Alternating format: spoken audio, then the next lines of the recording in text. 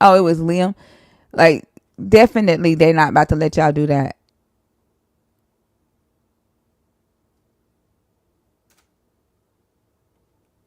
All of it's colonization, Liam. Yes, y'all did. Y'all colonized.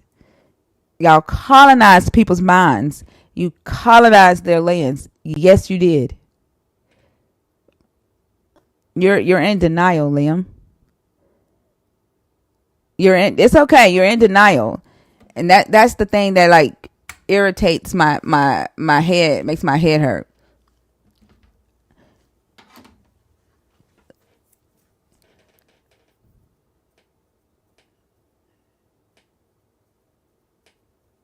Y'all, do you think that the early Catholics didn't have military support behind them? Like, why are you telling yourself that they didn't have military support behind them? That the Roman emperors didn't use the military? Like, I don't understand why you're telling yourself that lie.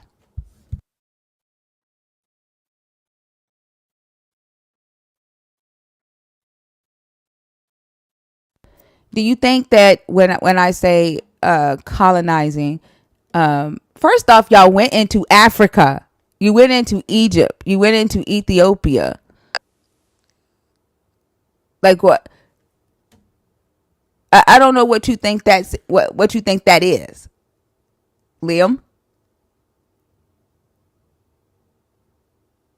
What's up, do that?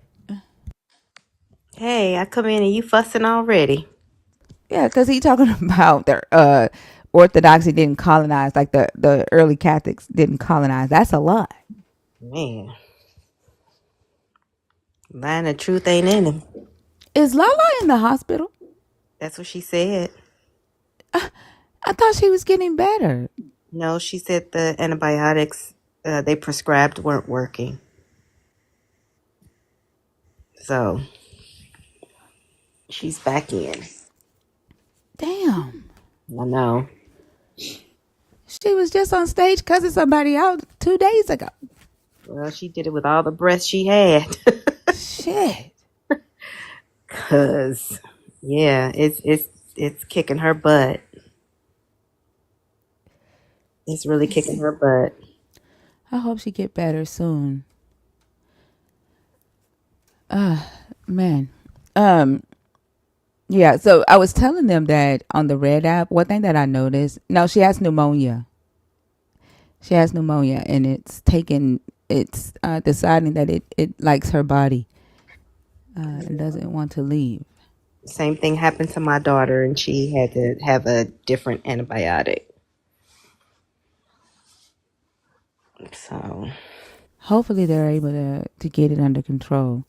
Y'all, I'm probably gonna have to start back over at like 11:30 because I started 2 minutes late. I missed the algorithm push, and that was my fucking fault. It was like we are stuck at like 100 people, and we're 10 minutes in, so I might have to start back over.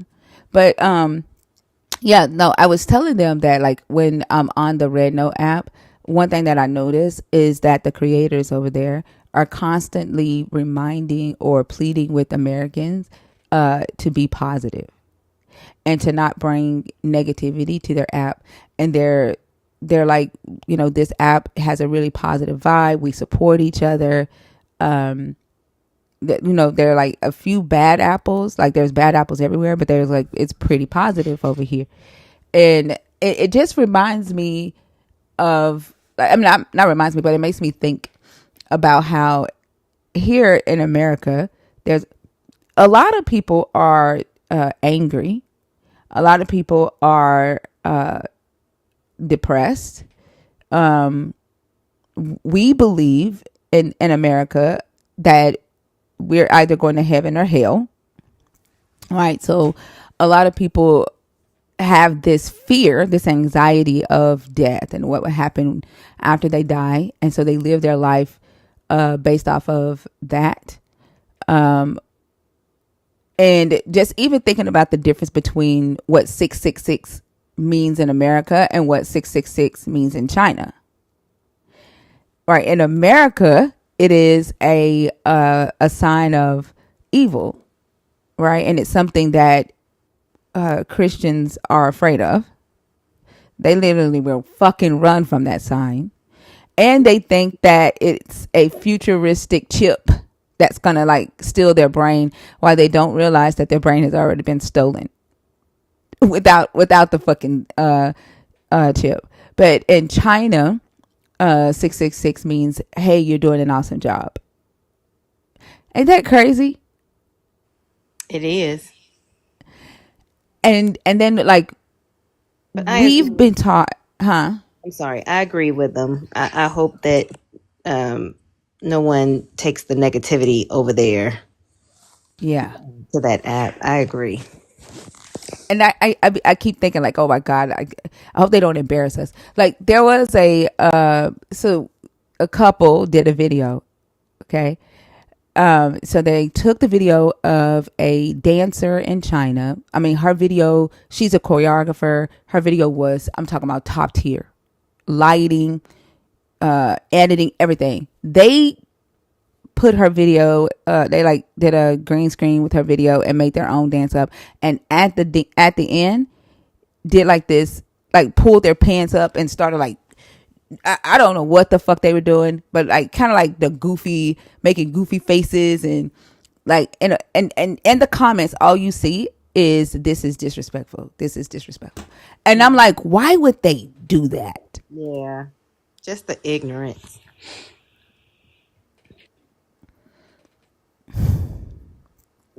They do need to respect. We are guests over there, as they call it, Exactly. refugees. Yeah.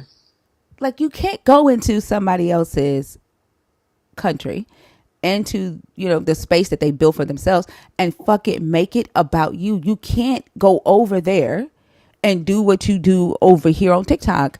And there was another video where a guy was like, yeah, I can already tell you now, although we would love for y'all to stay, they're gonna split the two. They're gonna split it into an American app, into a Chinese app. They're not gonna let the Americans stay because like they have standards in China. And what I'm seeing some people do over there, they're not taking, like nobody decided to go to the terms and conditions, hit translate to English, and read the terms and conditions. Nobody decided to do that. I did.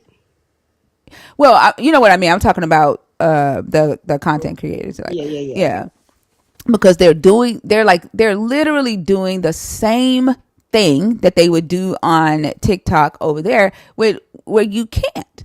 You just can't. Like people are already getting banned. Like somebody was on a poll. Y'all know damn well China ain't finna let y'all be on on nobody's phone over there with your clothes off on a stripper pole. Like y'all know that. Oh my God. That's horrible. They're not gonna let y'all fuck up their minds. They're not At gonna do it. all. And it just makes me think about like the state of America. Like people hungry, people frustrated, people can't pay for health care, people sick, the church, the contention between people who believers and non-believers, it's just, America to me feels like a war zone. Like it feels like that it kind of, it's like the chaos. You know what I'm saying? See it on this app. Yeah. All the disgruntled people came to this app to voice their disdain about others in this country. We can't, discuss our feelings with coworkers, and sometimes not even family members. So they come here to vent. But I was holding my breath while scrolling through that app today. Through the red note app, red book. I don't know which one to call it. Was Huh? it Red Note? Yeah. What were you seeing? Were you seeing the Americans content or the Chinese? A little bit of both. A little bit of both. And so I was holding my breath. There were some Americans who held alive. I don't know if they joined um, one of the Chinese people's live. Please tell me they didn't act like kids on spring break. No, but they were so loud. Yeah, just loud. Can't take y'all nowhere. No damn where. Stay over here if you want to act ignorant. Speaking of ignorant, when I tell you I'm not hanging with my niece. I'm not going on another vacation. I know the difference between ghetto and ratchet. Fooling with her, what she did was just ratchet on that boat, and What? What? she would be one to act like that on that Chinese app.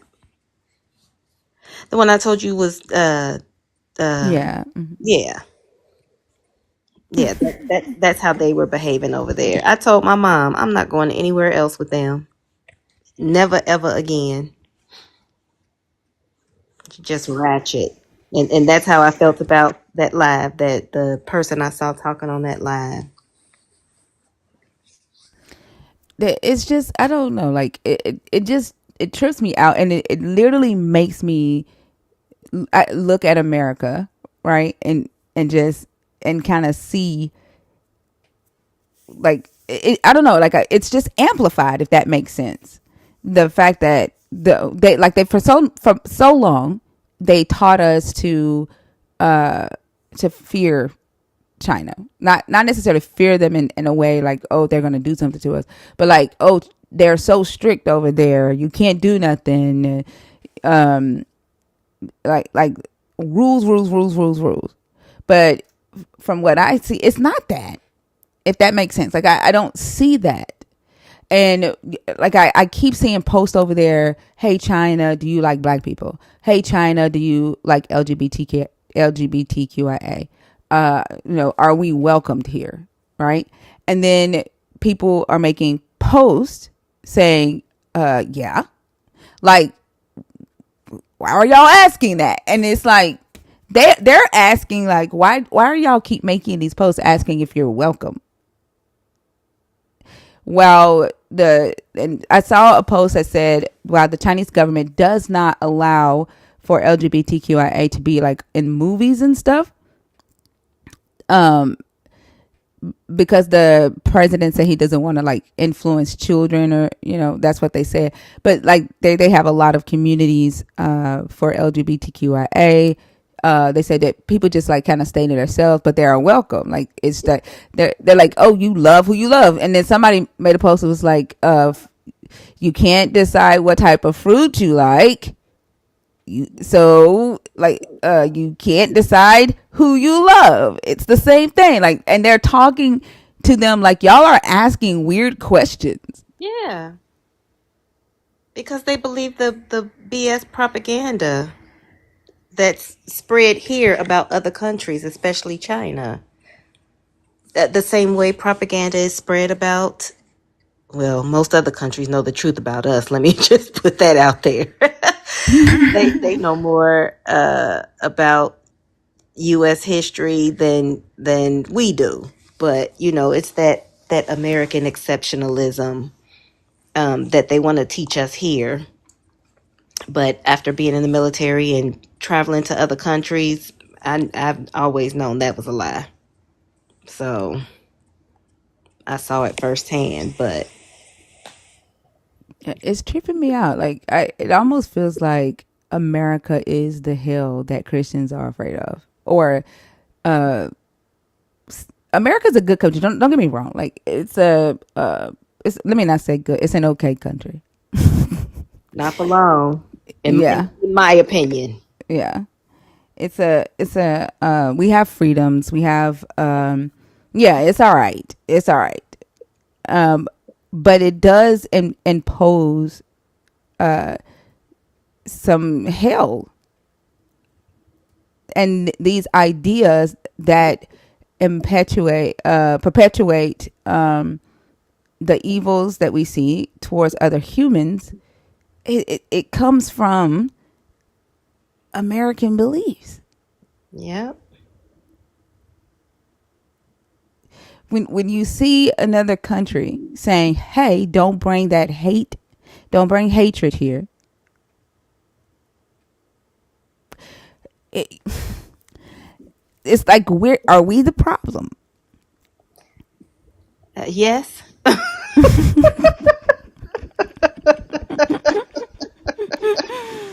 We're the problem. Yes. Yes, we are. It's just yep. It is crazy. Yes, we are. And it's sad. But yeah, I was holding my breath, child, scrolling through there. And after I heard that one person, yeah, come on up here. That just, ugh. But I will say that like they're loving it. I saw one video of a girl. She made the video to the CEO of the Red Note app, and she was like, "You better work fast. You better get some English translations in here." She's like, "You better ride this wave. You better not let them leave," because they're like, "We have never had this before in our life. I don't know how long it's gonna last." Like they've not been able to engage with us, and we've not been able to Yeah. engage with them. Right. But Breezy made a video that I've been waiting for this, and I've just literally been like refreshing Google because I know the leaders are like pissed because their Mm-hmm. whole thing is anti-communism, right? Like their whole thing is anti-China.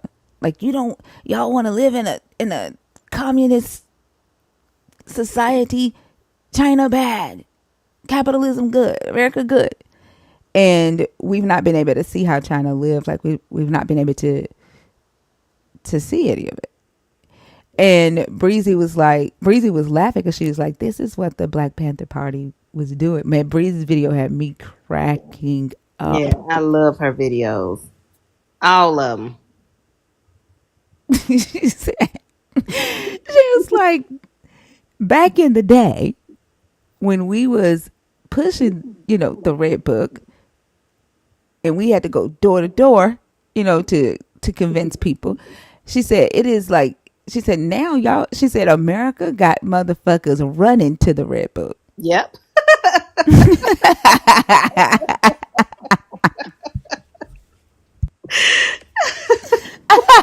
And then I read an article by Barstools, and the Barstool CEO, like he sounds, I don't know, I like his whole hold on, I'm gonna read what he wrote. Um,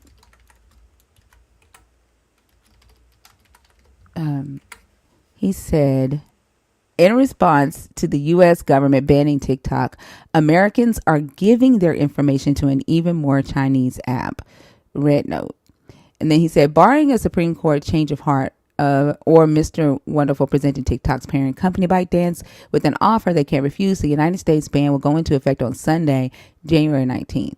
TikTok creators everywhere will be out of work. They'll be forced to take minimum wage jobs at McDonald's or join a street gang. But in an effort to fight back against the establishment and assure that China is not forced to go even one day without our private information, those who simply can't imagine a life without conveniently scrollable short-form video content have found a solution in the form of an even more Chinese social media app, Red Note, aka Xiao Hongshu, has skyrocketed to the number one downloaded free app on the app charts. Looks legit to me. Apparently, watching a Chinese man give a 2-minute tutorial in a language you don't understand on how to make a sourdough bread starter is preferable to watching anybody do it in English on an American government-approved app like TikTok, Facebook or Instagram, or to downloading a VPN and continuing to use TikTok like normal. I'm sure Redbook will be the next big social media app and will continue allowing young creators to fend off ever having to work a regular 9 to 5 without being forced to bend the knee to Mark Zuckerberg. This would be a really great week for a Chinese cyber criminal. From what I can tell, which is not a lot, Red Note is a legitimate enough company. I think there's a greater than 50% chance they don't do something terribly shady with your email address, telephone number, and credit card number. But all it would take is for someone to throw together a half-assed version of TikTok, market it as a Chinese alternative to TikTok, and Americans will sign up for it without a second thought. Doesn't matter how much it sucks. By the time they realize the app is barely usable, they'll have already sent a copy of their birth certificate. I'm sure it's not that easy, but there's opportunity there somewhere. You've got Americans with credit cards blindly signing up for Chinese apps without being able to read a lick of the description. For all they know, Red Note could have signed them up for 5 years of service in the People's Liberation Army. China may have gained 1 million American communist soldiers in the last 24 hours, but that's not what's important. What's important is that the kids are teaching our government a lesson. If they're not going to let China spy on us through TikTok, then we'll make sure they can do it from a much shittier, much more Chinese app. Your move, government. Can't stop, won't stop. And Breezy's post made me think about that. he said, fuck Mark Zuckerberg. Barstool Sports, the John Rich, an editor at Barstool Sports, wrote that. Like, they've been really quiet. I keep refreshing Google to see what their response is to it, because they, like, literally their whole thing, like their whole argument is what China will do with our data, right? Although the data is first it was the data. The first argument was they'll have our data, blah blah blah. So they fixed that, and the data, the servers are now in Texas, right? So all of our data is sent to, it's encrypted and it's sent to servers in Texas. Now their problem is, the algorithm, because China owns the algorithm, they could send videos and misinformation to our people and get them to turn against the American government. So that's their fight now. It's like, now we need the algorithm. We've got the data. We want your algorithm now. That's what they're fighting for. And China's like, I'm not selling the algorithm. That's our proprietary information. Like, if you buy the app, you'll be buying the shell. Like, you're not getting the algorithm. And that's what they want. But I mean, it's no different than what the U.S. companies are. Mark Zuckerberg is doing with our data. Like, it's not really about the data anymore, because America controls the data now. Like, we own the data now. It's about the algorithm and them saying that China could send misinformation because they control the algorithm. And what we see, China could send misinformation to Americans and get them to turn against the American government. right. That's what they're saying now. But my point is, it's no different than what the U.S. has been doing to us. Exactly. What the U.S. wants to do is to be able to censor. Like, they want to be able to control. Yeah. And then, Zuckerberg went to Trump. Like, he went and had a meeting with Trump, and he told Trump that he was removing the fact checkers from Instagram and Facebook. Yep, I heard that. Yeah. And like, for what? Like, does he think that people are left Facebook and Instagram because he fact checks information? Like, does he think that that's why we don't use the apps, is because he has the fact checkers on there? Not us. Maybe some of the palm colored people, but not us. I don't understand. And now, like, what will be their move? Because now Americans, and by the millions, have said, you're worried that we're going to see Chinese content. I'm walking to the Chinese content. Yeah. I'm walking to the content now. Now what? Now what's your excuse? I don't know if he thought banning TikTok would make us all run back to him, but we left because we were tired of it anyway. Like, it's a shitty app. It is. Like, and I think, like, he's reached his limits, and like, anybody that didn't try to mimic the live features of TikTok. The fact that you can connect with people, and have conversations with people all over the world, Mm-hmm. and have it like like a collective, right?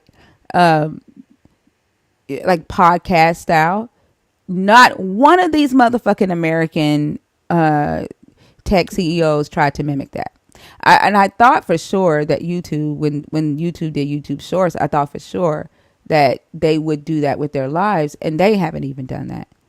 And they were talking about it, and they were saying, "Oh, if TikTok goes away, there's no motivation for us to replicate that." What? What? Yes, there is. Because somebody's going to. Yeah. I literally talked to my CTO today, and I was like, "Hey, let's revive the old code." Like, somebody's going to, because that's the thing that we're going to miss. Like, nobody wants to go back, right, to watching 30-minute videos and not being able to say, "Hey, what do you think about this?" Mm-hmm. And the fact that they have not captured that that's what the fuck it is. We're not crying because we want to be sold to. We're not crying about the app being taken away because we want to see ad after ad after ad after ad. And they think that they've got it figured out, and that's just like I don't know, like I remember when I first launched my app in 2017, them motherfuckers was telling me that nobody would want to do video. They would people write long form captions. What? Blogging on blog, they called it blogging on Facebook. Like they were telling me that I wouldn't be able to compete with Facebook, and nobody's gonna want to roll over out of bed and make a video. Like, motherfucker, like y'all wouldn't get behind me so much because nobody was wanting to do video. And then here's TikTok doing it. Now y'all bitching and complaining about it. But even still, right? Like even still with that, y'all still haven't fucking caught up to them. At all. And then you're saying that you're not. You just want to get rid of it and keep doing the same thing. I don't fucking get it. I don't either. But TikTok is more than just videos, and it's the community that we've all built. That's more than just friends. A lot of y'all are like family to me. Exactly. So that's what I'm gonna miss. And and they can't see that. And that, like, looking at Zuckerberg and like the meetings, I swear that motherfucker is a bot. I know that sounds like a, he does not, he just doesn't look right. He He doesn't doesn't. move right. Right? Like, and then the fact that he can't, like, as a CEO, right? Like, you look at the market, right? You see what the behavior in the market, you see what the people are doing, you see what the people want, right? He's fucking just ignoring that. And it doesn't make, I don't get it, because he has the capital, like he has the resources to be able to replicate it, right? But he hasn't done it. He's done some things.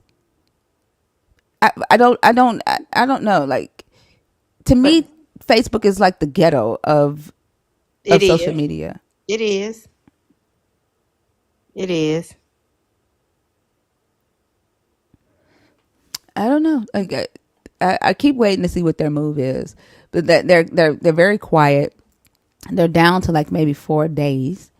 And then I know the Senate talked again today about that. He's gotten multiple representatives on board with extending the ban. So, like, I don't know. It's just too quiet right now to kind of gauge what they're going to do. See, I thought they'd already decided to ban it. I was Well, they wrong. did. The law, it was, but there was always a option for the incoming president to extend the ban 90 days. The issue is that he gets inaugurated the day after the ban goes into effect. So, like, his inauguration is Monday. The Hmm. ban goes into effect on Sunday. And so, if anything, right, if the Supreme Court doesn't, um, take his recommendation to extend the ban until after he gets in, when he gets inaugurated, he already said all he's going to do is enact that 90-day ban. I mean, 90-day extension. So if anything, we'll lose it for like a day or two, and then we'll get it right back for at least 90 days while he said he's going to try to figure something else out. So it's not going one thing we know is not going away immediately right now. We'll probably lose it for like 2 or 3 days. And that's what I don't like with the media and how they're saying, oh, TikTok's going to go dark on Sunday. Like, y'all know damn well that if it does go dark, that it's coming back in like 2 or 3 days, because Trump has already said that. When he gets in, he's enacting the 90-day extension if the Supreme Court don't if the Supreme Court upholds the ban. They're not finna sell to like, they don't like that dude over there. They're not finna sell to him. That, and then if they do, like, even if they do, like, if let's say Mr. Wonderful buys, or if they sell it, we're getting a shell of it. Like, we're not gonna get the algorithm, guys. Like, it's gonna be a shitty app. It's gonna, like, if they were to buy it, it's gonna be like a Mark Zuckerberg algorithm level, like a Twitter level. These motherfuckers have not figured out how to do what they've done. They've not, and what they're trying to do, they're, because they haven't figured the shit out. They're trying to get it. Yeah. And I wouldn't sell them a doggone thing, because they're just being the bullies that they've always been. Trying to Which is push. crazy because most Americans, it's mostly Americans who have bought into TikTok. It's mostly Americans who own the majority of the stock in TikTok. Yeah, that's what I heard. They want that algorithm because I think I guarantee you it's because they cannot replicate it. They haven't done it because they fucking can't. I guarantee you that's why they haven't done it, because it doesn't make sense that they haven't. Yeah. They can't have every damn thing. Just take It's the L and leave us alone. it's a trip, but like seeing them say, "Don't bring hate over here. This is a positive app. There's no, like, we don't laugh at each other or talk about each other over here." It's like they're literally begging us, to keep our negativity in America. I don't blame them. Yeah, I don't blame them either. It's just, I guess it's like an eye opener for me. Yeah. It's like, y'all, the stuff that y'all do to each other over there, keep it over there. We don't do that to each other over here. We support each other over here. We uplift each other over here. We speak good. We speak life into each other over here. Don't bring what there's one video with this girl. She's like, "Don't shit in my grandmother's house." Mm. That's a word. Yeah. That's a word. Yep. And she said, "My grandmother reads my comments." She said, "If my grandmother has to read something bad, I'm going to be mad." Mm. I'm with her. Yep, exactly. Which means that people see us as hella ghetto. Like, Yep. we're the problem. Yep. We are the problem. And then somebody, there was a influencer here on TikTok that had made a video that, like, pretending he was moving to China to keep TikTok after the ban. Somebody uploaded his video from TikTok onto the Red Note app, and when I tell you, they saw it as straight disrespectful, right? And to the point to where it looks like, right, this black creator is being racist. I didn't watch his whole video, but like reading their comments, I think he said Japanese, or he said something in Japanese or something. It was like referring to us as Japanese, which if he did do that, that is racist. Like, that's not cool. But like he made a video and was like, "I didn't even put the video on Red App. Y'all did that. Y'all took the video and put it on Red App to start shit." And he was like, "I'm not even on that app." Ghetto. It's so crazy. That's why I made the video, behave. Like, we are out of town. Yeah. And then somebody comments like, Americans know how to act. We don't need you to tell us how to behave. Yes, the fuck y'all do. Because another thing, I can honestly say in America, we believe that we are um, the the the special child, right? Hmm. Everybody bends to our whim. Wherever we go, life has to be about us, Yep. right? Yeah. And we think that everybody wants to be westernized. I don't even want to be westernized. Yeah, the golden child. We think we're the golden child. And everybody wants to be westernized. And It's like lame over here. the lady that went to Puerto Rico and burnt the fucking business down, and like she was like they wouldn't let her drive home drunk, Oh, I right? saw that. And she went back. That they even let her go home. Like she should have went to jail. You should have. They let her go home. She goes home. She gets a gas can. She goes back to the restaurant and burns those people business down. And then it end up burning other family businesses down on the same block. Like you are in a you literally went to another country.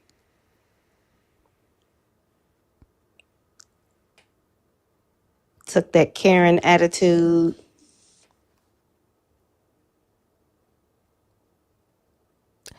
We are the problem. Like I swear, we're the problem. Some people say that America is the beast in Revelations. We're the beast in Revelations. That's crazy. Well, you can speak for them other people. I know how to act. I don't know how to act over here, but listen, I'm not in that. No, I'm I'm joking. I'm clutching my pearls. I'm joking, but we do have some issues, like things that Oh, we I need agree. to pay attention to and fix. And like somebody else was saying, like missionary efforts have ramped up because of the deconstruction um, movement, and I think that that's funny. But like she was saying that they are rushing to re-indoctrinate people, and celebrities have been put on the indoctrination payroll. Oh, that's sad. Yeah. That is so goddamn sad. Yeah, they see it. Like they're like, nope.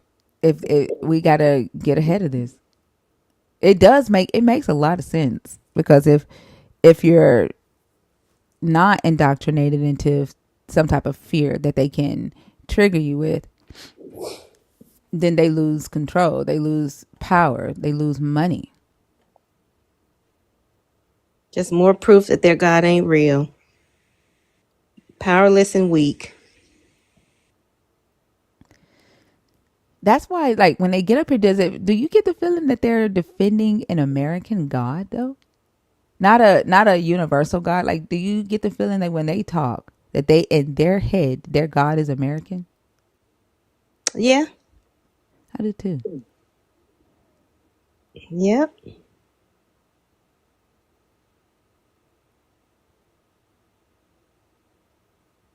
Yeah. I don't get a universal God feeling. Like he's available, right, to other nations, but he is an American God. And so if you accept him, then you must behave like an American. You must think like an American. You Mm. must see Americans as the Israelites, like as the chosen, like the golden child. That's what it that's the feeling that I get. That's what's wrong with these goofballs calling themselves Israelites. Yep. Hold on now. Don't talk about me. Who? I'm just playing, sis. I was about to say, because you about to get I'm dropped. just playing, You sis. already know how dude that is. Hey, I'm Like, just playing, sis. Yeah, like, Hey, I appreciate everything y'all doing, and I wanna really enlighten y'all on a lot of stuff. And well, not a lot of stuff. Just one thing, really. Y'all women and the men that knows the truth about who God is and who God's supposed to be. And well, ain't even who God's supposed to be. I messed up. Y'all are the gods. Cause I'll take a woman being a god, and cause she can control everything and do stuff the right way. It's just a man want to be in control, and I'm be 100% on that. And any man say I'm a B, any man say you know, man, you ride with the women or whatever. End of the day, I want to say this to you. What's your name, the host? I'm thinker, and yeah, like Denisha, I think her name, Denia. I'm sorry, your name went by Daniela is right. Like I don't want to be a god. I'm not a god. Well, yeah, yeah. You one But of I them. think I get what you're saying, right? But yeah, like putting women in the You place of God is great. still putting all of the responsibility on the women's shoulders, and we don't want that. Like that's not what we're saying. But I think I Well, I get tell what you, you're every woman saying. on your platform. Then let me say that. Then every woman on your platform, even you, I respect y'all, and I think that y'all are. Well, I don't think. I know that y'all are great. I Great. appreciate that. Thank you. I don't want to say blessed because I don't want y'all to be less. So we got that too. Then I mean, I I want don't y'all I to don't see always words be that way, great. but I hear what you're saying. I just want y'all to continue to be great, and you always put a great show. I come in, listen sometime, and sometime, because I be working 6 to 8 hours a week and stuff like that. But just see y'all doing great, man. I love to see y'all doing great, and y'all women, and even any man come on Hold on your for a second. Speak of platform. doing great, we're at. I'm sorry, y'all. Like the gifts.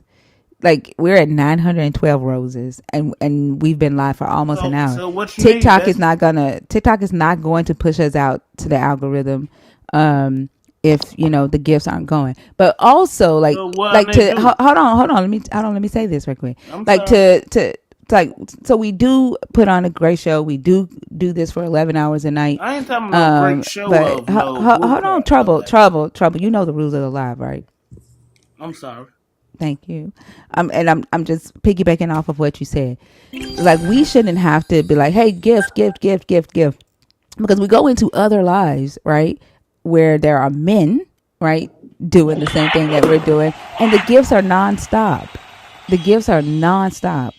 We shouldn't have to, say anything about it, and it makes it sound like if we have to say something about the gifts, it puts that at the forefront, and then people say, oh, they're doing it for the money, they're doing it for the gifts, and that's not true, right? But to show your appreciation, right? One, with helping us get on the algorithm. Y'all know that TikTok is an app, and the reason the gifts exist is because they make money from it. And y'all know how the algorithm works, right? But two, at the same time, it is nice to feel appreciated. And when we see the appreciation being given to other creators who are men who do the same thing, and then it's not replicated to us as women, right? It makes us feel some type of way. It's almost as if it's sending a message, right? That it's just expected of us, right? Or that sometimes we ourselves have said, oh, that's okay. we, we accept it, we allow it, right? And so those are things that just needs to be fixed. And I don't do it for the gifts. I don't, because I'll sit here night after night, and sometimes we're in a live with maybe 6,000 gifts after being live for 11 hours. I don't do it for the gifts. I do it because I like talking to y'all. It helps me. I love the growth that people are sharing with me that they're getting, but also the message that be sent is loud and clear, and so I just want y'all to Right. know that. But go ahead. And I just tried to send. I just sent, and then it went off. But now it won't even let me send you nothing. I don't thank y'all so much for the gifts. I appreciate y'all. And then just know that when y'all do be sending the gifts, if I'm in the middle of a conversation and I don't say thank you, Oh, I didn't set that gift. I didn't set that gift goal. I Um, try not to set gift goals that high. I didn't do that, so let me fix that. But okay, I'm sorry. yeah, I didn't. I won't ever ask y'all for 1,000 for like, and I won't ever set a gift goal that high. But if I don't say thank you when y'all send the gift goal, just know that I am appreciative of it. And when I get a break, I try my best to say thank you, or at least at the end of every live, I show my appreciation for the gifts. But go ahead, Trouble. And I'll let her know. I'm watching, so I'll send her a text message. Well, I But just appreciate know she everything, appreciates it. and I appreciate y'all women getting up on these platforms. Some people are dumb, and let me say, I got to say it the right way, I guess.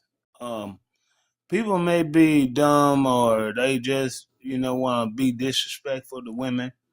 I have a mother that born, made me, and my father and her made me. I'm gonna tell you 100%. If anybody disrespect my mom is God to me. I don't care nothing about nothing else. And y'all women on these platforms are mothers, and y'all are doing great. And what people want to do is, men want to get up here and downgrade you. You know, I have, I'm 41. My oldest is 29. But at the end of the day, my next one is eight, just turned 17, December 26th. We don't celebrate nothing, you know. But I want to tell y'all women, continue to be great and continue to keep this stuff down pat. Cause guess what? Once the woman take over again, all these dumb men will want to do whatever they You want to better be do. careful. They're gonna But call you a simp. they can call me a simp. But guess what? I know one thing about it. I'm gonna be BD till I die. Till I die. My sister, a police officer. They Oh they they goodness. told me. I'm gonna tell you what they did. They pulled me over back to back for DUIs, right? They pulled me over back to back, and he was like, "You got to blow." I said, "I ain't blow the first time, man. I blow the second time." He said, "Well, why you ain't blow?" I said, "I don't suck dick." Okay. No. I'm No. sorry. No. I'm No. sorry. No. Yeah. Like goodness gracious, y'all. This is why I don't let people come up here and free for all. Exactly, because it never ends well. Never. Gosh. The longer they talk, eventually they're gonna mess. Good God Almighty.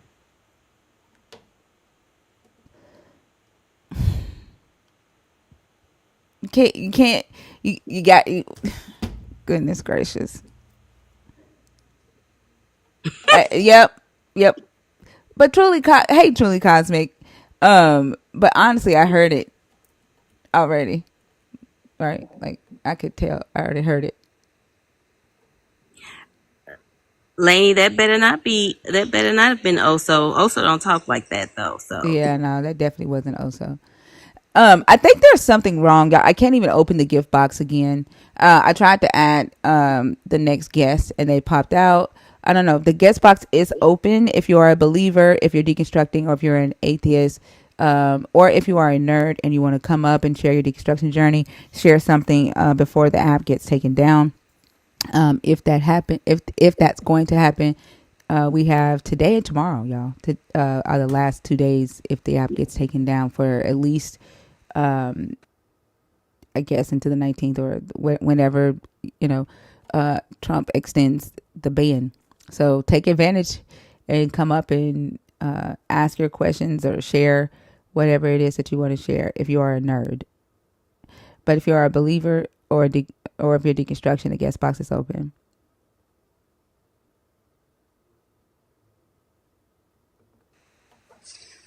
it looks like somebody is on stage, but not on stage. Check 9294. I don't see any. I see Soul Forever. I don't see who you seeing. Right below me. Check I 9294. I don't see nobody on stage below you. I'm gonna send you a screenshot. Do y'all see somebody on stage?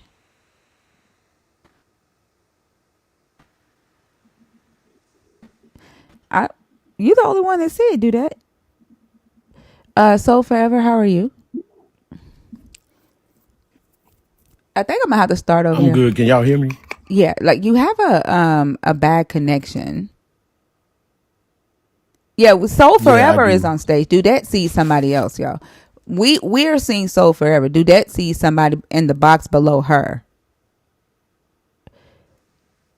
I just sent you a screenshot. Right, I'm below si- it still says the plus invite, but then check 9294.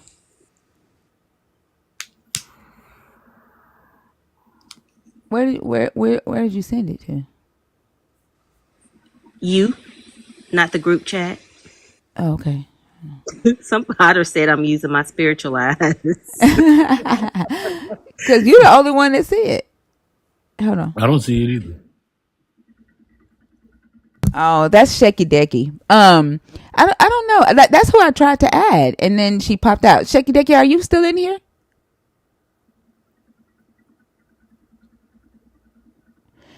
I wonder if Shecky if she's like lost in the in between right now. Shecky, can you comment for me right quick?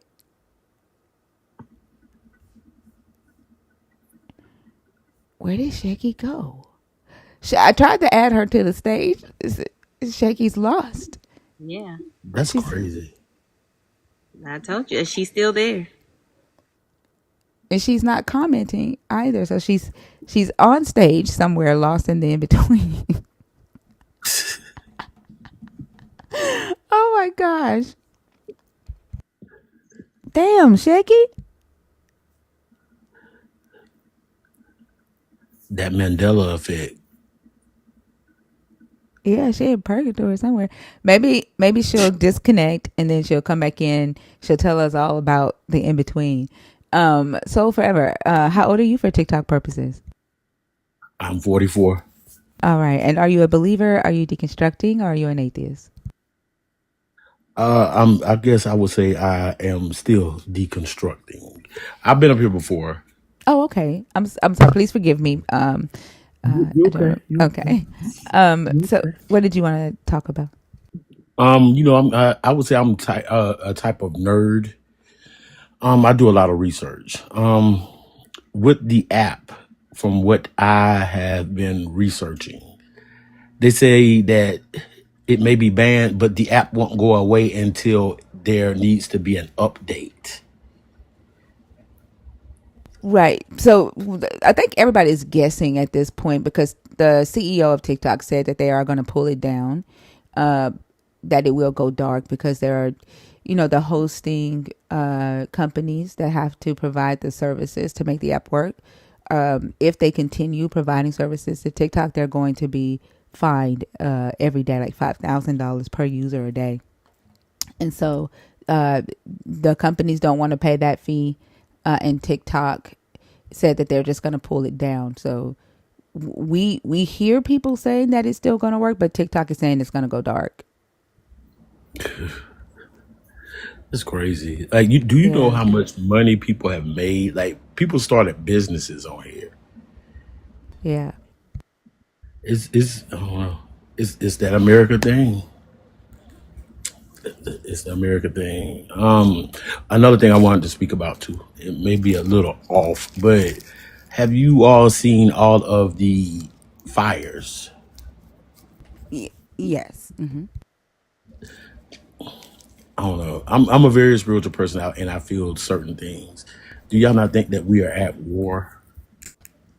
Well, I mean, the fires are a result of climate change, right? Like Right. it has nothing to do with a war. Like it has a lot to do with the way we abuse the land that we live on. Right. Okay. I don't know. Things just seem strange to me. Like the energy is like off to me. Like dreams and stuff that I've been having is like I don't know. Like I've been like this since I was a child, and it's like something just don't seem right now. I mean, like we are like. I will say that the fact that America voted for racism, right, misogyny, for poverty, Yeah. right, that Plan. America voted for the billionaire. I think that is the thing that is the loudest, and that speaks to us as a nation, right, and where our priorities lie. Right. Well, America screamed and said, "Keep oppressing me, keep your foot on my neck."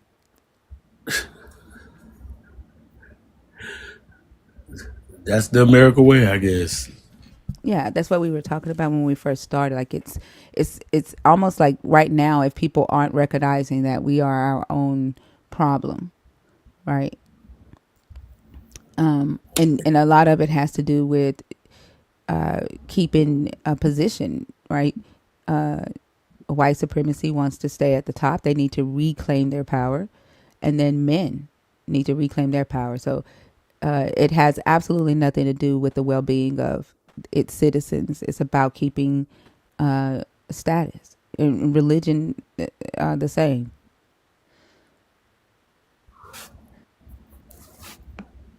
I can agree. I can totally agree. And one thing, Um, like, can I ask a question about like this spiritual thing? Like a lot of sure. people, I hear a lot of people say I'm spiritual, right? And a lot of times, and not all the time, but a lot of times when people talk about them being spiritual, I don't necessarily get the feeling that their their spirituality is and making them aware of even just the things that are around them, right? Let alone making Mhm. them aware of higher information that we don't necessarily have access to. And so I Mhm. don't quite understand the concept of what people are calling spiritual or spirituality. Like what, Okay. or the purpose of it. Does that make sense? Like what's the purpose It, of, like, can you help me understand it? okay. I guess each person will look at it differently. Like with me, I came from Christianity. And in Christianity, I was down so much. So I decided to go elsewhere. When I say spiritual, I am more or less with the earth, the herbs, like the surroundings outside, like the feeling, the vibration. And that's what I consider spiritual. I'm in the ATR. I practice EFI. That's what I do. It's worked for me. It really has. It brought me a long way. Can you tell me, like, how is it different from a Christian believing in Jesus? Like when you say it's worked for you and it's brought you a long way, like Christians say Jesus brought me a mighty long way, right? Yeah. Yeah, or that believing in Jesus works for them. How is it just that you just don't believe in Jesus? I believe in Jesus, but Okay. I believe in myself as well. And when I became more spiritual, or I started to wake up, I started to believe in myself more. Because I was tore down so bad in Christianity. Am I making any sense? Yeah, it sounds like you wanted to get away from the people. And tell me if I'm wrong, but it sounds like because of the the people and the fact that they made it seem like you were wrong for loving yourself or for recognizing yourself, you wanted to get away from that, but you kept Jesus and Jesus's teachings and the whole like spiritual concept of it all. Like you got away from the Uh, people. Does that make is that what it is? yeah, I got away from the people, but I took the teachings. I took what I was taught, and what I was taught, it was more of a foundation for me to continue. If I make any sense. Right, like you're kind of still saying that Jesus did it all, right? And that Jesus isn't the building, Jesus isn't this like system of politics in the church, all the rules, the man-made rules of the church, but it's still Jesus. Is that what you're saying? I wouldn't say it's no, I wouldn't say it's Jesus. I would say it's I've always, to tell you the truth, I've always questioned Jesus because I'm looking like, okay, Jesus, who is Jesus? And I'm just looking like, okay, where did he come from? And like in the Christian belief, I would always question things. I'm looking like, okay, where did this come from? So it made me question so many things, and then I would see so many things that would contradict things. You know what I'm saying? And it was very confusing to me, very confusing. So everybody would say, but if you believe in Jesus, you'll go to heaven. I'm looking like you believe in Jesus, but not believe in yourself and go to heaven. Like it was just so many things. There was so many things. So do you believe that Jesus existed and died on the cross and all of that, or is Jesus like a concept? I I would say Jesus was more of a lesson, and I would say that Jesus taught people that it's your own people that will let you down, and it's your own people that will crucify you. That's how I look at it now.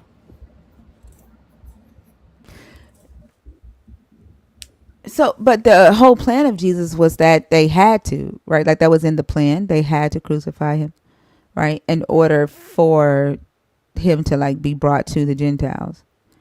So he would have wanted them to do that in order for his plan to work.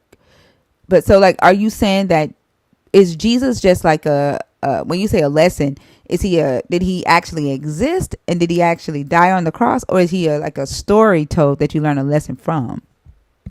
So, and that's where all my questions come in at. And I sit here and I look like, okay, was Jesus a real person, or was Jesus just? There's so many questions, you know.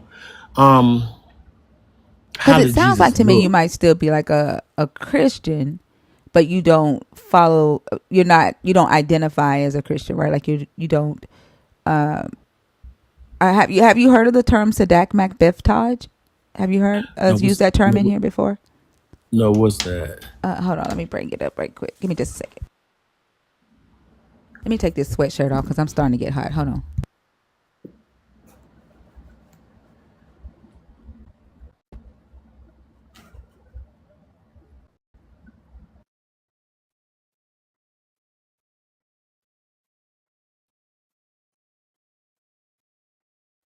Okay, so Dak Macbethtage is a different identity that some Christians call themselves who don't necessarily identify as a Christian. I'm gonna read the definition to you. Give me just a second here. Okay. It's the wrong thing.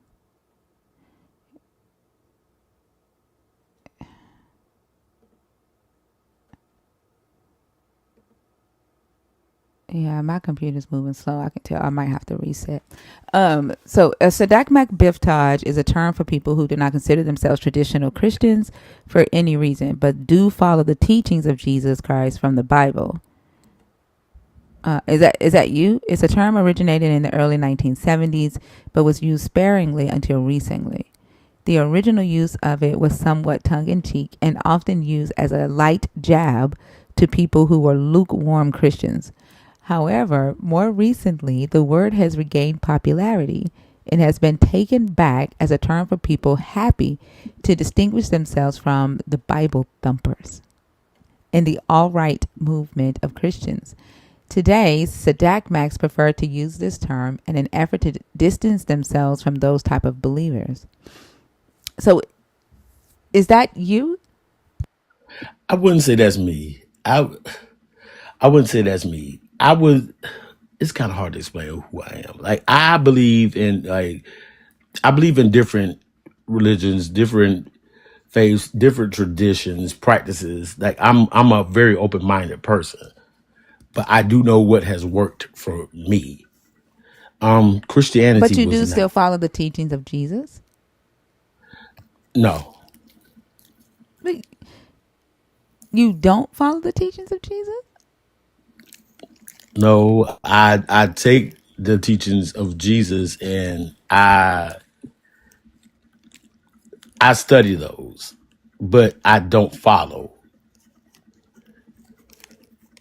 Am I making any sense? Okay. When you say you study them, what's the purpose of studying them for you? Um, because like in some of the teachings, there is some. I feel there's some truth in some of it. Some. And if there's truth in it, if you find truth in it, you just say, "Oh, that's true," and then throw it away.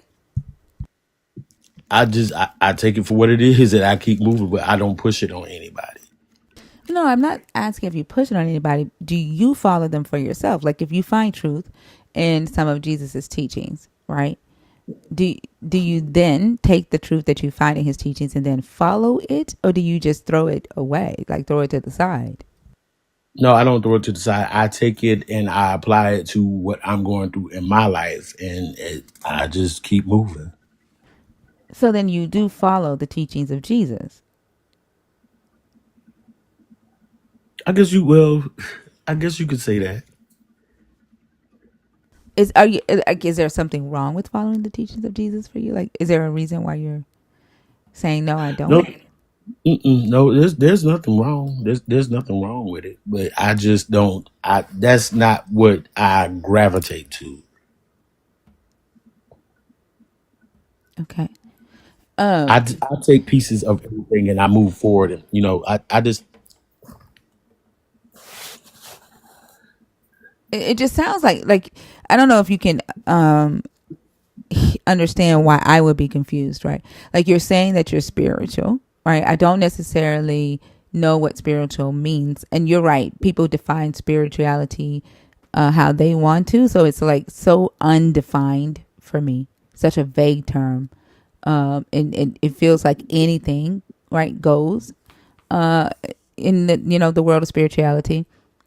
But like where the confusion comes in is like it's similar to this concept of God and Jesus, because if you can't articulate what it actually is and what you truly believe or what you truly follow, then for someone like me who don't understand it or like I can't see value in it. Does that make sense? it does. It does. Um, it's different with everybody. Like I don't know. I found myself. If it makes any sense, you see what I'm going. I had to find myself instead of Christianity telling me who I should be and this is what I should follow. I was just speaking with my mother the other day, and I told her, I said there are many paths to the Most High. There's not just one. And I just feel that Christianity was just one of the paths To the Most High. So you do to the believe Most in High. you What believe I wouldn't say in like a higher being, a yeah. higher self. But okay, so but you're using the terminology that was created for the God of the Christian Bible, the Most High, right? That's the God of the Christian Bible. So I guess are you saying that you are the God of the Christian Bible? Like that you are the God? Not the God, not the Abrahamic God. Are you saying that you don't believe in the Abrahamic God, but you believe that you are the God? Is that what you're saying?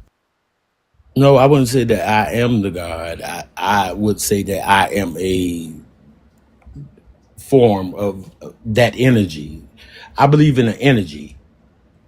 But you're so is that energy the Abrahamic God still? I wouldn't say that. I wouldn't say that. I would say that energy really it can't be categorized. It can't be put in a category. Like I don't know. It never stops. It keeps going. If you understand what I'm saying, it keeps going. It doesn't stop. And I just feel like Christianity puts a stop to things, and Christianity says, okay, this is what it is. This is where it stops. Okay, you're saying Christianity put the God in like in a shell and said this is what it is. Like it confined it, and you're saying the God is infinite. It's everything. Yes, like infinity. It keeps going. Like we keep going. We keep learning. Right. So We like to you, the God is the Muslim God, the Hindu God, the Buddhist God, the Sikh God. Like the God is any God that a person believes exists. You're saying that that God is that God. that I just feel like God is like in many forms. God comes in many different energies, like different types. It's just like when you go to an ice cream shop, you got different flavors. That's how it's different flavors. Like, and your flavor is your flavor. That's what you like. That's what you like, But with me, it doesn't stop with me. I continue to learn. I dig. I'm the type of person I go down rabbit holes. So when you went down the rabbit hole of the Christian God or the Abrahamic God, what did you? Is that what made you say, "Oop, I don't worship the Abrahamic God"? Yeah, because I went down that rabbit hole and I got shut in. I got shut in because I was so shunned. Because I would tell people, okay, I would have these dreams. Oh, you ain't have no dreams. You're a false prophet. And I was just like, how can you tell me who I am? So you were having the dreams and you were telling them that things were going to happen and they were not believing you. Yup, they did not believe me. Okay, and how does that tie to the rabbit hole? Because I went down the rabbit hole and that's what I was taught. It was like, oh yeah, they're going to be false prophets and um, those that witness whatever. It's like it's just so much for me. It was too much. I'm just looking like, okay, so you telling me that I'm fake and I'm going to hell because I will not subject to like what you tell me or what I'm doing. How am I going to go to hell? Like, why would you condemn me to hell? What were you doing if they were telling you were going to go to hell? Having the dreams, telling them I was having the dreams. They called me a false prophet. Wait, are you the guy that had the dream about the girl on the airplane? No, That oh, you're not the guy that told us that. no. Oh, what? So what dreams? What dreams were you having? Did they come true or? Yeah, like and still to this day, like I would have dreams about family members. I see things in family members. I feel different things. Nobody believes me. And I guess that's because of how I grew up. I was kind of a rebel. And I understand where they come from. They didn't believe me, and it's fine. Yeah, I was very much a But rebel. what were you telling them that they were like you going to hell or like? Because I don't think but I don't hear a lot of First of believers all, it's say like that dreaming my, is wrong. right. It was like first of all, it's my sexuality. Okay. I was going to hell for my sexuality. Oh, the Bible says if you're gay, you're going to hell. And I'm just looking like, Oh, okay. okay. You know what I'm saying? It's like Yeah. it's So stuff that like was that. the real reason that they were saying that, not because you were having Hmm. dreams. Yeah. Well, I guess like the dreams the dreams, and I guess they just put everything in a nutshell. But that made me sit here and think like, okay, well, I'm who I am. I'm who I am. So why am I going to go to hell for living my truth? Yeah. Like I agree with that question. Like, why would you go to hell for being who you are? Right? That doesn't make any Mhm. sense whatsoever. Right. I agree. And so when in order for you to breathe again, I love that song. Breathe. You know that song? Hmm. Yeah. In order for you to breathe again, you had to separate yourselves from the ones that were suffocating you with this bullshit and making you Right. feel uncomfortable in your own skin. But it sounds like as you got away from that and you began to breathe and be comfortable with yourself and allow yourself to live and exist, you kept some of the teachings or the indoctrination from Jesus, but you expanded it. Is that does that sound right? Yeah, that's some of it. That's some of it. It's real deep. Like I said, we Yeah. keep elevating. We do keep elevating. Yeah. And I guess I keep some of those teachings with me because it lets me know, okay, that's not where the hell I want to go back. I don't want to go back to that. I don't want to be judged. And I can honestly say, like, in the spiritual practice that I practice, there is no hell. Yeah. I get it In, now. in EFI, there's no hell. Like, you just do better. And we learn every day in EFI. We learn from each other. We don't judge each other. We don't gossip. And, in Christianity, that's what they do. They judge each other. They gossip. But in EFI, there are things that we don't do. We don't judge each other. We move forward. We teach each other. We keep learning. Yeah, I get it now. Now I don't know much about Ifa or African spirituality. Like I said, I don't know much about spirituality as a whole, other than like when I first started deconstructing, I did go to like the whole Christ consciousness thing and the oh, it's spiritual, or like Jesus was a an idea, not necessarily an actual human. Like I went through all of that and then realized, that I was doing the same shit, right, mentally to myself. Um, and so I ended up deconstructing from that concept as well. But I get it. So like when you've been raised, right, into these types of ideas, even when you get away from the what's causing you like the immediate harm, right? Hmm. Uh, we tend to try to hang on to the idea of a God or something higher than us, and we wrap that into this term of spirituality. It's what I'm saying, and I'm not saying that spirituality isn't true or real.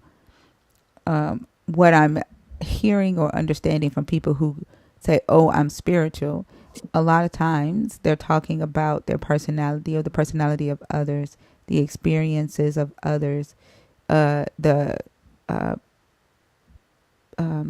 the thoughts and beliefs of themselves and others, and they're calling that spirituality. And then they still have some concept of the metaphysical or the immaterial being connected to that.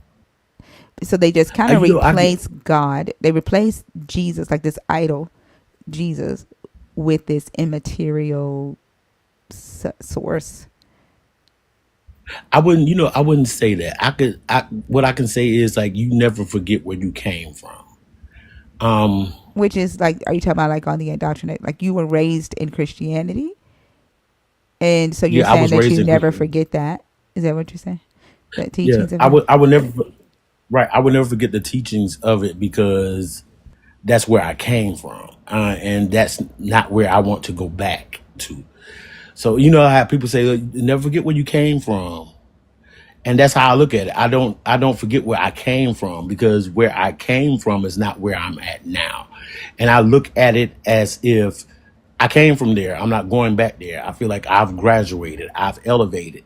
We are supposed to continue to learn. And I feel like in the Bible, how they say they weren't supposed to eat from the tree of knowledge, right? And I feel like eating from the tree of knowledge is, you get the knowledge. You're not supposed to stay in one place. You are to continue to learn, like to elevate. There are more things to learn. Yeah, but the Every tree, it wasn't just a tree of knowledge. It wasn't just a tree of any knowledge. It was the tree of the knowledge of good and evil. So it was more so about morality, right? And how we engage, like how we as humans, right, uh, interact with the world around us, right? Our behaviors, right?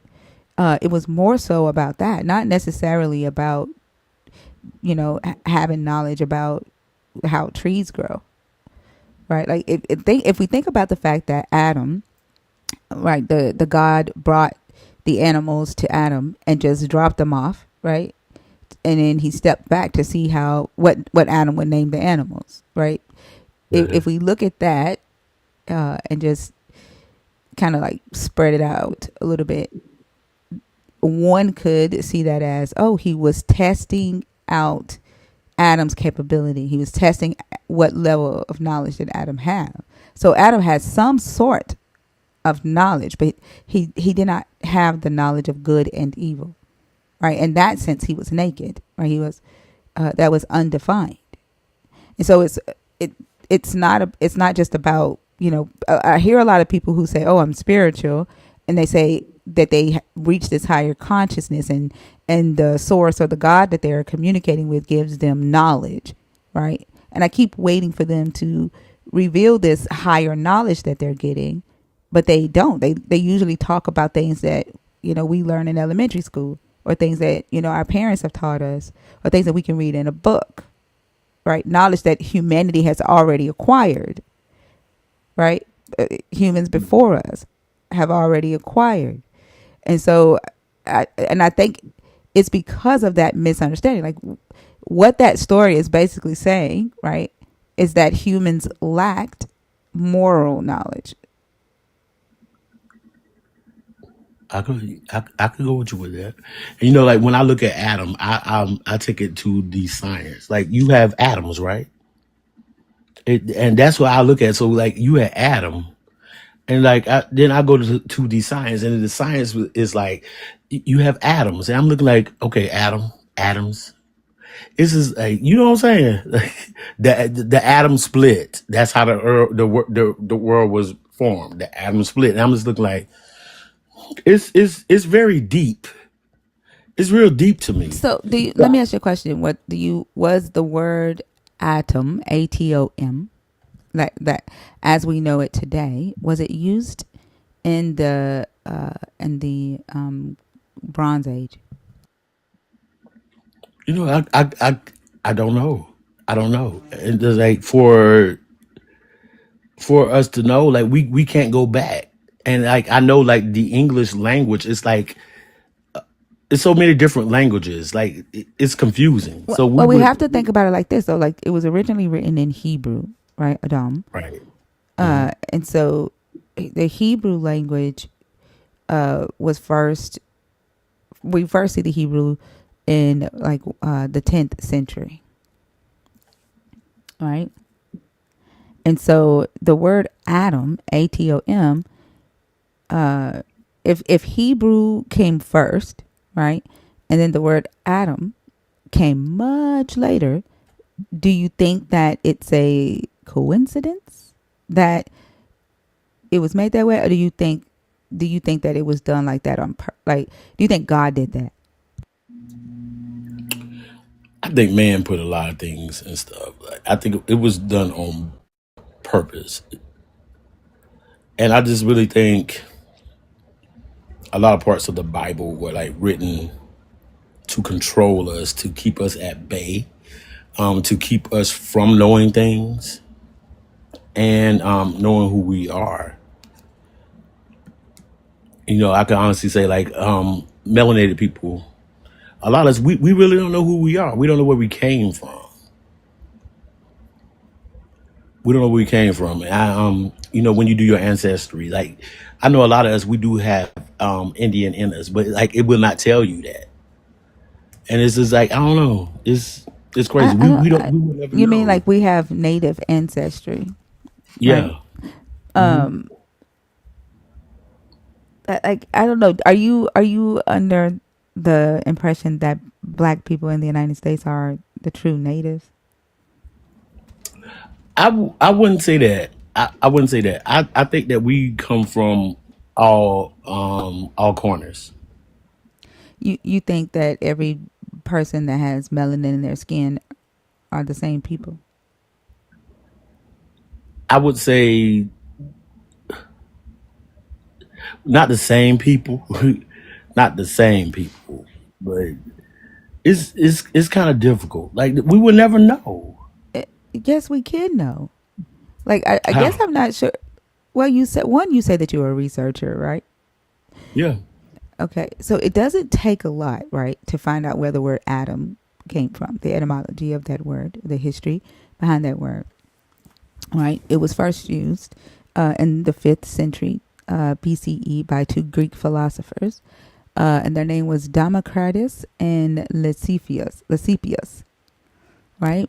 And they used it in the 5th century BCE to propose the idea that matter is made up of indivisible particles, right, called atoms. And then it wasn't until the 18th century, 1803 CE, right, during the time of slavery in the antebellum South, that a scientist by the name of John Dalton, right, first used it in the scientific atomic theory. So, like, it's not like when people say that the word atom and Adam, right, that like they have any correlation whatsoever. They Mm-hmm. just don't, right? Like Right. like you could research, right, um, your family history. You could start with a 23andMe or a DNA test. Choose a company that you trust, and research your genealogy. There's a guy named Walt on this app that helps people find their genealogy, and their ancestors who were brought over through the transatlantic slave trade, if you have any, right? If you Mm-hmm. did have ancestors who were here, and were grafted into the five native tribes that were here. Like, there is some research that you could do. I think the thing that, Mm-hmm. like, to say that you will never know, the one thing that you will never know, right, is if you were somewhere before you were in your mother's womb, you'll never know that, right? You'll never know where you're going to go the day that you take your last breath. Those are things about you that you will never know while you're here. But where you came from, like where your ancestors came from, that you can definitely know. That's true. That's true. Can I ask you where are you from? Where are my ancestors from? Yeah. Where are you My from? Like my Indiana? my ancestors are from Nigeria, from the Igbo tribe. Okay. I have ancestry in Ireland. I have Ashkenazi Jews in my genealogy. I have like 0.9% indigenous in my DNA, but the bulk of my DNA is Nigerian. Okay. So where did your family come from in the United States? What state? What region? From the South.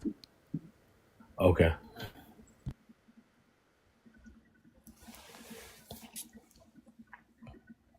Me too. Um, I did do a DNA. I did a test. Some of my family is actually from the Congo. Some from Nigeria as well. I'm here in South Carolina, so I'm in like that Gullah Geechee quarter, and it is very it's mixed up. You know what I'm saying? It's very mixed up. And from me knowing what I know about the South, it was a lot of slavery here, so we were mixed up. Um, How does that negate the fact that your ancestry came from the Congo?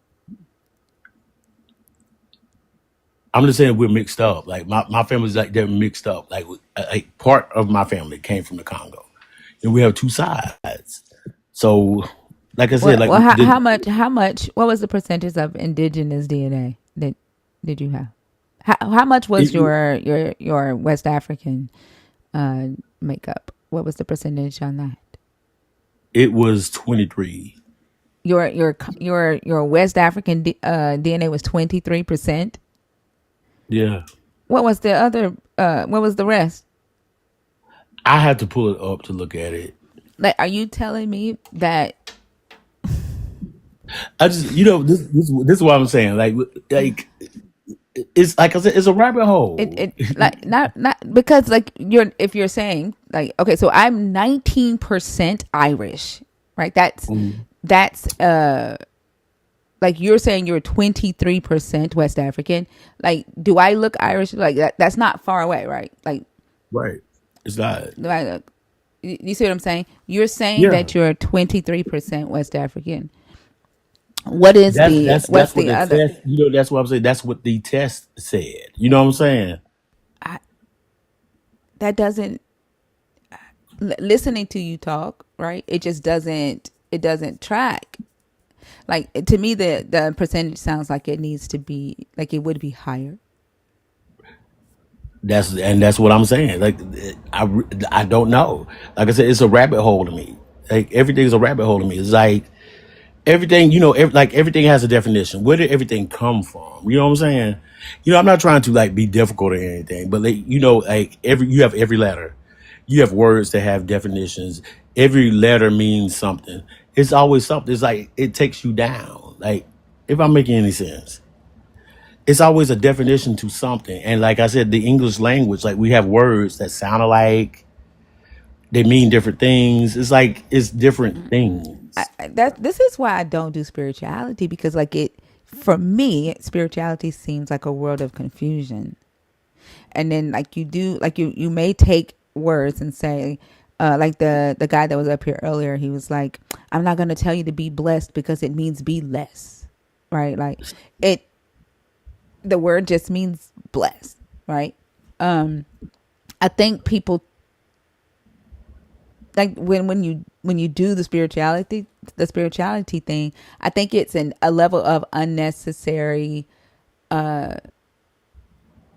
confusion, deepness that causes this confusion, if that makes sense, because I don't see the value that comes out of it, right? I could understand if you are accessing this higher consciousness and you are able to give people information that humans have yet to uncover, but you're not. You're taking information that humans have already provided, and then you're what you're doing is you're tearing it apart and making it even more confusing, and you're not. It's nothing's coming out of it. You see what I'm saying? Does that make sense? Like I don't see the value in doing that. I can understand where you're coming from, but I can see where it's helped me. I don't sit here and tell people, okay, this, and this. I take it for what I get out of it. And I learn from what I get out of it. Well, that's what I'm asking. Like, what are you getting out of? Because you're saying, like, I still don't understand. I'm still a little bit confused. Like, I don't Mm. know if you think that, I don't know if you're saying that you are indigenous to America, right? Um, I don't know if you follow Jesus, right? Um, the only thing that I've learned about you, Soul, and I think it's probably one of the most interesting, amazing things that you've told us, and like is that you are a member of the LGBTQIA and you got yourself out of the harmful mind fucked of religion that tried to make you hate yourself, and you chose yourself over that God and over those people. And I think that's the most interesting thing that you've said so far out of your whole journey. And I'm trying to understand the rest when it comes to like spirituality, but it sounds like a bunch of confusing ideas that haven't produced a definite place for you. Does that make sense? It hasn't produced a definite destination for you yet. I, I guess it would be hard for me to explain to you because like you're trying to find out where I'm going. I don't know. I Not mean, where I you're wouldn't know. going. I'm trying to find the value, and I'm trying to understand what spirituality is and the value in it. I'm not trying to understand where you're going.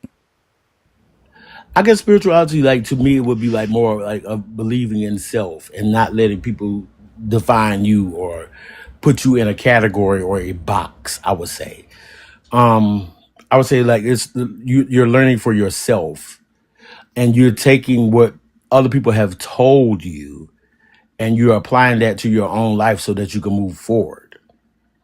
So how is that different from just regular personal development techniques and strategies. It's so basically spirituality is personal development and mental health. Yeah, I guess I would say that. Okay, I would see say that that. that's simple. That's simple. So what most people are calling spirituality is developing the self, uh, and addressing the health of their mindset, Right. healing trauma and stuff like that. I would say that. Yes. Okay, that makes sense. I don't get the need to call it spirituality because like when people say spirituality, I still think about like uh immaterial beings like spirits, angels, demons, a deity, right? But Right. you're not talking about those things, right? No, I'm just. I guess I would say like when I think of spirit and soul, I think of self. It's you. It's a. I guess I would say it's an energy. It's a feeling. I would say it's how you feel about yourself. You feeling good about yourself. You feeling bad about yourself. You know, like if you're feeling bad, like people are making you feel bad about yourself, you get away from that because that's going to push you down. Like you have to believe in self. What makes you feel good? You move forward in what makes you feel good. What you think is right, you move forward in that. That's how I feel about it. Okay, and so in spirituality, I agree with you on that. That's a good rule to have. Don't stay around something or someone that's going to make you feel bad about yourself and make you uncomfortable in your own skin. And in spirituality, is there a truth, or is it just that whatever you believe or whatever you feel is true? I guess it's like it's however you feel what is right. Like as long as you're doing people right and not like going against anyone or trying to hurt anybody. Um, Trying to help each other. Um, like I said, not putting each other down, downgrading anybody. Letting people know, okay, like what you do is fine. There's nothing wrong. Like it's your path, and that's the path that was designed for you. Yeah. Okay. And so, all this other stuff like the information about the atom and the when people say be less and like watch the way that you say different words and like the rabbit holes that you go down and the information that you find in those rabbit holes, do you keep that to yourself or do you? I keep it to myself. I don't try to sit here and tell people what I believe or what I think. I don't do that. I keep it to myself and I take it and I go with it. Like it's my own understanding. Okay, that makes sense. That makes sense. And I guess that's too like, well, one more question. So like with when you have the dreams, right? Are there prophets like or prophecies in spirituality? Like are you getting messages from like another realm that you have to share with people? And then, you know that's the thing. I don't know where the messages come from. I just know like they're messages. Um I don't go down that rabbit hole of where they come from But because do I you just know share them? Do you go to people and say, "Hey, I had a dream about you. This is the dream, and this is what's going to happen"? Is that a part of the spirituality? I used to tell people, but you know, I strayed away from that. I strayed away from it. Okay. So I just keep things to myself unless people come to me and they ask me what are my thoughts. Okay, that makes sense. And you learned how to do that. You learned to do that from like you sharing the dreams and people not being receptive of them. Right. And have you ever had a dream that you thought was a message, but the dream didn't come true? Um, no. Nope. So every dream that you've had have come true. Yep. Can you give me an example? Okay. I had an aunt and I had a dream that she was going to have memory loss. Told my mother, she didn't believe me. It happened. Never told anybody. I was forced to take this lady around, take her places, and she told me so many things. It was just crazy. Nobody believed me. Nobody believed me. And I saw it all. I saw how it happened. She used to stay in New Jersey. She moved down south. I'm in South Carolina. She moved down south. I had a dream she was gonna move back down south. I told my mother that. My mother was like, no, she ain't moving. She came back down. I told my mom, I said she's gonna lose her memory. She didn't believe that. I have another one. My sister, I told her she was gonna get So when pregnant. you say she lost her memory, how did she lose her memory? It was dementia. So in the dream, like what in the dream made you say, "Oh, that my auntie's gonna lose her memory"? Like what happened in the dream? In the dream, she was just like all over the place. She was like, do you remember when? I was like, remember what? And I was like, the things that she was telling me, I wasn't born. And she kept on asking me, do you remember when? And I was like, something's not right.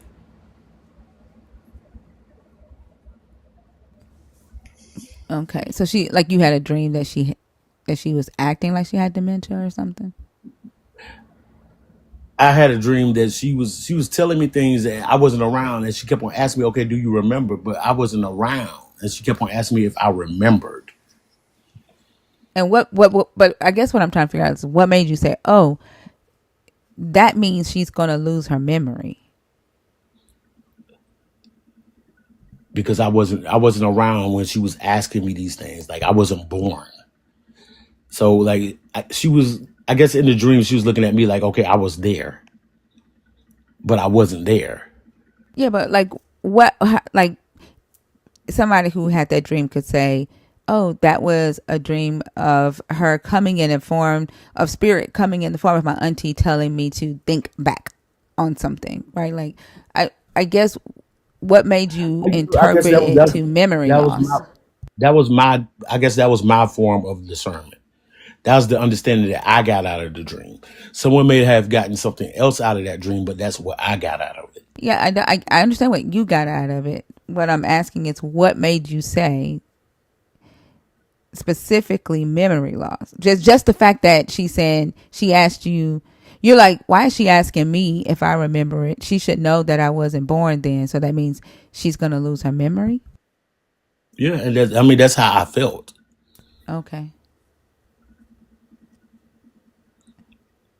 That's how I felt. Other people could feel other things, but that's them. Mm-hmm. And I just went on my feelings instead of me sitting here and applying it to what someone else would think. How long after the dream did she lose her memory? It was about 3 years. 3 years later. And that number, it comes up a lot. That number 3 for some reason.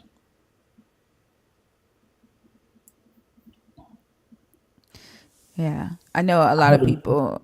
When I first started deconstructing, I used to see synchronistic numbers all the time, but then I realized that I was looking for them. Right, like I Mhm. haven't seen synchronistic numbers in a minute, probably years, because I'm not looking for them. But when I was Right. deconstructing and I was doing the whole Christ consciousness thing, I saw them everywhere I looked. I can understand. I have another one as well. I told my sister she was going to get pregnant. She said, no, she wasn't. 3 months came. She said she was pregnant. I told her she was going to have a boy. She said, no, she wasn't. 3 months later, she said she's having a boy. I told her it was going to be something wrong. And she said, what's going to be wrong? I said, I don't know. It stopped there. She said, is he going to be gay? Is he going to be gay? I was like, why would that be something wrong? So she didn't feel her child moving in her womb. Went to the hospital. They sent her back home. She told me that the only thing she could remember was me telling her it was going to be something wrong. Come to find out, her child was swallowing amniotic fluid and bowel. Did the child make it or Yeah, he's like? 9 years old now. Okay. Um. Okay. So like, I hear you. Um. I guess a person could look at that right when they see, they say things and then something happens and they're like, "See, I was right." Right. 9 times out of 10, when women have babies, there's a lot of times shit goes wrong. Damn near every pregnancy, something goes wrong. Damn near every, and it in the like any something at like the like it could have been like anything. You know what I'm saying? Like, and then you would have said, "See, I told you." You know what I'm saying? Like it's having a woman having a baby is one. It's a dangerous thing. Like I don't think men realize, right, how dangerous it is and what our bodies go through when we carry and create this other human in our bodies. Like something almost most definitely goes wrong.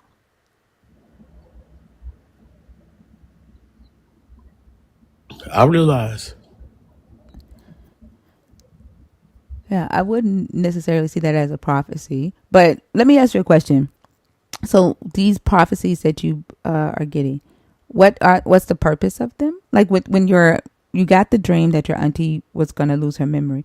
What did the whoever sent this message to you, this dream to you, what did they want you to do with it? Was it just for the purposes of you knowing? I would say that because, like, when I tell people, nobody believes me. It's like people will say you're crazy. Like people will downgrade things. So that's why I keep things to myself now. So I would say they are for me. For you to do what with though? Take it, learn from it, and move on. Okay. And what did you learn from the dream about your auntie? That people were not going to believe me. Okay. So you were sent a message to teach you that people were not going to believe you. And then what were you supposed to stop then or? What do you mean stop? Okay, so like there's this entity or spirit that's sending you messages from somewhere, right? They sent you a message that your auntie was going to lose her memory. She's going to get dementia within the next 3 years. So they waited 3 years for you to learn this lesson, right? Mm-hmm. And the goal of the lesson was for you to learn that people would not believe that you had the ability to tell the future.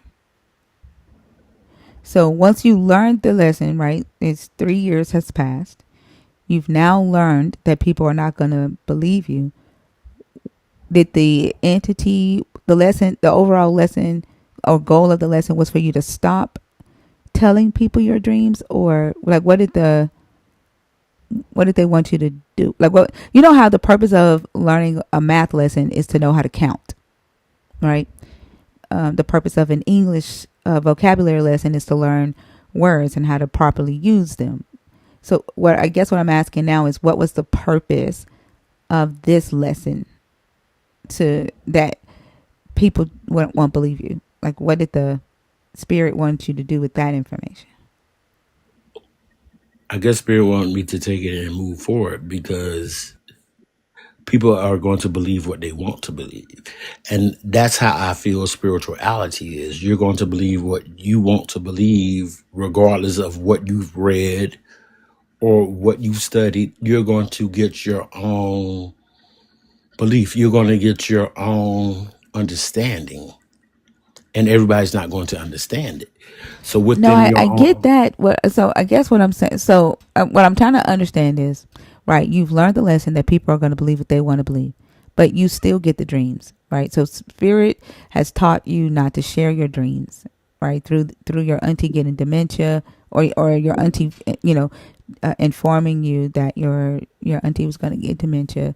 Spirit wants you to stop sharing your dreams and stop telling people, because people are going to believe what they want to believe. But then you still Right. get the dreams, right? Hmm.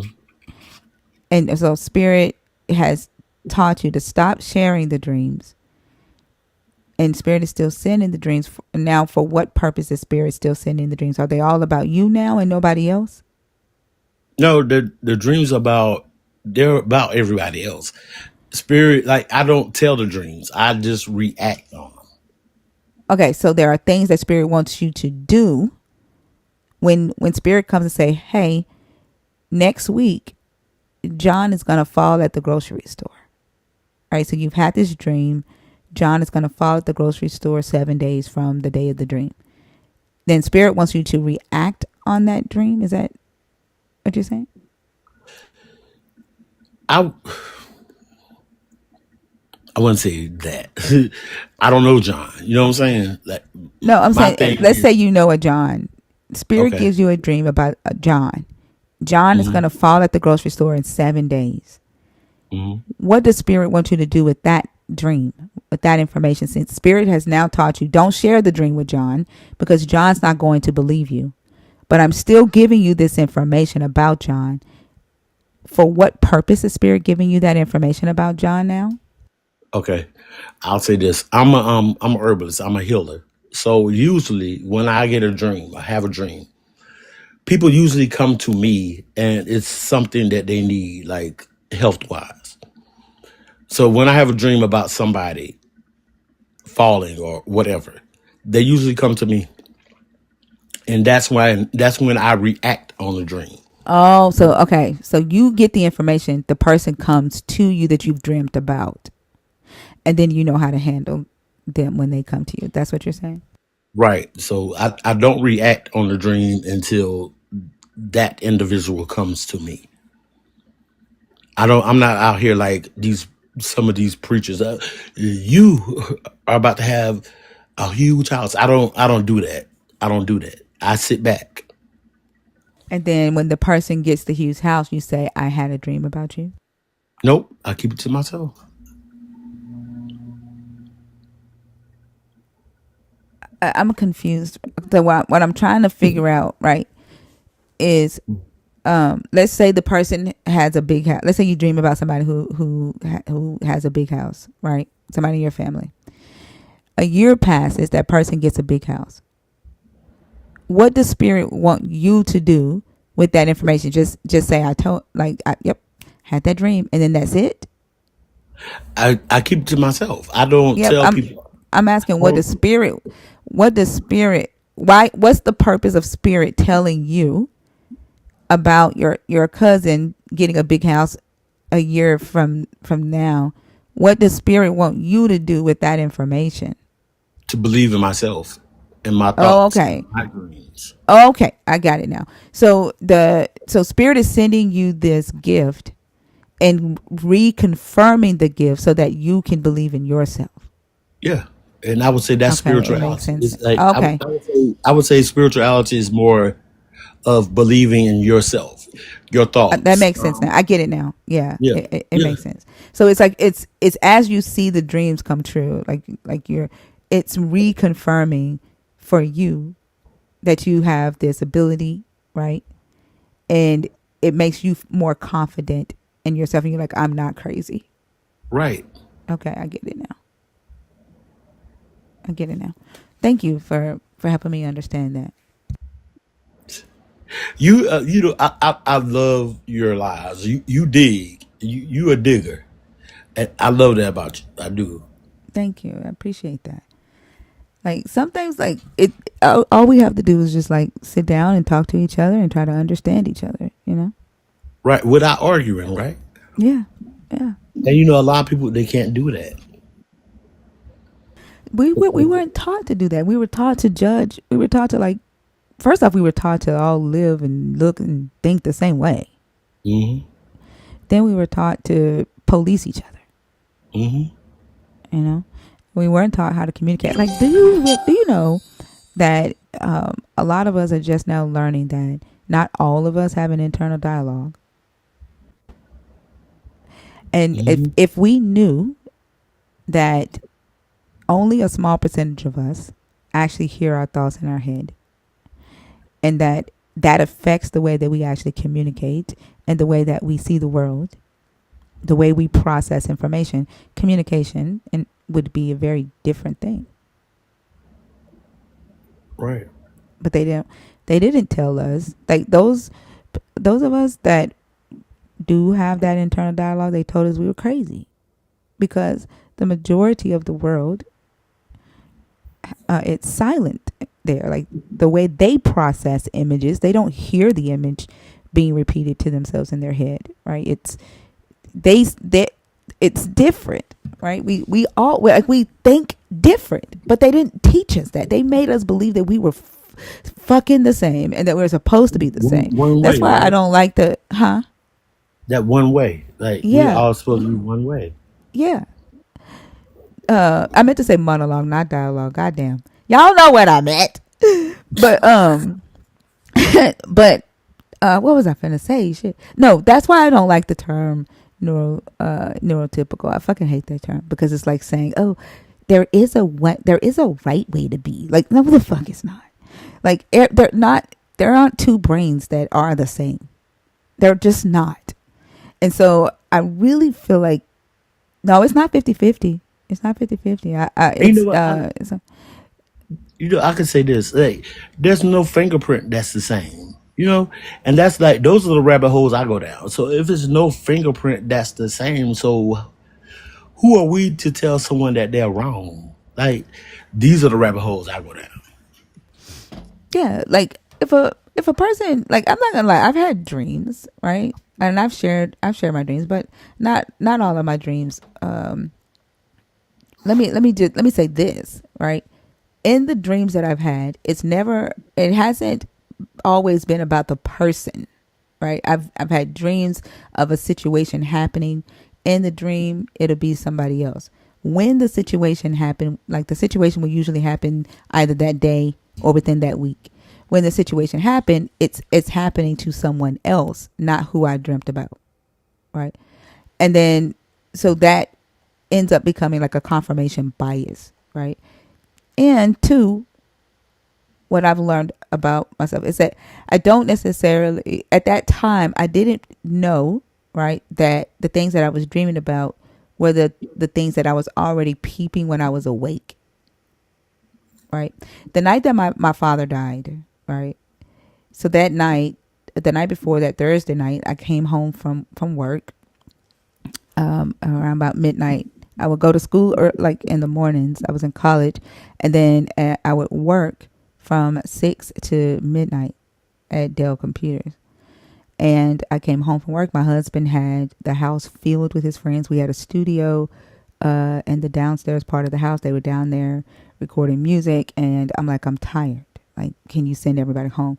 We got into it. He's like disrespecting me in front of everybody. Bitch this, bitch that. Like, and this is the first time that he ever lunged at me to where he was going to punch me. His uncle got in between us and stopped him from hitting me, and I was able to escape into the kids' room and lock the door.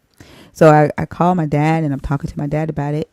And while we're on the phone, he tells me that he needs me to be strong.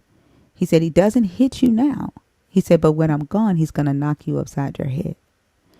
And after he said that, the phone died, and I rolled my eyes and I said, I'm not going to call him back because he's talking crazy. Well, that night I had a dream of a man's foot with a death tag on it. Now, my father-in-law lived with us at the time, and my father-in-law was getting on my nerves because I loved my father-in-law, but he was an alcoholic, and he was living with us at the time, and it looked like it was his foot, right, with the death tag. And when I woke up to go to school the next morning, to go to class, I shrugged it off. I was like, and I was still a believer at this time. I was still a Christian. And normally when I wake up in the morning, like, I would get on my knees and pray. I was like, I'm not praying. Like, I'm like, I shrugged the dream off, and I, went off to work. Later that night, my like I talked to my dad. He was gonna watch the kids for us so that me and my husband could make up. My husband had got a hotel room with a jacuzzi, and he wanted to make up for what happened the day before. So I dropped the kids off at my mom's house, and my dad is standing out front fixing his motorcycle, right? And he has this. Is this He's like, was this still the dream? no, this is the next day. This is Okay. the next day. Yeah, He's standing out front of his house, and he has this piece of a motorcycle in his hand, and he's like staring like straight off, like he's in a daydream.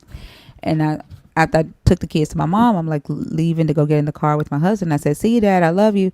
And he didn't say anything. He's just like in his daydream, holding this piece of a motorcycle in his hand. And I said, "Dad." I said, "See you, Dad. I love you." And he looked up. He said, "Yeah, yeah, baby girl, I love you too." And then he went right back to the daydream. And I remember as I'm walking off, I was like, "Damn, that's strange. Like, what the fuck? It's like he's in a trance or something." And I got in the car. And so we get to the hotel. We get checked in. No sooner than we get checked in, I get a phone call. And my mom is screaming, "Your daddy done got in a wreck on that motorcycle." Like, she's screaming. And we rush out of the hotel. We're on the way back to the house, and then my brother calls my husband, and all I hear my husband say is, "How did he die?" And I lost it. you But you were your but daddy's. me and my sister, my dad only had two girls. We both were. But I, like, for a long time, I thought to myself, like, man, I had a dream about my dad's death, and it was his foot with the death tag and blah blah blah. But the reality is that the reason why I dreamt of a man's foot with the death tag on it is because he said to me, "I need you to be strong. He does not hit you now, but as soon as I'm gone, he's gonna start knocking you upside your head." And the phone call ended on him saying that. And I was irritated. I was irritated with him saying that because my dad will always prepare me and my sister for the day that he died. Like, he told us, like, if I die, I'm leaving the house, so y'all can always have somewhere to go to. Like, he would always prepare us for the day he died. So I was irritated with him for bringing up his death. And he just so Okay. happened to have got killed by a drunk driver the next day. So do you not think he was preparing you then? He always did. That's what I'm saying. He always, my father always would make sure that me and my sister mentally were prepared for if he wasn't there. Like I told y'all the other night, he taught us to make sure that we had $6,000 in the bank account in case our husbands decided to walk off. Like he always did. But it was his dad. Like he even would prepare my mom. Right? Oh, here's the insurance papers. This is how much insurance I have for you. Blah blah blah. Like, this is what I want y'all to do with the house. Like he always did. But that night, like, it irritated me because, like, I didn't want him talking about his death. You know what I'm saying? And then so for me to dream about a man's foot with a death tag on it, it's not you know unusual, considering that was the last thing that my dad said to me before I went to sleep. You see what I'm Okay. So saying? was it, yeah. So was it for you, or what do you think it was for you, or was it for somebody else? No, I dreamt about a man's foot with a death tag on it because my dad said, "I need you to be strong," right? He doesn't hit you now. He said, "But when I'm gone," right? He didn't say I'm gonna die tomorrow. He was like, he doesn't right now. He doesn't hit you because I'm here. But when I'm gone, he's gonna knock you upside your head. Like, he's just talking to me, like, as a father. He's like, "I'm what's protecting you. Like, you got an asshole of a husband." So did he Right? knock you upside your head? Well, he was mentally and verbally abusive before my dad died. So, like, my dad was trying to turn me on to the fact that I had an abusive husband. Do you see what I'm saying? My dad didn't Mm-hmm. even want me to marry the man, right? Like, my dad showed up to the wedding like damn near an hour and a half late. Like, he did not want me to marry this man. But And but again, like, I ignored all of the red flags that my dad was trying to get me to see. right. Right. So this night, the first night that he ever lunged at me like he was gonna punch me, right? And I'm talking to my dad about it, and my dad is letting me know, like, I'm what's stopping him from hitting you. And so when he brought up his death, he's like, I need you to be strong. He said, because when I'm gone, he said, he doesn't hit you now, but when I'm gone, he's going to start knocking you upside your head. And yeah, he did do it. Like, I mean, he did. But my dad was saying, I'm what's protecting you from being hit. Right. Did you study theology? Are you No, theological? Like, do you have a no, major? no. But I'm not talking about theology right now. I know. I know. Hey, Thinker, can I ask you Yeah, a question? Yeah. Hey, what's up, Sol? I'm Mezzo. Okay, I love these kind of like dreams coming true things. They're super fun. I don't believe any of them are real, and I have a few reasons for that. But was there any time like in between the dream and before you heard the news that you wrote it down or you told someone else?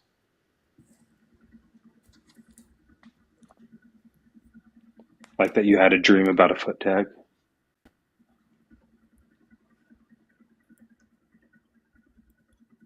No, you talking about me?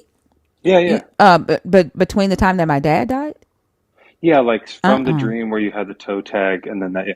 So, No, he like, died the next day. He died that yeah. night. Yeah, no. So there is a weird thing that brains can do. There's lots of weird stuff brains can do, but one of them is, especially like with dreams, you've had dreams that are like good dreams and you wake up trying to remember it and you can't, like it fades away at the more you try. You're like something cool was happening and it just like disappears right before your eyes kind of. When little things remind you of them, your brain will put it back together and not necessarily the exact same way that you dreamed it. So it's possible you just had a dream with a foot, right? And there wasn't a tag or something like that. No, I And then remember once, because I very specifically said I wasn't going to pray about it. Like, I usually would pray that yeah, morning. okay. Yeah, and I very specifically was not going to pray about it because I thought the foot was my stepfather, my father-in-law, and I was irritated, and so I very specifically was like, well, I'm not praying about that, and I went to class. So I know I dreamt about the foot with the death tag on it, and I thought, Okay, like, cool. yeah, I thought it was my father-in-law's foot, which sounds bad because I did not want my father-in-law to die. But I was just irritated with him at that time, and I was like, I'm not praying. I'm not even gonna pray. Yeah, well, I mean that is really cool. That thing can happen sometimes, and your brain will like falsify your memory of your own dream to fill in the gaps to make it match reality. Which I'm not saying that did happen, but sometimes that can happen. And I used to have this a lot too. Like I thought my dreams were coming true. And so I tested it, which most people don't do, but I started like journaling them. And as soon as I woke up, I would just write it down and then wait. And I realized that once I started doing that, a lot less started happening, right? Like you start to realize I was just like finding confirmation biases left and right. But what was really happening was I was just dreaming about one thing and then something else was happening and I was connecting dots that weren't there. And once I had it written down in front of my eyes, it was a lot harder to be like, oh, yeah, that's what this was about. Because I could look back and realize my dream wasn't really that. Yeah, that what I normally do, like when I have dreams, I do write them down or I share them immediately, right, in electronic form. So I'll Yeah. text it to a family member or I'll type it on. I used to type them out on Facebook, like stuff like that, in an electronic form. And so there was this is why I said, like, when what I've noticed, right, like when I was having dreams that I thought were that I was being able to see like things were getting ready to happen. It's normally something that was happening already in my life. You know what I'm saying? And then when I'm going Right. to sleep, my mind is dreaming of what am I afraid is going to happen or what do I think is going to happen? And then that thing ends up happening. And 9 times out of 10, it ends up happening because we can see the signs when we are awake and our minds is processing this stuff. Does that make sense? Yeah. And this one you're talking about is especially interesting because it happened so quickly after. And it's also a pretty like obvious tie to like a death thing, right? Like That's what toe tags are. That there's nothing else those are used for. Like it's not symbolic. It was spot on in your situation. So like that makes it real interesting. Prophecy, like dream prophecy, has the benefit of time. Where like if you dream something and then 10 years later it happens, you're still like, I knew it. Right? Like you have so much time to fill. Like that's true of biblical prophecy too. Like as long as they don't give a time limit like that one time Jesus did, then like you basically have infinity years until you get to say that this still might pan out, which is kind of like unfair. But yours was really interesting that it happened so quick for sure. Yeah, and I wasn't even thinking of it, as a prophecy or anything like that. Um, I Right. Right. I was just thinking of it. Like at that time, it was just like, oh, this is a message. Like there's more to it. Like my dad, for some odd reason, how they say a person can tell when they're about to die. Hmm. He, the way he went about that week, like he did a 3-day shut in at the church. That Sunday, he made amends with my brother on the altar, and then he that Wednesday night after Bible study, he made everybody go home. I wasn't there because at this point I was out going to Your church a father lot. was a pastor. Yeah, but Okay. he made everybody go home, and he only told the leaders to stay. And he had a meeting with the leaders, and he told them that he was getting ready to leave. And he said, "Follow my wife; she knows what to do to keep the church together." And nobody believed him. Like we just thought, like, okay, like he's just talking. And that Friday, he was gone. He was killed by a drunk driver. I could say that's a form of spirituality. It's different levels of it.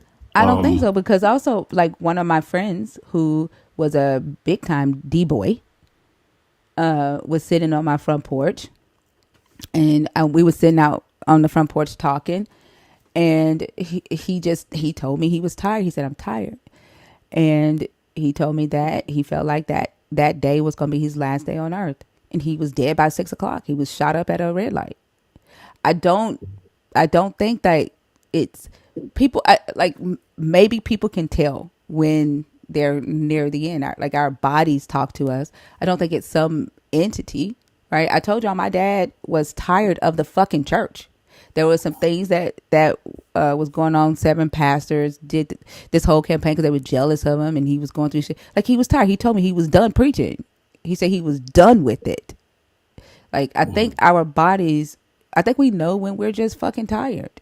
And I wonder though, like how many times people say something like that and don't die that like we don't notice it, but when they say something like that and then do, we're like, whoa, that for sure was it.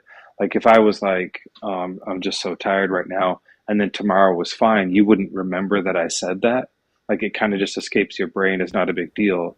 But then no, he if he it didn't just say he was tired. He said he felt like that day was his last day on earth, and he right, died. but I mean, had he ever said anything like that before, or is that like a one? No, Yeah, that like yeah, we were just sitting out on the front porch talking, and he was just like, "Man, I'm tired." Granted, he was living the type of life that yeah. you know. And then he was at the red light on his way home, and some guy pulled up at the red light and took him out. Did he like know someone was after him or something? We didn't know anybody was after him. I don't know if he knew. We didn't Yeah. know. Okay, so my question is, so do y'all not think like when we put things out there in the atmosphere, does it not have any effect on us? Like when we No, say, do we not give it power? no. Uh, We uh, have do, there. You have to have actions, intention. Like you can't just be like, "Oh, I'm a millionaire," right? And you don't put any intentional action behind or plan behind becoming a millionaire. I don't think that we have the ability to do that. But I do think that our bodies, right, can talk to us. Our bodies tell us when we're sick. Our body tell us when there is a foreign agent in our body, right? And when what's causing us pain. Like for example, there's this guy named Daniel Hansen on TikTok, and he has this song that he just put out, and it's the song says, "I want you back for good." I made a TikTok video to it tonight, like saying TikTok, "I want you back for good." But there's one part in the song that like really spoke to me, and it like I could feel it all over my body, and it unlocked something for me that I had not realized before.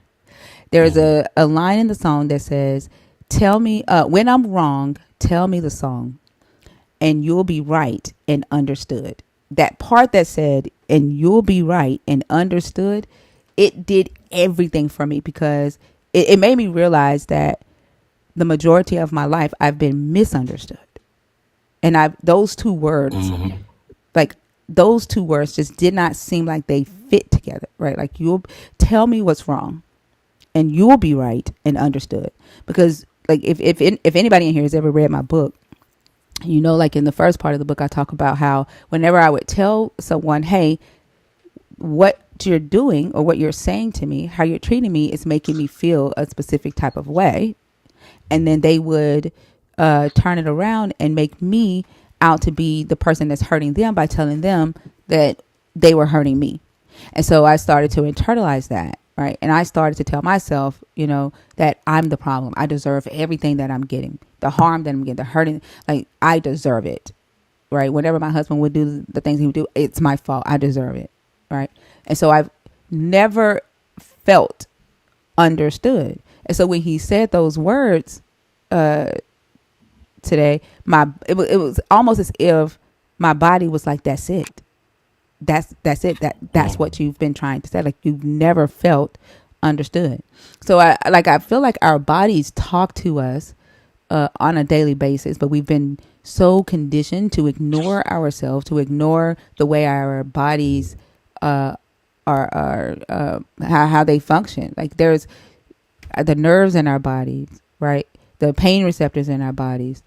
I don't even know what it is that's called that makes us feel good, like the tingly feelings. Like there's something, Butterflies in man, something like I, yeah. with my ADHD, like I stim a lot, right? And so there are certain tones in music that I can feel, like in my fingertips, right?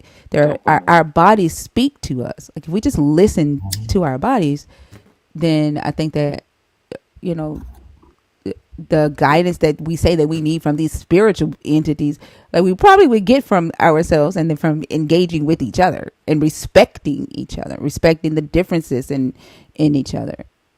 You know what I'm saying? And I think that this is what people call spirituality. Yeah, and I would say it's your higher self, and I can relate to what you're saying. Um, I was staying in Atlanta. I had to move back to South Carolina, but before I moved, I kept on hearing this song, like Calvin Richardson, "You Got to Move." I would ignore it. I ended up breaking my ankle, had to move back to South Carolina.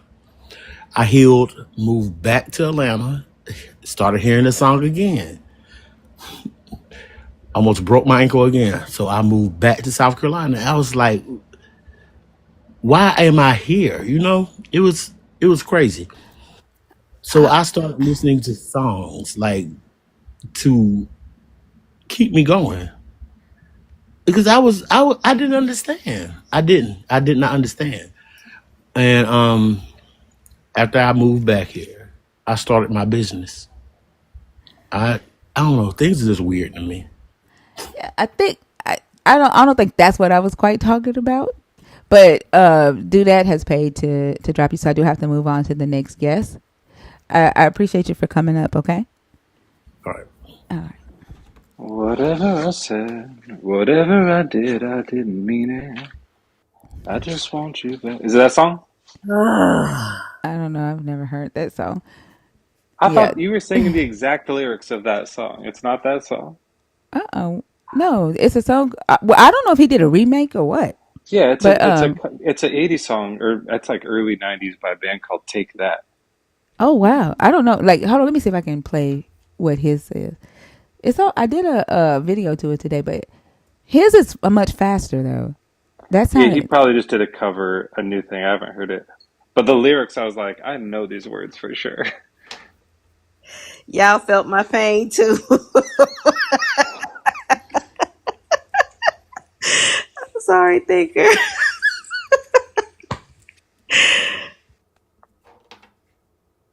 Hold on, let me see.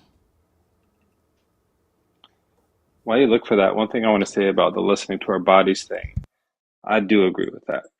I think that some people are more, I don't want to say in tune and sound like I'm into frequency shit, but like in tune with, or like better at listening to their body or feeling their own body than others. And sometimes it really does work. And also sometimes it can trick you a bit. Like I have this nerve thing in my leg, but it feels like a muscle thing. So I spend so much time just stretching, like basically like stretching my left leg, stretching my hamstring. And finally went to like get x-rays and go to physical therapist. And they were like, this isn't doing anything. You can't stretch this nerve like that. Like it feels good. It felt like you were acting right on the right spot, but this is happening in deep inside of your bones. So like what you feel is necessary isn't quite the right thing to do. I never would have known that. So like I do think that stuff works sometimes and works for certain stuff. And then sometimes, like we may not nail it. We may be wrong a little bit. Yeah, no, I'm not. I definitely, I'm not advocating for anybody to think that their body has the answers, but our body knows when something is off, when it comes to, um, you know, us being sick, um, Oh, hell yeah. being in like dangerous situations. Like when people say like you ignored the red flags, like literally it's us not listening to ourselves. And then I think like a big part of, I don't know if y'all have ever heard me stem, um, like when I'm having these conversations with people, um, sometimes I'll have to like put the microphone on mute and I'm over here stimming and my fingers are like, I have to like touch my fingertips together to get I don't the know what whatever stemming means. anxiety. So I have ADHD, right? And it's a process that helps me get the anxiety, like the extra energy that I'm feeling, to bring it to a more stable condition, if that makes sense. Like it feels like my body, Okay. the energy is out of control. If It's an that intentional thing you do. No, it just happens. I Oh, don't. really? Yeah, like because it feels like it's chaos. I don't know how to explain it. It feels chaotic, and sometimes like I'll just go rah, like it just happens, and so like I have to put the microphone on mute and kind of like get the energy to a stable place, if that makes sense. Like I don't Yeah. know how to explain it, and then the tapping my fingertips together helps a lot with that. Without like having to take medicine and things like that. Yeah, like releasing the tension. Wow. And it's just it helps. But my body just does it naturally, you know.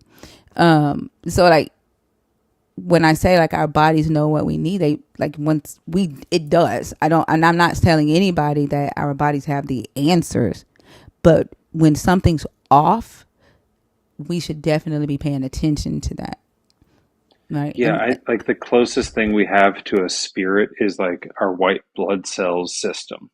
That there is something in us that beyond our like intentional control is like looking out for us and trying to take care of our own body and like healing all of our wounds and stuff. Or I don't think like white blood cells are responsible for stiffing, of course, but like whatever that same process is within our body is like naturally occurring within you to help itself.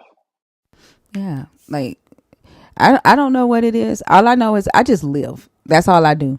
I just live. We're trying. Yeah, like I don't even try to find out like the answer. I know that it works for me. Um and whenever my body feels the need to stem, I allow it to stem and then I'm good. My But main thing is I get off centered. So like if I brush my hand against one of my legs, I have to brush my other hand on the other leg. And like I have to walk within like sidewalk squares. Like I'm really particular about that. Like I line things up and walk within certain steps. I always go like left foot, right foot. Like I always do it in the right order, and I always try and do even number of steps. So I have like all these kind of like weird things, but kind of small.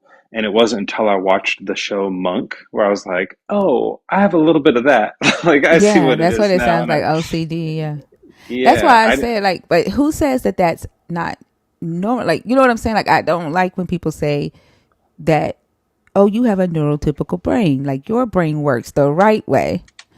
Yours oh don't. Like yeah, I don't like that. But that's how they, define things. But I don't think there's two brains that are the same. And just because a person needs to do things in a specific way, the same way, it doesn't mean that something's wrong with their brain. That's just who they are.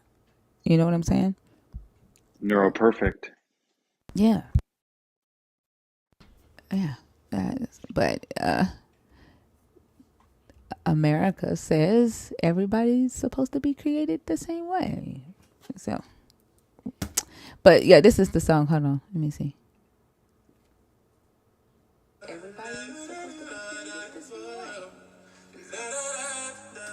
But yeah, this Yeah, is it's the a song. cover. Hold on, let me Oh, it's pretty. see. Yeah.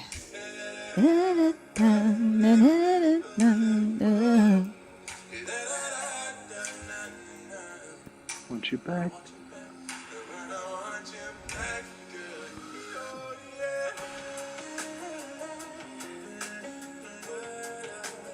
Oh, he did it up. Man, I mean, it was a good song already, but this is vibing.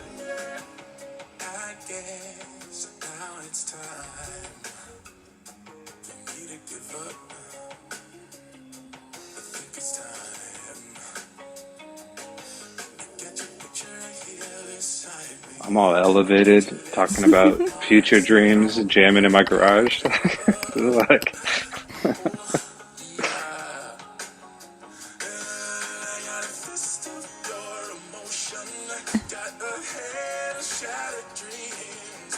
yeah, you were in church when this original song came out. You missed a good tune. I don't know a lot of the songs from that time frame. Yeah.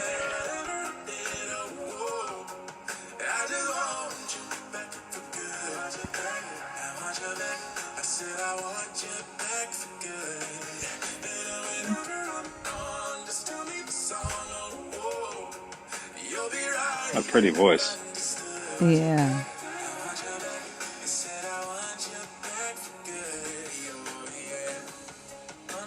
Yeah. So like when he said that part, you'll be right and understood. I was like, damn. Yeah. The Like, yeah. validation.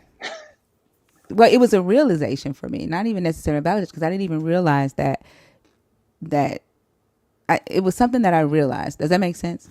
It was a moment of realization for me that my whole life it's that I've been misunderstood, and not that I've been the problem. I've been misunderstood. I've not been allowed to be myself, and it wasn't until like these last couple of years where I'm like, fuck it. Like there's a couple of videos on my page where I'm like, look, y'all, I'm just weird. You're just gonna have to get used to who I am. This is just fucking who I am, and it's it was a moment of realization for me today, if that makes sense. And I could feel it, like it was just that. Yeah, like I don't know how to Well, explain if I it. told you I totally understood you right now, it would make it not true. So I misunderstand you. And yeah, I think you're spot on. Yeah. So, but let me bring up another guest. I'll probably step down. My battery's about to die out here, and I'm gonna probably fall asleep. I'm glad I got to say hi to you. Thank you for coming up, Mezzo. I hope you have a good night. I certainly will. I'll be listening. Good night, All everybody. Good right. night, Dudette. Good night. The song is called "Back for Good" by Daniel Hansen.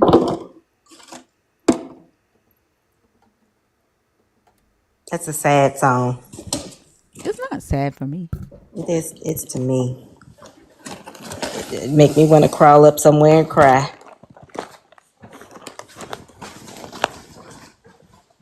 And Check is still on the stage.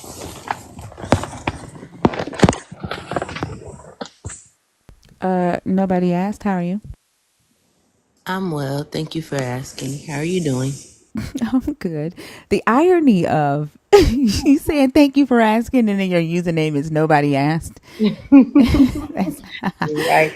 I changed that a couple months ago. I had a bad breakup, so that's what that's all about. That's it. oh, okay. Okay. How are you doing now? Everything's good. Yeah, I'm much better. I can say I'm much better. That's good. That's good. Out of the Uh, angry stage. awesome. Awesome. That's all it takes is some time to get past that and get healed. So are you a believer? Are you deconstructing? Are you an atheist? I'm not an atheist. I would have to say I would be in the deconstructing process because I no longer identify as a Christian, which that's how I was raised. Okay, it sounds like you're that like that's where I was a couple of years ago. Was like, I don't identify as a Christian, but I didn't necessarily still believe in the Christian God. I was moving more so towards like Christ consciousness and spirituality and things like that. Do you still believe in the God of the Bible, although you don't identify as a Christian? Um, I don't believe in the God of the Bible. I do believe in God, like the Most High, the creator of us, all of us, but it's not the God of the Bible, though. Okay, so kind of like spirituality, like source. Is that what you believe? Um, I wouldn't even say that because honestly speaking, I went down that rabbit hole like a couple years ago with spirituality, and to be honest, like, it's I'm not taking any jabs at anyone, like not the Christians, not the spiritual people or anything like that. But it's just like it seemed like spirituality was the same as religion for me, like the Christian religion that I grew up in, because I say that because there's some spiritual people who, and this is not like the gist of everything, but I'm just giving like a small example. Like, for instance, some spiritual people believe that you should be all natural, like wigs aren't acceptable, lashes, things of that nature. No, I don't wear those things, but I just feel like people should be able to express themselves. So Also, there are rules like that even in spirituality. well, I mean, I've seen that in spirituality. Well, at least Wow. the side of spirituality that I was on, I was possibly on the wrong side, but I mean, even something like eating meat, you know what I mean? Like, I I don't have anything against vegans or vegetarians, but I grew up eating meat. So, I went on that path of not eating meat and for a very long time. And I wasn't happy. I was like, I want a cheeseburger so bad, And it's like in some parts of spirituality, you're a bad person because you eat meat. You know what I mean? So that's why. I've heard of the whole vegan spirituality thing. I didn't know like the wearing wigs or eyelashes and all that. Like it Well, spirituality yeah, to that's me just sounds like Christianity, yeah, but it without does. the rule, the God, like the It without the pastors and church and all that. exactly that, and that's what I'm saying. Like I said, nothing against people like that, but like, for instance, when I initially started deconstructing from like Christianity, right? Being spirituality, like that was like my go-to. I had me a shaman, if you will, you know what I'm saying? Like the whole nine, like I just want to be a good and better person, you know what I mean? And it was just like, oh no, like this is fun starting out, but it's like, no, I feel like I'm confined to like, certain rules and stipulations, just like when I was in Christianity, because I know you don't like, you know, eat meat. And like I said, I'm just using that as an example, but I do and I don't want to feel less than because I do, but then they'll say, oh, you're not elevated. You're not vibrating high enough because, you're still eating meat, and it's just like, well, at the end of the day, like when you're eating like the processed products, like meat byproducts, like I feel like you're the same as me. You're just not biting into a steak. You know what I mean? So, Yeah, and I think Mezzo just said something in the chat that is so real. It's like the whole high vibrational shit is just another way to make people feel shame about themselves because they're not. It's just a whole nother right. like you're not on my level and like get on my level type bullshit. And then like Exactly. sometimes like people will come in here and they'll say this is so low vibrational, like and they mean it like as a like it's an insult, and it's like, bitch, like did you ever think that I might want to fucking vibrate low right the fuck Thank now? Like you. it's like it is a whole supremacy hierarchy, um type of contest. Like everything has to be a contest, and it's like Right. just let me be me. Just fucking let me be me. And every bit of when I fuck up, I'm still me, right? Like when Yeah. I do good, I'm still me. And every flaw that I fucking have, I am still me. Absolutely. And that's where I'm at. Like, I know I'm a good person. I don't need a book or anyone to tell me that. I don't need to go congregate with a gang of people to know that. You know what I'm saying? Like, that's in me, So I, I don't want to go on a tangent about spirituality, but I was just saying that, I don't. I wouldn't say I identify as being like, a spiritual person. You know what I mean? Like, I just, I'm not an atheist or whatever because I don't believe, like there's no such God, the end is the end. Um, I just know that I'm a good person. I'm going to fit in where I get in, the people that's meant for me, the things that are meant for me.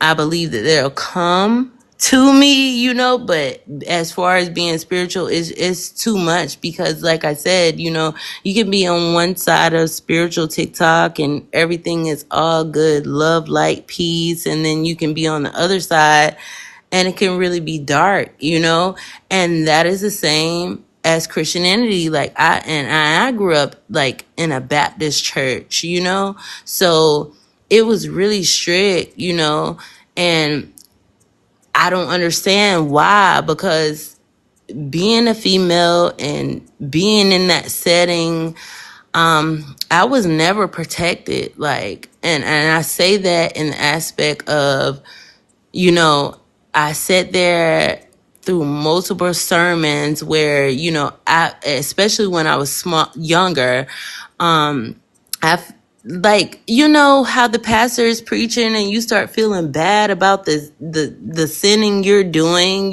because like, as they say, you're living in the fleshly world and stuff like that or whatever, felt so bad. But then I'm trying to figure out now as like a big grown adult, why did I feel bad? And these same people who was preaching that, like, they were coming on to me, like, especially like the deacons, the ushers, like nobody was straight. Nobody was right. It was always drama. Somebody sleeping with somebody, and I'm not saying that's all churches, but then again, it's all churches because it's always something going on and they're trying to cover it up, or better yet, like, I live with the pastor, because my parents, I'm from South Carolina.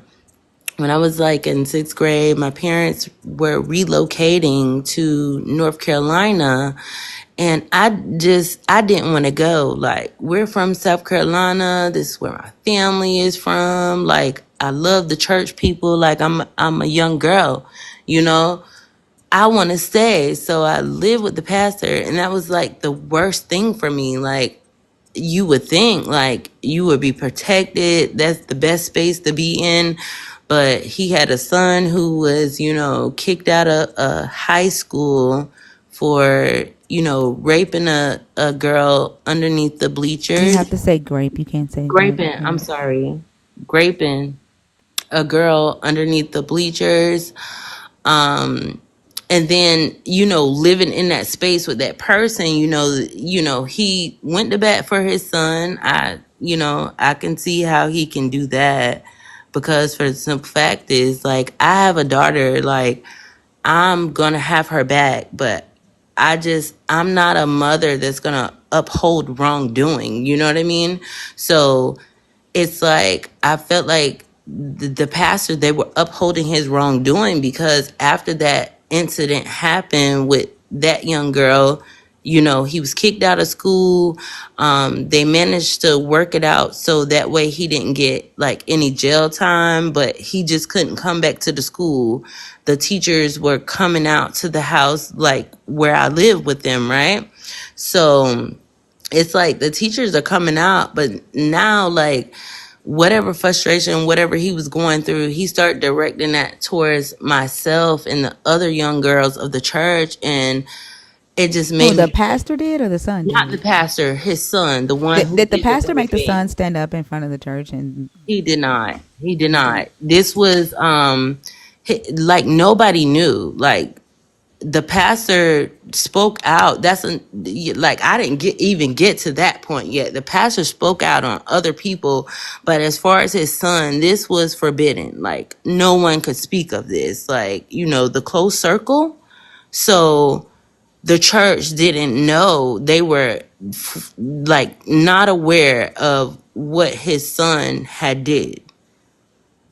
Wow, it's so crazy how they will fight to protect, you know, men or young men who Yeah. harm women when it comes to sex, and they won't make them stand up in front of the church. They'll make sure they don't go to jail. They make sure their reputation isn't tarnished, and then they'll try to make the girl or the woman who was harmed by the man take the blame. Right. What did you do to make him do that? What did you wear to make him want to do that with you? Like, it's your fault.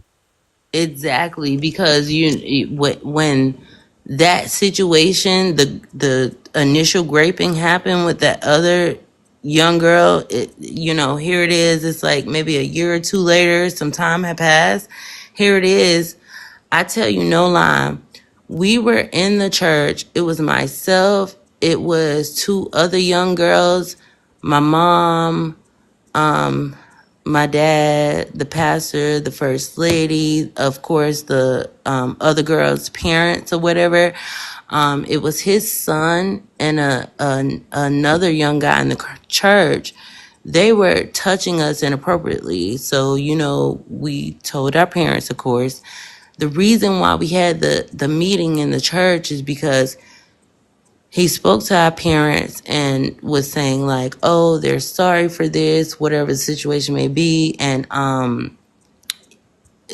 please don't press charges.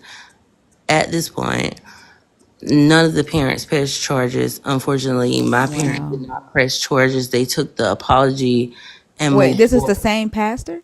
Yes, the same one, and his son as well, who had did the initial graping. So, can I ask you a question? And Yeah. I'm sorry that happened to you. Let me say that first. I'm sorry that you went through that, and that's pretty fucked up.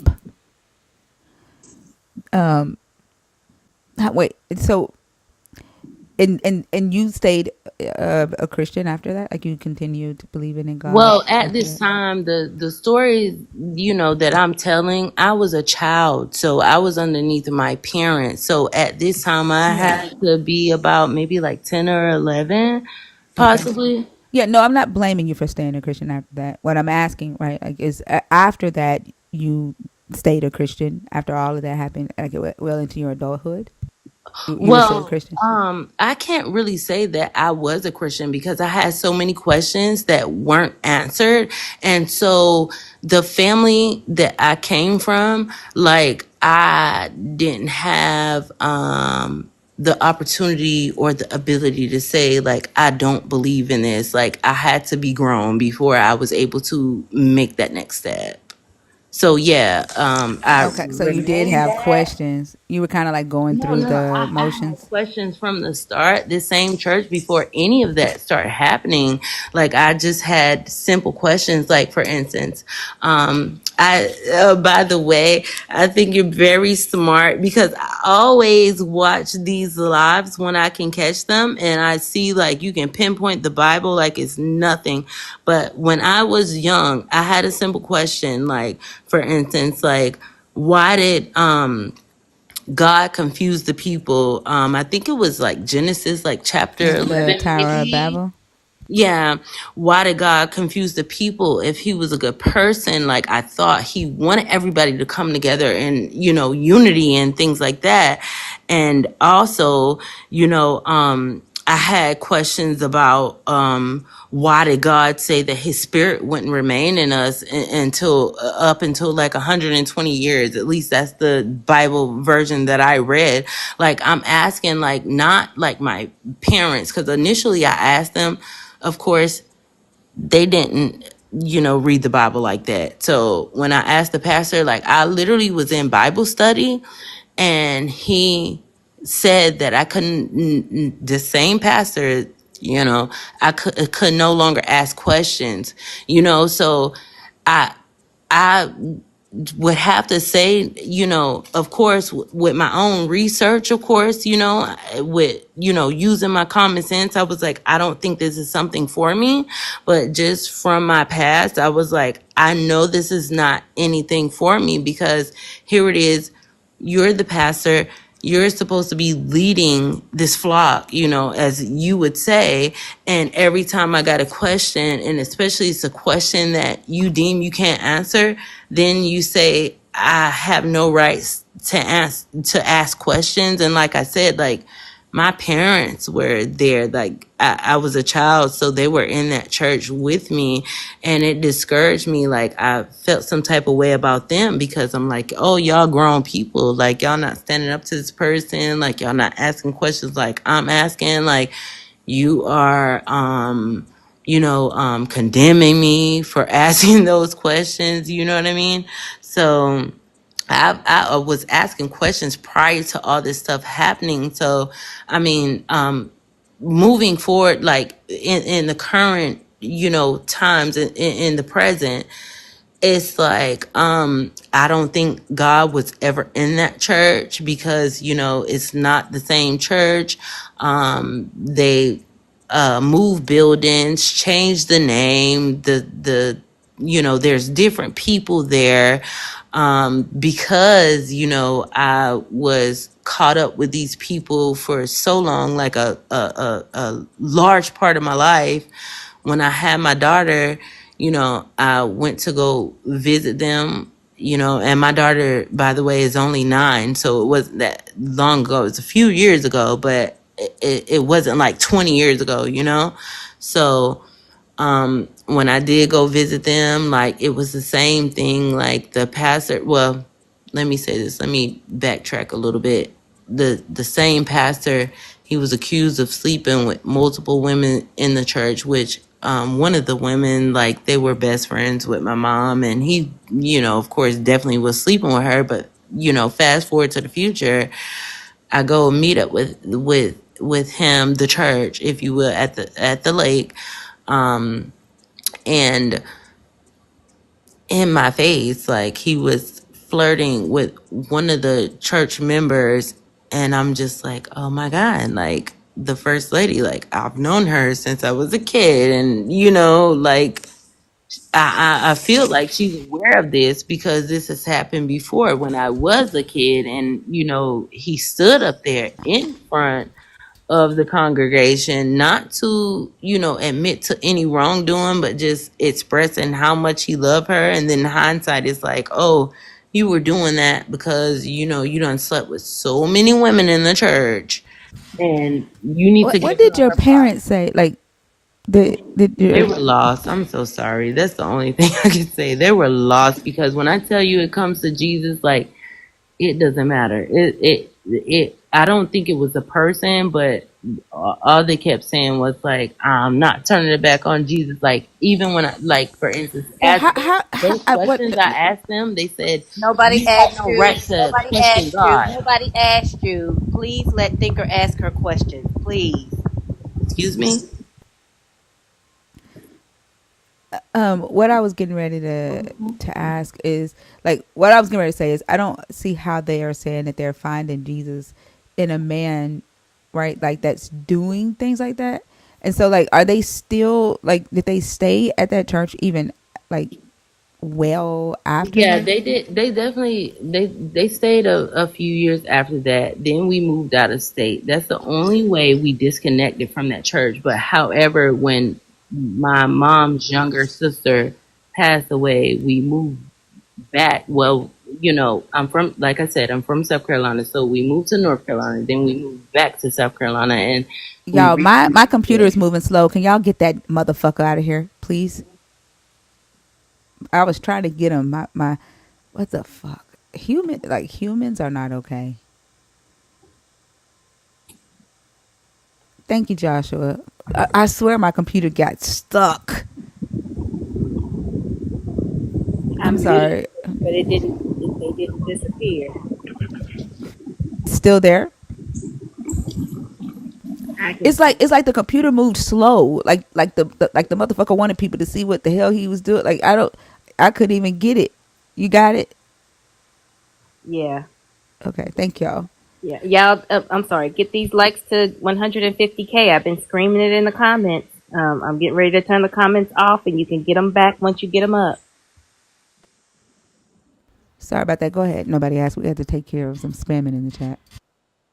Oh no, it's fine. It's just that, they did stay with them for a while. Like I have young parents, so I can say this because I don't have a great relationship with, my parents, especially my mom.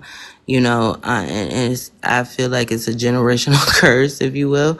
But at some point they did, they were just like, yeah, I can't tolerate this disrespect, because that they were disrespected as well. Like my mom, myself, and my middle brother, who is passed away now, but she had us, and she ended up, getting with my stepdad. They had a kid together, my youngest brother, and at that same church, that same pastor, he was explaining to my mom and dad, because he was supposed to be doing like marriage counseling for them. This is prior to them being married. They actually ended up getting married prior to him passing away, but long before that, that pastor was like, oh, in the marriage counseling, trying to, build them closer together and make them whole. He was telling my mom, like, hey, you have a ready-made family. He was telling my stepdad, like, you don't have any kids right now, so my daughter is the best option for you.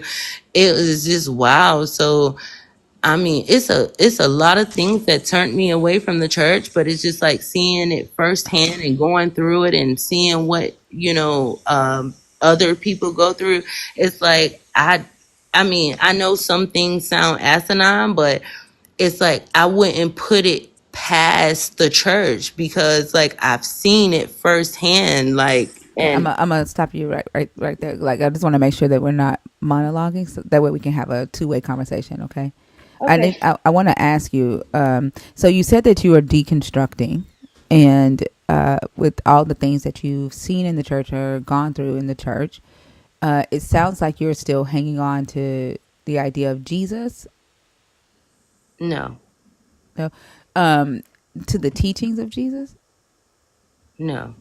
So when you say that you still believe in like God, but not the God of the Bible, Yes. what is that exactly? Is it when you say God, like is it just creation? Is that what Yes. it is? That's what it is. I just say God because, of course, we're humans. I feel like that's a human man-made word, of course. and that's the only word I can use for it, you know. Okay. But I Okay. don't, So you so know. what I want. Okay. So what's the purpose of the God that you believe in now? What does that Um, God? What does that God do? well, I think the purpose for me is being that I did grow up in Christianity. The fact that I, say that, oh, I feel like it's a higher power, a creator. It still gives me something to hold on to because I have not, gotten to a point or um, journeyed or started a path or where I felt like, oh, there's nothing, so I feel like a lot of that plays a part into how I grew up. So that's what that is. Okay. So it's just like a placeholder, is what you're saying? Well, Like. yeah, that's a good way to put it, but I never said it like that. Okay, that makes sense. Okay, and so you came up today. What's the purpose of what did you want to come up and talk about today? Well, yeah, I came up because topic, I believe that's number 3, disingenuous. Okay. um And like I said earlier, I felt like you're very smart and stuff like that. And I came up because I feel like a lot of, now that I'm outside of that realm, a lot of Christians are, disingenuous, because like I, stated earlier, I don't feel like you need a book or anything like that to be a good person, you know? So there's that. That's first. And then just starting from the beginning of the Bible, because Genesis, growing up in the church, that is the first book I read. The second book was Matthew's, which is weird, but that's just how it went and so forth from there. But I feel like the nonsense started in Genesis, and I feel like when I have conversations with Christians, if you will, or religious people. Well, I'm not going to say religious people because, I haven't ever argued with a Muslim or anyone outside of Christianity. But, those people, I feel like I'm judged, pushed down, made to feel less than. And it's not fair. I feel like that's disingenuous, and I'm not one of those people that's like, oh, go to verse, book such and such, chapter such and such, verse such and such. I'm not one of those people, although I have read the Bible, but my biological father, he didn't raise me or whatever, but he knows the Bible like the back of his hand. But he's a smackhead, if you will. Like, I don't know if I could say the word, but you know, he knows the Bible like the back of his hand. And I feel like, they're all of them are very disingenuous, because like I said, the nonsense starts in the beginning. Like, I don't know if, all these years I've been misunderstanding or whatever, but I've always been told, no one has ever seen God. We'll see God, when it's the end or whatever. That's what I grew up believing because that's what I was told. But like I said, in the beginning, it shows that, I mean, did God not appear to Abraham? Like, I believe, maybe like around about Hold chapter on, no, 11 or nobody asked. 12. So, okay, so I'm trying to gauge right in the conversation. I'm trying to find a point of where I can engage with you. It sounds like you have a lot on your mind. Where the things that you've experienced in your relationships with your families, other Christians in your life. It sounds like you have a lot that you want to talk about, and maybe you've wanted to like share this with someone before, and you've not had an opportunity to. Yes. Yeah, and I can hear that, and I want to be able to engage with you. It's hard for me to find a point where I can do that because everything's running together. Okay. Okay. So what I would like for you to do is tell me like the the the burning thing, right? That when you talk about like the disingenuousness Okay. of the believers in your life, like what's the main thing, right, that you want to talk about, and then let's see if we can kind of like focus around that. Okay, great. Okay. Um, Let me try and say it like this really quick, and instead of going on a tangent. The main thing is that um the people who still believe, right? That's in my life. They don't clearly read the Bible like I do, because when I bring up certain things, they're not able to address it.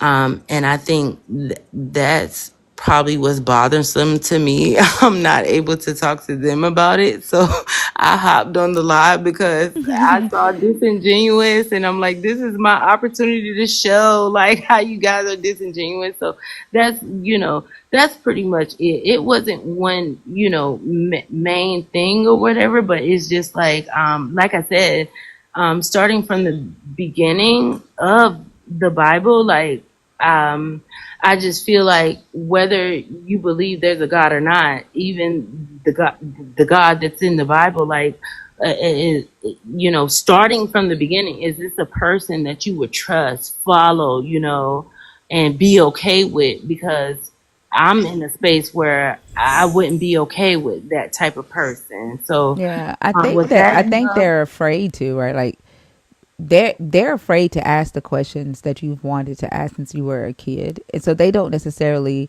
when they see the God in this Bible, confuse the languages of the people. Like you brought up the Tower of Babel, Yeah. and you logically are like, now why would a God want to interrupt the unity of His creation on purpose, right? They just see it as, oh, He's God and He can do what He would want to do.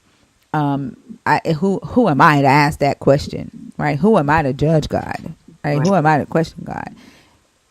They don't approach it and say, would I, why am I giving my heart and mind and thoughts and life and their situation, like they say, think soul, to a God that would want me to be in contention with my daughter, Yes. right?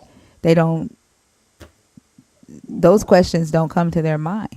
Or if they do, they think that a demon is whispering in their ear and they immediately kick it out. Right.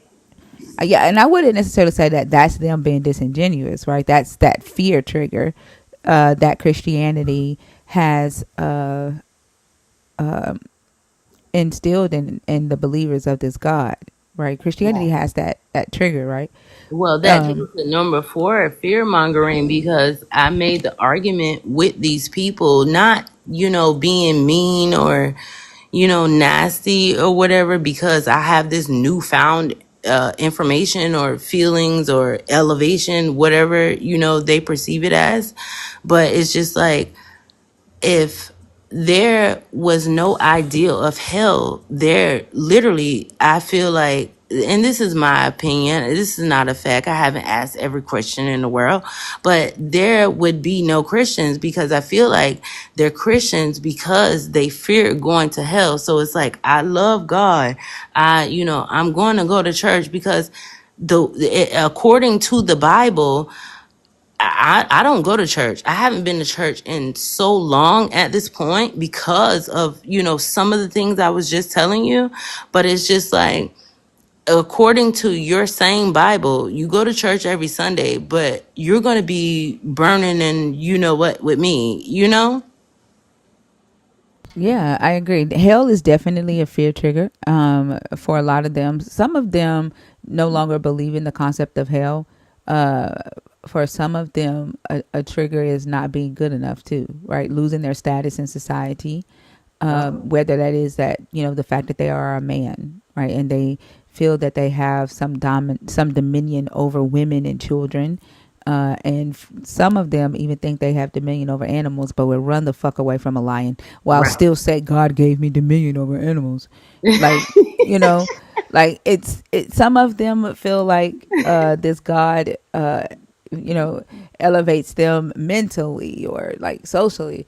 And it's just that trigger. I know, like for me, the thing was, it wasn't necessarily a fear trigger, it was a reverence trigger.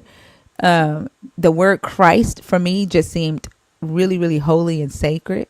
And so that was the one thing that kept me hanging on, was like, how can you Yeah. go against this Christ, this word Christ? Right. Like, and when I used to say it, it would feel like this very special thing to say. And now it's just a word, right?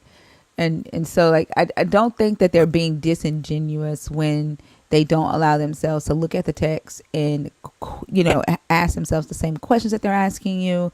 It's like you said, the fear mongering, the fear trigger, but also their minds just don't go there. Like, their minds just don't think like that because of the fear trigger, or because of the need to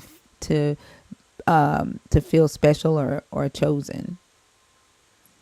Yeah, that makes total sense. Well, thank you for allowing me to come up. I think I had done healed like a little bit of the inner child in me and stuff like that. But just one last thing, like, cause when I am engaging in these conversations with them, right, it's certain things that I bring up that I'm familiar with and stuff. Like, for instance, when, you know, Abram, lied and said, "Oh, Sarah is not my wife, that's my sister."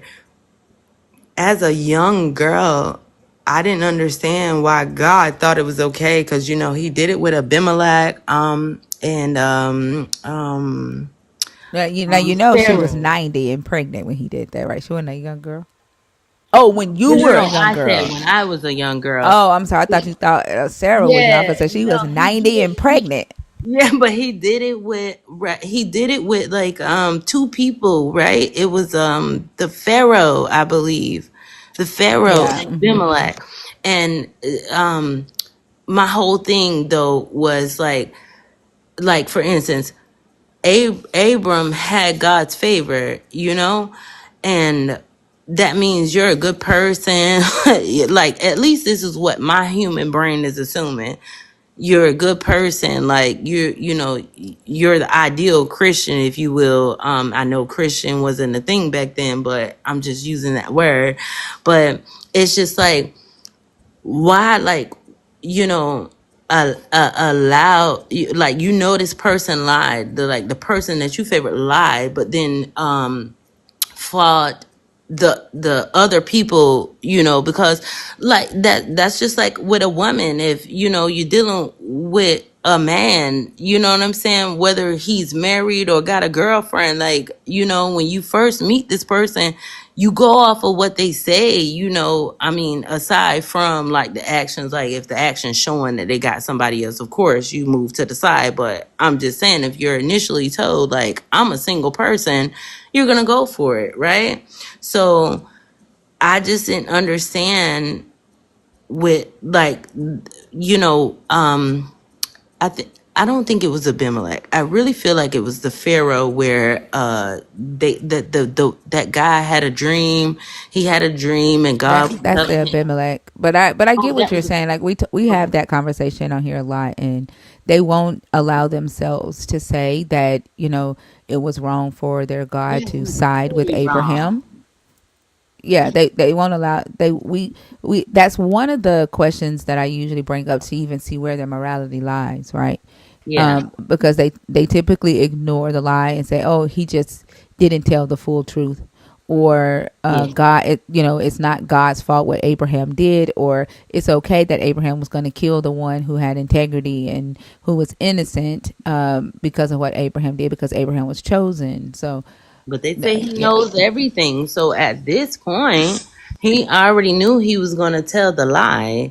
You know what I'm saying? He knew he was going to tell the lie. And, I'm a grape survivor myself, like, literally, so I saw people in the chat asking, like, how can your parents stay there and stuff like that? Like, I was literally raped, and my parent stayed with that person, until I told another family member, and that's when things changed or whatever.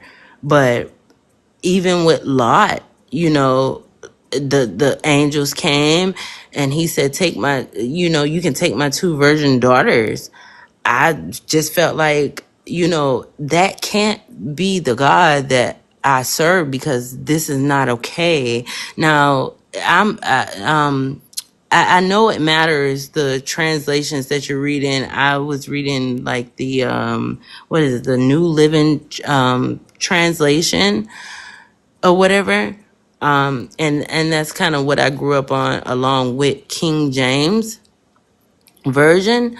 But it's just like, oh yeah, just take the two virgin daughters. Granted, later on in the story, they didn't do anything that we would deem ideal right now, but that's not okay. And I just don't think, that's the God that I want to serve. But I think I'm done with my rant. Thank you for allowing me to come up. I waited so long, multiple times. You don't know how many times I fell asleep on your live, but I'm happy I was able to get up here and talk about it.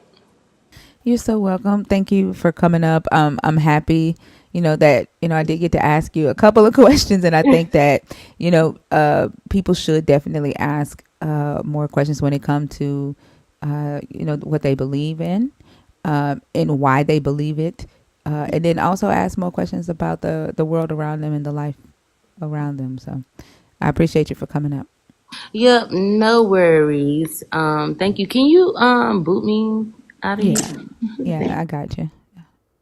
Do that. I couldn't wait. Dude, I don't know why, but I guess I'm a prophet, because I was over here trying to see an update on the TikTok ban, and when she said, "Can you boot me?" I was getting ready to go to the TikTok app so I could take her down, but in my head I said, "Do that, gonna get to it before and I already knew, like, I just know you do that." Because you know what? I'm going to tell y'all now. For those of you who are in this, in the request waiting, do not come up here and treat Thinker like she's a therapist. Like, my nerves are shot tonight because I don't like that stuff. I really don't. Like, I don't have empathy. And if y'all could see, listen, if I could roll my eyes all the way in the back of my damn head and look at my brain, I would. That's how hard I roll my eyes. I'm not trying to be funny, but this is not a therapy session. Thinker is not a therapist.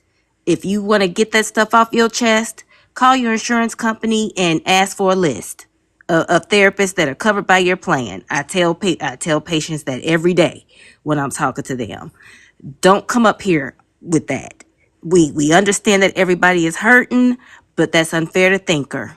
And it's heavy. And normalize giving a trigger warning before you talk about any type of essay or, a lot of us have gone through that already, as well. And so please normalize that. Don't just come up here trauma dumping, because I'm going to dump you back in the comments. It's only respect for Thinker that I didn't do it. But baby, if this was my life, I'd never have anybody up here. And I don't care who you Like, yeah, love. you do realize that she has way more power in here than I do. Like, you do realize that. They gone. Ain't nobody got time for that. I'm just saying. I'm gonna protect Thinker's space. This is what she asked me to do from the jump, and I'm gonna do it. Don't give me an assignment, baby, because I'm gonna follow through. They don't know about you do that. They don't know yet. I'm gonna listen.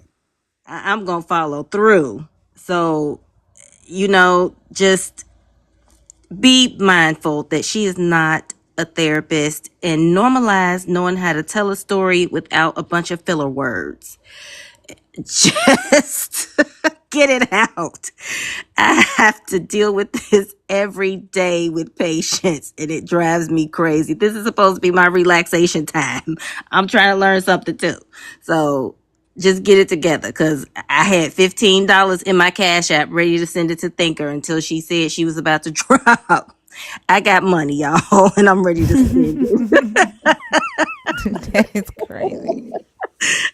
And I'm gonna go on mute. Oh my gosh. But I was looking at the TikTok ban update and I came across this Reddit post, and in the post it's a young girl that wrote it. She's 20 years old. She starts off by saying, a 20-year-old female, a TikTok user. But at first I was not. Recently I decided to check it out to check out Red Note, but I think I'm going to delete my account. In my opinion, Red Note is a bad idea compared to TikTok because while both are owned by Chinese companies, TikTok at least had international recognition, so it had individual buffer laws, if that makes sense. In my mind, Red Note does not yet have that, and I may become incorrect. I may be incorrect, but someone told me it's directly owned by the CCP. Anyways, I agree with the TikTok ban and think that Red Note should go next because while I do not like Meta, I'd rather have my information be stolen and sold within America. What? She don't know about America, huh? Like, what the fuck? And this is a 20-year-old. A 20-year-old.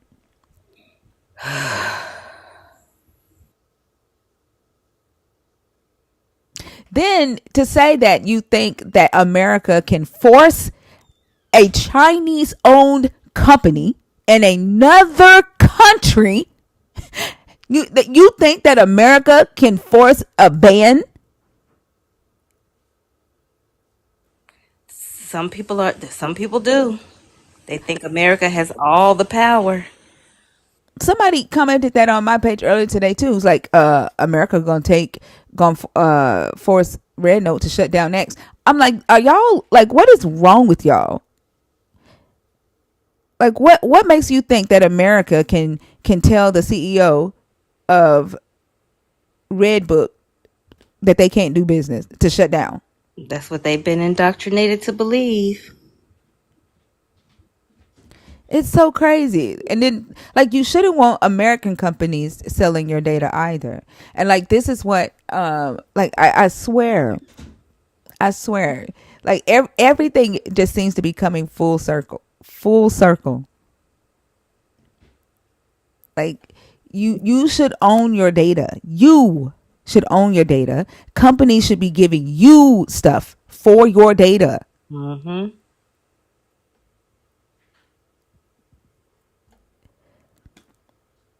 Like, no, that doesn't make any sense. Like, it's scary to see these young people say this stuff. It is. I'm trying to get the box to open up.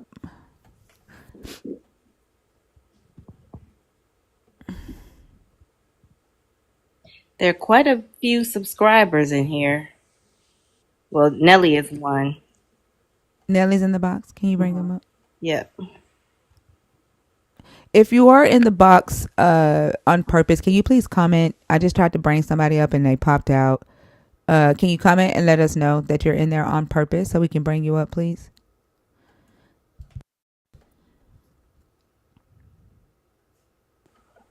What up, bruh man? Hey, how y'all doing? We I'm good. How doing are you? good. How are you? I am doing good. I was just listening to Do Dead Boy. She is, you are something else. Dude, that does not play. You know, Uh, I'm talking about when the hammer come down, it come down.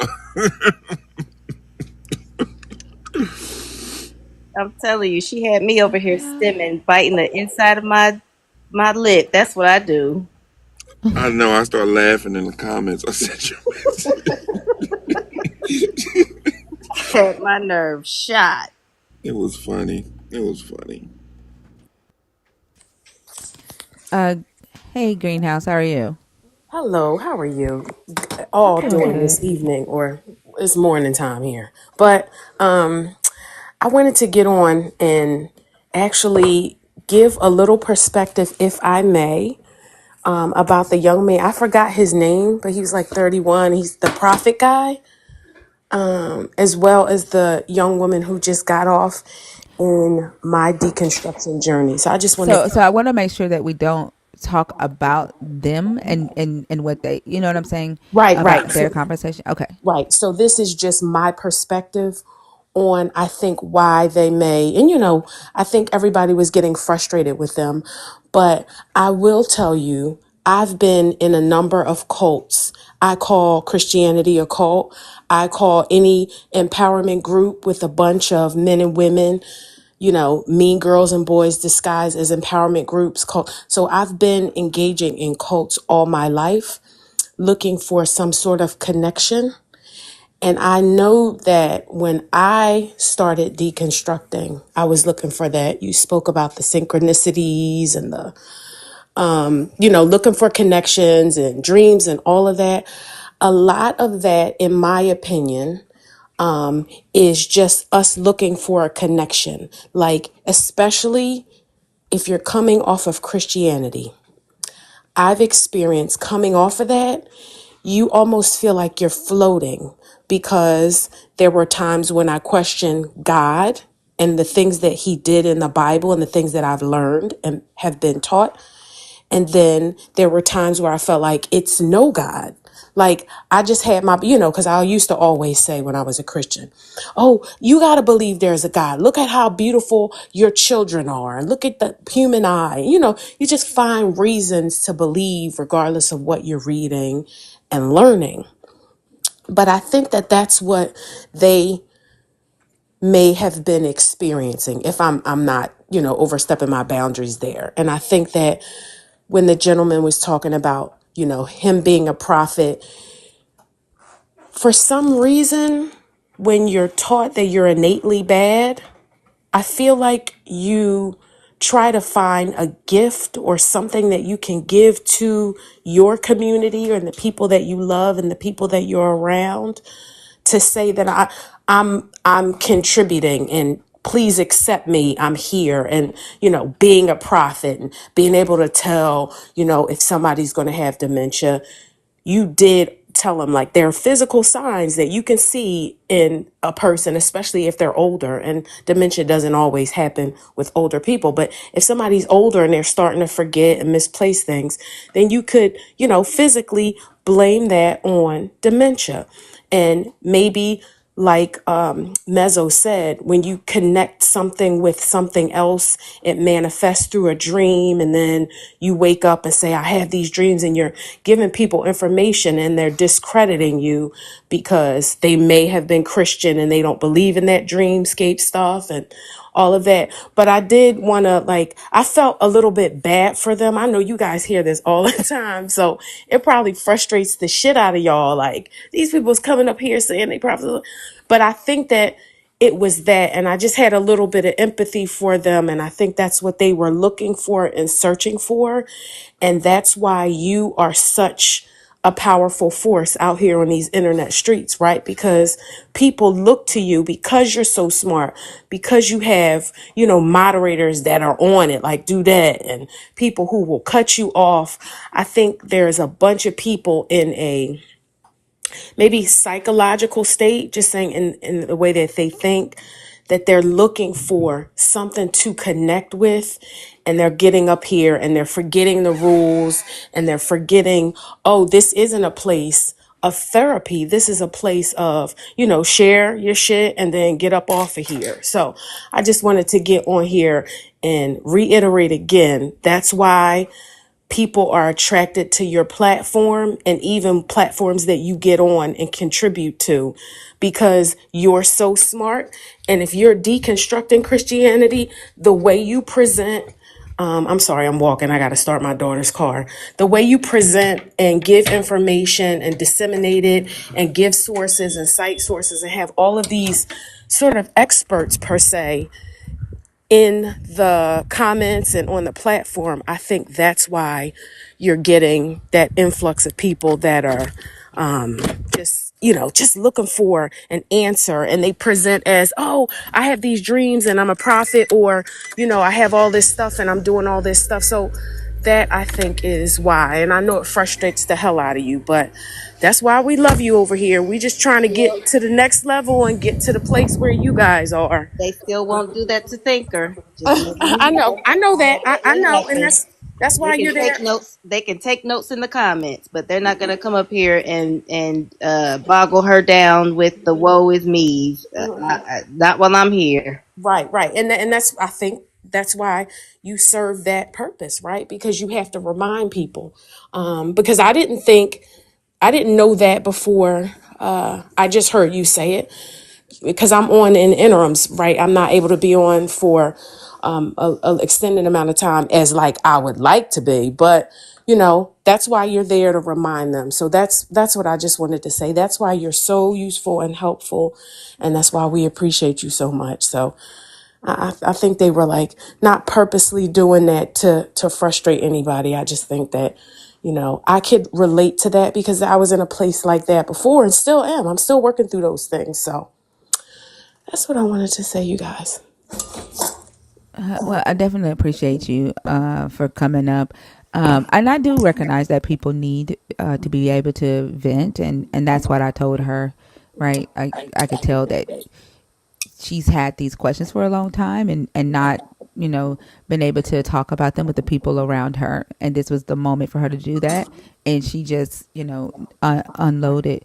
And so I tried a place of engagement with her, so that we could get some value out of the conversation. But I do always say, like, I'm not up here to be anybody's guru. I'm not up here to be anybody's therapist.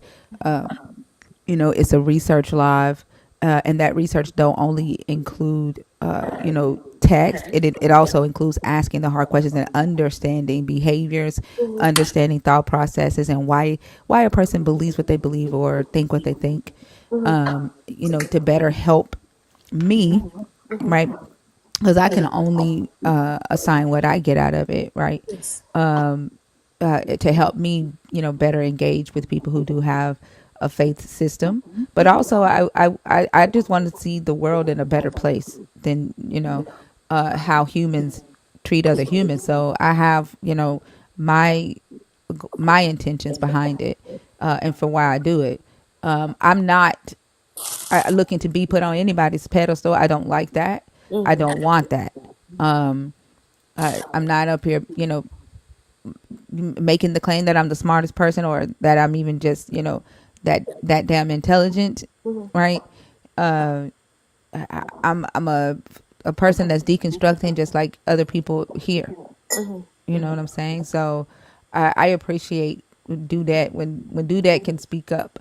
Uh, where places that I don't feel comfortable doing it, I appreciate, do that, being able to enforce that boundary for me I and do looking too. out. So. Yeah, I do too. I don't, I hope I didn't come across as sounding like I didn't appreciate that because, when you're learning, there are hard lessons. Sometimes you won't have the answer to a test, right? But you learn through the material and the material that Dudette gives and what Mezzo shares. And I'm still learning other names, but by all means, that level of protection is definitely needed because, like she said, you will be all over the place. You got a family outside of this, like a life outside of this, and then all these people is coming and dropping this heavy shit. And to hear that another woman was violated or even a man and all that shit is heavy. So I totally understand. I just wanted to just offer a little bit of that other, and you probably know that, you don't need my go in on it. But I just wanted to share that because I was there and that's how I got connected to the next cult after leaving Christianity and the next cult after leaving an empowerment group and MLM. You guys were talking about that too. All that shit, they're all cults and there are authority figures in all of those groups. And I believe that in this case, sometimes people come to you as that authority figure because this is your live one. This is, a platform where you're sharing intelligent, logical information that you've researched and rinsed through and thought about, and you have other people weigh in on it. So I think that they're looking at you as an authority figure. And again, that's why I like your moderators. They keep the shit tight so that you're protected. So the Well, whole, I think so too. Like that speaks a lot to how, what we were indoctrinated into yes, thinking that we need some type of authority figure to tell us what to think or what to do next, right? yes, And yes. that's a whole part of the deconstruction process is learning to trust ourselves, right? We need to be That's able to what trust, the decisions that we make. Uh, what this is why I was saying earlier, like listening to our bodies too, like being able to trust what our bodies is telling us, um, the information that we take in, being more aware of our surroundings, and trusting that we our brains work the way they work, and that we're processing information in a way that we can understand it, and asking questions, like being comfortable to ask questions, um, to the right people. But that's a part of the deconstructing process, is getting away from feeling like you need a leader to answer things, or tell you what to do all the time. That's So why, again, that's why I appreciate this, because it's a hard lesson for some, right? To hear that, because people are like, "Oh, she's mean." She's not mean. You have to put boundaries. You talk about it all the time, right? And again, I know you talk about it all the time, and everybody's not on here all the time, so my apologies for that. But that's exactly why we appreciate. I'll speak for myself. I appreciate this community so much, and I'm sure they do as well. But I wanted to say that because I heard it or saw in some of the comments, they were like, "She's mean and she's cutting people off." Well, also there are people here on different levels, and you have to monitor all of that. You have to be vigilant about the people who are at the beginning level, but also there are people here who are seasoned, like Doodad and others, who say, all right, that's enough of that, and we're not going to just go mindlessly and start talking about a topic that you're not versed in, because that's not what we do here. And that was a lesson for all of us, the newcomers, the people who are warm in here, and the people who are hot in here. So thank you again. I'm just I, going to I keep giving appreciate you. gratitude every opportunity. Well, thank you so much. I appreciate you, and I hope you have a great night.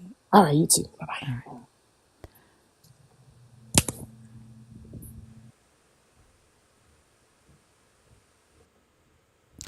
Y'all know what I just thought about. So in 2022, I pitched my company to the Black Ambition contest. Do y'all know that the beat maker? I can't think of his name. Oh my God, let me tell you. It made me think about his response to me. Heat maker. He hold on, I'm gonna tell y'all. Timberland. No, not Tim. For Williams, for Pharrell. Pharrell. Yeah. So I pitched to him in 2000. Hold on, let me go back to it. No, I'm looking at the email right now. 2022. And I got my. It was September 28th at 9:09 a.m. They responded to me and told me that, because like what I pitched my company was consumers owning their data, and businesses acquiring their data from the consumer through rewards, right?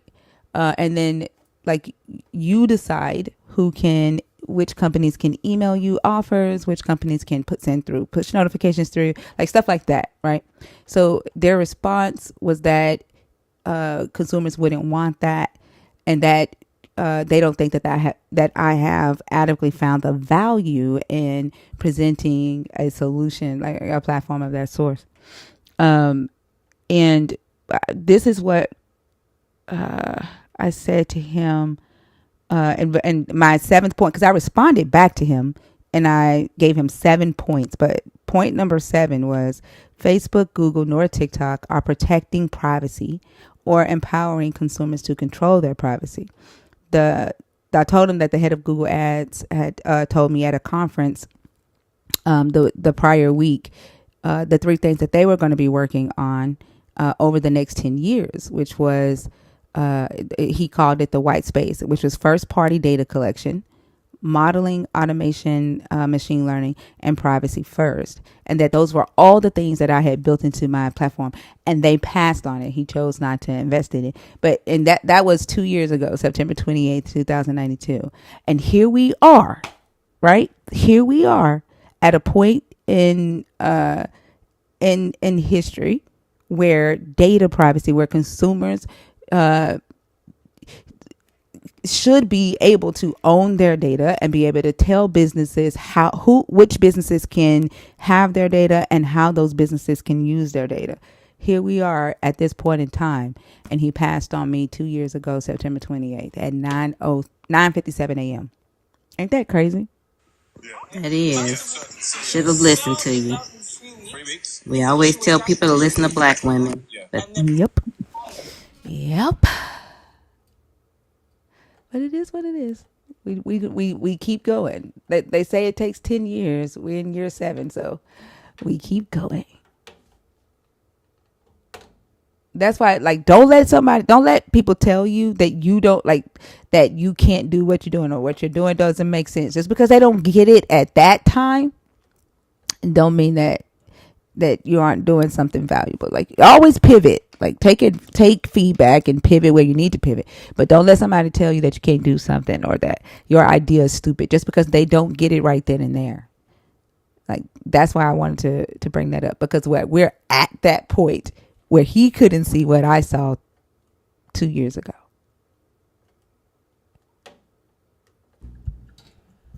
And people would say, oh, he's smarter because he has, more money and he's already successful. But he couldn't see what I saw coming down the line 2 years ago.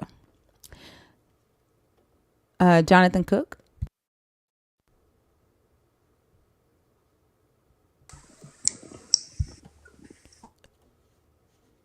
Okay, you're not there. If you're in the guest request box and you're waiting to come up, can you please comment so that we can bring you up, please?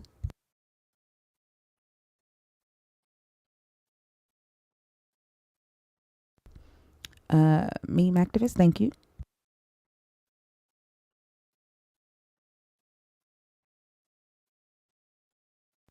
Exactly, Lawrence. And 9 times out of 10, like, you have to explain, like, to people who have the money to invest. 9 times out of 10, you have to explain things to them on a kindergarten level, and they'll tell you that. They'll say, "I don't know much about what you're talking about, so explain it to me like I'm 5." They'll tell you that. Just because they're rich doesn't mean they're smart. Meme activists, how are you? Not saying that they're not smart, but they say, I don't know everything, so explain it to me like I'm 5. Meme activists, how are you? I'm good. It's Serenity. I'm just trying to run a meme page before TikTok gets out, so that's why the name change in the meme. Oh, But okay. yeah. So I'm good. I just want to say that I enjoy your page so much, and I love the comments even more because I don't know, the nerds are just freaking hilarious, and it's an Yes, amazing they place. are. They are. Mm-hmm. Yeah. Yeah, you have built an amazing community here, and I'm so sad to see it go. But hopefully, they get that extension. I hope that happens. Um, but yeah, I wanted Same to here. kind of bring it back to the God makes my head hurt thing. So I didn't know if we're ready for that or if we're still Yeah. kind of like Yeah. free. Go ahead. So I'm still in the deconstructing half and everything.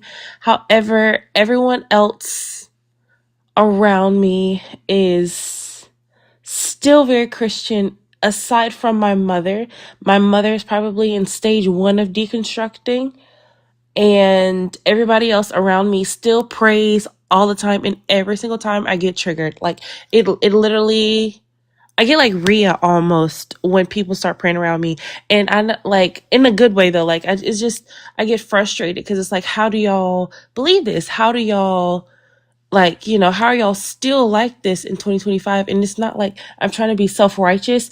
It just genuinely angers me that after all the conversations, nobody listens to me and everybody just writes me off, especially when I'm showing them like stuff that like, you talk about to other people and it just goes right over their head and they go back to praying and they just write me off when like, I bring it up. How do you deal with like that?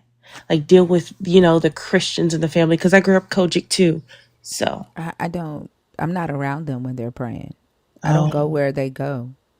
Like on Christmas, they did the Mm, prayer over the dinner. I had my granddaughter in my hand. I looked down and I'm like, looking at my granddaughter, smiling at my granddaughter. They said their mm, prayer, and then I went on. We all ate. Like I'm just not where they are when they're doing all the praying. mm-hmm. Okay, so just remove my. But I don't want to make it a scene, and I haven't told my grandparents yet, because that's gonna. Oh my God, like the elders in the family, and I'm like younger. I'm 25, literally right on your age mark. But still, I don't want to trigger my grandparents because they old and they won't understand. So how do I go about that when I go home this weekend? Like, okay, so Mhm. are they gonna like pull you aside and pray for you? Like, Yes, uh, they're one of those. Or they're gonna like try to do like the possession thing. They're like, "Oh, she's possessed by demons." They'll start oh, speaking that's a in tongues lot. and Yeah, being like, you're "Yeah, going to have to tell them no, right? Like uh, if they're doing that, you can't be worried about their feelings there. Like mm, that's a boundary that they shouldn't be allowed to cross, no matter their age. Like you're okay, gonna have to say no. I don't want this, and I said no. And if they get mad at you, that's just something they're gonna have to deal with, and then you're gonna have to be okay with them being mad at you. mm." I don't. Yeah, okay. I'm gonna have to just figure out how I'm gonna deal with that because it's my grandparents, And I think it's like the other lady said was, we have that issues like with we've been so trained to respect your elders, respect your elders, respect your elders. So it's like, oh, it's But you really know that's hard. not you disrespecting them. Respecting your elders doesn't mean let them do whatever they want to you. Okay. Like that's not you Okay. disrespecting them. And there's a respectful way to say no, right? You Yeah. don't have to say get the fuck away from me, grandma. Like you don't have to say that. You know what I'm saying? You can Yeah. say Yeah. Yeah. grandma, like I'm not interested in that. I do not want you to do this to me. Mm, I'm 25 years old.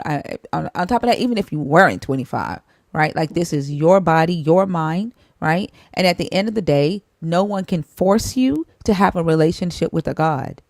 If it's real, they have to allow you to do that on your own. And that's what I would say. If it's real, grandma, then you have to trust that your God is going to do that with me on his own. Like you can't force that, mm-hmm. and just tell them no. Right. Normalize boundaries. Yes. Yes. Yes. Yes. Yes. Yes. Yes. Yes. Okay. So I have to just get some courage. Mezzo That's said, all. "My soul, my choice." Oh my God, that need damn. That literally needs to be a shirt. Y'all got me making shirts like crazy. My I soul, would. my choice. Yes, I would love for that to be like a little meme, a little thing that you have here, one of the little emotes. But anyway, That's one of the. I don't mean to cut you. I'm sorry. no, you're good. You're good. That's one of the first things I try to tell someone that is trying to deconstruct. Um, that's the first thing you got to do. You got to set boundaries because that's your protection. Um,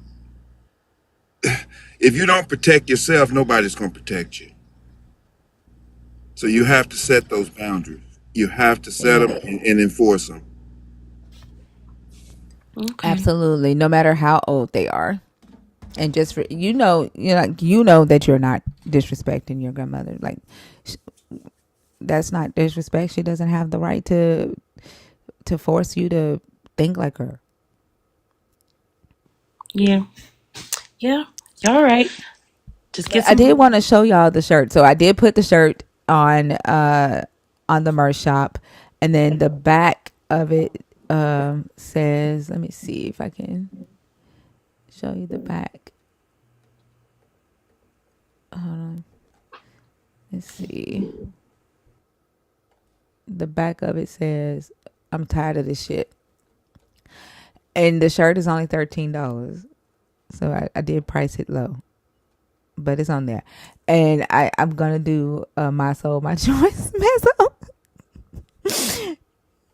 But yeah, so I told y'all I put it up there. It's there, and then I did it in a. I think this color here is like the best. I can see that with some like I don't know. I would cut the shirt Yeah, up and like make it like a midriff, like tight, make it tight with I like some that color. yeah, huh? I really like that color. Yeah, I think it makes the beer pop. I really want that My Soul, My Choice shirt. Like ASAP, expeditiously. TI voice. So, Yeah, I'm definitely. gonna make one and put it up there. Blasphemy, But G spot. Blasphemy Brown. Yeah, but no, Okay. I appreciate you for coming up. Of course. Thank you. Thank you. Bye, y'all. You're welcome. Have a good one. Mm-hmm.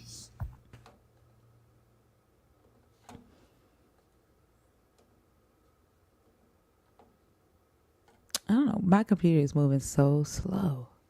Are you able to open the box, do that, and bring up somebody? If you're in the box and you're waiting to come up, can you please comment? Yeah, I've got it open, but I don't know who's friendly and who isn't. There's still subscribers in there. The crazy thing is that you're saying God is not to be mocked, but literally that's your Jesus saying that he came drinking. And because he came drinking, unlike John the Baptist, they called him a drunkard. If you knew your book, you wouldn't think it was mocking.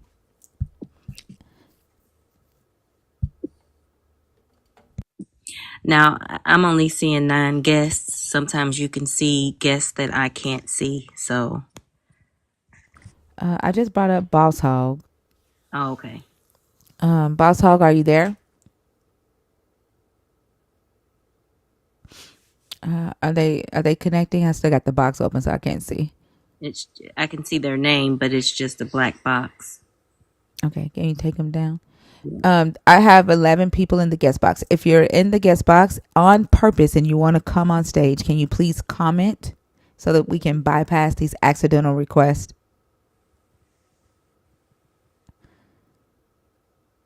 There's a cancel culture in here. Jessica, the Starlight System, Ronald Smith, May Angela Modica, Trash Panda, Defender, Corpseman, Darlene Bachua, Thoughts by D, and Rachel.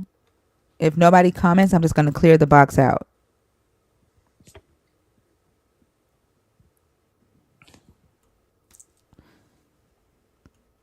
This is the hardest part, having 600 people in the room. And okay, let me clear the box out.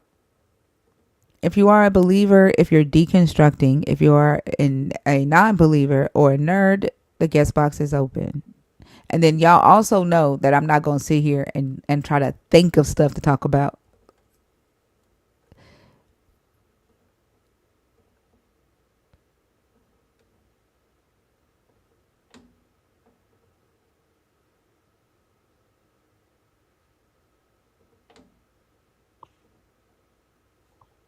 All right, the guest box is empty. There's nobody in the guest box. It's only 3 a.m. and we've run out of guests. Do that. Yeah, they're a bunch of wusses. But they're in the comments crying. Kevin thinks that we're mocking his God. I can't remember their names, but they're here. All you gotta do is push the button. Come on. If you like, just send a request. I think there may be somewhere studying their Bible. I think they're realizing that how far behind they are. I think you know how sometimes people think that they have such an advantage that they take it.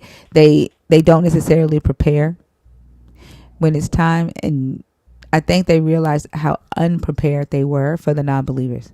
They didn't expect the non-believers to actually read their book, and that's why they keep asking the question, why do you read the Bible if you don't believe? They didn't expect that, and so they're realizing how unprepared they are, and so I think they're getting prepared. They're somewhere reading the book, which is good, because when they read the book, they're gonna start asking all kind of questions, and they're gonna be like, "Holy shit! Like I didn't know this was in here."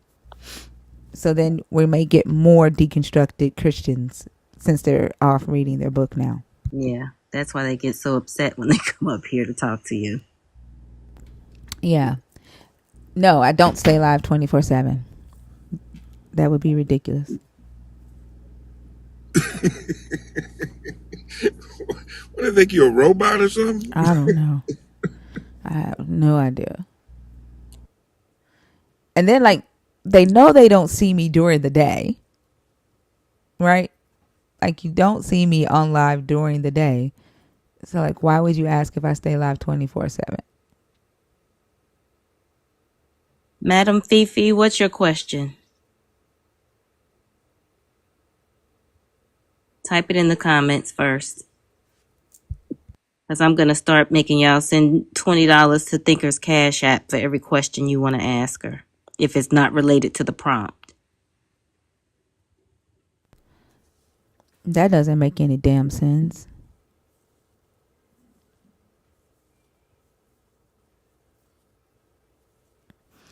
Like it's wild. I don't know. I never in my life thought that Christians would be scared. Why do you have to type "you're out" in all caps? Do that. You done made her mad. Oh, well. I don't even know who that is, so I don't care. Candace, how are you? Won't remember you after I block you. Candace,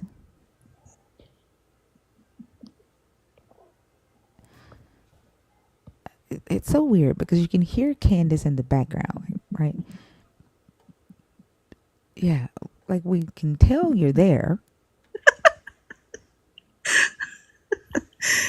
What? This internet is just... these people are weird sometimes. But it's the fault of like Western society. Like we were not raised to have confidence in ourselves. Like honestly, if you think about it, we like to be the humans to believe that a God gave humans dominion over the earth. We are very fragile people. You know, Yeah. so what someone thinks about us, what someone says about us, will can completely break us. And that's terrible. It's very like it's that it creates a lot of anxiety. It does. And you know what I used to do when people got on my nerves? Especially if I was driving, I would leave them. Too dead. I would. I left my ex-husband and I put my ex-husband and his friend out the car in the middle of Texas, Killeen, Texas. No trees, no shade, no nothing. He tried to get smart with me in front of his friend. I got smart back. His friend started laughing. I got mad at his friend because I told him wasn't shit funny, and I put him out on the highway and pulled off and watched him get further away from me in my rearview mirror. Damn, how did they get home? I don't know, and I don't care. And this was before cell phones too, and it was in the middle of summer. And I'll still do it today. Dude, that got some guts that I have not yet grown. I left my sister and cousin at a doctor's appointment. I don't know how they got home, and that was really before anybody could afford a cell phone. So don't make me mad, especially if I'm in control. And that's why you don't fuck with do that, y'all. When you come in here, like if you want to stay, your best bet is not to tag do that and talk shit. Please don't, because I'm going to get rid of you. Think I just blocked what? My computer is going so slow.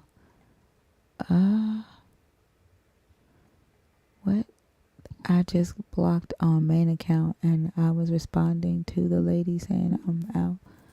You typed I'm out in all caps, and it like one caps is for mods only and people with vision impairment. And if you're responding to do that, that would be why she blocked you, I guess. You said that wasn't you? That wasn't you that typed I'm out in all caps? I said bye, nobody cares to the, oh, she was saying, oh, do that. What's your main account? What's your main account?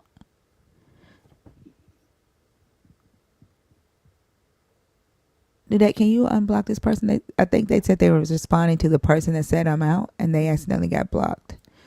Uh Mo Mohammed Mo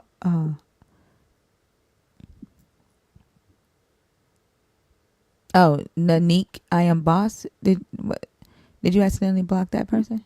Is that the person that said I'm bye, I'm out? That's the last person I blocked.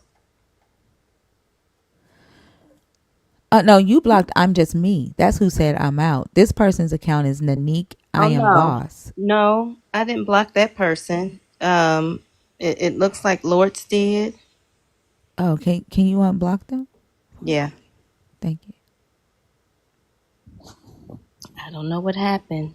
Lawrence might have been trying to block the I'm out person. Like, you know how when you go in to block two people trying to block the same person, Yeah. it might have went to the next person in line. Hello, my beautiful people.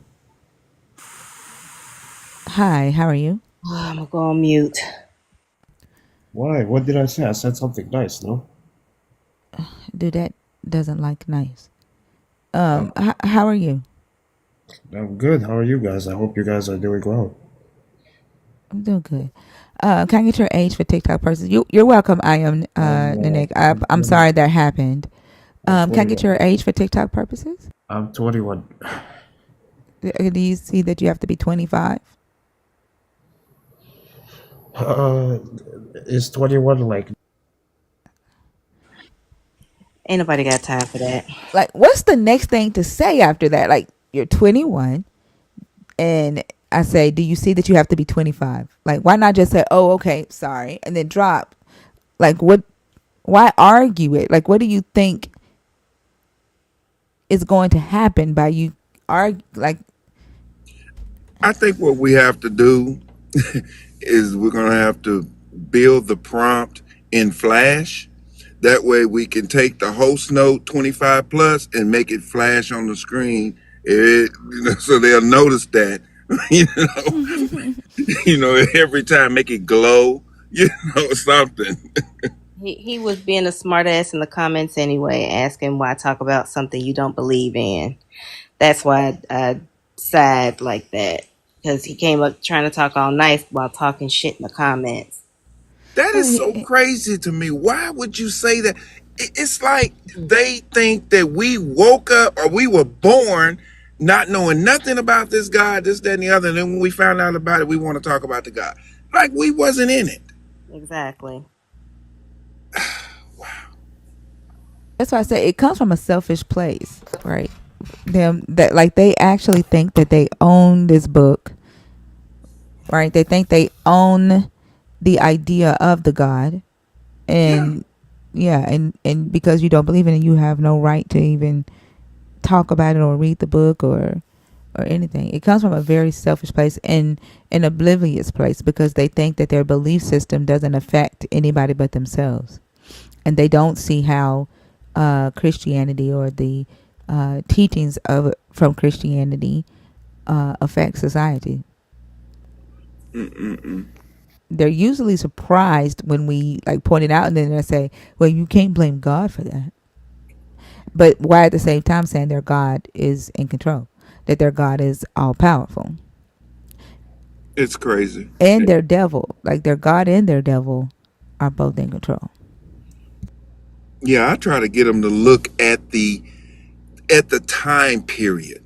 I mean, if you notice, the time period is it's like it's like the magic that you see today, the walking on water. The only thing that's really great in there is, you know, Lazarus or Jesus that rose from the dead or this, that, and the third. But everything else is pretty much stuff that they minds would have been blown on, like if walking on water and all these miracle things and stuff like that. You know, that's a time period. I mean, if you really believe that Jesus is coming back on the goddamn chariots and shit, come on, man. This don't make sense to me. It just I doesn't. I love the fact that Jesus chose a chariot to come back on, because it's like Yahweh conquering his fear. You know what I'm saying? He's the thing that that he couldn't conquer, right? When they went Right. into Canaan. But also, is it the fact that they didn't have chariots? The other nations was rich. They were richer and they had these fancy chariots, and Yahweh didn't give his people a chariot. So that's something to like aspire to. And he's like, yeah, now Yeah. we got chariots. Yeah. I mean, people don't, like you said, they don't read the Bible. They don't, I mean, what do you think is going to happen? If let's say Jesus came back, who, in their right mind want to go back to the Stone Age? They Who don't the hell recognize wants to that. do that? They don't. A chariot. I wonder, like, if I want them to explain to me what the chariot looks like in their head, right? Like, what is the chariot? It's going to be a Maybach Because honestly, like in our time, he should be coming back in like a Maybach or a Tesla truck. or something. Yeah, a Maserati something. But the chariot at that time was the Maserati of the time. So like Jesus is like, I'm coming back in the what rich people have. Mm-hmm. But your Jesus is stuck in the fucking Bronze Age. Exactly. And I tell people this all the time. I say, you know what? If someone was to come back, say they came back and they said they were Jesus, they would probably end up getting locked up because they would think they was crazy coming back Yeah. saying that.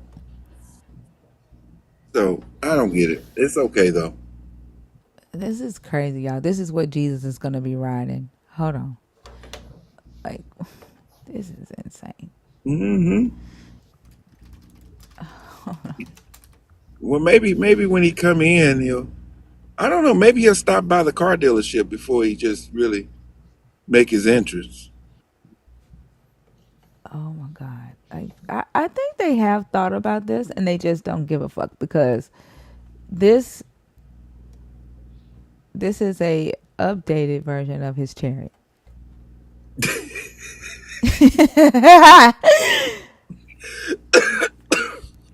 Wow. Okay. Wow. No, like at least you would think it would have diamonds, like the wheels would be diamonds or something. I don't know, but that's the chariot. Wow.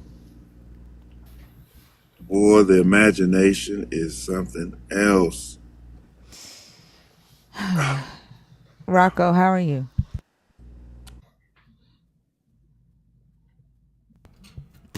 Rocco, are you there? Okay.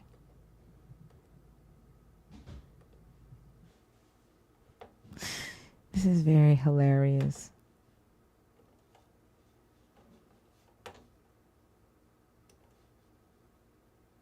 I don't know.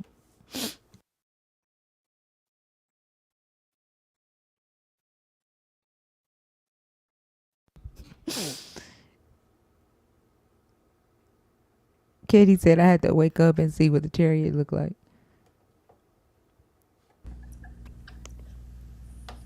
Hello, Hi, how are you? I'm good. How are you? I'm doing good. I I bet you're underage. How old are you? I'm 23. Do you see the host note at the very top of the screen? Oh, 25. Okay. Yeah. I'm sorry, gotta drop you, okay? Yes, All right. Have a good one. And thank you for respecting that of rule. course. See how easy that is, Momoa, whatever your name is? Oh shit! I didn't read it. God makes my head bad. Believes don't question the commands I'm or sorry. anxious. 1 second. How old are you? Old enough, man. I'm like How, 35. 35. Okay. Are you a believer? Are you deconstructing? Or are you an atheist? I'm a believer, 100%. Okay. Well, are you okay? Yeah, I'm well fed. I had some food today. I'm pretty good. Oh, okay. You Thank you sound for you sound asking. kind of riled up for like already before you even know what we're gonna say. I heard a little bit, but it's just the accents are a bit hard. But I can understand. Yeah, no worries. No, Okay. I'm Australian, but it's American accent's pretty full on for me. Okay. So, the part that you heard was us asking about the chariot. Yeah, I heard a little bit about the chariot. Yeah. Yeah. And so, are you waiting? Are Are you you talking about waiting? I'm Ezekiel, the sorry. A chariot of coffee, fire? coffee sky. Are you waiting on Jesus to come back in a chariot?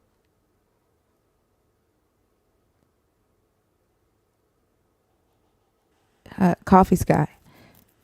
You're on mute.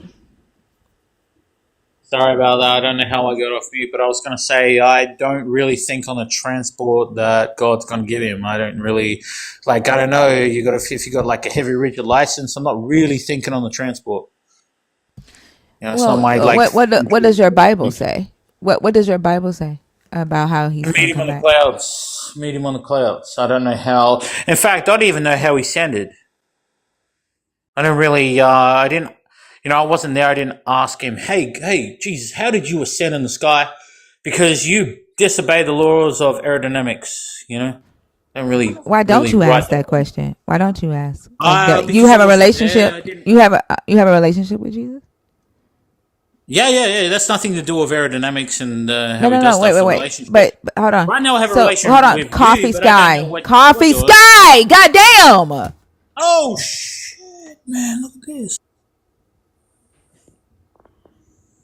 I think he's trolling. I'm sorry. I just can't. I think he's trolling. Well, I can drop him if you want me to. Yeah, he's not gonna have a real conversation. All right.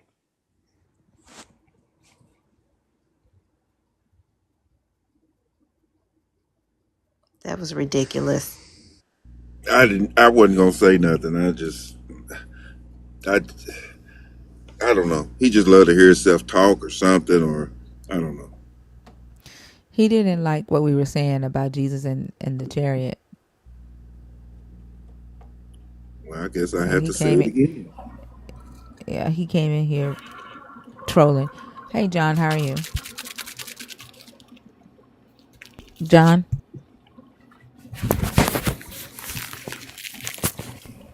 John, did you request on accident? Uh, can somebody take him down for me? I don't think he knows. Moaman, get out of my box. You are underage. The answer is no. Kevin, the very fact that you think that me responding to a fucking troll, right, is disrespectful tells me that you expect for people to allow people to treat them any kind of way. Like you as a Christian, Kevin, think that you have every right to say and do whatever the fuck you want to other people. And other people are not supposed to say anything. Yes, Kevin. Guess what? I'm going to show you how disrespectful I am. You don't like to be muted. I'm muting your ass permanently. Bye.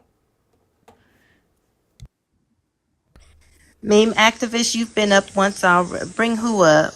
I'm sorry, I misread your question. Bring who up.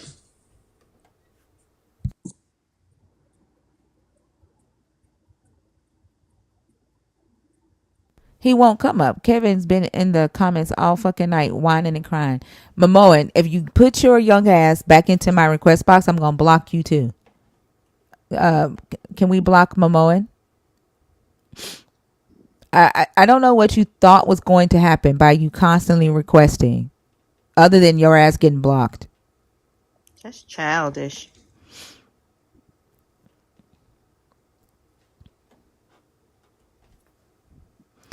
He is by me, Exodus effect. He's mocked by me. Like y'all coming in here saying that, like, is it supposed to stop people from doing it?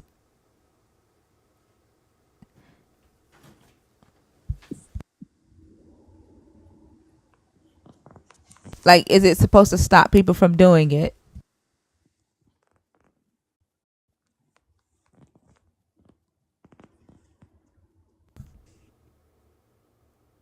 No, I know what the Bible, but Klopnoff quoting the Bible to me, right, and saying, "Oh, it's in the Bible." Like you, I don't believe in your Bible. I don't like. What is that supposed to do?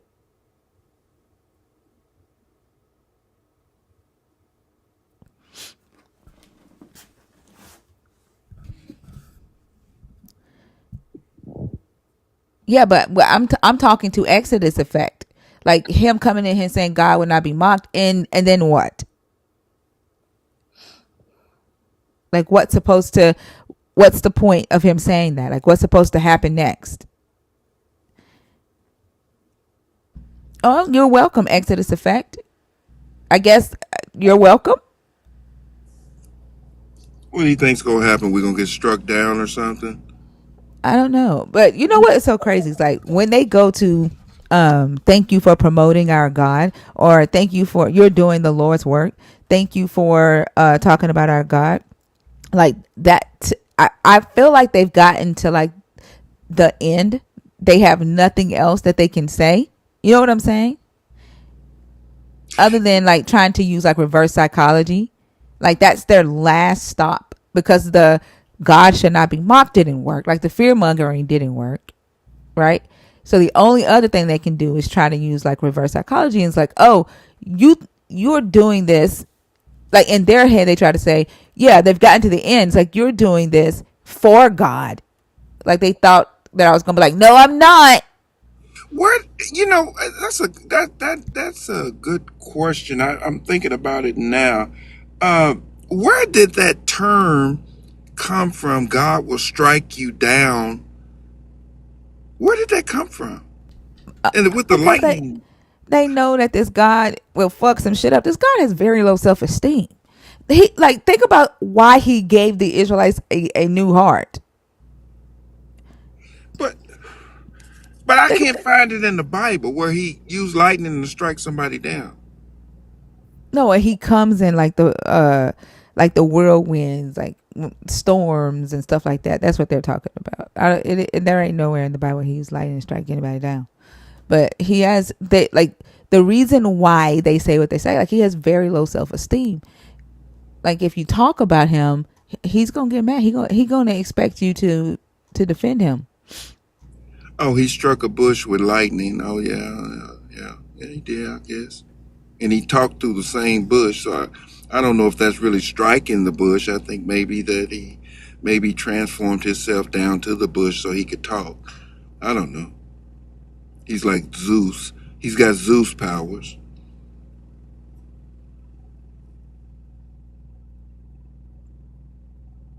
Yeah, like God, like think about it. If you say words and say your God doesn't exist, right? God goes, oh, okay, go chop off their head, go kill all their babies. That's Yeah, like he goes way beyond words. yeah. This I think if Christians would just take out the time to study other gods like Buddha, and these other gods, Zeus, and all. Study these gods and just look at the characteristics of those gods, and then compare them to the characteristics of your God. You're gonna find a lot of human characteristics in this God. You're gonna find a lot of human characteristics. Yesterday, when series was on here, we did a little bit of that with like the different legal codes in the ancient Near East that were given to different nations, and of course they said that their gods gave them the laws, right? So we did that with adultery, and we did that with slavery.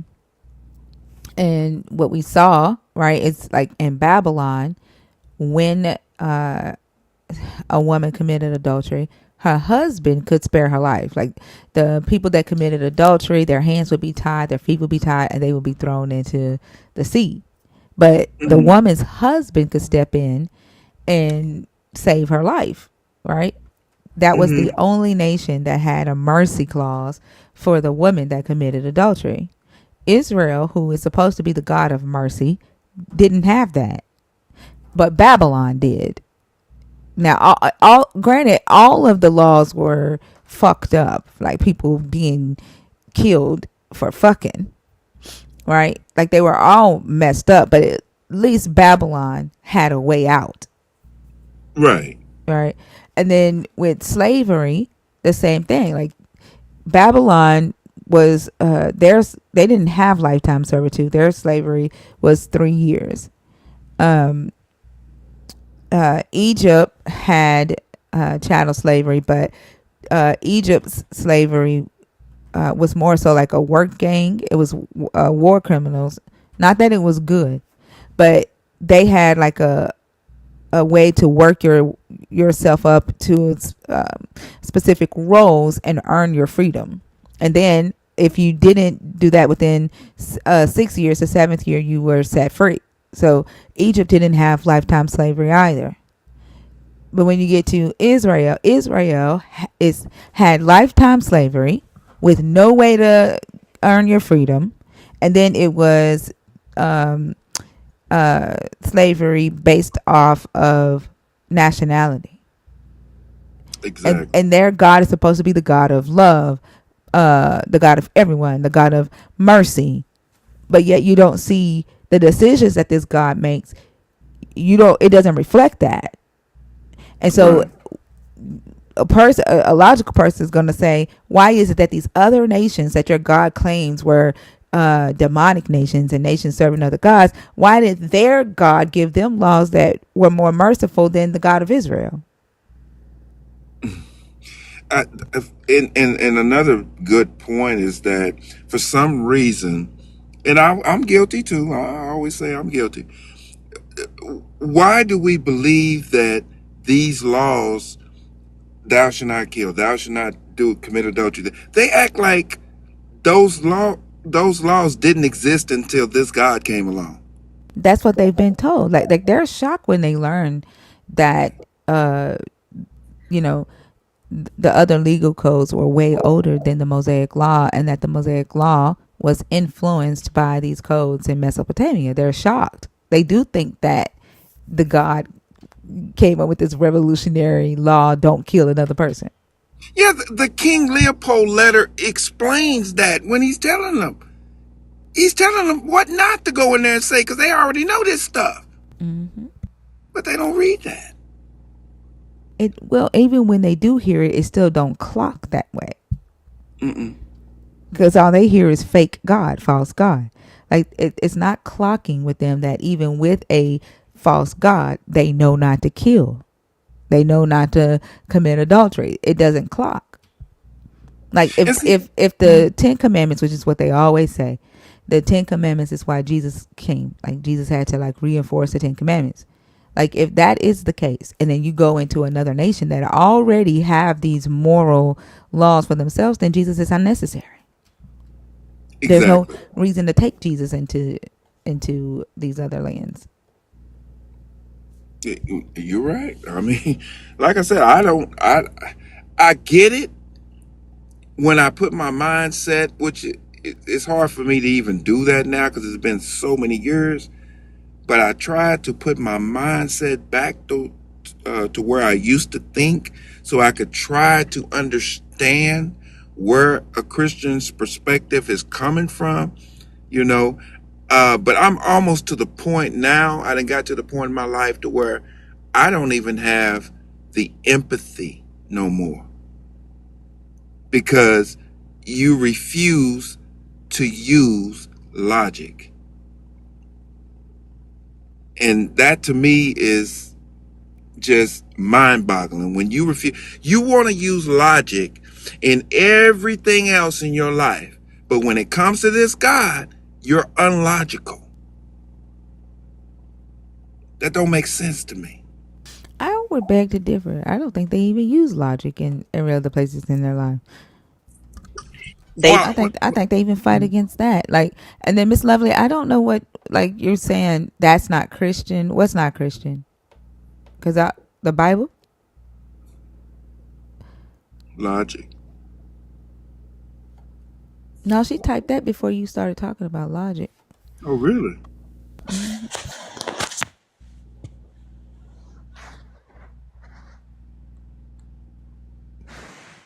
Jay, how are you?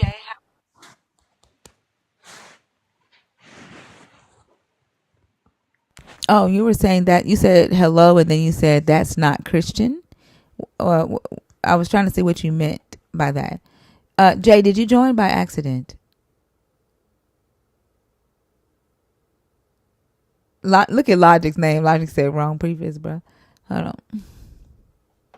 on. When he said unlogical, he should say illogical. Is that what you're talking about? Logic. Oh, my bad. My bad. Like I said, hey, I'm country. Everybody need to know that Nelly Nell is country. I don't use big words, and sometimes I twist words. So thank you for the correction. Oh, you were saying hello to everybody except for the angry Christians. Oh, I get it now. You weren't saying that's not Christian. You were saying hello everyone that's not Christian. I get it now. Okay.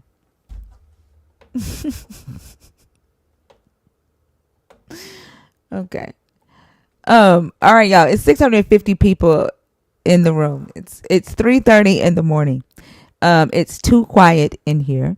Let's see if we can get some conversations going. If not, then we're just gonna, shut the live down for the night. And then we'll be back tomorrow night. Tonight, Wednesday. Well, we got tonight, Wednesday, and Thursday, right? Yeah, today's Wednesday. Yeah, so we have two more nights. Yeah, I'm What's like, up? I just wanted to say hi.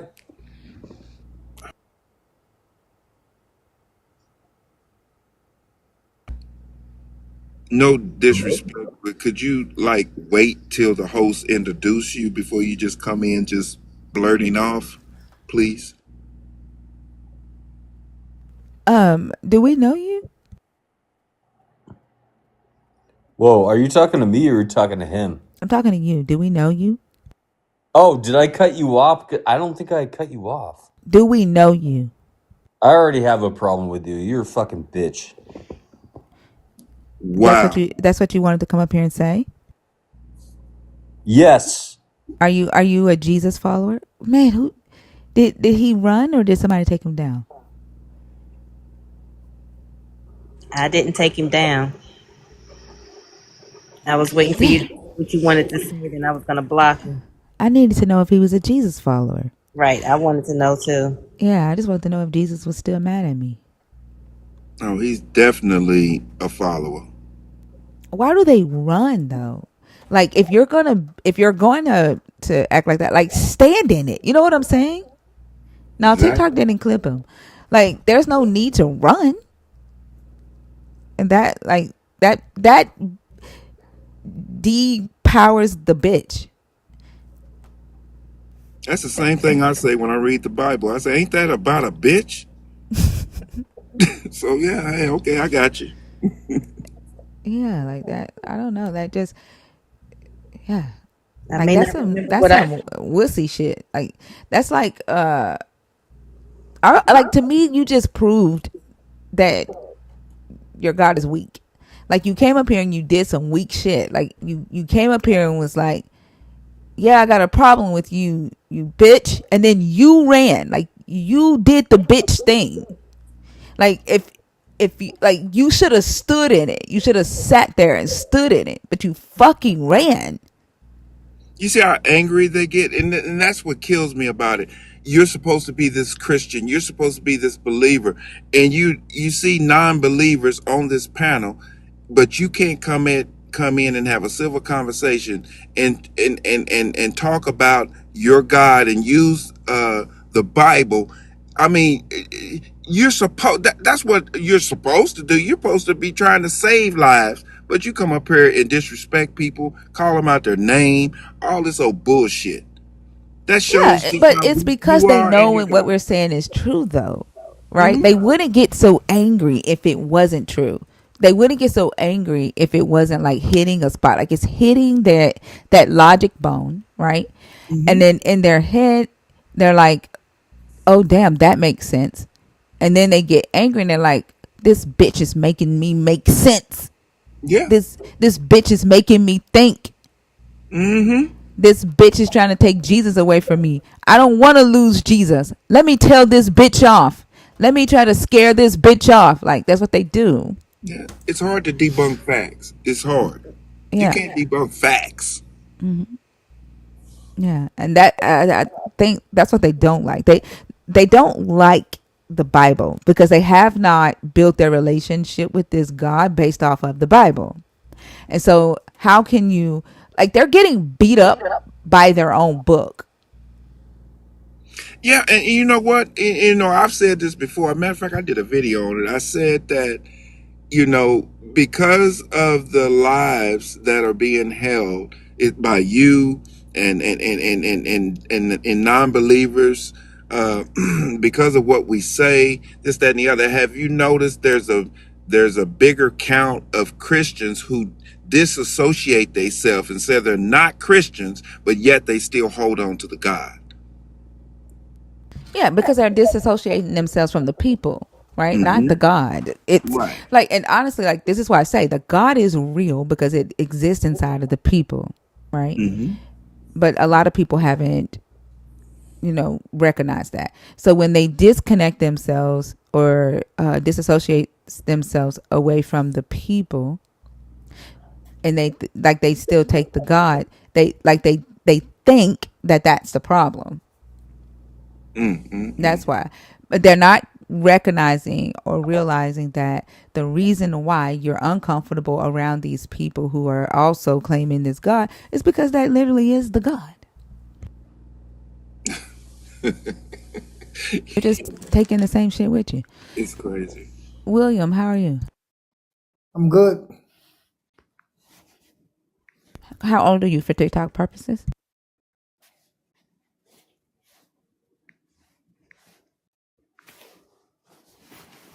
Why are you typing your age in the comments, William? Can you hear me if I talk? Yes. Oh, You okay. wouldn't. My bad. I usually don't do this. You're Just 60. listen. No, you can't 62 come on. years. You can't come on stage and just listen. Did you come up here to talk? Yeah, I'll jump in there every now and then. You I you don't want to do be you rude, do realize you have a microphone in front of you? No, like I said, I don't usually do live. I don't usually do TikTok. I'm just at work listening to you, your conversation.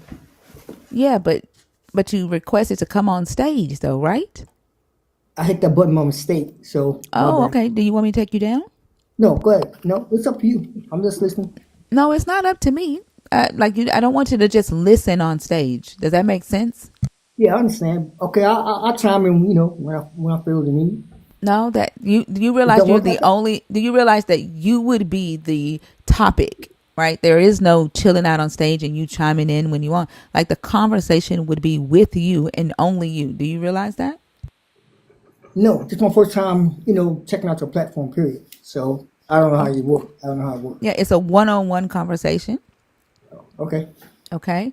So that means you would have to participate the whole conversation. Are you Okay. comfortable with that? Yeah, cool. Yeah. Oh, okay. Are you a believer in the God of the Bible? No. Okay. Are you a Muslim? No. You do realize that this is a live about deconstructing from the God of the Christian Bible? Yes. So, okay. So there is I'm no not a reason for you Christian. to I'm be not on a stage? Muslim. I'm not a Jewish. I'm not atheist. I'm just a person who believes there's a higher power. Okay. I don't All believe right. the So Bible. why should I keep you why should I keep you on stage to have a conversation with you, William? You don't Like it have doesn't to. sound I okay. So mean, I'm going yeah. to take you down Okay. and you can listen from the comments, okay? Okay, no problem. All right. Have a good night. All right. That was weird as fuck.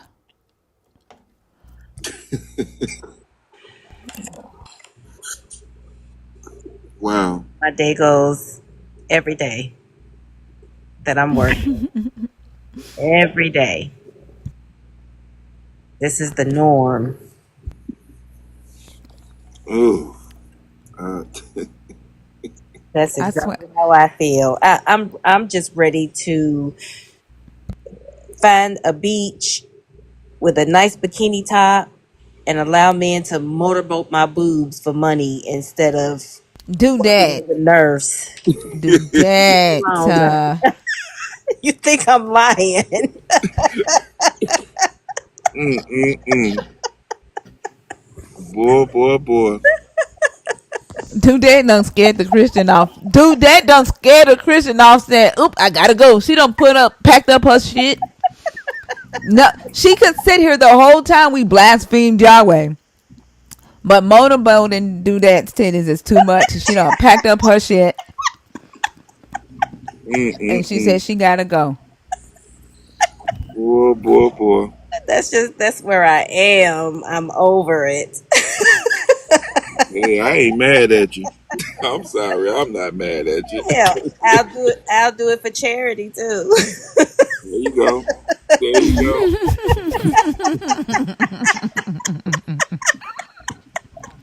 Me likey. She said, you ain't got to pay me. I'll do it for free. Mm. Mm. Ted Washington, how are you? Ted, are you there? Hello. Did you just wake up, Ted? I'm just a listener. I didn't want to come up. That's okay. I'll take you down, okay? Okay, thank you. You're welcome. I love the show. Thank you. I appreciate you. Have a good night. Yep.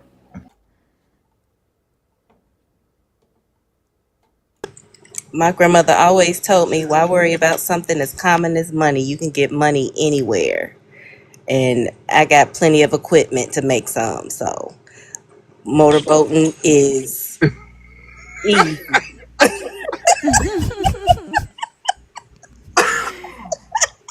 Do that making people uncomfortable. I am about to choke over here. My grandmother had 10 kids with one man, divorced him, found a boyfriend, and had them both in the house because my grandfather couldn't leave her after all them kids. So she got money from both of them Oh while wow. while running her poker games and getting a piece of the pot from the poker games while selling plates and had her little makeshift store. Damn. This, Wow. this is the grandmama that had her side piece and her husband living in the same house. Yep. And my granddaddy bought her a house and the boyfriend was still coming over. Mr. Rowland, walking around with big old bucked eyes with a flashlight during the day so he could see. Wow. Wow. And she would sit on the porch in her panties and bra on her recliner and sell her prescription pills. Oh, wow. She would. That's where I get a bit of my personality from. All right, I'm going on mute. The ancestors speaking through do that. Disgrace, how are you? Hey, I'm good. How are you guys? I'm doing good. Can I get your Good. age for TikTok purposes? I am 31. Okay. And are you a believer? Are you deconstructing? Or are you an atheist? So, I am an agnostic atheist. I know that you want to have discussions with the opposition, so I'll keep it really quick. I put it in the comments, but I just thought it was funny and I wanted to mention. I don't know if you know Daniel, who goes live deconstructing Yeah, I know from Daniel. Australia. Yeah, right. At the end of every live, he sends us to someone else, and it's almost a running joke at this point because of the time difference.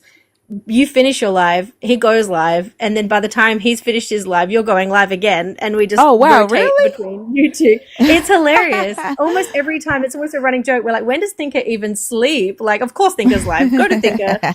Who else is around? So yeah. I love Anyway, that. yeah. Cool. Well, thank you Good to for listen. thank you for sharing that with me. I didn't know that it was back to back like that. But Yeah, it's it's pretty cool. crazy time difference. Yeah, we're out here in the future. We're ahead of you guys time wise. So yeah, cool. Thanks so much. You're welcome. Have a good one. You too. Bye. I think Daniel have some amazing eyes. When I go into his life, it's hard to like pay attention because his eyes is just freaking beautiful.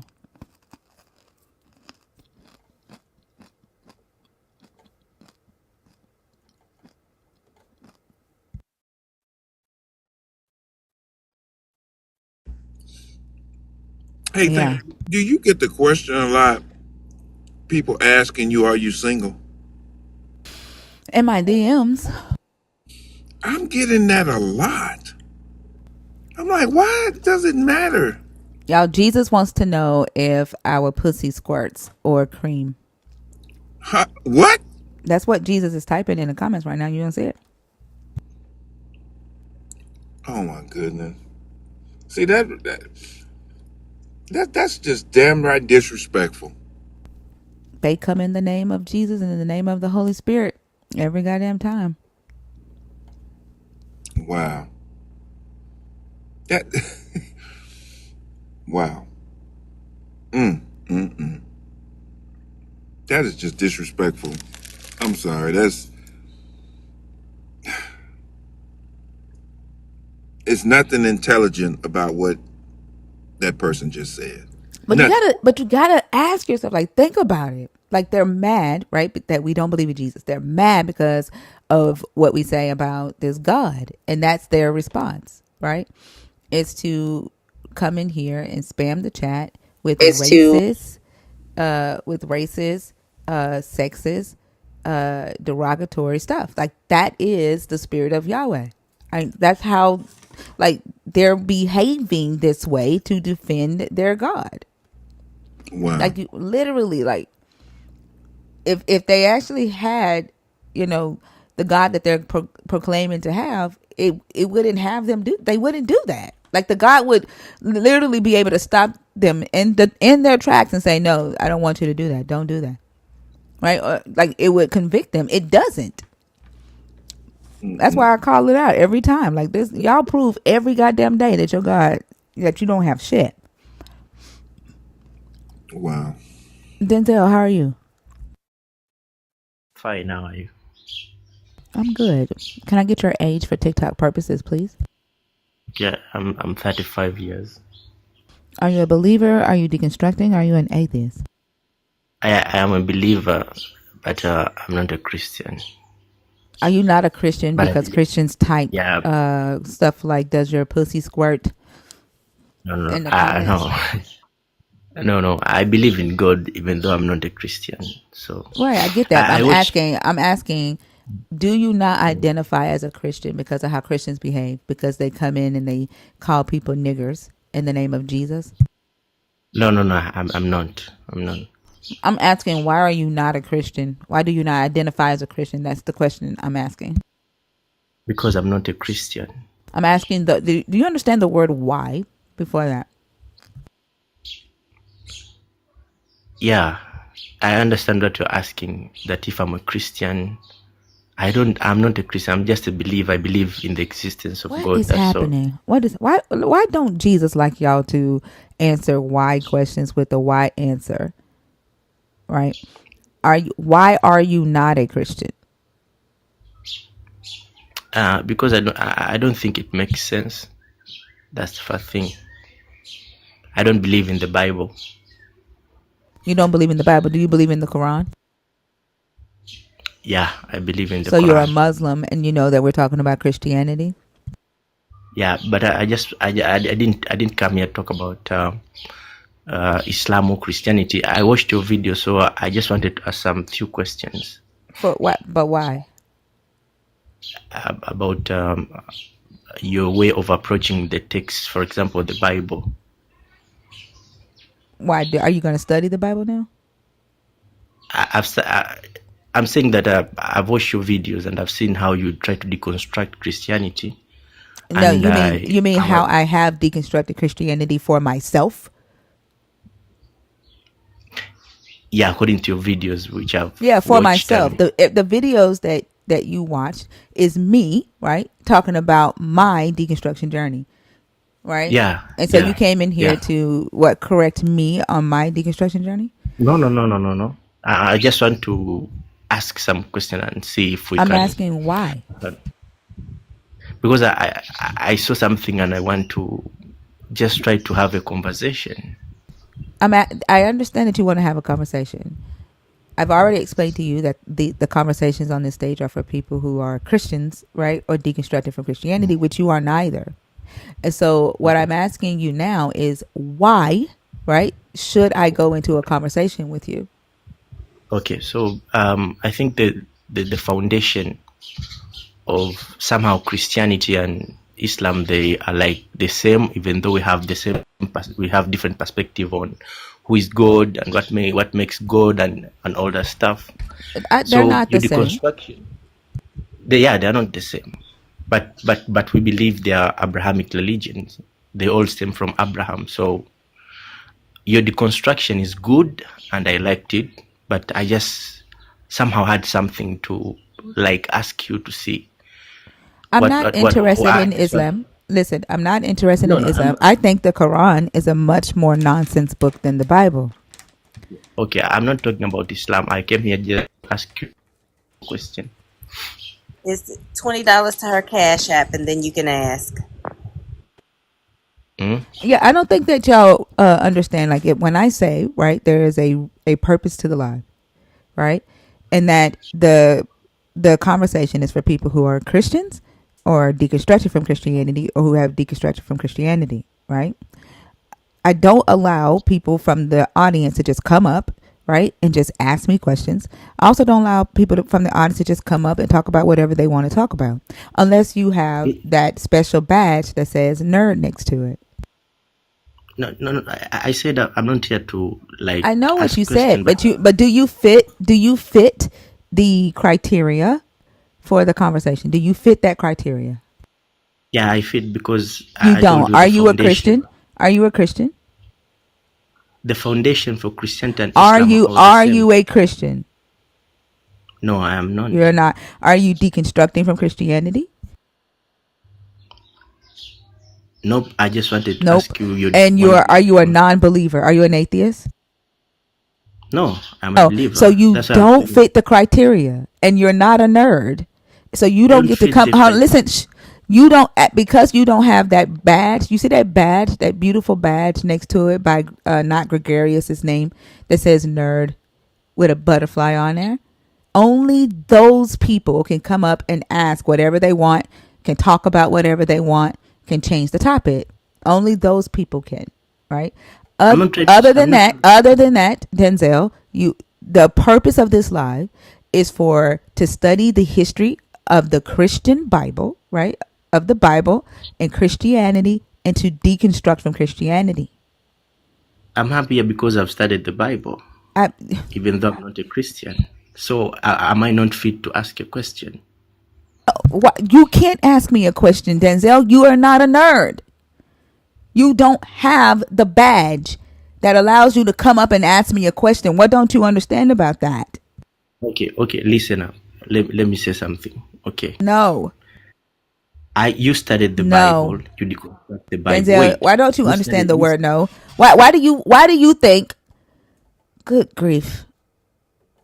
Why do y'all think that y'all can cross people's boundaries? Why can't you just respect the boundary?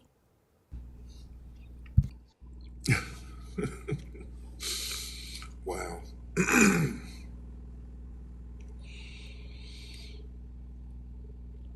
That is so crazy. It's like he didn't hear nothing you said.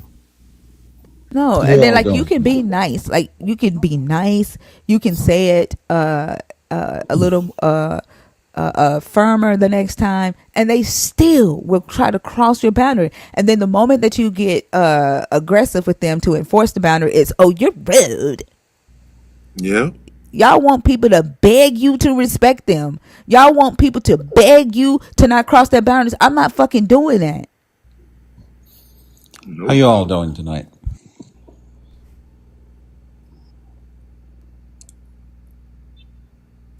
Okay. Once again, when you come on stage, please mute and wait for the host to introduce you, please. I don't understand the need for people to just like to inject themselves into the middle of a conversation that somebody else is having. It's like saying, I'm important, Yeah. notice me, right? Like what you're currently talking about is not that important. I'm here now. When you do that, do you recognize that, Yeah. James? I was just trying to be polite and say hi to everybody. I get it. I get it. Being polite, saying hello is polite. Do you think that it was polite for you to say hello in the middle of my conversation with Nelly? I think it was polite to say hello as But I asked a very I specific came question. in. I asked a very specific question. Can you answer the question that I asked? I just did. You did not. No, this is how I answered your question. This is how I Oh, see so it. you're answering the question by ignoring the fact that you did an impolite thing, right? In your attempt to be polite. So your way of answering that, right, is to just pretend that you didn't do something that was disrespectful or not polite. Like, do you get to decide what is considered polite to the other person? No, I get to decide what is polite to me. So when you're being polite or attempting to be polite, it's about you and not the other person. You're being polite to yourself, Well, when I'm trying to be polite, I'm just trying to be polite. but there's no intention really for your actions to actually feel like they are polite to the other person. It's just like whatever you tell yourself in your head, you're kind of just like doing a thing so that you can check mark, right? Check a box. Like there's no intention behind you trying to be polite. Is that what I'm understanding? Well, the intention was to be polite. There's no real intention behind it. No. Okay. At least you're honest about that. Now, did Jesus give you a check mark for saying hello? Hell no. Why not? Because I'm an atheist and I don't give a fuck about Jesus. So you are a disrespectful atheist? Kinda. So does it mean just because you don't believe in a God that means that you have to be disrespectful to other humans? No. So why do you But do to it? God, that doesn't No, but exist. no, hold on. Why do you do it? Like, do you think that I'm going to treat you any I differently? was trying to explain. James, do you think I'm going to treat you any differently because you are an atheist? No, and I'm not expecting you to. Okay. So why did you do it? Do what? Be disrespectful to God? Yes. That doesn't No, exist. disrespectful to me and Nelly. Like what you have to say is not more important than the conversation that was going on between me and Nelly. Oh, we're back to that again. Are we gonna get over it anytime soon? And Yep. listen, Yep. You can get over it in another live. I was about to let him have it. He is lucky.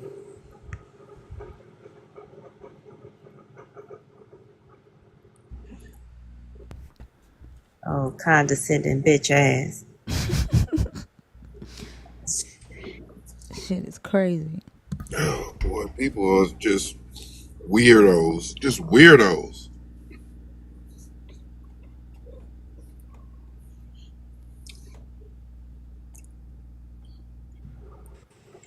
Hey, Simone. What's up, Simone? What's going down, Simone? Is she there? I think she might be asleep. Selena. She must have turned over on her phone. Mm-hmm. You want me to drop her? Yeah, thank you.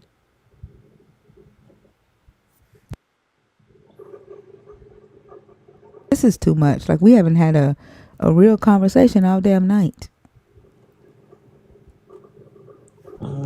No. It's because of all the therapy sessions in the beginning. And that one dude, I swear, the inside of my lip is toe up because that was driving me crazy. Some people just get too comfortable and didn't understand what he was saying at all. I think too, people think that all conversations are equal, right? And they think that I'm willing to have any type of conversation or a conversation with just anybody. Because more than a color says, how can we, it's funny that they use the word we like they're on stage, but how can we have a conversation if you so aggressive and taking everything so personal? Like, I think whatever criteria you have for having conversations with people, you should apply to yourself more than a color. Right? Well, I think you're not on stage, right? And you're not the one having conversations with anybody. the thing that that needs to be most understood is that when you set boundaries, that is personal. They're your personal boundaries. So when Thinker, myself, Dudette, or anyone defends their boundaries, you take that as having a attitude or being mean and this, that, and the third. Y'all need to stop. So yeah, I take my boundaries personal because they're my personal boundaries, not yours. Maya said, did he know the boundaries ahead of time? Shrug. How many fucking times did I say no to him before? Like, he had to be snatched off stage. Like, stop making excuses for people who are disrespectful to you and to other people. Y'all enable the disrespect by giving people the benefit of the doubt. And no, you were not talking to Yahweh. That's a lie. Well, if you have a problem understanding how a conversation works, then you might need to sit in the chat and listen to how I talk with Thinker, how Thinker talks with me, how Dudette talks with me, and we go back and forth. We have a conversation. That's how a conversation works. If you can't do that, then shit, I don't want to talk to you.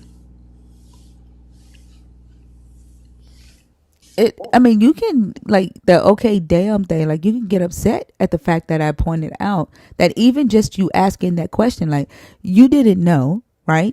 You, like you said, you weren't in here and you didn't know that he was up there. Like, you still asked the question as if he had a right. And that's the part that you are missing. The question within itself is enabling the behavior. That's what you're missing. They're also missing the fact that TikTok etiquette is different than face-to-face etiquette. You know, with someone walking in your home, you expect for them to say hello when they enter, but you still don't expect someone to interrupt you when you're in the middle of a conversation. And that's the part that was it the dude that just commented Jose don't get, because Jose thinks that it's just about him saying hi. They don't understand what, if you say that you want to be polite to somebody, then fucking know what politeness is. And then you being polite shouldn't be about you. It should be about whoever it is that you're trying to be polite to. And that the very fact that you can't understand that tells me that if someone tells you that something that you do that you think is so innocent or that you think is normal for people to do, if they say don't do that thing to me, no matter how small you think it is, you shouldn't do it. No matter how normal you think it is, you shouldn't do it to them. You shouldn't argue back with them and say everybody does this. Or I was just trying to do such and such. That's what I always do. Don't fucking do it to them.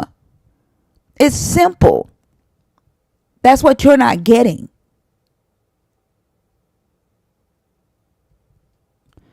T, how are you? I'm good. How are you guys doing? I'm doing good. Can I get your age for TikTok purposes, please? Yes, I'm 29. Thank you. Give me just a second. I gotta take care of something. All right. Are you a believer? Are you deconstructing? Or are you an atheist? I'm a believer in God, but I'm trying to deconstruct the Bible because it's a lot that I have questions to, and having questions is not the right thing to do amongst all the Christians. It's just go with what it says and you'll figure it out along the way. And that just doesn't sit right with me. Yeah, I agree.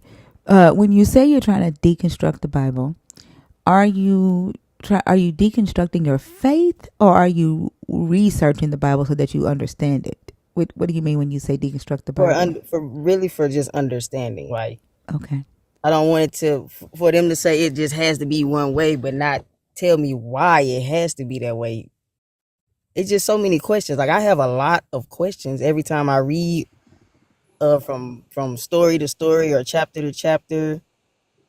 It's like, yeah, I don't really just think this is the way it's supposed to go. Okay, but no disrespect, but this isn't the place to ask a lot of questions, okay? Oh, understood. Okay.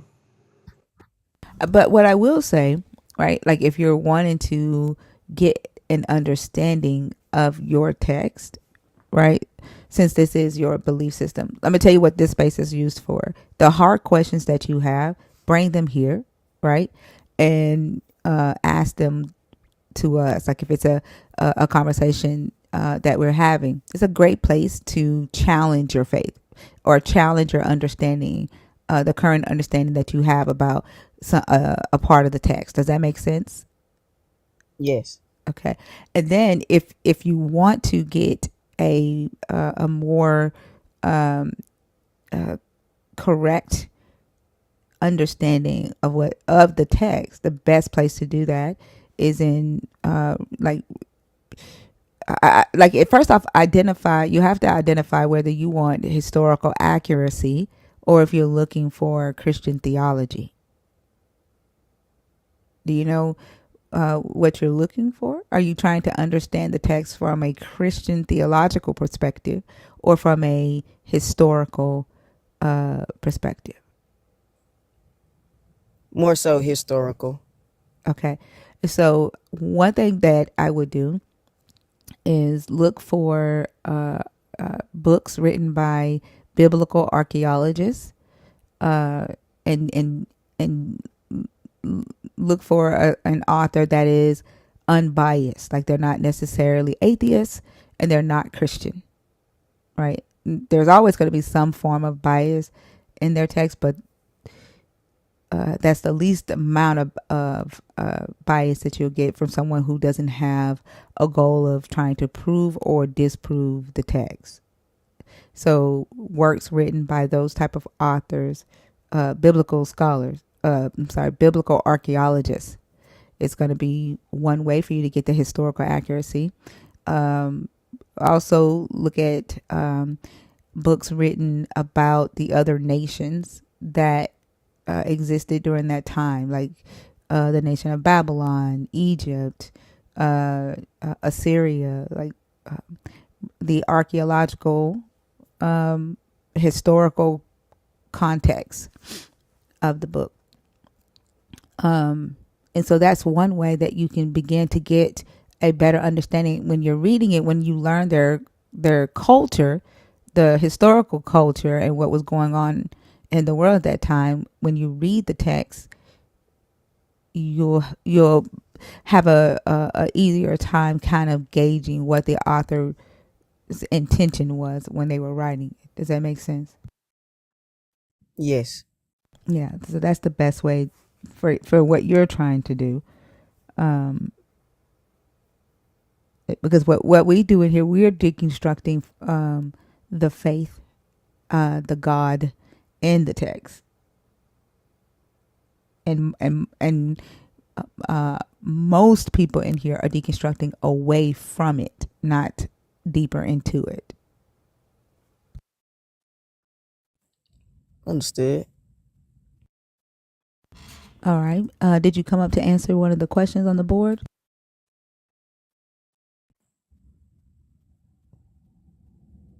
Oh, the slavery apologists, disingenuous, and delusions of grandeur and fear mongering.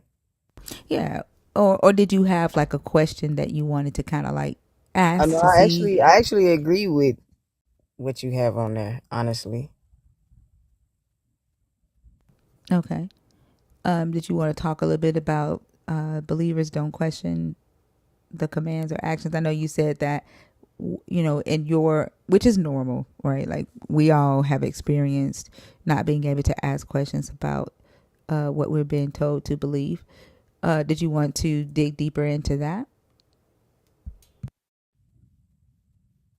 Yes, I don't mind if you don't mind. No, I don't mind. Go ahead.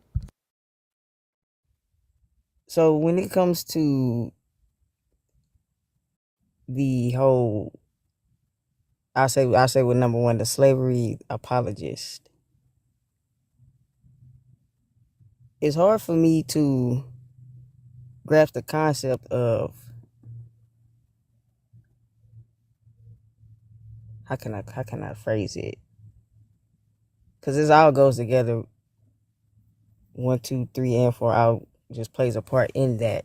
Just goes out to in my brain, like how I see it. Just starting with number one, out three, two, and four connects out just to that because that's where it originally started. As far as what I've been taught just from a young age, it was beat into us. We have to believe this. But if I'm praying to get away and they praying to keep me, I don't know if this really is the true way or not. What do you experience? Like, so right now you are a believer in this God of this Bible, correct?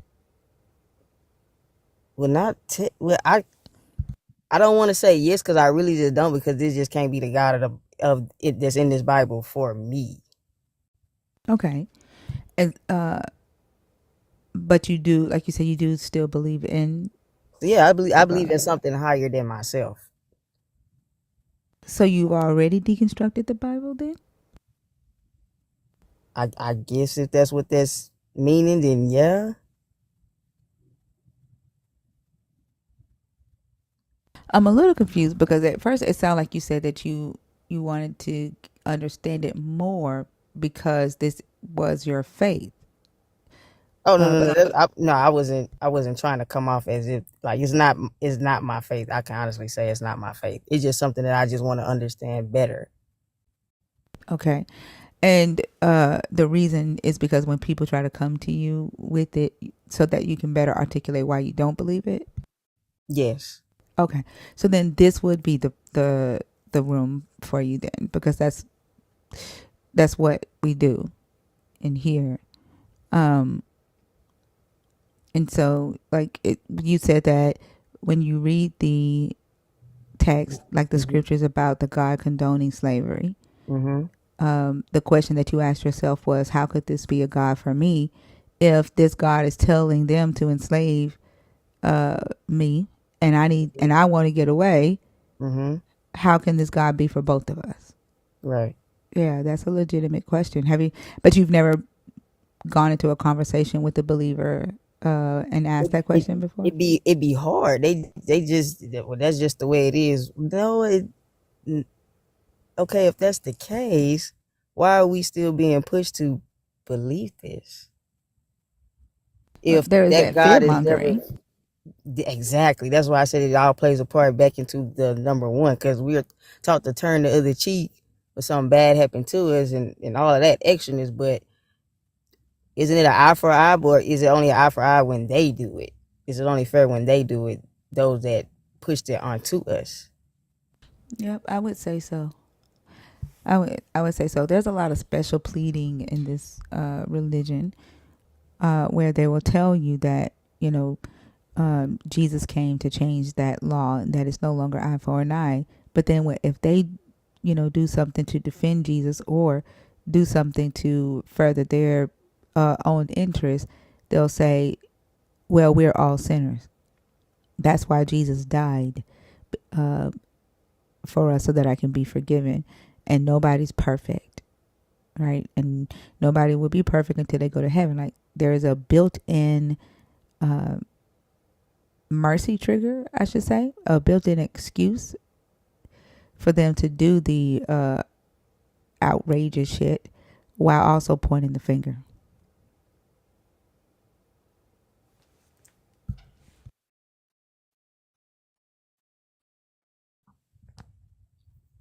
because I just started reading Deuteronomy. Uh, I guess that's how you pronounce it. I'm still working. Yeah, I know it's a crazy name. Deuteronomy. So and then it's I'm just like, okay, you pick it's I'm on chapter 5 right now. So just reading the commandments that were given, everybody's breaking them, obviously.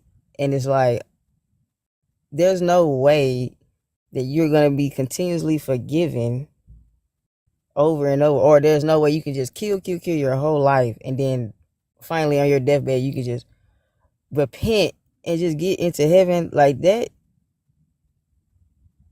doesn't sit, it just don't make sense to me. I could be a murderer, a rapist, or whatever my whole life, but then as soon as I die or about to die, TikTok friendly language, grapist.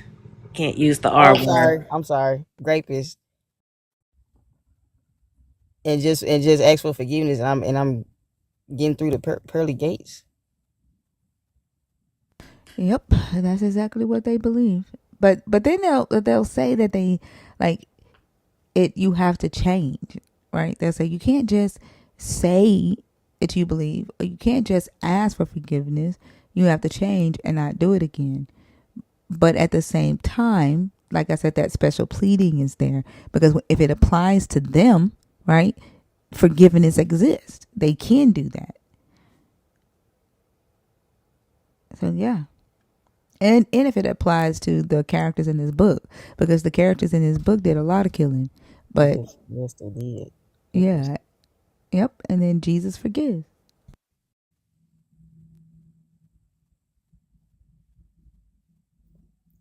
But that's the whole nonsense of it all. And then I think that's the thing that stops people from actually looking at themselves and actually changing. Because again, there's that built-in mercy trigger. Like I could be the most, uh, hateful person in the world to other and people, and but I think Jesus is gonna forgive me. and I think I passed by your live the other day, and you guys were speaking on how they lack human reasoning. Mm-hmm. It's basically they it's like they're not even just trying to be self-aware of the stuff that they're saying or doing. It's just, oh, I'm just not like the fear mongering. Oh yeah, I'm not gonna question that. I'm not gonna do that or even just question why he did that. But why not? If it could potentially happen to you, you're just gonna accept the backlash of it, or accept Yeah. that you are basically just a pawn in, I guess, because if he know past, present, and future, why wouldn't he stop certain things if he didn't want certain things to be done? Or we even put himself at a level to just gamble with people's, belief in him. Well, at the same time, they will say free will, right? They'll say, "Oh, it's not him. Humans have free will." But he did say he hardens people's heart so that they can do whatever they want, like evil desires of their heart. So it be kind of confusing to me Mm-hmm. because Because he the next thing hardens. they would say is he's Yeah. sovereign and he can do that. He's God. He's sovereign. And then I just be like, okay, well then God is good and evil then, or he's just like that. I get I get told I'm going to HE double hockey sticks all the time because of the whys that I have for them. Yeah, that was so. One time, there was this lady that called in, and she was with her girlfriend, and she wanted her girlfriend to talk to us, right? And so she listened to the conversation where we were asking the questions and we were talking about slavery. When I tell you, the girlfriend went off and she was like, "Why are you talking to them demonic people? They going to hell. They going to hell." Just because we were saying that the God in the Bible condones slavery. And it scared her. It scared her that we were willing to say, right, that this God condoned slavery, never condemned it, and that, we were not willing to worship a God that would do something like that. Because if he's all powerful, he's all knowing, he is the one and only true God, then he should have had enough power, right, to, if he's going to choose a special group of people, he should have been able to give those special group of people the knowledge to correct what the other humans had fucked up, not copy what the other humans had done. And that scared the living shit out of her. And she started screaming, why are you talking to them demonic people? They going to hell. Y'all going to hell. Y'all going to hell. Just like screaming at the top of her lungs. Because that fear trigger, that it was pulled.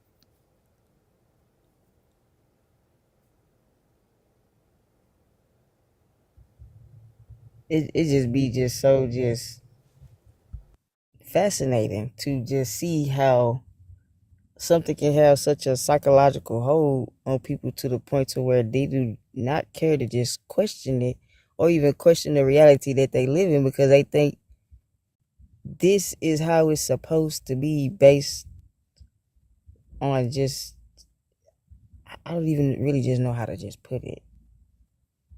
It just seems like insanity. It is. Like, I think it has a lot of characteristics of like undiagnosed mental illness, right? Uh and then we go, right, and teach it to other people and say these people were doing the utmost supreme thing, right? Like they were connecting with the supreme God, and the behaviors that they the behaviors and the symptoms that they were expressing are of the highest order, right? Like it gets you to the God. But when you look at the story of like as Ezekiel's story, to me, it screams, somebody that was dealing from like psychosis, right? Spiritual psychosis. Ezekiel tied himself up in this story, or said that the God, like he tied himself up and said that it was the God tying him up for 390 days, and then 40 days on his other side.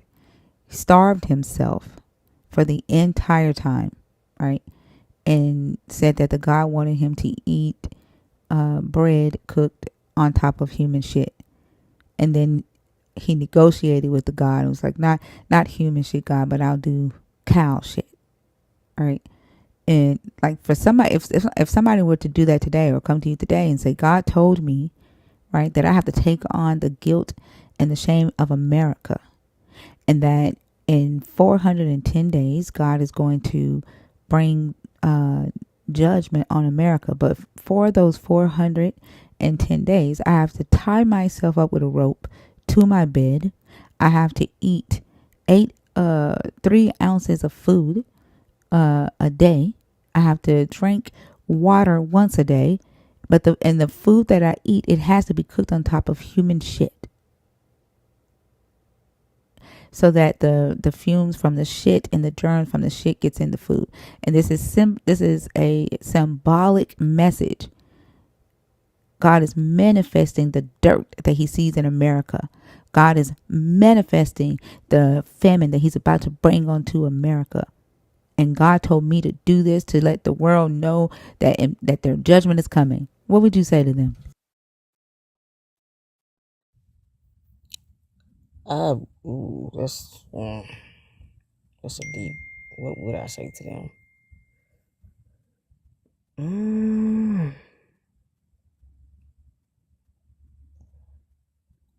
Ooh, I really don't have an answer. You don't know what you would say to a friend that came to you and told you that a God told them to tie themselves up for 400 days and eat food Oh, cooked over human shit. I definitely. It's just because being aware of how some people just really just are just deep. Of course, I tell them that they crazy. Like you really crazy if you believe that. But understanding that their truth is gonna cause even more conflict. So it's yeah, I'll definitely be up for the fight to like, yeah, you don't need to do that because you're not doing anything but making yourself sicker by, of course, eating the human shit. But You said their mm, truth is their truth? in their head, yes, I know it's a lie, but in their head at that moment, yeah, they are crazy. They are crazy. But just being able to just look at them and see that they really believe that something told them. I think, like, in this Would situation, it this is be? why we in America, right? And I can only talk about America because I haven't lived in any other country. But we Mm-hmm. don't take mental health seriously. No, we don't. We don't. You're right about that. And we look at symptoms of different um, illnesses of the mind, and we say spirituality, or we question, like, maybe that is true. Maybe they are talking to a deity. Maybe God did tell them that. And then people end up hurting themselves or others because we don't take mental health seriously. Like, I see so many videos that say mental health is not a real thing. You're just an indigo child. You're just this. You're just that. Like, you know how many adults in my generation are just now learning that they are on the spectrum because parents didn't take their child's symptoms seriously, or their parents thought that they were just bad kids, or that their child had a demon, or that the child was just depressed. Yeah, that's true. Because it's looked at as just not something that's, and that's another thing.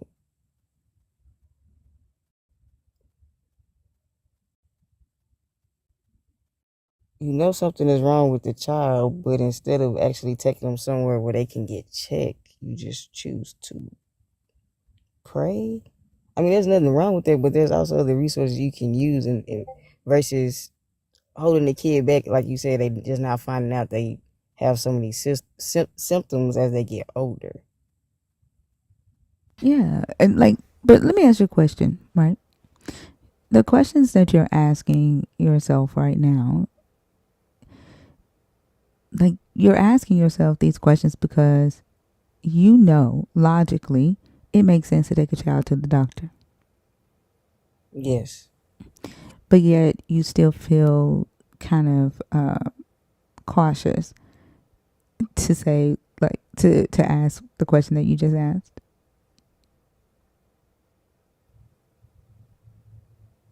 A little bit, but not all the way. Most of the time, I do just straight up and just ask the question because I be wanting to know. Because I But don't the agree with just sitting and just how most people say, oh, just pray about it. No, that's not how things go for real. You have to actually get up and move and do something. yeah, like, and then, but honestly, like, I just, I mean, it's just the truth, right? Mm,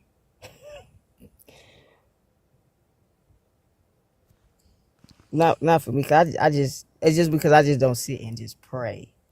No, I'm saying it's just the truth that you have to, like, you can't just sit and pray. That's just the truth. Like, Oh yeah, for praying sure. doesn't, yeah, it doesn't affect anything. That's a belief that a person has. Like, it's a hope that you have, right? Yes, it's a hope. Yeah. It is a hope. I feel it becomes more of a, or it could become more of an action if you put in the extra energy, I would say, into that prayer that you pray. When you say extra energy, are you talking about praying harder, Oh sweating, no, like Jesus, no, big drops of blood coming out, and no, oh then no, saying, "Akamanahana, akamanahana, no, dividivishi, on that gada." level. No. So when you say put in the extra energy, You're meaning like get up Like, and make the thing that you hope to happen yes. come to pass. Basically, because Hmm. when I say I believe in a higher power than me, I also do believe mostly in myself because I'm out here living. I'm out here doing. I'm out here touching, not just sitting up praying and waiting for my savior to come and just because then who's to say when he's gonna show up? Because they always say, "Oh, we don't know when he's gonna come back, but he's gonna come back." Okay, well, don't you think we need to be doing something? Yeah, but like, let's stop for a second right there, okay? Think about what you're saying.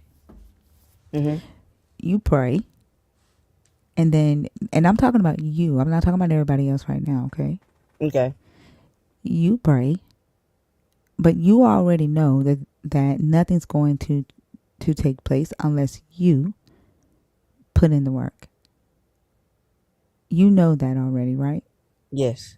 So what is the purpose of you praying if you have to do the work?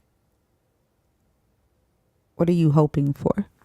What are you hoping the prayer does for you?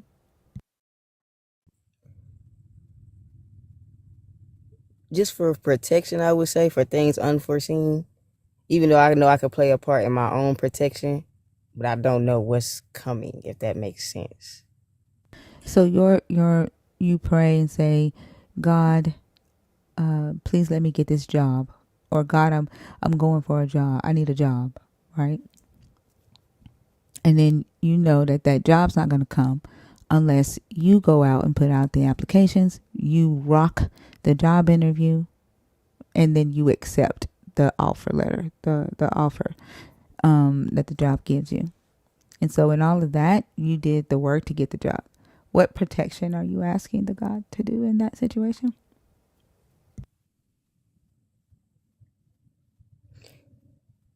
Well, honestly, I understand that God can't get me a job, so to say, because at the end of the day, it's based on how the people feel about how I woo them.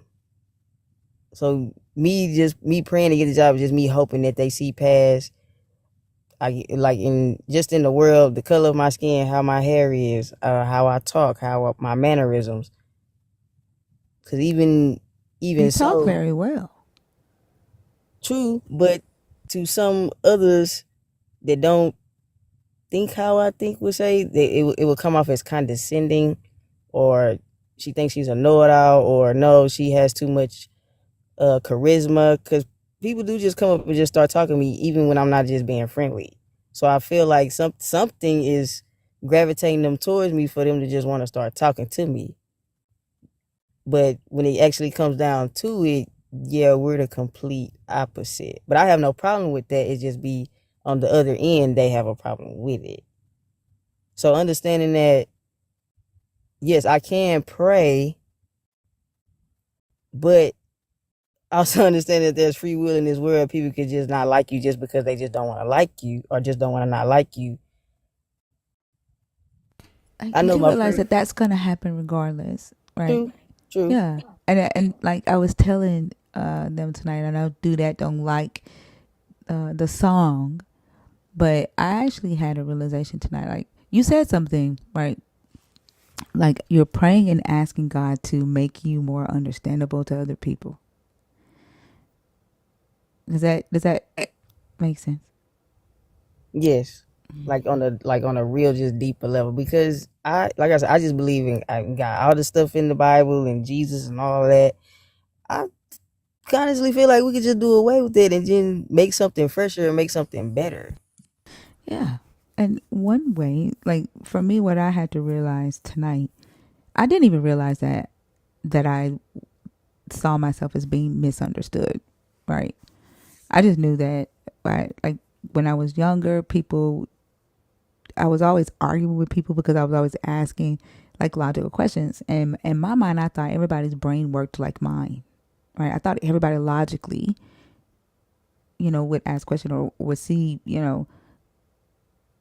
the issues that I saw, right? Or the questions that I had, I thought, they were just logical. So when I would ask them and then it would cause like fights and arguments and stuff. And then I'm not just talking about Bible, I'm talking about life. I didn't understand like why I was always the one, right, that was into some shit over some shit that I'm like, damn, like what did I do? You know? And I thought for a long period I tried to live my life to where I minimized that and started living according to how I thought people wanted me to be, right? Because I thought I was the problem. And then I got to the point where I'm like, you know what? Fuck it. I can't expect everybody to like me. Some people are going to like me. Some people are not. And then I got to the point to where I'm just like, fuck it, right? I am just who I am. This is me. And I can only be me. I'm tired of trying to be what everybody else wants me to be. I'm tired of placating to people. They either like it or not. And then today I realized that this whole time, I just have, nobody has ever really just said, hey, I understand you. Right? This whole time, I've just been misunderstood. And you're asking God, like when you go out, like, you know, before prayer, like you're saying, hey, I understand that there are going to be people out there that are not going to understand how I am, how I'm made, how I'm created, or however you believe that, you know, God created you. And you're asking to be understood so that you can get a job. But the reality is, at the end of the day, like you said, it's your charisma, right? Yeah. It's your ability to, you know, make the interviewer fall in love with you and your skill set, and it's just selling yourself. And even after you get the job, the person that hired you may realize that they really don't like you. You know what I'm saying? Right. It just be like people. It's just the Bible just made it just so just very very apparent that you could just judge without judging, and you could cast out without even having any real legit reason to just cast people out. Oh, sure, they're talking to somebody I don't like, or I don't like how she has her hair, or just the most minuscule of things. I think, Thinker, even what you just said about how you felt your entire life and the realization you just came to is a byproduct of the Christian belief system, because there's this groupthink that's baked into Christianity, where it's just an automatic assumption that people around you think the same way that you do. So we aren't trained in a way to realize and recognize and respect and even appreciate our differences of perspective, our differences of thought. There was a time, I believe it was, I think it was, I just read this in a book, I think it was Baghdad, so don't crucify me if I get some of the information wrong, but there was a time where Baghdad was the center of most intellectual thought. This was centuries ago. And there were these social gathering places where people could come and talk about their differences of opinion, and they could present challenging viewpoints, and they could discuss things. It wasn't an expectation that all people in society saw things the same way. So I think by religion forcing that upon humanity, it's created this narrative that if I am different or someone thinks differently than me, then I'm the problem or they're the problem. When in actuality, both of you could be the problem or neither of you could be the problem. And we don't embrace that. And it's hurt us in every single way imaginable, because I'm sitting here listening and I can't see your name. I'm listening to you have this conversation with Thinker, and everything that I've heard, I'm like, you have a beautiful mind. You to me, everything that you've said, you're saying it from an authentic perspective. They're genuine questions and they're valid questions. Even the concept of free will. You talk about prayer. Prayer is ultimately asking God to affect someone else's free will, which is the very thing he said that he wouldn't do. If God is sovereign, as most believers think, then why give us free will? Like, if ultimately you have the right to do whatever you want to do, then what is the purpose of free? Like, it's all of these logical inconsistencies that you're demonized for asking, when in actuality, you also believe that God created me the exact way I'm supposed to be. He makes no mistakes. So why make my brain in a way that it functions to ask you questions I'm not supposed to ask? If God knows my thoughts, then am I only supposed to not question him verbally? Is the mental question a problem? Like, it's all of these issues. And I think it creates contention in society. And I also think it creates contention in the person. It's a fissure in your own mind. And when your own mind is fissured, there's very few things that you can do from a place of confidence. And it's that lack of confidence that religion relies on to continue to perpetuate itself. That was good, and I agree with Fee. You do have a very, you sound like a very intellectual person. Cause I just love reading and just trying to find understanding, even if even if they try to tell me there's no understanding to be found, which is crazy to me because clearly, like she just said, they just wanted to do it just because they wanted to do it. But if I wanted to do something that's on the lines of them, I get told, like they always tell us, to turn the other cheek. It's only fair when it's being done to another party. Why do I have to be the weak one on the receiving end and they can be strong? That's the characteristics of a narcissist. Exactly. He's right. I know it. Yeah, But I and then can't a use lot of my times they don't want. narcissism for good. That's what they try to tell me. I No, can't use my I'm not narcissism. saying you're a Oh no narcissist. no. I'm just saying I can be for the No, you don't benefit. want to be a narcissist. Why you I want to be a mean, narcissist? if I can, Narcissists are harmful. I mean, yeah, I guess if they choose to be, if I can do what they do, but make people be the opposite of what they are now, I wouldn't mind being called a narcissist. I just made them do the things I wanted them to do in a more positive way. But how would that fare for them? Like, I think even controlling people for the purpose of forcing them to do good is not a good thing, because they're not operating from a place of sincerity. I think an informed decision, and this is just my opinion, not to say that you're wrong, I see this a little bit differently. I think an informed decision and how do I want to say this? I think an informed decision is always better. And if ultimately people are doing things because they are being forced to do them or they are being manipulated to do them, it's only a matter of time that they stop doing them. So if you want a society where people are able to, or you're envisioning a society where people are able to truly be themselves, then instead of being manipulative to force them to do what you want them to do, talk to them to figure out why they have instincts to try to control others. And I think it's ultimately a matter of trust.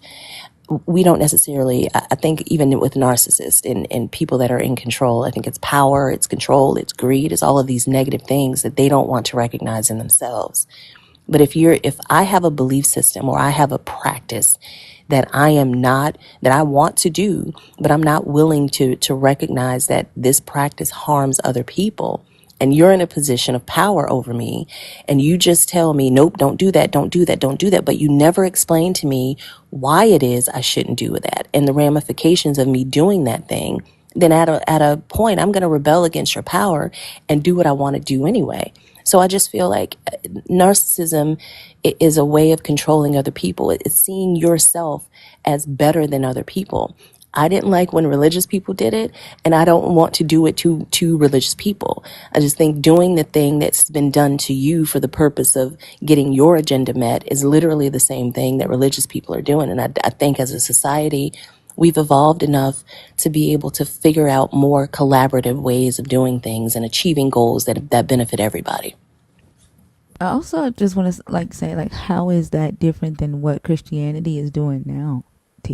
Like Christianity tells themselves that the characteristics that they display now are for the greater good, right? I just want you to be good people. I want you to go to heaven, right? They believe that it is the good news, right? For this good reward. Like you would essentially be doing the exact same thing that you are wanting to get away from now. I understand that, but I also agree with Nefertiti on the informed decision.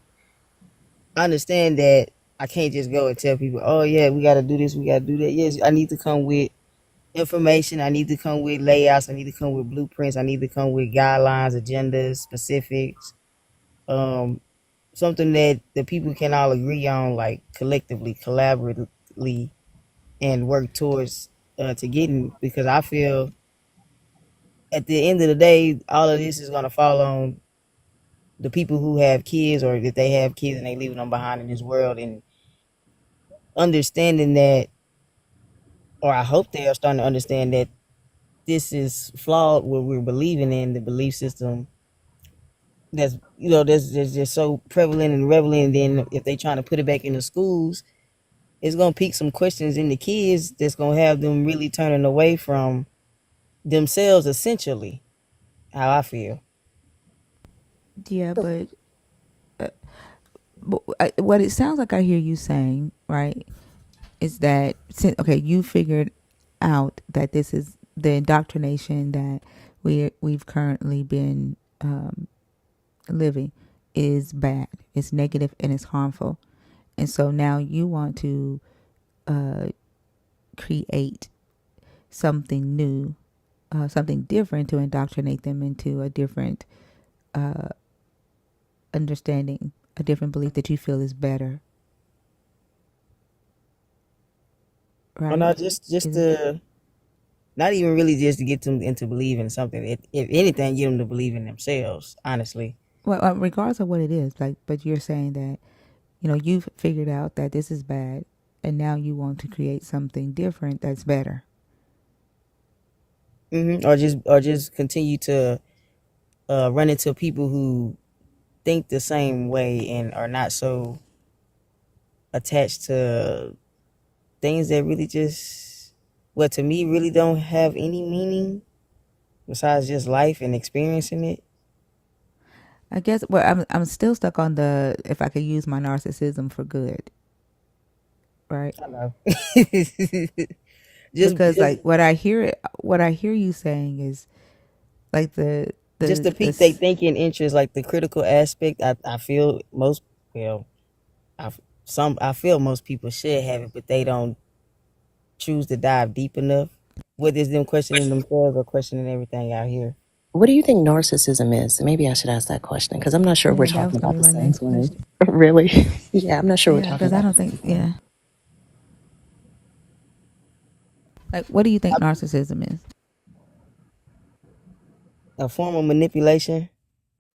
Mm-hmm. I don't Okay. know the truth. I don't know I'm not even gonna sit here and act like I know the real definition of it. Narcissists say, "Hey, I found the answer. I have the truth. Follow me. Do what I say." Like it's a sense of self importance, right? The inability to acknowledge other people's feelings, right? What other Mm. people know. So lack of empathy is a Mm-hmm. trait. Yep. The typically narcissists are very good at gaslighting. They're good at twisting the thoughts of their victims and having their victims question themselves and their own reality in order to get that victim to see or feel like they need the narcissist in order to Mhm. have a valuable life or a good life. Yeah, that's definitely the government right there. A narcissist's actions is never going to be for the purpose of the greater good. It's only going to be for the purpose of personal good. So it's only going to be, if I'm a narcissist, everything that I do is going to be beneficial for me. And it actually ignores the impact to other people, specifically the psychological impact to other people. So I'm not sure narcissism is what you mean. I think you probably mean manipulation or manipulative actions. But in reality, most any Okay. interaction that we have with humans is manipulative on some level. We just look at manipulation through a very negative lens. True. Okay, I can agree with that. I can agree. So I should say manipulate instead of the term narcissism. Yeah, something like that. Or teach, right? Mm-hmm. You can share and help people see. Because at the end of the day, like it sounds like you want people to make the decision for themselves, right? Because you know that much like if you pray, you have to do the work in order for a person to be what you consider a good person. That person has to do the work.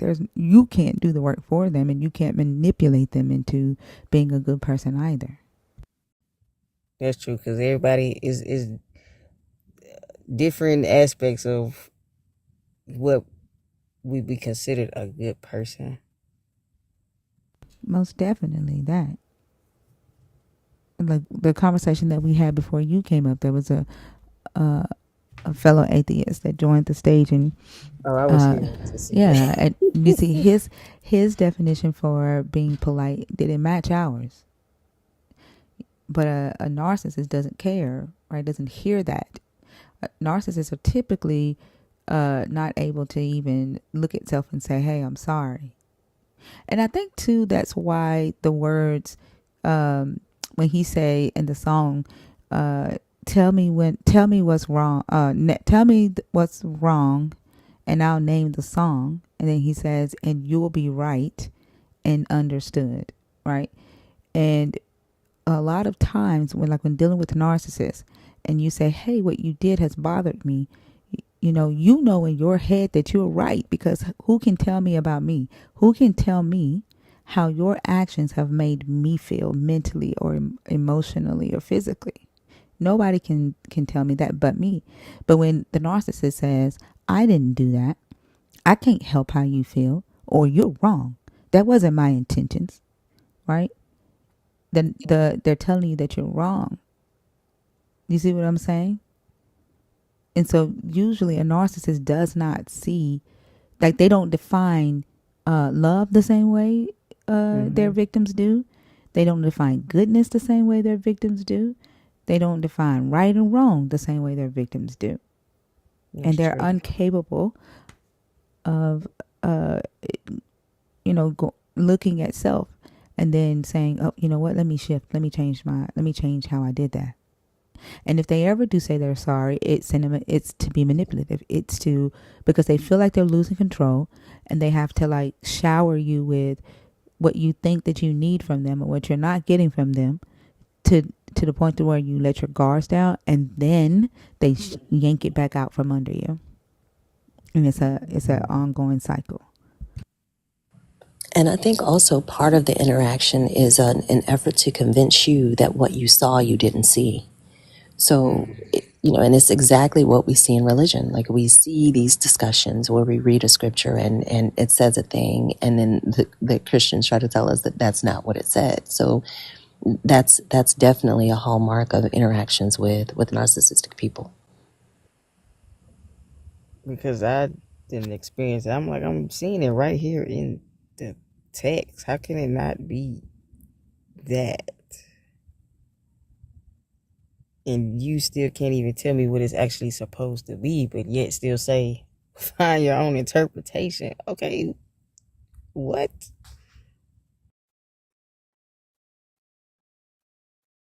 And I think too, like the whole interpretation thing is what adds an extra layer of risk and harm to this text, because interpretation is highly subjective. That's why there's so many different commentaries, right? Yes. And different theological doctrines, because everybody is interpreting this text through their own lens, right? And then everybody says, "Oh, I have the Holy Spirit. This is what the Holy Spirit said to me." When in actuality, it's your level of knowledge, right? It's your level of Okay. willingness to see the world. So when they say interpret it for yourself, right? Mm-hmm. But when you look at the text and you say, "This is what I get from the text," if it doesn't match what they believe that a God gave them, or what some set uh, doctrine already says, they're going to still tell you that you're wrong, and then they're going to make you feel like that you are demonic because you came up with a different interpretation. And that's why I say it's just all insane, because you got something different. I didn't disagree with you, but the fact that you have this whatever title that you claim to hold, my interpretation means nothing. Yeah, that's typically how it works. That's why I don't deal with interpretation. Like for one, like there's no need for me to, because I'm not looking for this book to tell me, to guide me through life, right? Like I don't live in the Bronze Age. Right. You Yeah. know, I don't Really live don't. in the Really don't. Greco-Roman period. Yeah, we don't live. Mhm. The our world today doesn't match what's in this fucking book At all. at all, which is crazy because the main thing that they talk about are the Ten Commandments. Don't get me started on that. It's like they got this whole book, and what they pull out of it is fucking Ten Commandments and the things that allows them to be bigots, whether that Yes. be misogynist, racist, Mm-hmm. um, homophobic, um, I don't know, capitalistic, And they selfish, anything that allow, like they will gravitate to that stuff, and then they gravitate to the love bombing text. Love your neighbor as you love yourself. That Mm-mm. Mm-mm. um no greater love than this than has a man to lay down his life for a friend. That um I think those are the only two that they can that they use like to make you feel guilty. Like there's this level of guiltiness that they try to put on you. Oh, the I want to see you in heaven, right? That I part. want That's us another one. all to be together. It's that, why are you doing this to me? Why are you not believing? Why are you why won't you give your life to Christ so that we can be together? Like, you're doing this to me. Do you realize what you're doing to me? And I just always question, okay, why we just can't have a heaven on earth, or make it somewhat of that? Why I gotta die to experience the land of milk and honey? I think one of the most infuriating things, Thinker, when you were kind of listing all these things that come up from believers, is that the vast majority of these things are not even in their book.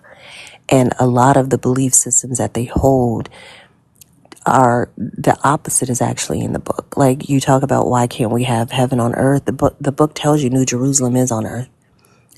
They talk about, I want to see you in heaven. The book tells you in New Jerusalem, the former things will have passed away. So clearly their memories and their recollection of the things in this earth will be gone. So the things that they believe that they are trying to get us to buy into are not even supported if they actually read this book, but they don't do that. And to your point, Thinker, and to highlight something we've talked about before, the the sexism and the misogyny and the racism and the bigotry that this book emboldens them with, I think just highlights parts of what's already in their character. And we've talked about this before, because we have some believers that come up here and say, well, they haven't read the book and they say that's not what it says. We have some believers that come up here, they haven't read the book and they tell you that is what it says. And they can point to maybe one or two scriptures that may or may not be taken completely out of context, which is another word that they love to misuse. And it's just infuriating, because to T's point, why can't we make heaven on earth right now? We don't have the barriers of different languages that we can't overcome. We don't have the barriers of not being able to physically get connected to each other. We have absolutely everything that we need to create a society that's beneficial for everyone. But we're too busy squabbling about whose old book is right and whose racist views are correct. And it's getting humanity as a whole absolutely nowhere. Not a yes, because it's just, cause I'm like, bro, we're in 2025 now. Like, um, what are we doing?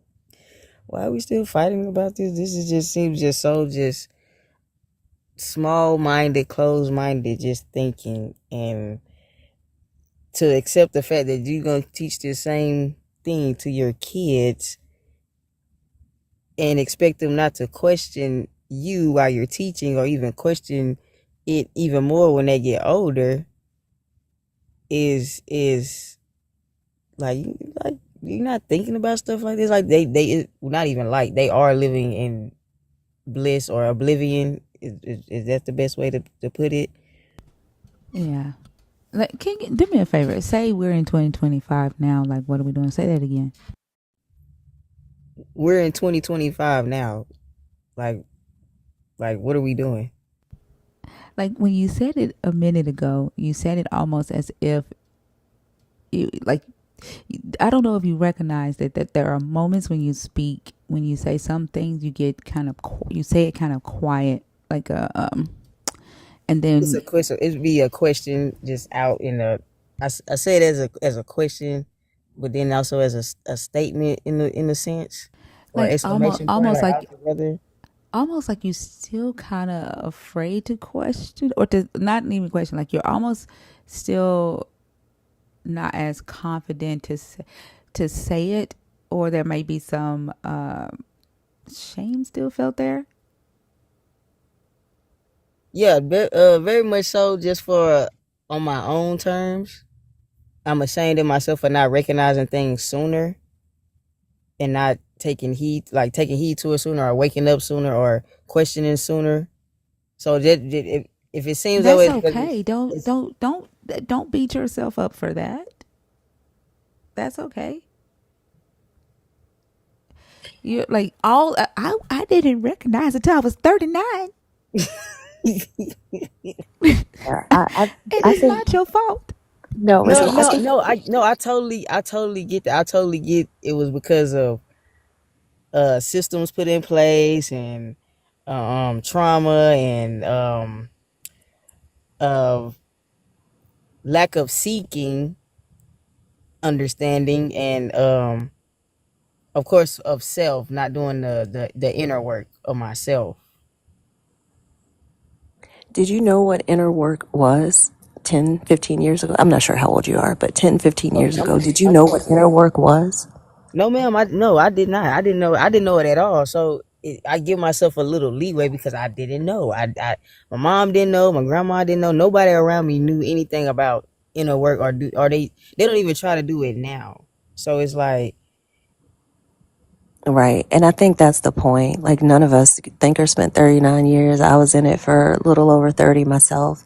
And, and we've talked about this before. I mean, I think everybody on this panel is an intelligent person, right? So, but we don't know what we don't know. There are questions right now that we don't know we need to ask ourselves. There are things currently there are things 10 years from now that we'll know that we don't even know we don't know right now. And I think, to me, that's the beauty of life. But when we vilify ourselves for not knowing the things we honestly did not have access to based on our circumstances, our surroundings 10, 15, 20 years ago, I think it dampers it hinders our progress, because in addition to being excited about the knowledge that we're learning, a little bit fearful about the things that we're about to be exposed to, we're also dealing with the internal guilt of vilifying ourselves for not knowing it or not asking it sooner. Well, we didn't know it. And we don't know what we don't know. So I think that's where grace comes in, and it's something that we all have to practice. It's easier some days than others. There's sometimes that I think about, like, just the logistics of it all. Why didn't I question the logistics of these stories? And but we don't have access to any time prior to the moment that we're in right now.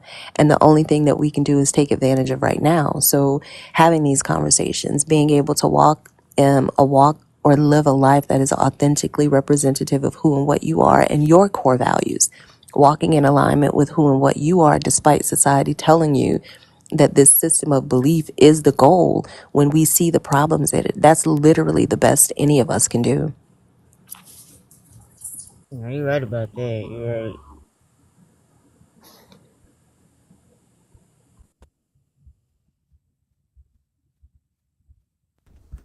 That Yeah. is good. That is good. Yeah. I'm sorry, I didn't hear the last thing you said. What'd you say? Even just knowing that there's an unknown piques my interest, or that there's things that I don't know and I'm not probably ever gonna know, still piques my interest. It just makes me curious to find out what it is that could possibly be just, buried. And I think that's a beautiful thing. You talk about spirituality. I'm not a spiritual person. I think the closest I ever get to anything spiritual is when I left my house the other day. I almost took a picture of it and put it in Discord because my house faces north, and to the east is, of course, sunrises in the east. It is the sunrise was absolutely gorgeous. I mean, just beautiful. The colors were amazing.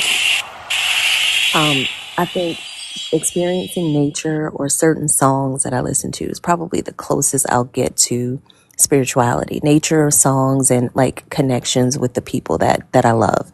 So I don't think there's anything wrong with spirituality. I think that religion has bastardized it. I had this random elevated thought the other day, and I shared it a little bit here. I'm still kind of formulating it, where I think spirituality is like mold. Like it represents the curiosity as humans that we have in understanding the world around us, and the complexities of it, and the beauty of it, the wonders of it. I think that's natural.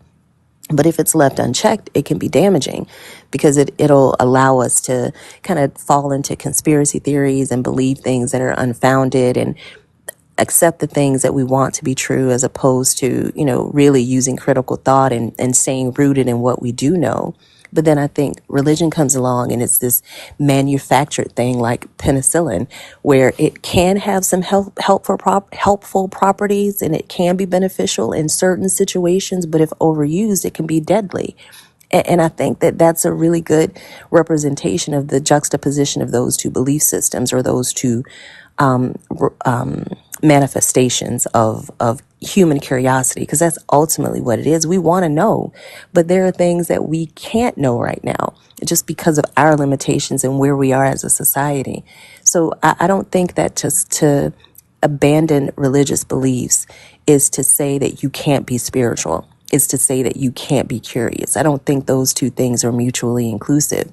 We can be curious about whatever the hell we want to be curious about. I just think we need to be systematic about seeking those answers, so that we don't fall into magical thinking, or accepting belief systems that make us feel good but are not necessarily true, if that makes any sense. Yes, it makes sense. It makes sense. But did you have any other questions or anything before we bring up somebody else? No, that was it. I enjoyed the conversation. I enjoyed listening to conversations. It's very just, how can I just I just love it, really. It's very hard to find somebody who does what you do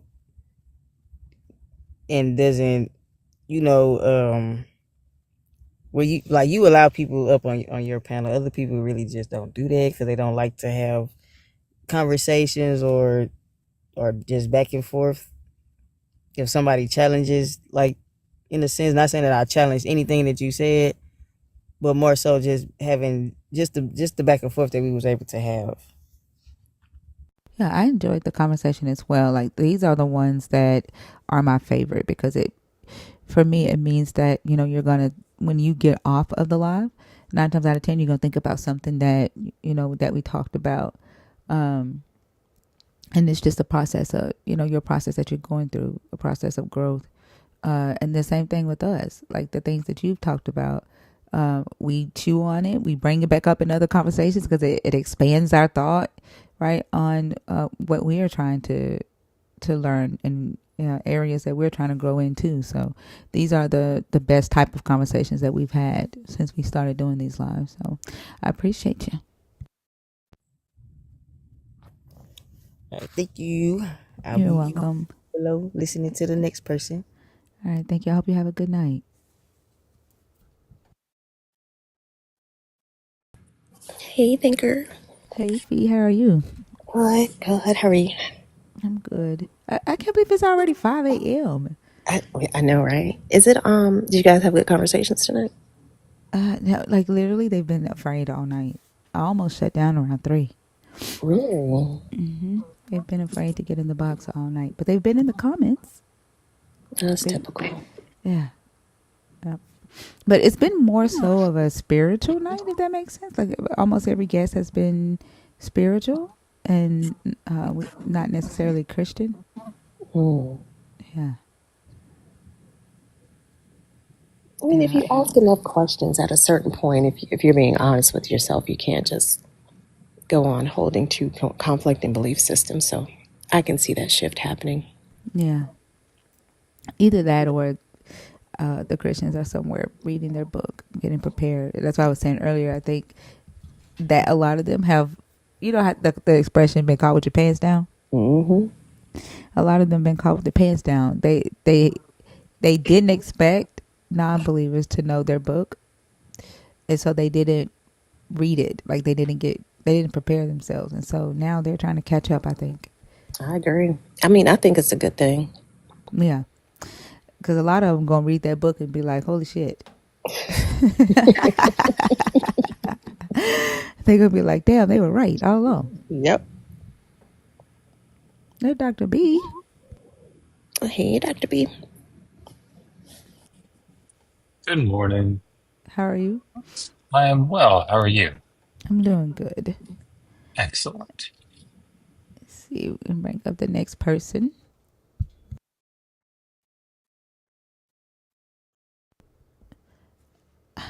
Dang, I clicked the thing and it jumped off. Now I gotta wait for the box to open again. This motherfucker's going slow. Okay, that time it opened quickly. Let's see. I tried to bring up King Cola. Are they on the stage? Yeah, I see the box. Yeah, they just connected. All right, King Cola. Yes, good morning. Good morning. How are you? I am well, thank you. How are you? I'm doing good, thank you. Are you a believer? Are you deconstructing? Or are you an atheist? Deconstructing. Okay. And did you come up to answer one of the topics on the board? Or to discuss one of the topics on the board? Yes, yes. Okay, go ahead. Um, I wanted to talk about fear mongering.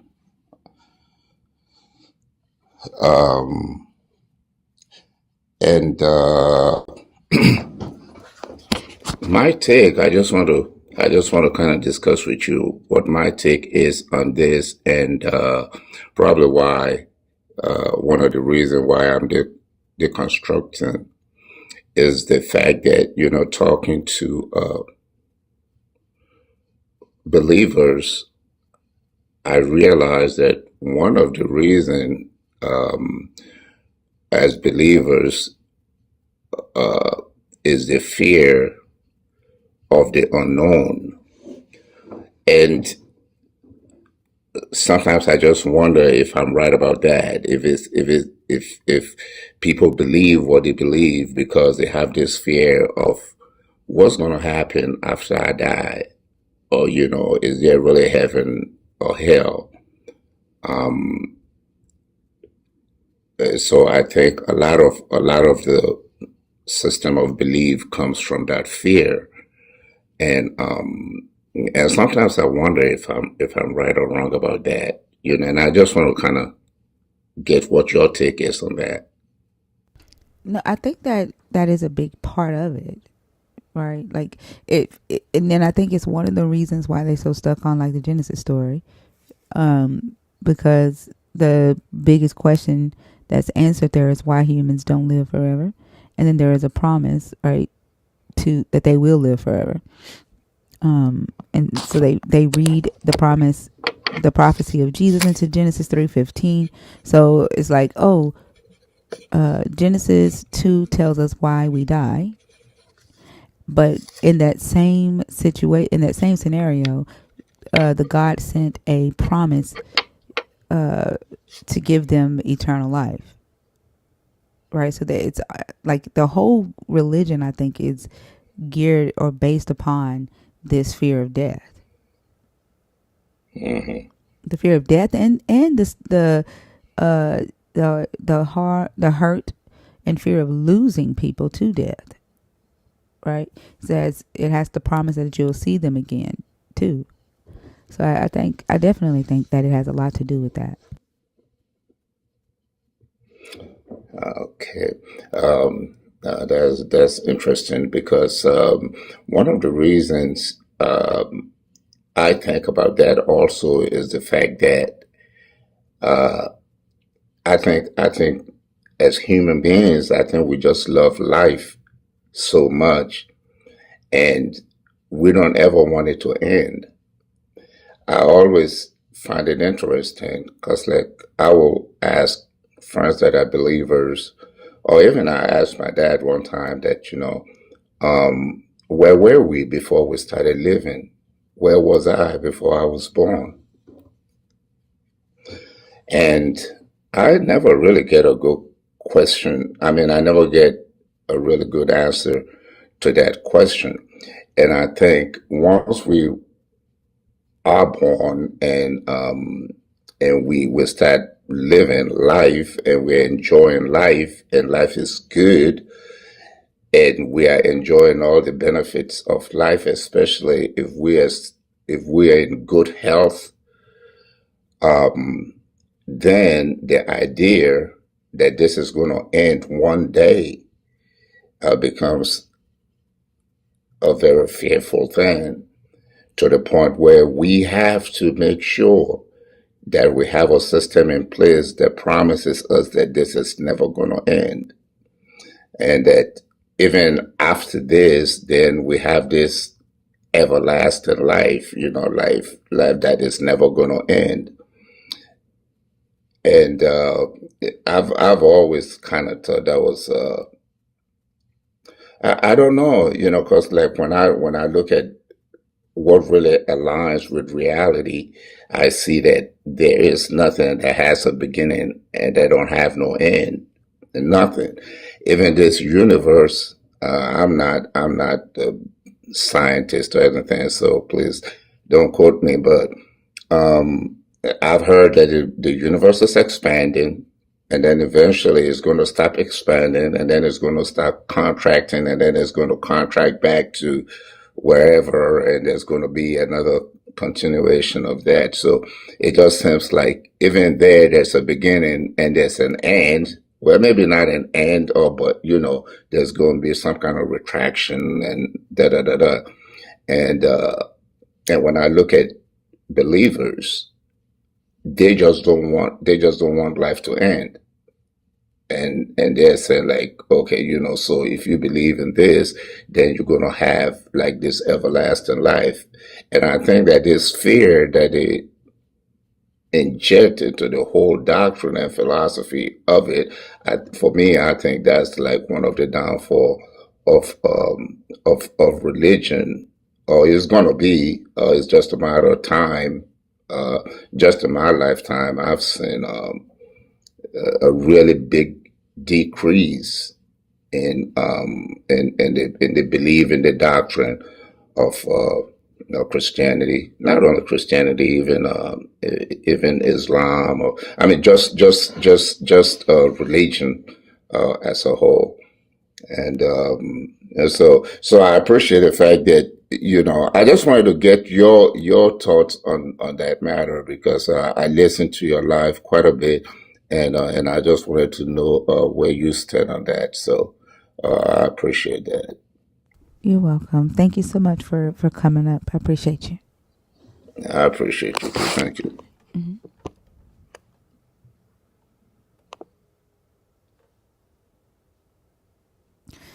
Terry says, if there is no God, how do we exist? Like, I don't know if this makes me even more weird than I already am, but I think, like, for me, I can't stop death. Like, right? It is inevitable, right? And so the thing that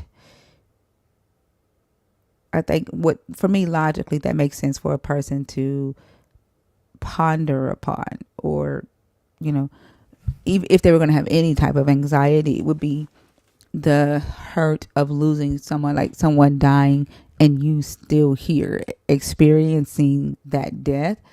Does that make sense? For me, I get wondering what happens after death. I get that. But being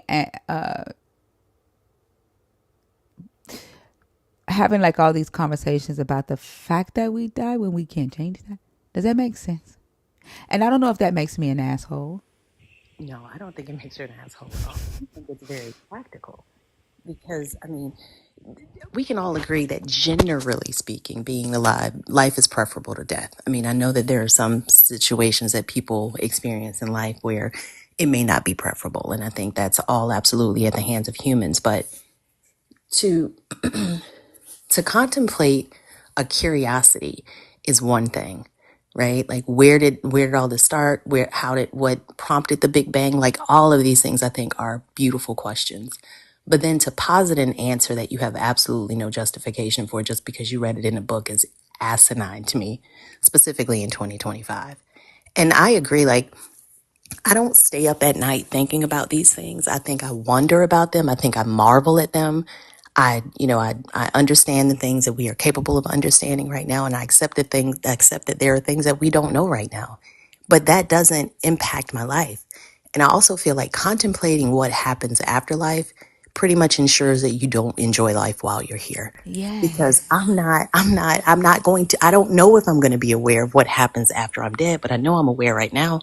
And I know that the people that I love can have my attention or they can't have my attention. They can engage with who I am, or I can fuss with them about who they're supposed to be.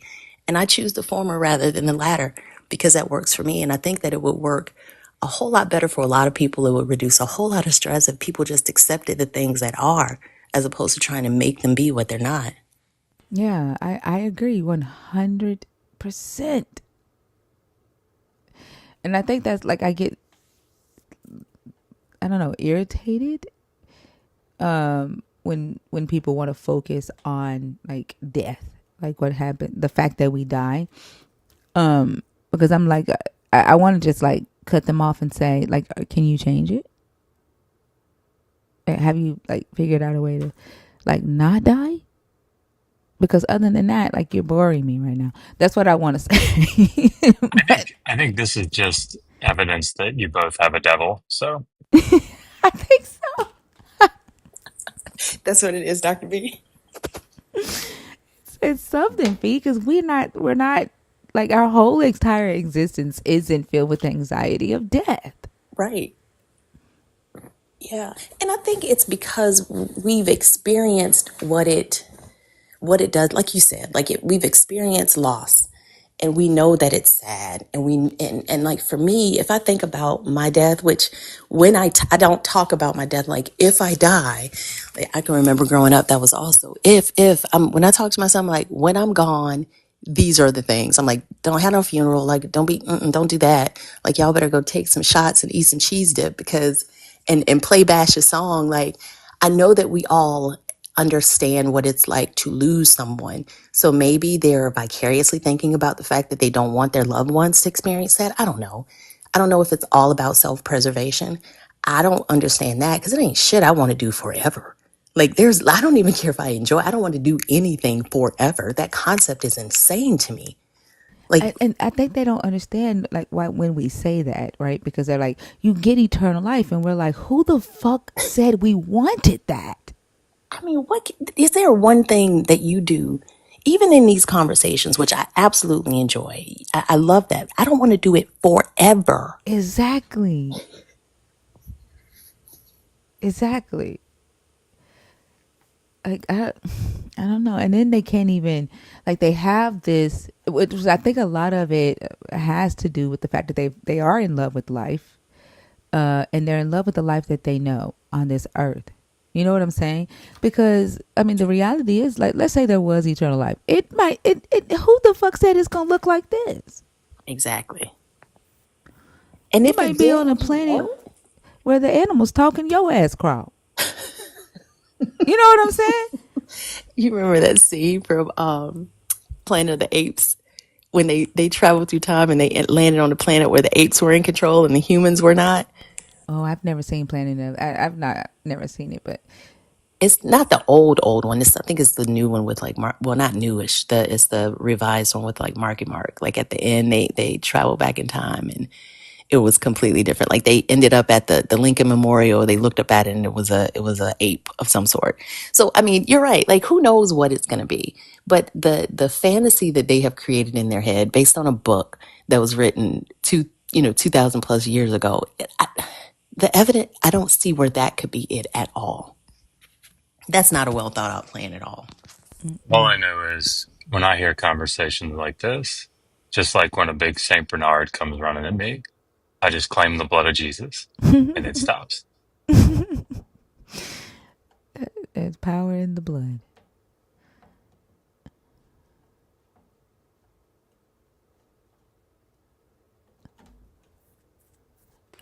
Lily?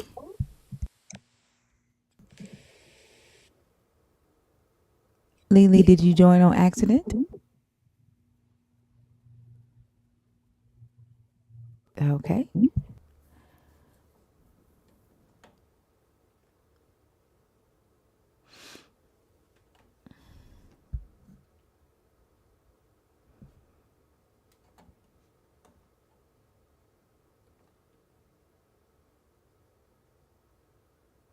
Is it Lefty? How do you know? Lefty? What's up, Jeff? Lefty, are you there? All right. I don't know. Like, how do you get in the comments and say pick me, and then get on stage and just automatically mute? That's weird. Very weird.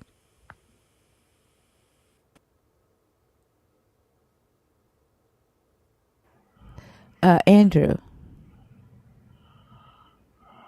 Andrew is asleep.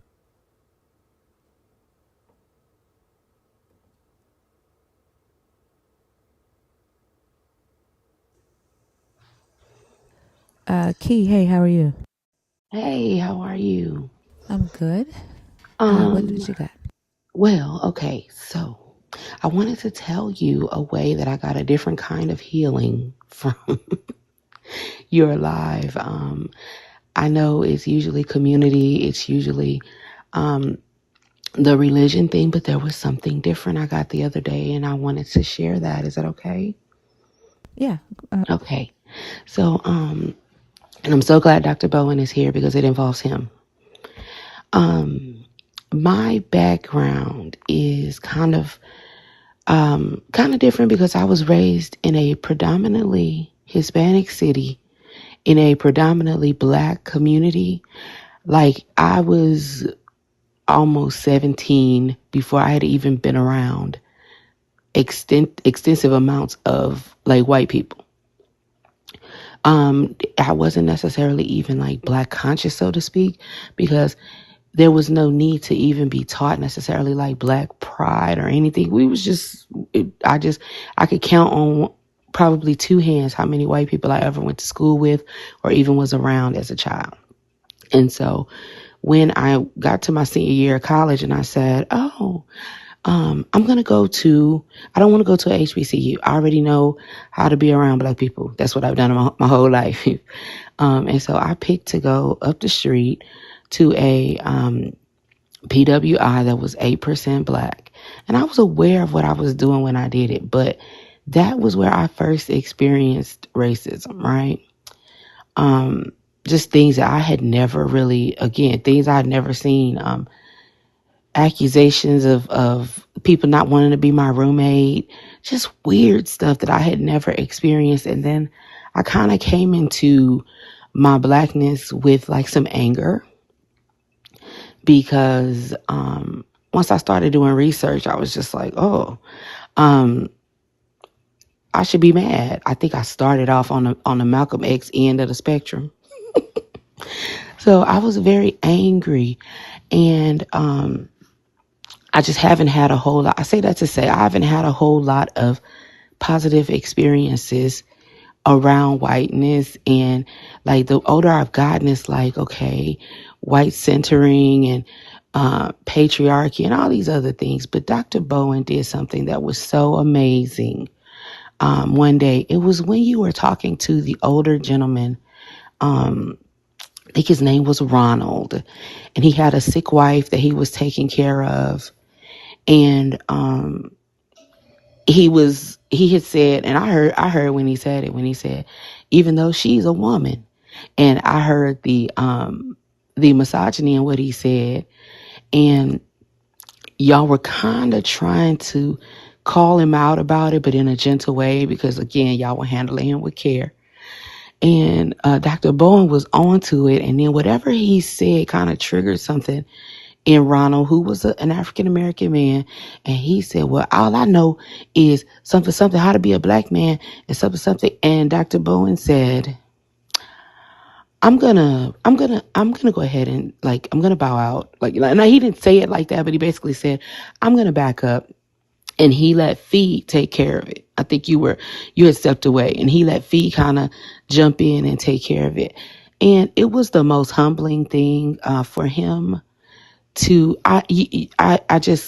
I have only seen instances or heard of instances where white men center themselves.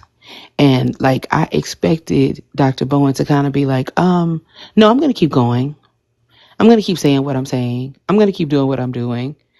And it was just so beautiful how he knew that he needed to take a step back. And he did. And it wasn't about his ego, and it wasn't about him being, I'm a man and I'm going to say, and I'm white and I can say what I want to say. It was beautiful. And I saw it, and I've been saving that for a good week because I've been waiting on the right moment to get on to tell you that.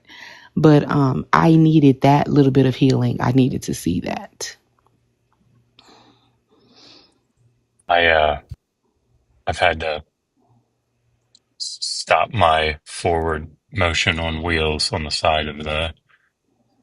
I know I'm not allowed to say that I'm doing this activity on TikTok, so kind of started tearing up. Um, I'm that was yeah. Sorry, I don't even know what to say. Thank you. I just I I Megan's my wife says to me quite often about just thinking about things like with misogyny. Sorry, I've gotten all jumbled here. She'll point out things to me, and I'll say I wouldn't have seen that, but now that I've seen it, you can't not see it everywhere, Mm-hmm. and I'm that means a lot to me. Thank you. Yes, I appreciate it. I needed it.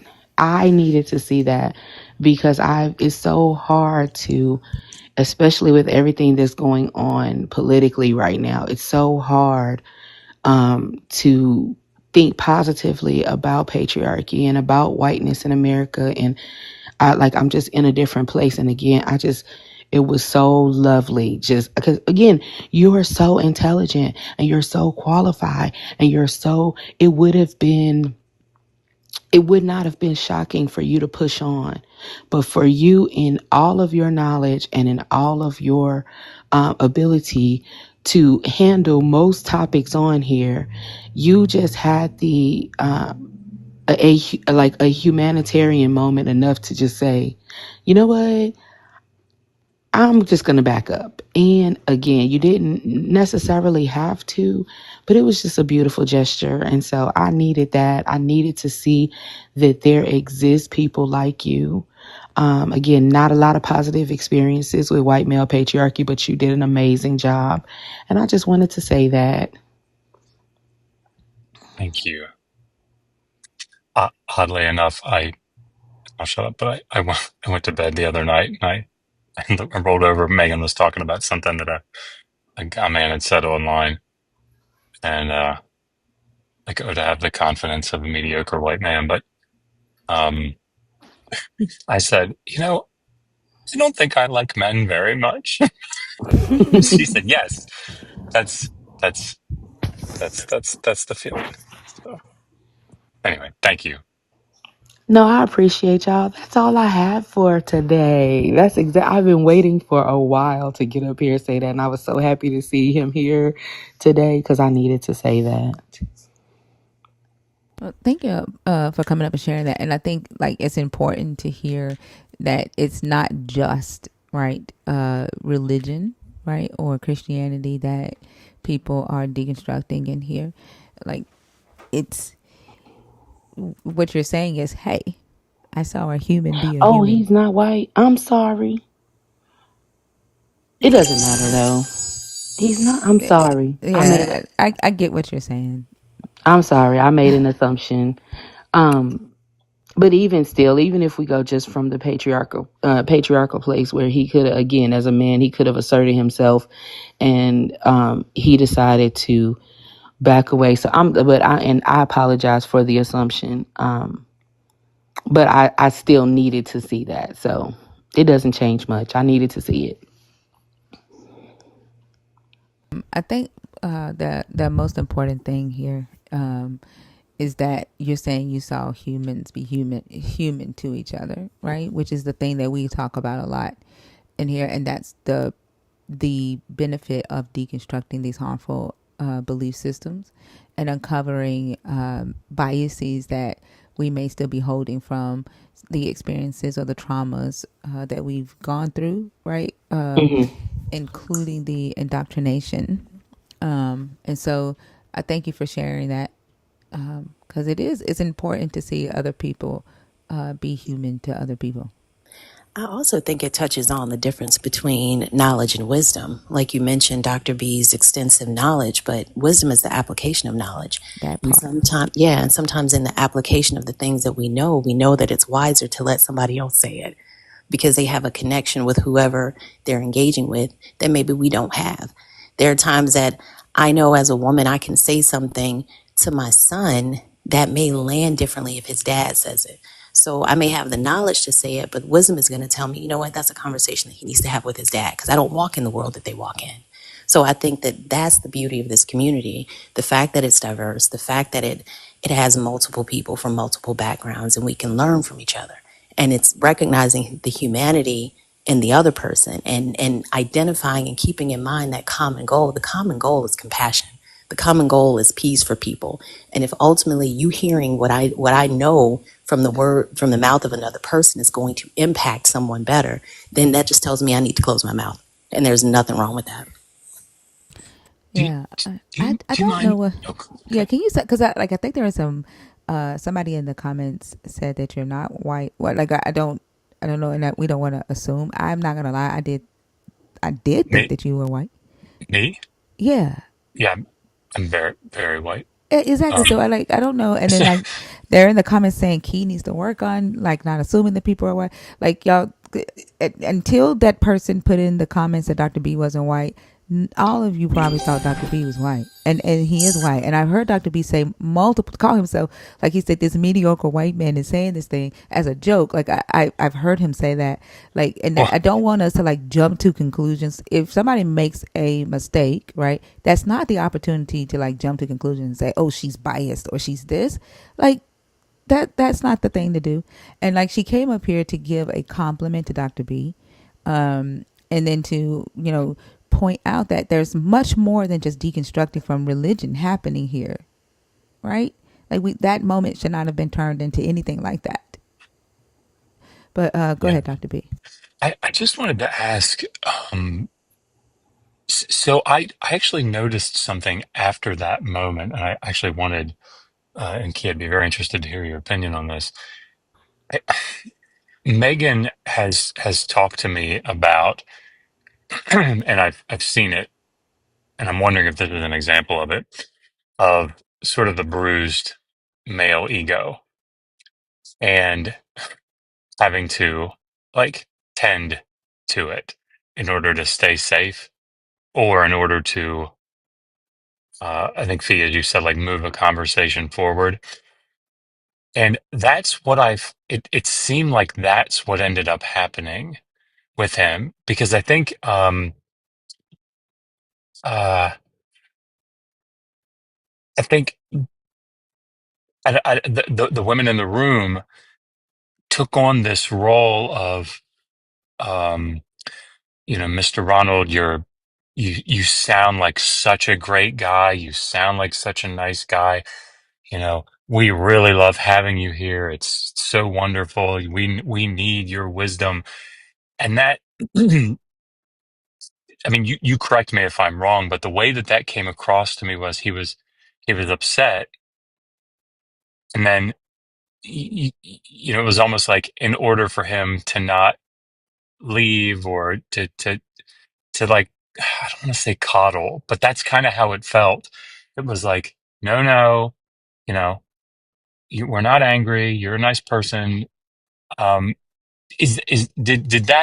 did it feel that way to you? Is that just me reading into that? What's your experience through that? So, what I felt like is there was, and I felt like there was a needed call out because it was coming, and Thinker was working on it, and then you kind of jumped in. But I think that he ran into a wall of whiteness, and I want you to remember that he was way older, and so he probably, when you started correcting him, I think it was a little bit of like a man, like a little bit of it was about being a man, but a little bit of it was about his inability to accept that criticism from you as a white man. Almost like, oh, who is he gonna call? He can't call me out, or I don't know. It was just like, nah, I'm not gonna accept that. He was not willing to accept it from you. And again, it could be something with his in his own traumas. With I couldn't quite pinpoint if it was race or if it was gender, because you were the only man on the panel at that moment, also. So I don't know. But and also there was a lot of grace given to him on the basis of his the care of his wife. Like it was just like I think that he landed in a place where um, it was kind of I could see y'all handling him with care, and I was also like, yeah, I heard him say that, but yeah, and you were gentle with it, but then right when you said it, I think he just kind of like slammed the brakes, like, nope, not gonna accept that from you. Again, not sure if it was because of your race or your gender, but immediately he just wasn't ready to hear that from you, and it kind of like fell off. And I think Miss Charlene came in because it was like that energy was needed also. With the timing of the way everything happened, it did kind of turn into something different, and he never really got addressed about the misogyny. And I saw you, like I said, I saw you kind of like back up, like, I'm much, because he immediately said he brought up the fact that he was a black man, and that's when you read into it, like, because we weren't talking anything about race at that moment. And he said, I don't know, I just know how to be a black man or something. And that's when you kind of went, and I think that was his way of telling you, you can't call me out, white man. You know what I'm saying? But he didn't say it like that. Because he brought up race. Nobody was really talking about that. And that's when I think that you read that it was kind of time to take a step back. Does that provide an answer to your Yes, question? absolutely. And actually, this is why I ask these questions, because that's an angle I don't know that I would have seen it from that precise angle. Because like in like in broad swaths, like I like that. Yeah, that is how it felt, and I felt awful, honestly, for having even spoken. Um, but like the way that I read the interaction after, I read it through this lens. I had a friend, um, a family friend, and she was in um, a side chat in a YouTube video, a YouTube stream, and she is very outspoken. And she's like Thinker, right? She doesn't put up with shit. Uh, and a guy in the comments said something like, "Hey, baby," you know. something to that effect. And she responded, I expected thunder and lightning. She responded just with a heart. And that so confused me. I went to Megan and I said, I don't understand this response. Can you explain it to me? And she said something that I will never forget it. And I feel like it opened my eyes to, I don't hate to say it like this, but the shit that women have to go through in this society is that she said she probably knew that had she responded in any other way, she would have been thought of as like a bitch. That's what Megan said. Because it's like, uh, here he's just paying her a compliment. And if he's just being nice, and oh my goodness, what a crazy response if she would have gotten angry or something. I just thought, good grief. And I'll shut up, but I ended up talking to our friend afterwards, and she said, she's a dog walker. She said, I cannot tell you the number of times a week that I'm walking dogs in the woods, and I've got 4 or 5 with me, and I'm just trying to keep them all from, like mangling each other and keeping them moving forward. And a guy will walk the other direction past me, and he'll say, good morning. And I'll kind of like look up and, nod a little bit, and I will get 5 feet past him, and I'll hear, bitch, can't even give me a hello. And I just like that. Uh, I'm sorry on behalf of men. Like, that sounds, the more I talk to women about this, and I'm going to be quiet, the more I talk to women about this, like the more normal that seems to be. And it's just like, I'm sorry. No, I agree. I picked up on what you picked up on. Thinker picked up on it too, because she was starting to address it, and like I said, she had to step away. So no, you were absolutely right. He absolutely did say something. I love my wife, even though she's a woman. Or I respect her, even though she's a woman. He absolutely said it, and I attribute that again to his years and years of indoctrination in Christianity, because that's one of the things that he said. How old was he? I want to say he was like 70 or 80, maybe. He was Remember, he was in like his upper 60s, if I remember. upper 60s. Okay. But I think about how much I'm having to let go of, and I was 30 something plus years in religion, and when I think about how many years he may have been in, I mean, it wasn't surprising for him to say, even though she's a woman, that didn't surprise me. It was absolutely there, and the decision to try to address it, there was nothing wrong with that. It's just that he was not open to hearing that from you. But like I said, the magical part of it was your decision to just move back. And yeah, it did turn into some other stuff, but I think it was necessary. I think that he needed some other, it's like, I've said before, I'm a teacher, and sometimes I have to pick my battles. Like sometimes something needs to be addressed, but instead of focusing on, this other thing, I go ahead and maybe they need something else. And I think that he needed something else in that moment. And collectively, y'all were able to determine that there was something else he needed other than that correction of misogyny. Not that he doesn't need it, and not that he'll never get it, but in that moment, there was a different medicine he needed, and there was a different prescription that was given, and your willingness to let that prescription go forward, despite the fact that y'all stand on business all the time around here. But it was with care that you decided. It was loving, and I saw the moment happen. It's like Klopnoff said. So you had a misogynist and a racist in the same guest. Like, I think a lot of people don't recognize that. Like, they think that like deconstructing from Christianity or from religion means just deconstructing from the God, right? Or from uh, the the ideas that, oh, you sin, or like you're gonna go to hell or you're gonna burn. And Conquifa, I'm gonna answer your question. I saw your question on YouTube, and it's a good question. But the whole deconstruction process deals with the ideas, the beliefs, right? So when people ask me, whether I believe in God, and I say I don't give a damn if the God does exist, because that's not my concern. My concern is what people do with the beliefs they hold that they believe came from the God, and how humans interact with other humans.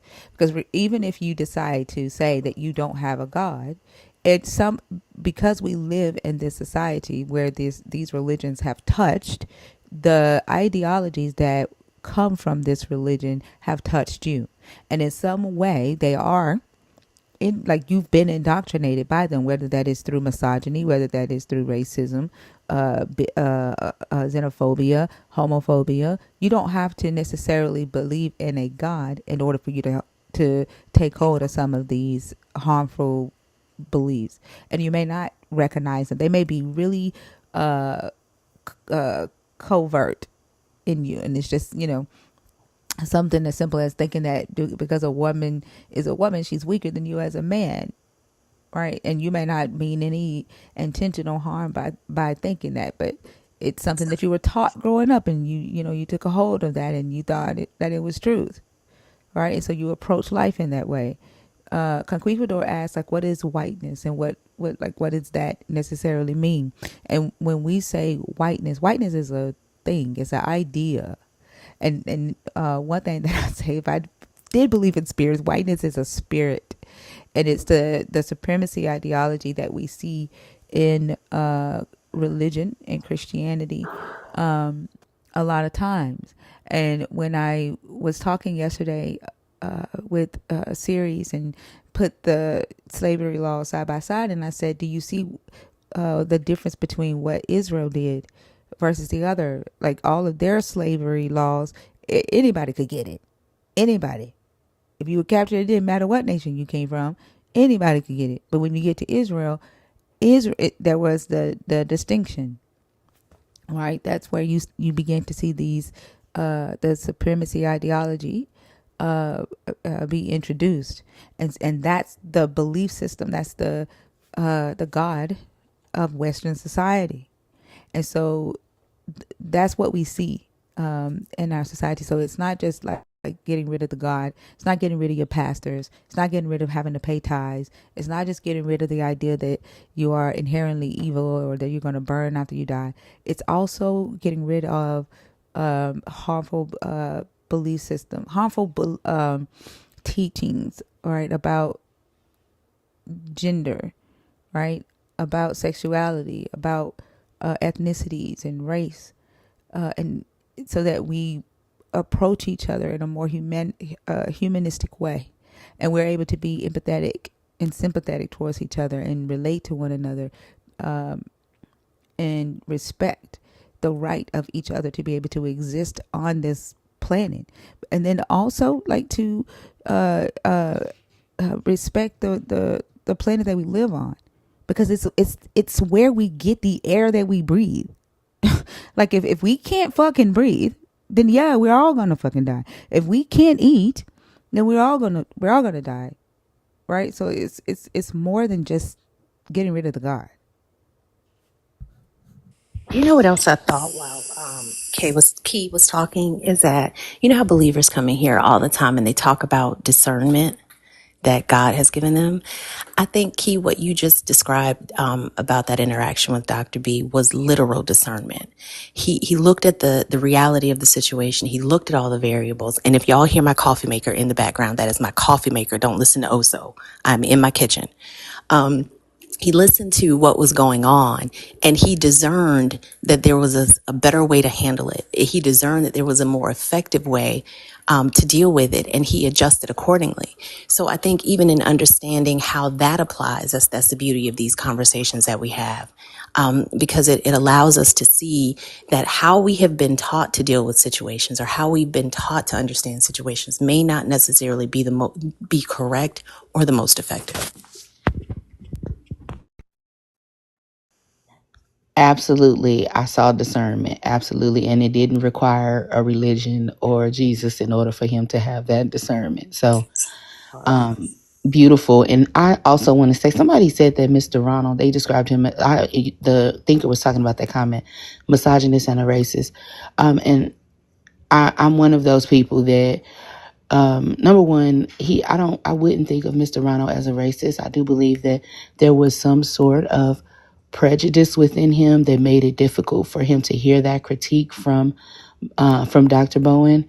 And again, it could be inherent. It could be from a trauma that he's experienced. I'm not judging Mr. Ronald for his ability as an older African American man and unable to take that critique from Dr. Bowen.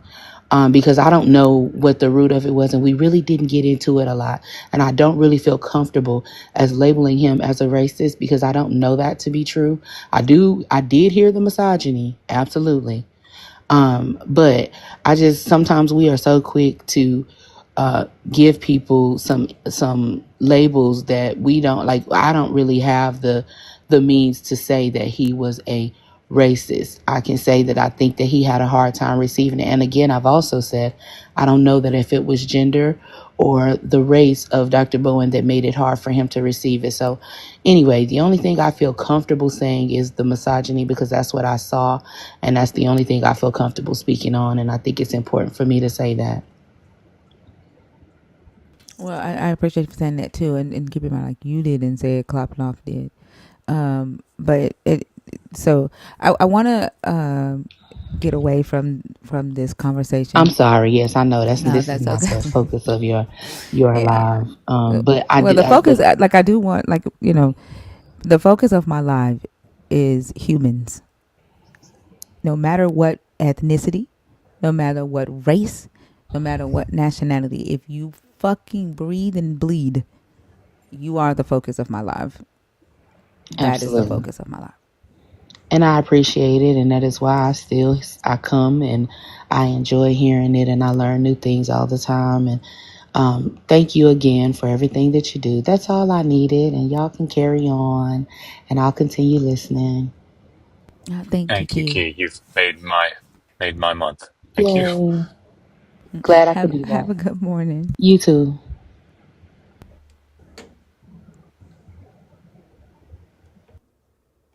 No Nephilim.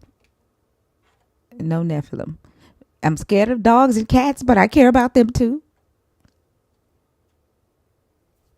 Don't hurt a dog or a cat. I will cry, although I will run from them.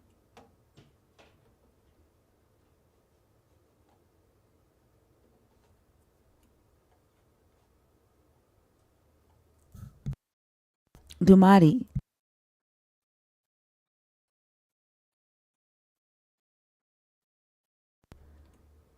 the Pinky Beard song. Which one? Dumadi.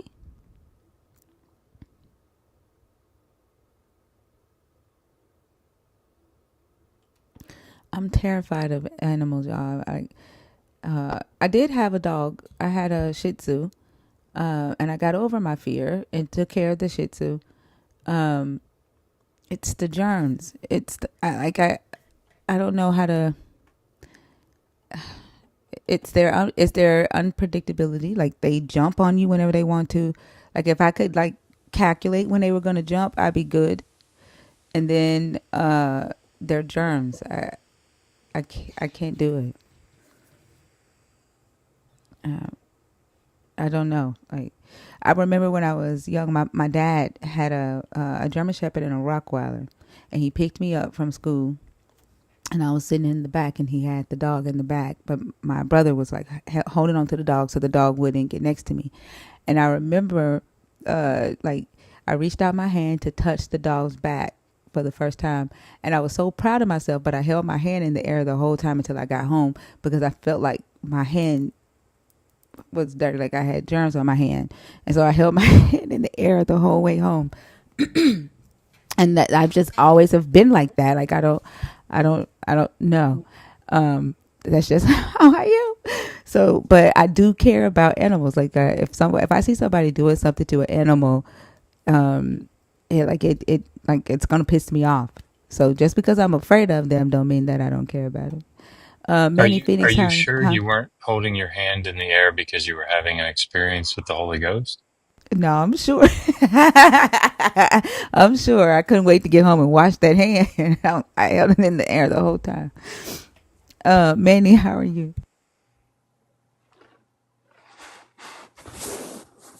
Manny.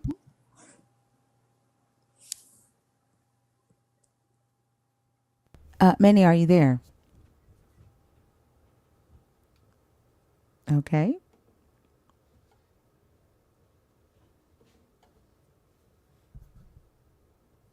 I think people who are animal people, like, I think I'm jealous of them a little bit. I think it's cool. Whose birthday is it? Diego? Who's Diego? Happy birthday, Diego. I don't know who you are. Happy birthday. I don't know if you're a Christian that likes loves to hate me. I don't know if you're an atheist, but I hope you have a happy birthday. Gian?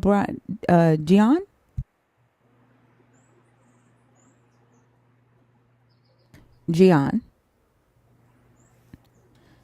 Okay. If you're in the guest box and you want to come up, can you please comment so that we do not bring up the accidental accounts, please?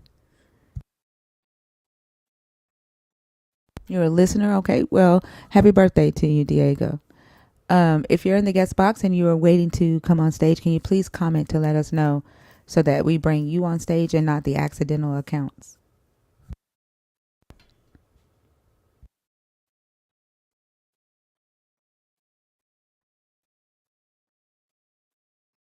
Y'all know what I just remembered? I was supposed to sing happy birthday to Ty Renee. Wasn't Ty Renee's birthday yesterday? Oh, I missed that. I didn't know that. Happy belated time. Happy birthday, Trinity. Diego is no friendly? Oh, no, Diego. Damn. Well, happy birthday to you anyway, but goddamn, are you over there getting on Ethereal's nerves? Are you being mean?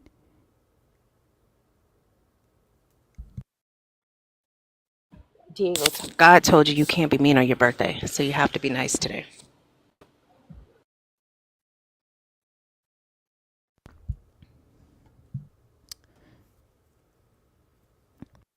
Big K said it's her birthday every day.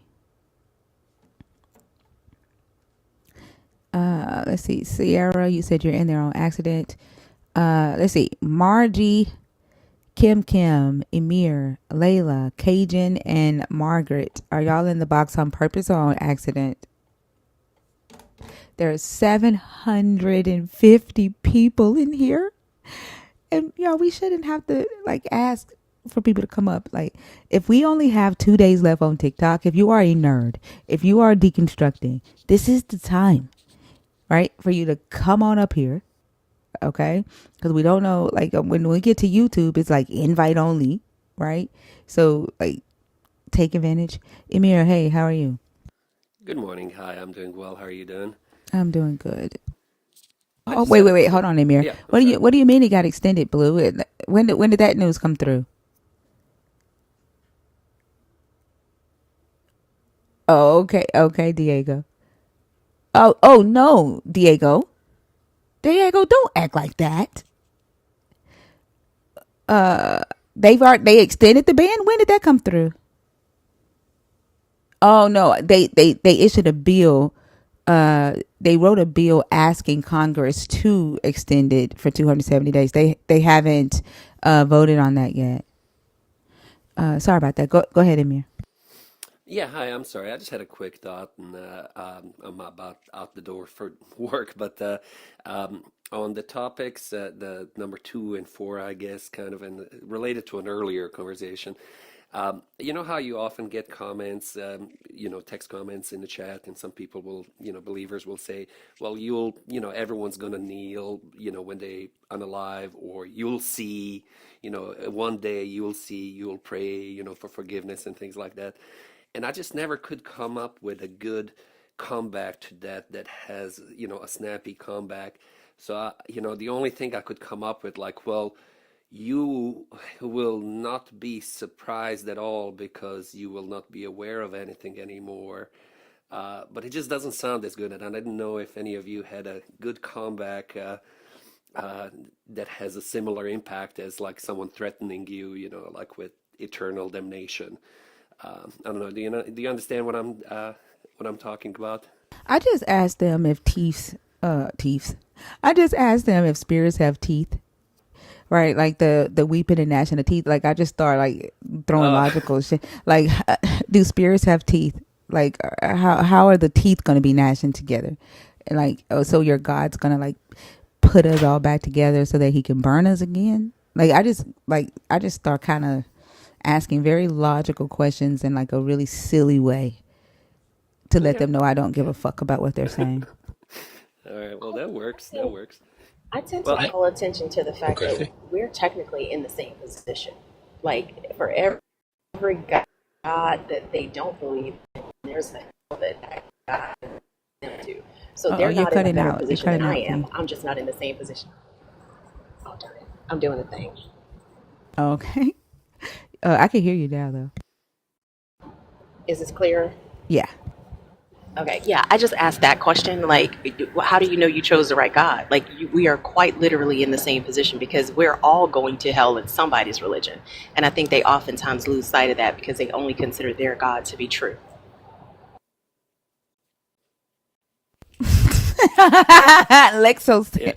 Lexo said I don't have teeth now, so I'm getting new teeth in hell, like a whole ass implant. Like, yeah. well, I'm Just gonna so you hop can off. Thank gnash you them all. together. I got to get out the door, but I'll be listening and I'm reading these comments. Thank you all. Thank you. I just that was a thought I wanted to share. Appreciate you. You're welcome. Have a good one. Oh my god. Like I swear if I didn't have teeth, I would ask that. I would be like, so what? Like what teeth am I gonna gnash together?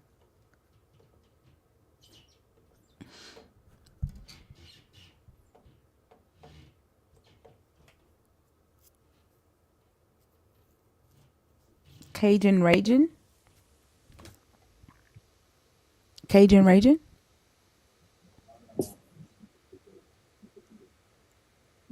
Okay, we're gonna take you down. If you're in the guest request box on purpose, can you please comment? There's a lot of accidental accounts.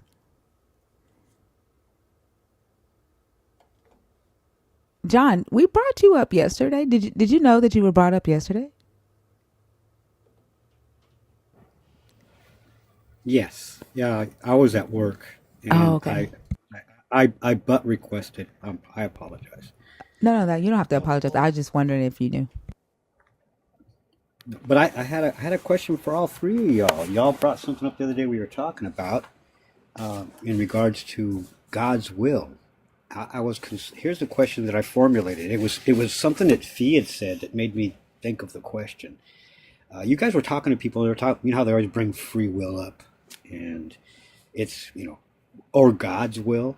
Well, why would God need to have a will if He already knows what's going to happen?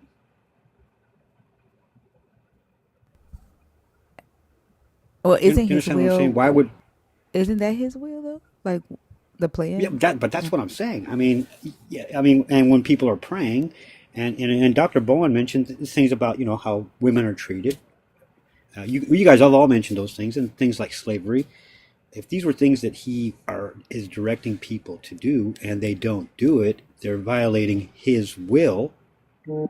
How's that possible if He already knows what the outcome is going to be? Why would He need will or the assumption of His will upon us? I Which think I get. which I which think I leads to get what what you're you saying. yeah, Yeah, I which think I. is what you guys have been talking about for months. That it's not God, it's men or people that are doing these things. They're creating that standard. God doesn't need a standard of will if He already knows what's going to happen. Why would He have to impose His will? And why would people have to say, "Hey, God's will" or "God's will be done"? Really? It was just that was. I had a dream about it too. You guys gave me a nightmare that night after I thought about it. It's like, what the hell? God's got a some sort of will thing, and why does He need will? He already knows what's going to happen. I think it Does that make sense? It does to me because ultimately what you're saying, will is desire, and desire is what you want. And why would God Yeah. want anything if everything that is what He wants to happen anyway? It's just I think another logical problem for believers because you can't. And then I think that goes on to the prayer thing. Like, what are you praying for? If you already think that everything that happens is God's will, then you've already invalidated the need for prayer right there. Yeah, that's Yeah. what I see. Like I could understand. Like I get why a God would have a will, because it would be like if he created, he had to have a desire to create, right? So he had to have a desire to plan. So like whatever his plan is, right, that would be his will. But for a person to pray, right, and say, let God's, that if it's God's will, or God, can you do this thing and please let it be your will, that I don't get. Because But you if think his of will is already done, then why are you praying? you think about the histories. I mean, you're talking. You think we're talking about how the Gospels were created that night too, as well. Bash was in there, and one of the people that came up was talking about it's God's design. Well, it's already God's design. Why are we, as people, or the religion, Christianity, Islam, whatever the Abrahamic religions are, why are we asking for God's blessing for something that God has already designed to happen, and then calling it His will? You know, it gave me nightmares. I couldn't sleep. I was like, what the hell? I kept having these weird nights. And then when you brought up the serpent in heaven at the end of it all, that pissed me off too. I said, what the hell? It's like it. I don't get it. It just it pulled me further away. I even had discussions with people talking about it. And you're right. A lot of the people that I discussed it with, when I pointed out that Satan's going to be in heaven with y'all at the end, they didn't care. I'm going, what are you talking about? You don't care. You're bitching about this guy going around making all of y'all do bad and evil things, and that people who do those bad and evil things in Satan's name, they deserve to go to hell, but the devil doesn't. I don't get that. It boggles my mind. Yeah, that right there definitely boggles my mind. Why they would be okay being in heaven or being on the new earth with the devil that they ran from on this earth. I don't fucking get it. I don't get it. And it does say in the Bible that evil is not allowed to enter into that place, correct? Yeah, but the way that Isaiah says it is that the serpent won't be able to do any harm. So, but he still has the curse, and the curse, like the God, in order for the God to curse the serpent in such a way, there had to be some form of evil involved in it. And so evil, essentially, since he's there with the curse, would still be on the new earth. And if the God decided to remove the curse because he got bored, I mean, the serpent would just start the shit all back over again. It doesn't make sense to me. And I think like for it to be a mythology, then, that part doesn't like bother me so much that it's there, like in the mythology, because like any interpretation can be given to that. But what bothers me the most is that these humans are like, oh, well, that's just God's will. It's like you spent your whole 80 to 100 years on this earth running from that motherfucker, believing that you were going to a different earth where he's not, and then you learn that he's going to be on this new earth with you, and you're just like, oh well. That's the Yeah. part that like makes me go, what the fuck? And there was a guy the other night that kept avoiding the fact that the serpent is Satan. At least that's what all Christians have said in the lives I've heard, anyway, and discussions I've had with them. That it's just a regular snake. What do snakes now? They eat rats. They eat mice. I forgot. I remember because it was giving me a headache, and you were trying to explain to him why you get a headache over it, and he was causing a headache, saying that it's just a snake. He eats dust now, but what do snakes normally eat? That's not what we're talking about. Jackhead. We're talking about the fact that you guys identify the serpent as being Satan, and now because there's a serpent in heaven, he's no longer Satan. And why is the serpent got to still keep eating dust? I don't get that. And they weren't getting it. It was giving me a headache you went way out of your way. You were a lot calmer with that guy than I've seen you with most people. You spent a lot of time talking to that guy. He refused to even recognize that the serpent was Satan. He just refused to do it. It was like, ah. And then you were right. They were defending Satan. I never thought I would ever hear a Christian in my life say that. They're actually defending the guy. Like, what the hell? You guys are defending this guy? Yeah. And then they It started was, coming up. I think they thought they were going to get ahead of the game, right? Like, remember the guy that was regurgitating? I was like, you're saying things that you've heard other people say. The one that was talking about the pain receptors. You remember that guy? yes, I do remember And that so guy. what I did notice is when I brought up the fact that the serpent was on the new earth, sorry, my coffee went down the road windpipe. Shit. When I brought up the fact that the serpent was on the new earth, I noticed that as the believers started getting in the box, they started saying that they don't believe that the serpent should go to hell. And then they Yeah. started, yeah, and then they changed their tune. Oh, he didn't do anything bad, right? Or now it's a separate curse. Like the curse is talking. The first part is talking to a literal serpent. The second part is talking to Satan. So I think they tried to like get ahead of it so that Yep. they can be like, it doesn't matter that the serpent is going to like that. But it didn't work because they was trying to regurgitate and come up with like different explanations right there on the spot. Well, I got on a Christian's nerve today, as a matter of fact, when I pointed out the fact that, hey, you know what? The Jews are going to be partying in that city with the serpent, having a good time, while you're building the walls and all the buildings. So I hope you enjoy yourself. I really do. You know, because it isn't that what it says in the Bible, that only a certain few are going to actually get to enjoy the city. Everyone else is going to be the ones building it and slaving over to build it. And well, Yeah. guess what? You're going to get to slave with the one thing that you're saying is the evil and shouldn't be there, but you're okay with it because you're going to be building him as a jacuzzi. You know, you're going to be making the man his jacuzzi. It's I don't understand these people sometimes. Selenimus, I wouldn't say that like the text doesn't necessarily show that the serpent repented because the serpent still had its original punishment.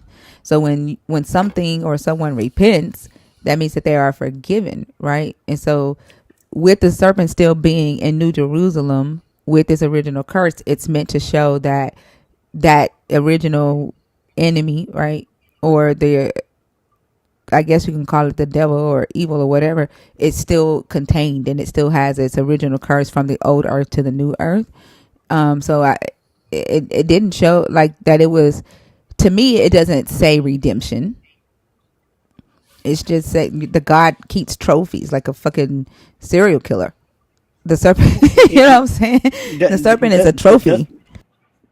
Doesn't doctrine dictate that you actually have to have a soul to repent? Isn't that I what don't doctrine know. says?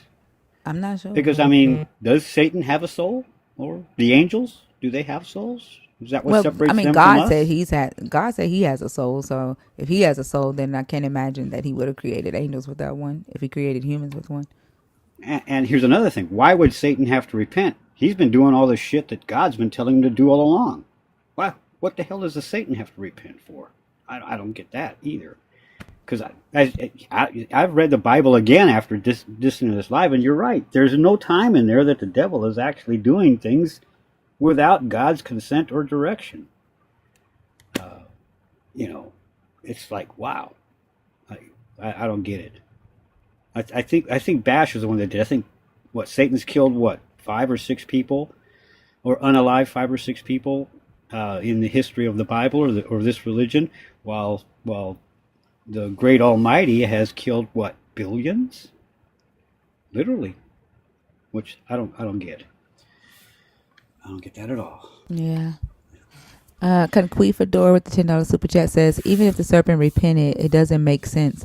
The serpent never dies, unlike us humans, Yeah, and we don't get that's to correct. repent even after death. So where's the justice? There is none. And then there's somebody in the comments named Matthew 28 who basically said the serpent went against the God's will, or what they say. Like I want to say specifically what they said if my computer decides to like act right. Um, they rebelled. She says this because the serpent rebelled against the God. Like that's like you're defending the serpent who you said rebelled against the God. You're defending that serpent's right to be in eternity with you. Like, do you realize that? Like, you're defending him going to eternity with you. What, defending the devil? No, that's that's that's wild to me. I never thought in my life I would ever hear people supporting and defending the devil. that's that's crazy. I don't think, maybe you typed that like because that was like a bot answer. are you listening to the conversation then? Like, are you listening to what we're saying instead of you just like typing stuff that you were taught in Sunday school?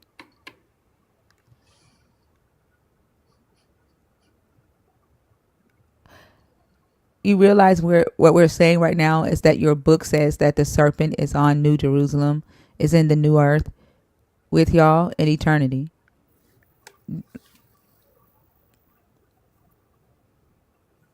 Do you realize that that's what we're talking about right now? And since you're a Gentile, you'll actually be building the place the serpent will be kicking back in. His jacuzzi, his dance hall, the bar, whatever they're going to have in the New Jerusalem. You'll be building it for him. That's crazy. Yeah. That's real crazy. Wow. Oh, I forgot what her name was. Hold on, you look. let her Not know. look. Listen to her response or his response. Not everyone will be in the lake of fire, ma'am. Like, you're defending the freaking serpent. Like, do you get that? You're defending the serpent. The very thing that you believe is the devil. The very Do thing you you blame get all the that? bad things on.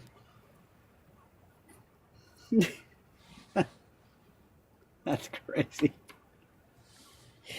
Oh. Someone just gave me a subscription. Whoever that was, thank you so much. I don't know how to use it, but thank you. I'm having a hard time finding you on YouTube Thinker or anybody else. I can't figure out the way this technology works. So let's see if someone can help me out. So if you go to YouTube and just type in Arch Thinker in the search, I should pop up. Okay. Yeah. Okay, I guess it's that simple. That's probably why it went over my head. Simple things usually do go right over my head. So, oh, and I forgot what her name was, but you let her know that I'd be more than happy to pay her the motorboat. I really would. Do that. You pass that on. Yeah, let Dudette know. She already said she'd I'd do be it for more charity. No, yeah, well, you know what? I'll take charity. I ain't scared. So, but yeah, and I thank you for your time. I had this question I wrote down. I forgot when that conversation took place because even Bash was involved, and I had to wait till I had all you guys in there to at least ask you, or at least one or two of you. I wanted to ask that because it was Fee who was the one that sparked it by the response she gave that individual, and then Bash supported it, and you jumped in, and then Dr. Bowen jumped in, and I said, wow. This will thing from God, why does he need any kind of will if he already knows what's going to happen? It's like me, it's like you drink a glass of water, right? Well, the water's been drunk. I know where it went. I know why I needed it. Did I actually have to have the will to take it? Or even creating the water or whatever it is. I guess the way that I see will, right? Like, okay, so, creating a business plan, right? A plan that you want to happen for your company in a 12-month time. Now, if I were a god, right, in my head, this plan has already played out because everything goes my way. Right? There is no ifs, ands, or buts about it. This is the plan, and that's what's going to happen. And so he does that, right, in whatever world he's in, and then he creates it in this physical world. And so as he's working his plan, right, that's what we're experiencing. And so when humans say that's why I would think a God would need a will, because that's how I see it. Does that make sense? It's like his instructions for like the world that he's building. But what I don't get is for why Christians, if they say that the God's will be done, no ifs, ands, or buts about it, why the fuck are they praying? That's what I don't get. Yeah, because you're not going to change whatever the outcome is. God's not telling you what the outcome's going to be, so why waste your time putting prayers out there? Because your prayer could be completely outside of the scope of whatever God designed. And you're not going to get the answer to it anyway. Doesn't matter how many times you pray. In my lifetime, I've never experienced anyone actually getting an answer to a prayer directly. They sit back and analyze it and says, well, yeah, I guess that's an answer to the prayer. That's not an answer. That's just life, dude. That's what happened when that domino hit that domino. It's as simple as that. And I think, You know, John, it's what not. you is what you were saying, like using Thinker's analogy of the business plan, is your question kind of around the point that God's reality is God's plan. So what's the purpose of the plan? Is that That's what your question correct. is? Okay. That's what it was, and it had me ripping my brain apart. I'm going, that makes a lot of sense, and it was. You're the one that created the catalyst, and I thank you for giving me nightmares. By the way, Fee, I appreciate that. Sorry. Sorry That's for, okay, because but I get the it was question driving me though. crazy.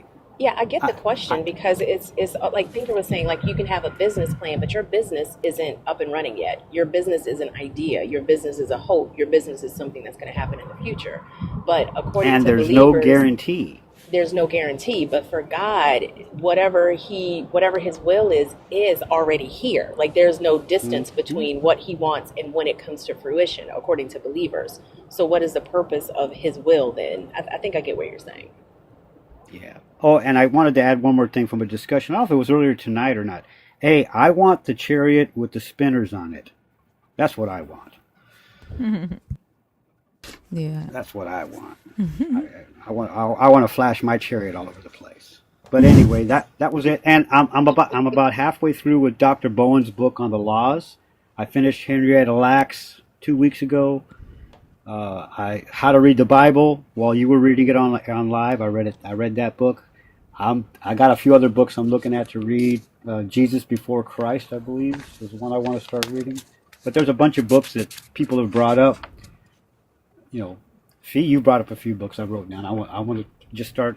I'm going to have a big ass bookshelf by the end of next year. I So, love it.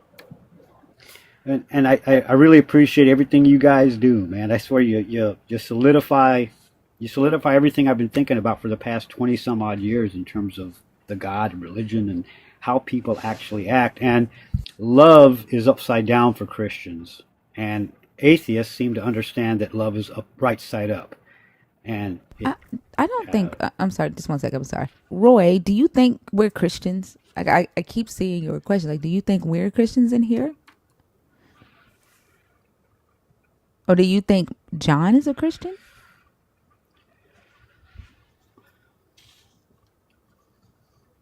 Can you answer me real quick, Roy Henson? Is there something that we're saying on this stage that makes you that makes us sound like we are believers of this God? just to let you know, Roy, I'm just echoing what I've heard Christians say in regards to God's will, to Satan, all those things. And I believe Fee and Thinker are doing the same. And just to let you know, I'm not a Christian. I guess you can call me a soup. I've practiced Islam, Judaism, Mormonism. I was a Pentecostal, baptized a Catholic, raised as a Catholic. So I am not a Christian, though. I think he stopped commenting. I think he thought that we were all Christians and he was like commenting these weird things. But yeah. Thank you so much, John, for coming up. I appreciate you for making us laugh. Yeah, well, I tell you, you guys, I listen to you every chance I get. Like I said, I think you are on 24/7 Thinker because every time I wake up, you're on. So what the hell? It's I time to wish we I'm should not go to on bed. 24/7 because I'd be missing y'all when I'm not on. Terry, like I'm gonna tell you what you hear. You probably do hear a lot of hate. You hear hate for illogical ideas, hate for a genocidal, homophobic, racist, let's see, misogynistic, xenophobic, P3PO. yeah, P3DO. Did I say selfish yet? Oh, Yes. oppressionistic. I don't know if that's a word. God. You hear hate for people who make the existence of other humans unbearable because of a mythology and the fear mongering of burning in hell. So you do hear hate. Okay, I just want to make sure that you understand the hate that you hear. Okay. Yeah, narcissistic too. Thank you, Junior. And if I missed anything, y'all please feel free to let Terry know what hate he's hearing, so he's not And little confused. man syndrome. God has a serious little man syndrome problem. He really does. If he doesn't have all the attention, he really gets pissed off. He does, or she, or they, whoever God is. But yes, I appreciate you. I appreciate your time, Thinker and Fee. And by the way, pass that on to Dudette. She can't DM me because I'm nannered right now. But damn, motorboat would be fun with her. Don't get cussed out by doing that, because you know she will. It's all right. You know she She can will. cuss me out. I was married once. I know what it's like to get cussed out. That's all right. So All yeah. right. Anyway, All thank you, right. ladies. You're welcome, John. Thank you. You have a good one. Okay. You too. Bye bye. Bye.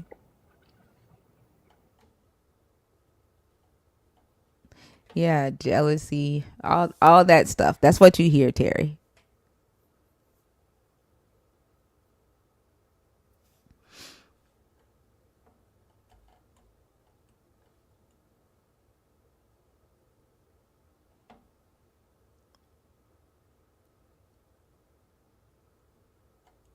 If you're in the guest box on purpose, can you please comment?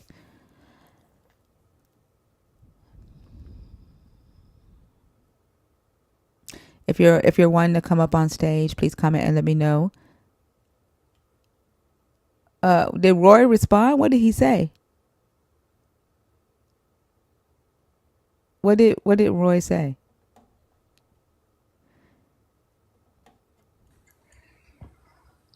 Hey, how y'all going? How y'all doing? I'm good. How are you? I'm doing well. What's your age for Oh, thinker, we meet again. what's your age for TikTok purposes? 30. 30. Okay. Are you a believer? Are you deconstructing? Are you an atheist? I'm a believer. A believer. Okay. And so we've talked before, you said? Yeah, we've spoken Okay. quite a time. Was it pleasant or Um, we disagreed. that doesn't answer my question? I disagree with a lot of people. We agreed to disagree. Okay, so it was pleasant. It was a It pleasant was conversation. pleasant. Yeah, it was a regular Okay. conversation. It was pleasant. Why did you go to the disagreement? Like, I was asking if it was a pleasant No, conversation, no, no. not I said that's why I said we agreed to disagree. okay. And so the topic today is the serpent. Actually, it's not. I changed it. My bad. Well, I do want to talk about that. The topic is the God making my head hurt, but I want to talk about why Christians are okay with the serpent going to eternity with them. Like, why all of a sudden, when Huh? they learn that the serpent is on the new earth, with the same curse that it got in Genesis 3:15, Right. they're okay with it, and then they start defending the serpent. Like, it's kind of a weird thing, Who wouldn't you say? defends the serpent? I just told you who. Christians that I've talked to, once they learn that the serpent is on New Jerusalem with them, they start defending the serpent. Like, they started defending the serpent's right to be in eternity with them. And like, I think it's just kind of weird, right? Like before you get on the stage, you have this belief that the serpent is going to burn in hell for what they did in the garden. Then when I you mean, when you read, right, when I show you a scripture that says that the serpent is on New Jerusalem with the same curse, it you automatically like, well, oh well, he didn't really do anything wrong. Like, how does it change like that? I mean, for me, scripturally, it doesn't say the You said serpent. scripturally it doesn't say that. It doesn't. If I That the show you that, serpent if I show you will that, be up in heaven. what do you mean when you say for me it doesn't say that? Like, are you saying I've read it in the Bible where it says that, but for me it means No, something well, different? I guess no. We've spoken about this before. That's why we We have agreed not to ever disagree. spoken about this before, because I learned this 2 months ago, and I No, no, just no. decided. Hold on. Oh, my We've fault. never spoken about this before, ever, because I We did. just learned about this 2 months ago, and I just decided to say something about it last Friday night. So you and I have never spoken about this. That's not true. we spoken about the Bible that you read out of, right? Of course, that's what my live is Remember? about. Say it what? That's what the live is about. Of course, we've spoken about the Bible, but we've not spoken about this. But what Bible are you reading from? What? What Bible are you reading from? So when you say we've spoken about this, are you getting ready to say we've spoken about the Bible before? Yeah, we've spoken about the Go ahead, Bible. finish what you was getting ready to say. Okay. So I think you told me you rate the KJV, correct? I told you that I read the KJV. Yeah. Go ahead, keep going. Am I wrong or right in that sense? I mean, you said we've spoken about this before. Yeah, I mean in that sense, like because and then I told you I read the Ethiopian Orthodox Christian Bible. Remember? We had I a have not once ever told you that I read no damn KJV. Never, never, not, ever have I told you that, and I would not ever tell you that. so what Bible were you reading? What? Let me ask you a question. What does it matter what Bible that I'm reading? It Like, differentiates a little bit for hold on. understanding. So if you're Orthodox, you still have Isaiah in your Ethiopian Bible, correct? No, In your we Eastern do. Orthodox, Yeah. Yeah. exactly. So Isaiah says the same thing. Yeah, but the It belief doesn't. difference. I didn't say Changes. anything about your belief, Nuke. What I said was what the Bible said, and I I know. asked. I said that what we are talking about today is the weird shift that Christians do, I right? know, but the Okay, outlook. I did I say Nuke? You do this weird shift. I didn't say that.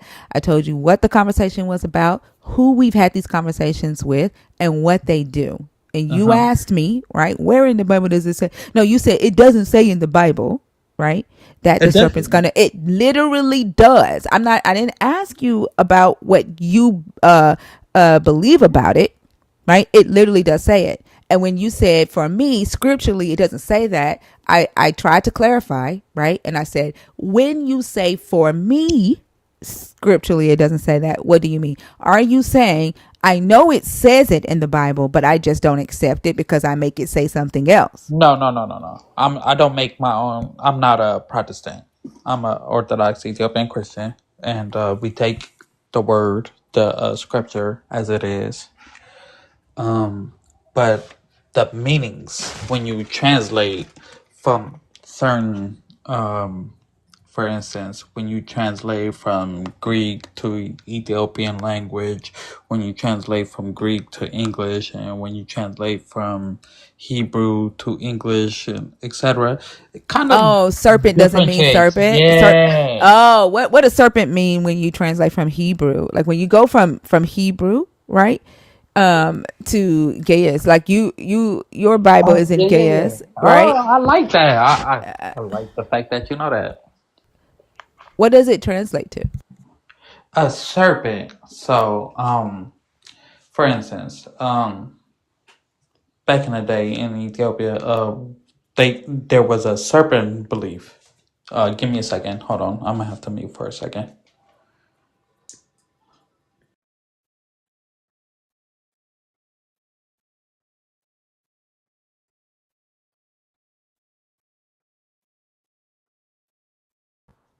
Are we just going to pole vault over the fact that that's not how translations work? I I I, I want to see what he finna say. I want to see what he finna say. Gotta be interesting.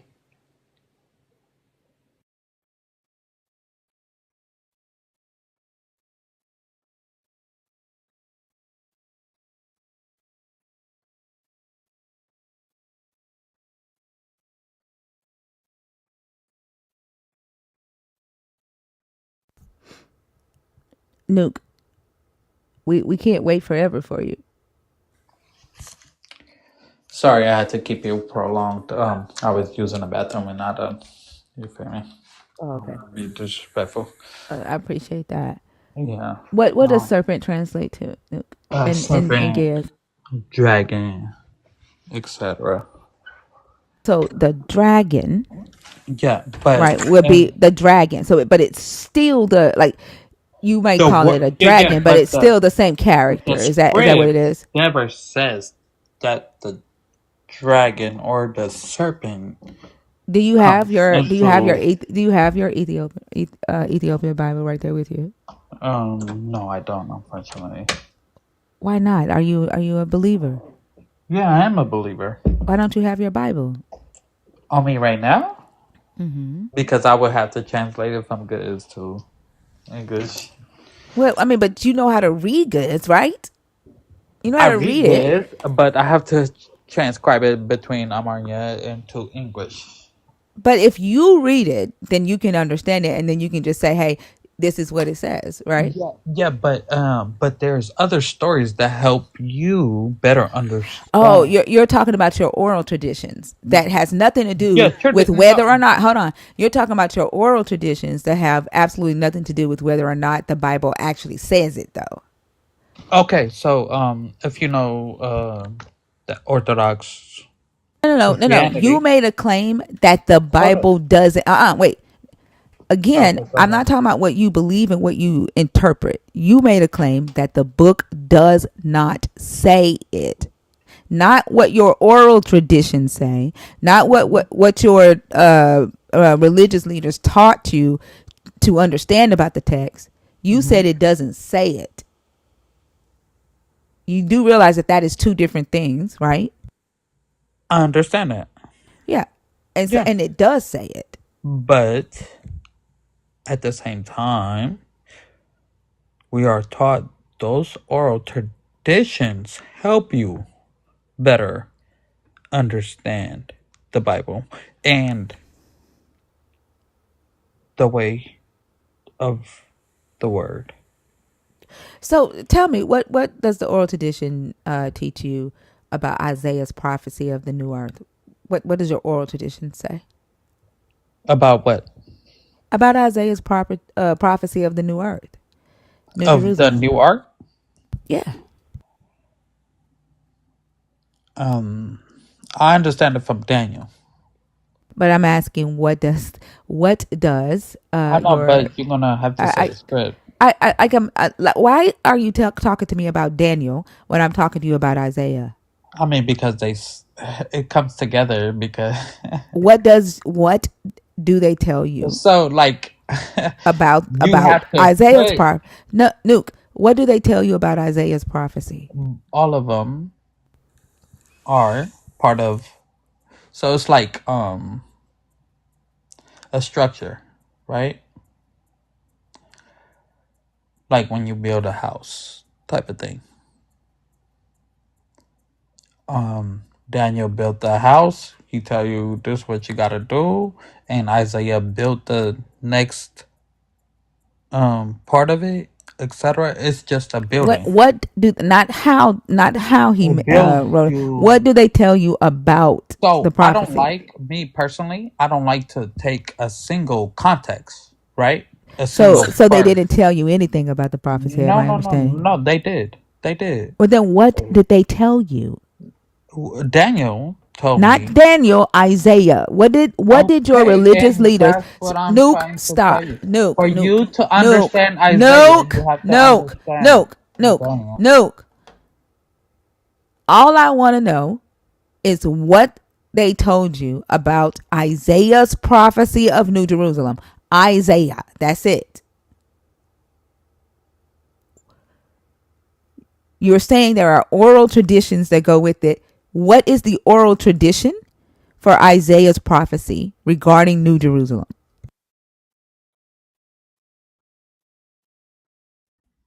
You have to unmute. Um, that's the problem with people. Um, they just start on one point. They jump to Isaiah, or they jump to a certain point. Just say you But don't hold up, know. You don't hold know, up. do No, you? no, no, no, no, no. I do know. Then get It's to it. a I don't care building. about Daniel. Hold I'm up. not asking about Oh my Daniel. God! I'm You asking can't talk about about Isaiah Isaiah. without talking about I Daniel. don't, yes, I listen, I don't care about what Daniel has to say. What did they tell you about what Isaiah said?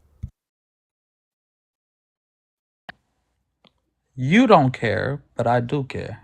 But I don't care about But what you you care have to about. This isn't understand. your life. This is not your life, Okay, right? I I'm the believe. one that gets to I decide whether believe. this conversation. Okay, bye, Nuke. Thank. Hmm. Say the rest of that on the way down. Thank you. And I don't believe for a second that the conversation was pleasant. Especially not telling by this. Good morning, y'all. Huh? I said, especially not by this exchange. Exactly. Like, do you notice like the gaslighting? Like he knew exactly what I was asking. Like that's straight.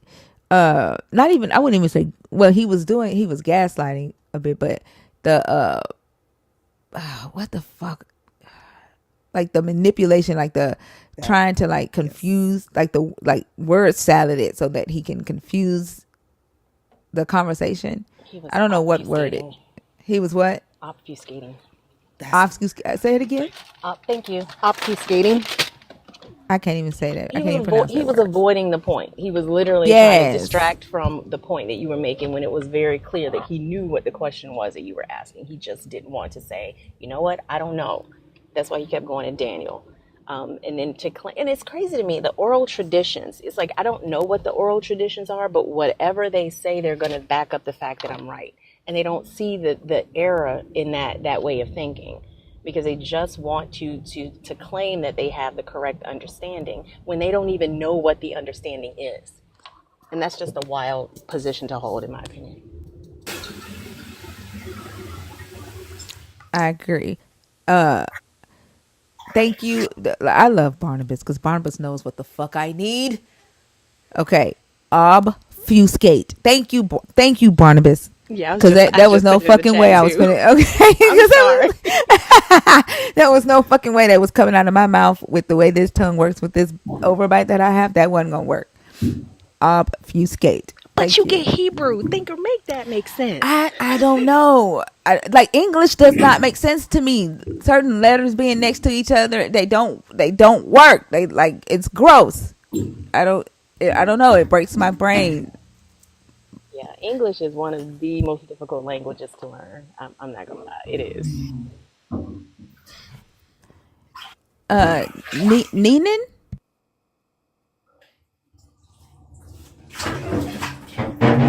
Oh, sorry, I wasn't meant to connect. That's okay. I'll take you down. Have a good one.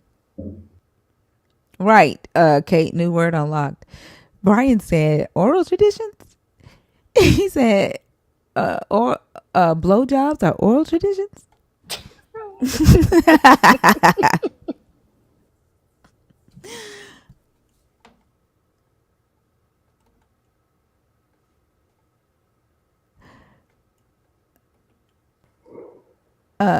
Margie? Oh, Margie's asleep. So she's beautiful. I'm trying to take her down. She's knocked out.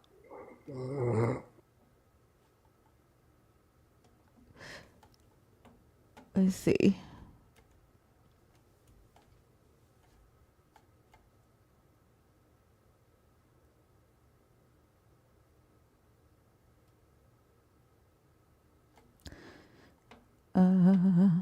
TikTok keep shuffling the names. I see you, Hammy. I see you. I'm trying to get like a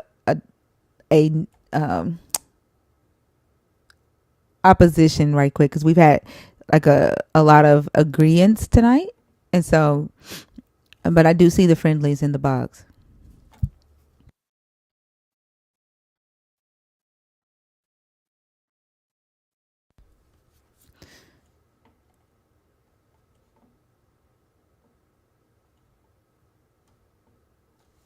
Let's see.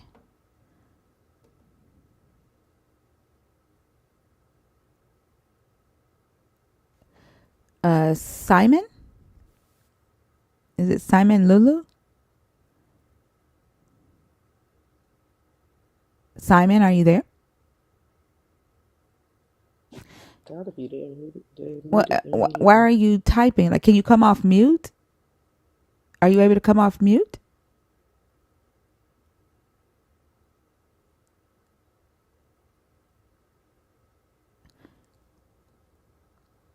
Simon, you can't be on stage and type in the comments. You have to be able to talk so we can hear you.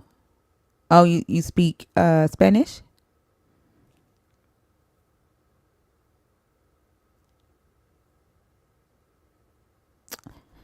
I'm gonna have to take you down because like I can't do this. Okay. I don't understand what that was about. Gotta take you down.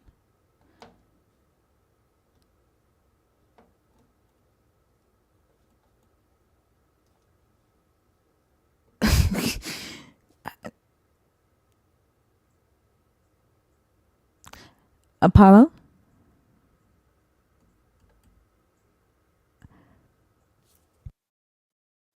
Apollo, are you there?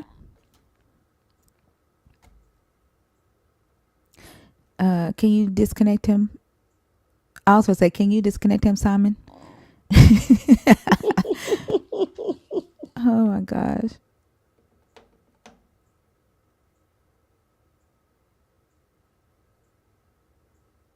Trish?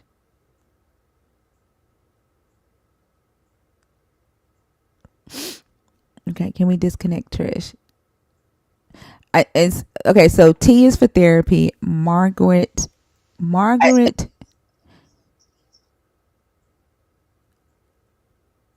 Margaret. saying something. Huh? She's typed. I think she said something right as I was disconnecting her. Who? That was Trish. me. That was me talking. Oh, okay. Yeah, it was echoing. Margaret. What's that? I can't. Margaret Wilkers. T is for therapy. Nice to meet you on Blasian. Are either of y'all? Are all of y'all atheists?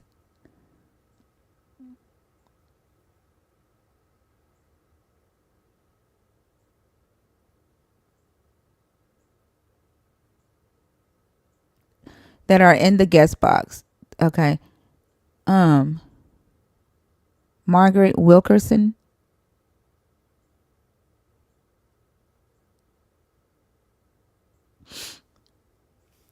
Okay. All right. So everybody in the guest box is a friendly. I just wanted to make sure before I bring Hammy up because he was next.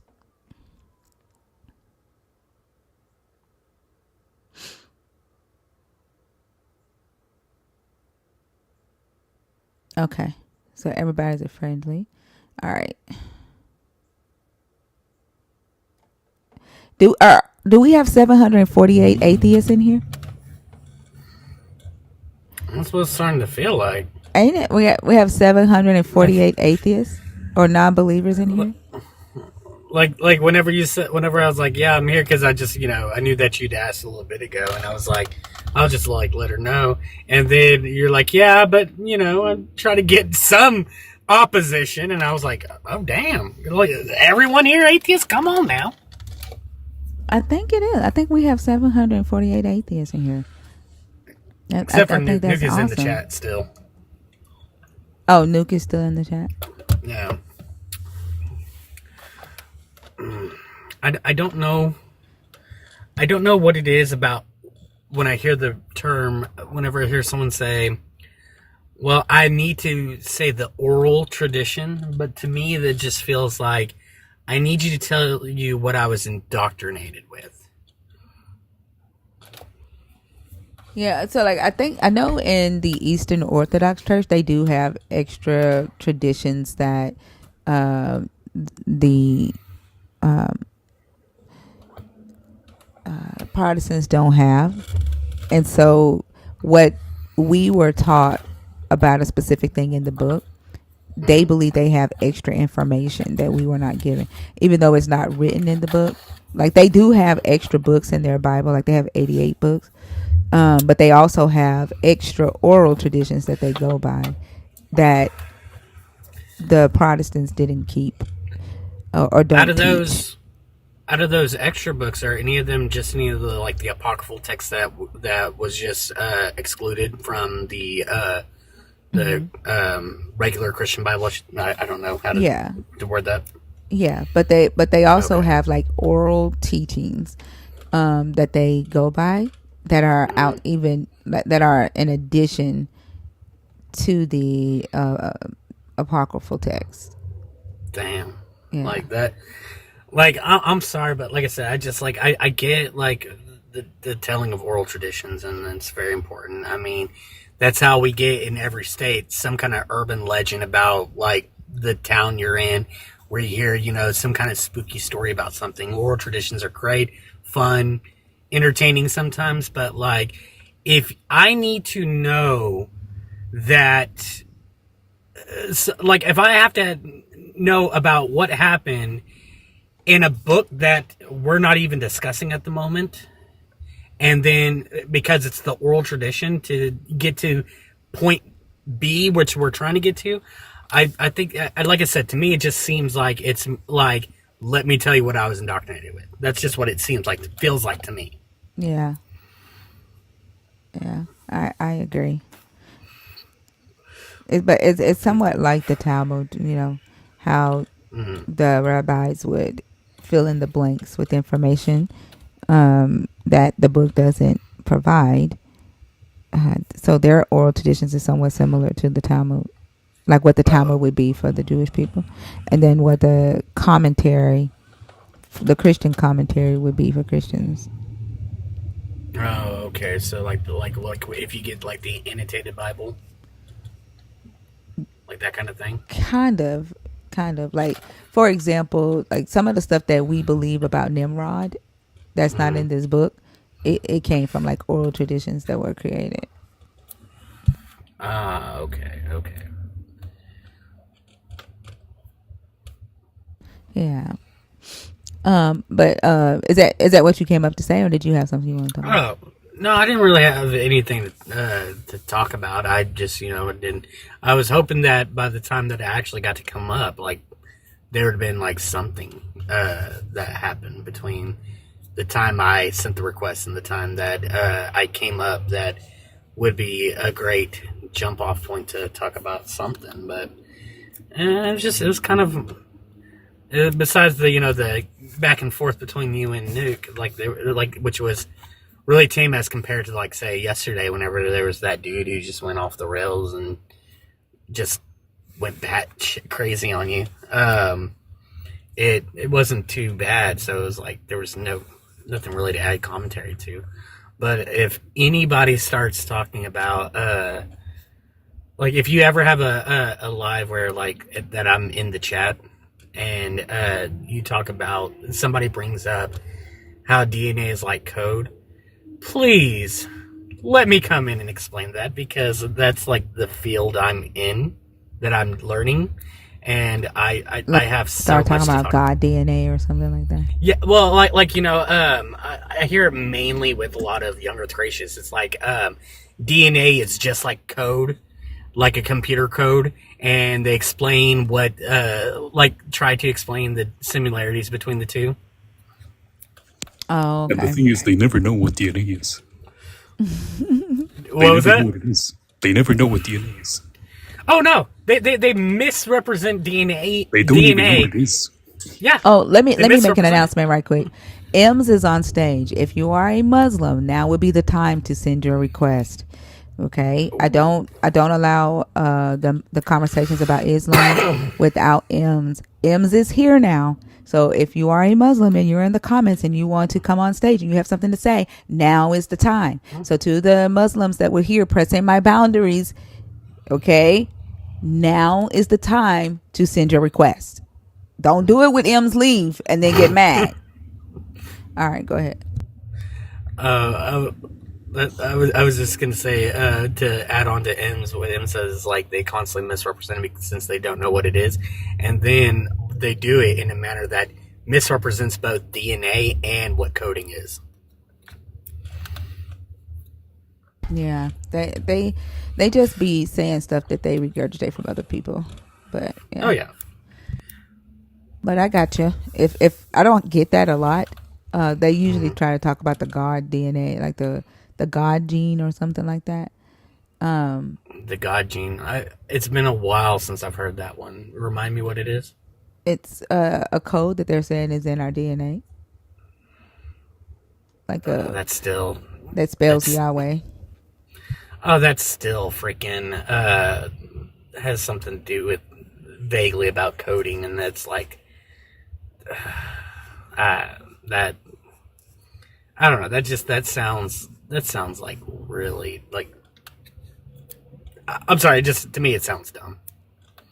Yeah, I agree. But they don't usually come in here talking about DNA a lot. I usually shut them down if they do try to get into talk about some shit that I know they don't know. Like, if they're not a scientist, like I'm not going into those type of conversations with them. Yeah, they like to talk and try to do the science stuff, and it's like oh, so you're in the science field, right? It's like, well, no, I actually haven't been to college. It's like, oh, okay, so what makes you think you can talk about the science? Like this stupid shit in the comments right now. What is your argument, thinker? What is your argument for intelligent design within the universe? Like, what the fuck do I look like that I can understand how to build a fucking universe? Like, why? Like, I don't give a damn about that. I'm not trying to build a universe. I'm not claiming that I even understand how to build a universe. I'm not claiming that I even understand how the fuck the universe came into existence. I don't give a fuck. I'm in this bitch. And I'm here for probably 80 to 100 years. That's all I care about. That's a waste of my time. The funniest thing is because I've had that as well. I've had to actually look into all the stuff that the people talk about when they talk about the intelligent design of the universe. And I'm sorry, but when you actually dig into it, they misrepresent the science behind it. Like, they talk about the Goldilocks zone, which for anybody who's not familiar with what that is, it's basically the area in a star system where you are close enough to the sun. You're far enough away from the sun to not be burned to death, like, say, Venus, but you are close enough to get the benefits from the sun to keep to sustain life. And the thing is, they try to say, if it was off by a fraction of a percentage and blah blah blah, then we wouldn't exist. And it's like, no, you drastically misrepresent that, because the number that they usually give, we get closer to the sun than that during the summer.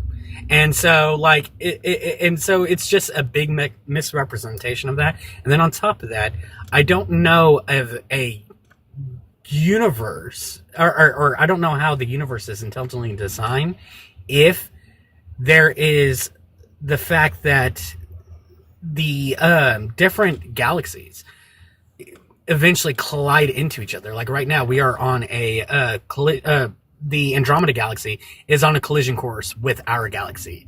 It won't hit for, I think, millions of years, but still, because of how fast the Andromeda galaxy is going, with how fast we're going, it slowly creeps up and is going to eventually end up hitting us. That's like 4 billion years from now. I don't understand why people spend time thinking about that. Locha, I'm sorry. I thought that you were one of those Phil bros. So when you asked that question, so I do apologize. But yeah, I don't like these conversations. Bore the living hell out of me. Like, it's almost like that's why I said I don't know if it makes me an asshole. And some people tell me that I'm crass and harsh. Because, like, I don't get why people sit around talking about shit they can't do nothing about. Like, it's a cool thing that scientists have, been able to pinpoint and say, hey, this thing is on this trajectory, and this is most likely it's going to happen 4 billion years from now. Oh, okay. 4 billion years from now, I'm not going to be alive, so I'm not going to spend a lot of my time, thinking about that. But cool. I think it's practical. Huh? I don't think it's mean. I think it's practical. Yeah, Like, I was actually gonna. No, I was just gonna say I find it absolutely fascinating. So it doesn't bore me to death, but I also realize that there's nothing I can do with it. Like, what can I do with information of what's going to happen billions of years from now? Like, that doesn't make any sense. And then the basic question I want to know is, what would a universe that wasn't designed look like? Like, you haven't seen any other universe, so how can you claim that this one was designed when you've never seen an undesigned one? It doesn't make any sense. Oh, it gets even better. And then also, like, are they claiming that Jupiter and Mars and all that isn't designed? Like because there's no life on Mars, right? Or Jupiter, does that mean that it's not designed?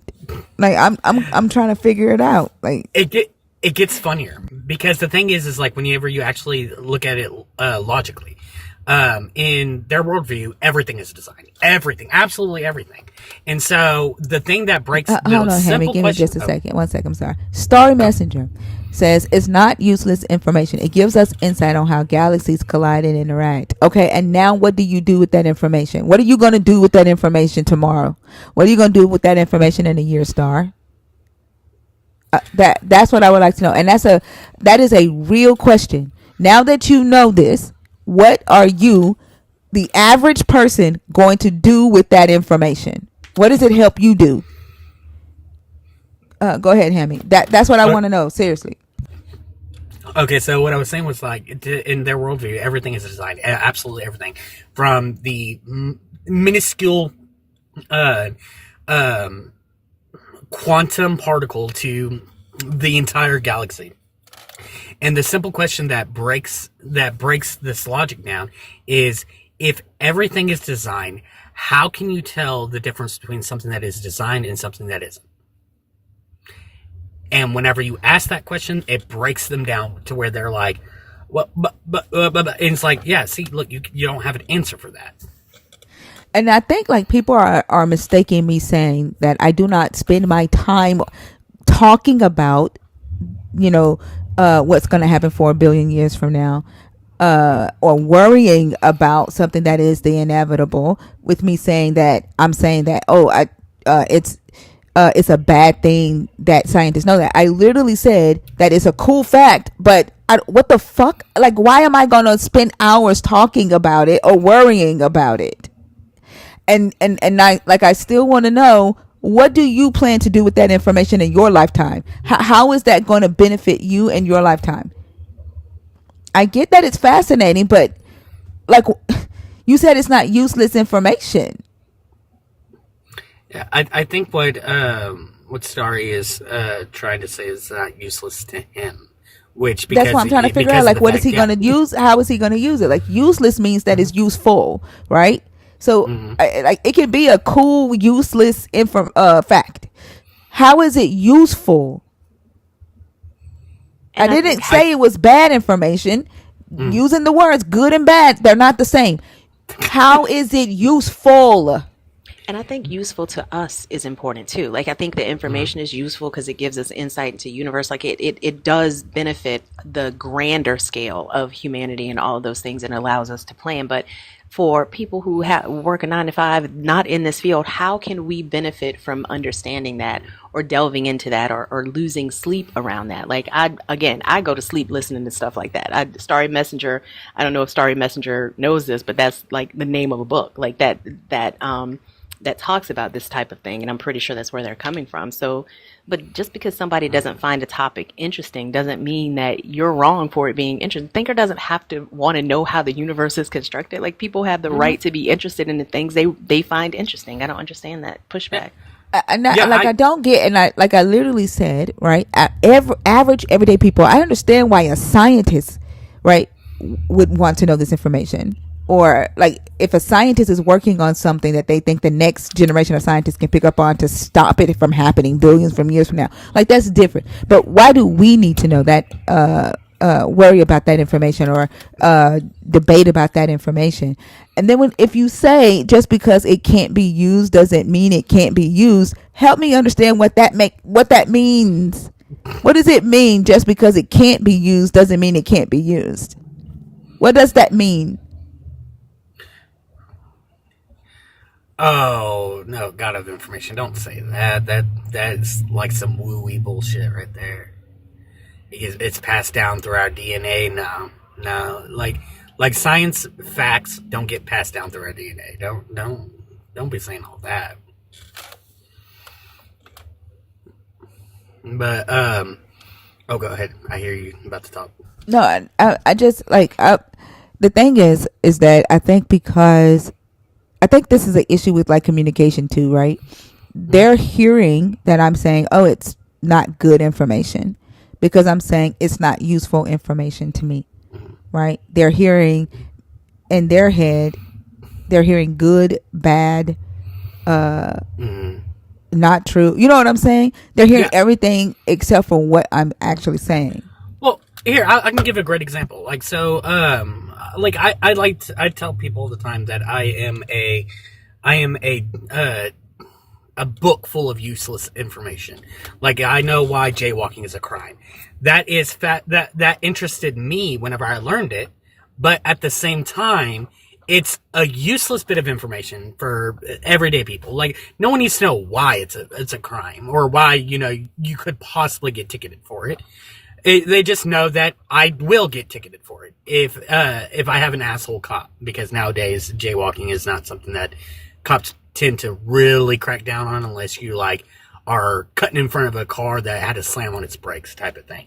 But yeah, so that is useless information to the everyday person on how it became a law. But like that doesn't mean that it's not useless for me as far as wanting to learn about different things. Like that, like in that sense it could be useful, but to the everyday person it is still a useless fact. He says that like this is I don't know, so many thoughts are going through my mind right now, because this people will come in here and say, right, why do you read the Bible if you don't believe? And so to them, me reading the Bible, me knowing the history, to them, because I don't believe, that's useless information, right? But the reason why they think that is because they think that the only that the teachings in this book only affect those who believe, right? And so that is a clear misunderstanding from people who are oblivious to the world around them and how they affect the world around them, right? But when you say that this piece of information here is useful, God of Information said people use math.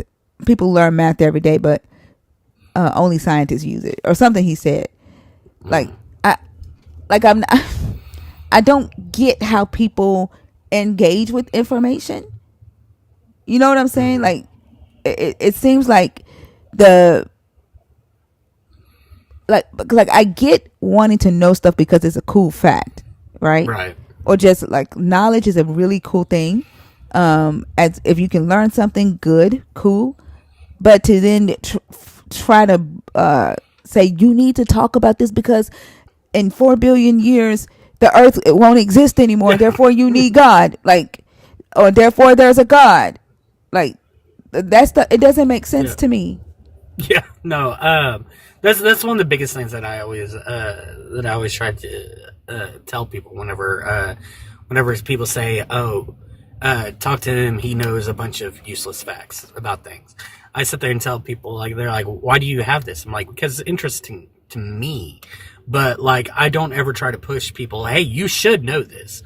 Like I don't, because the thing is like there's no real reason any everyday person who is like going to work, going to school, going home should know every small useless fact. Like that's like if you're not interested in useless information, that's fine. That's great. You can go on about your life, and to have somebody be like, "Oh, you should know about this." Like, no, there's like if all of a sudden scientists said, "Oh, hey, the Andromeda Galaxy is actually ramped up in speed somehow and is going to collide with us in 3 months," then yes, by all means, let us know this so that way we know what to expect when it happens. But like if it like I said, it's 4 billion years away, then no, like no normal everyday person needs to know this. And just because they don't want to know these random little facts doesn't mean that it's bad. Just because you say, like you said, just because you say it's useless doesn't mean it's bad either. And God of Information said the same shit that I addressed 10 minutes ago. So like literally relevant information is not important to God of Information, but information about a galaxy colliding with us 4 billion years from now is more important than learning the difference between useful and not good.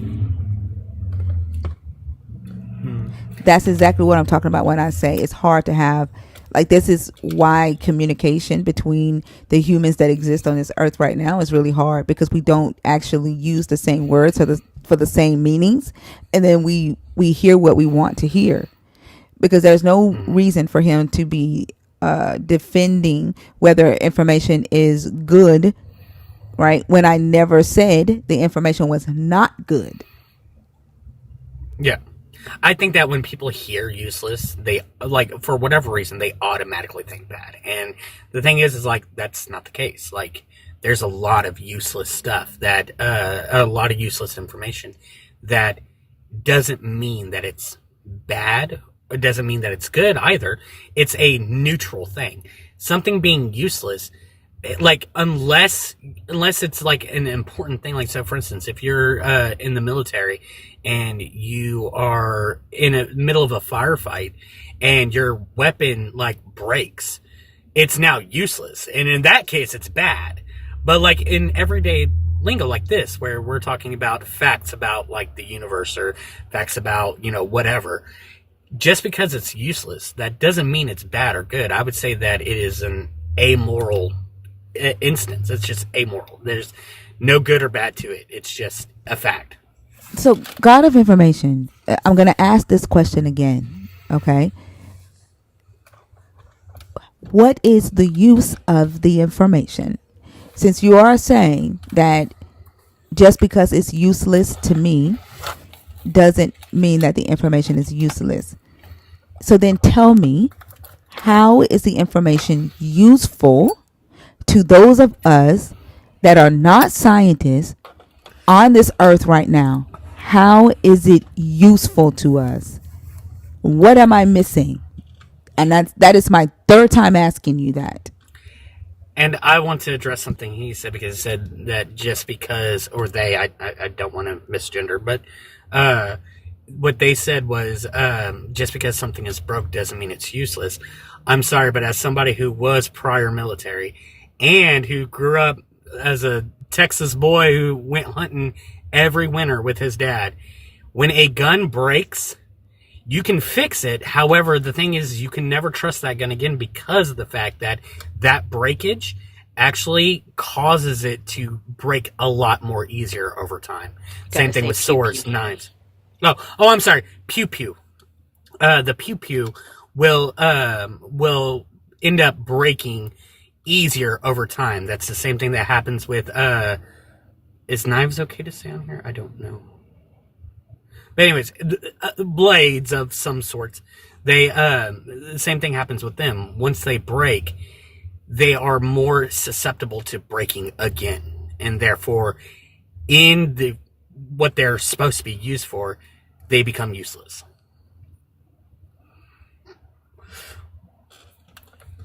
I can't keep having this conversation with people who don't know what the definition of useless is. And then, like, his response to me about how the information is useful is somebody might appreciate a conversation. That okay, all right. Okay. This person doesn't. Cool. This person doesn't, and I swear, like, you're making me feel like I need to, like, I don't know, like, scream right now. Yeah, and one of the things I also wanted to add it a little bit ago, but I forgot to, and then you had to address some people, was that the thing is like, whenever you said that you don't know if it makes you crude or whatever, the thing is like, no, it makes you, like, Nefertiti sat there and said it makes you practical, but it doesn't just make you practical. The thing is like, this is your space. Like let's not get this twisted. This is your space. You can talk about the things that interest you. I personally have never been interested in learning ancient Hebrew, and that's fine.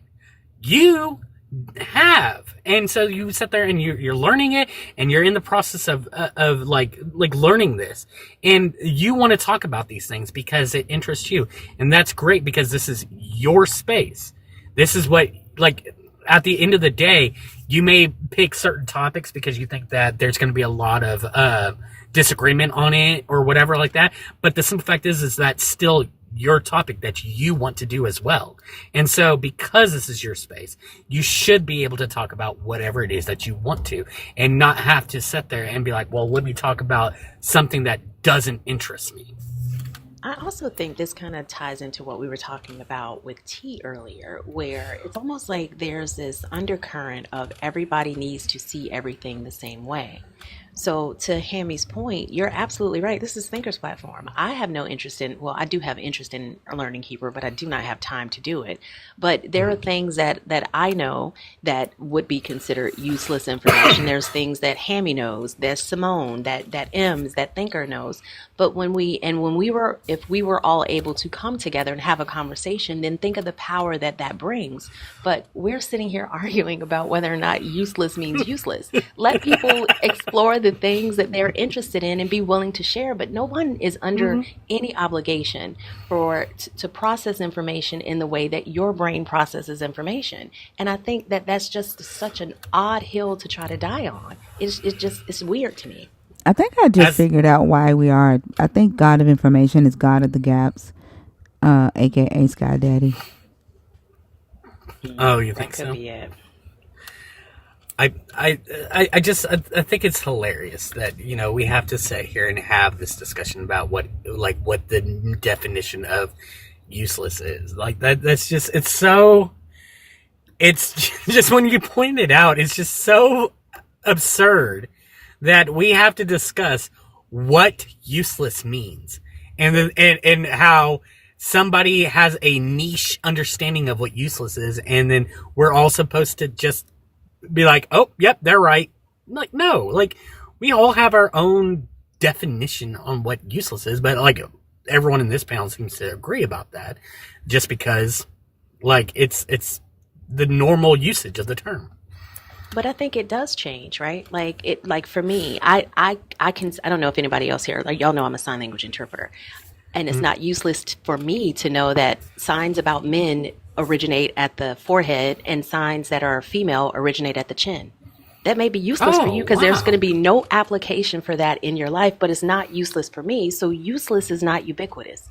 It is very, very subjective. And I just don't understand why we spent the last 20 minutes talking about that. Like, to Thinker's point, like, this is not shit I'm interested in. Like, what are we arguing right now? But you need to know that, you know, this specific definition of useless because of reasons, and just go with it, okay? That part.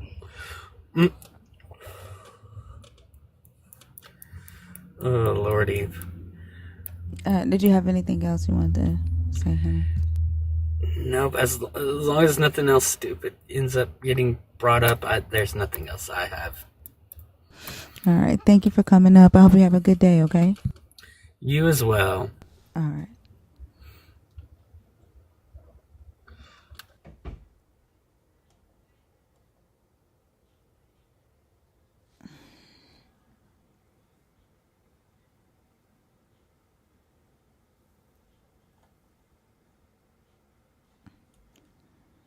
Let's see.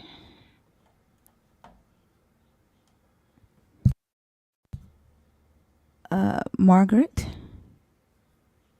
Yeah, Hammy's pretty cool. Margaret.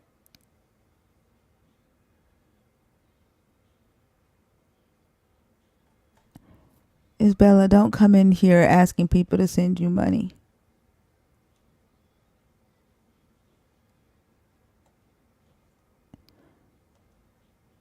Okay, take Margaret down. I think the Christians are all, I don't know, like, I don't know. It's been a night of atheists all night, except for Nuke.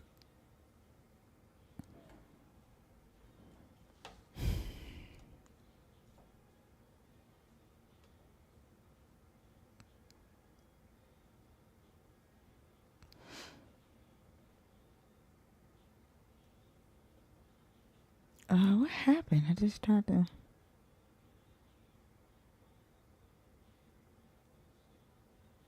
Yeah, I think they're scared. I think they're realizing that they actually don't know their book.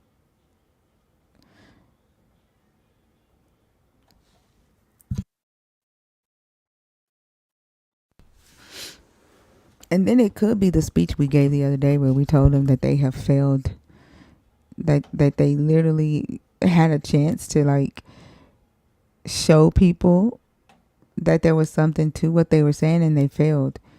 And that this was for like a whole year. I think that was an eye opener for them too.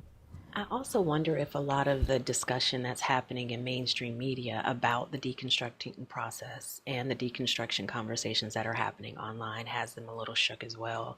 Because you know that there's a belief system that, oh, you know, the great falling away, this is prophesied in the end. So they may be in their living rooms or in their prayer closets praying because they think Jesus is about to come from the sky.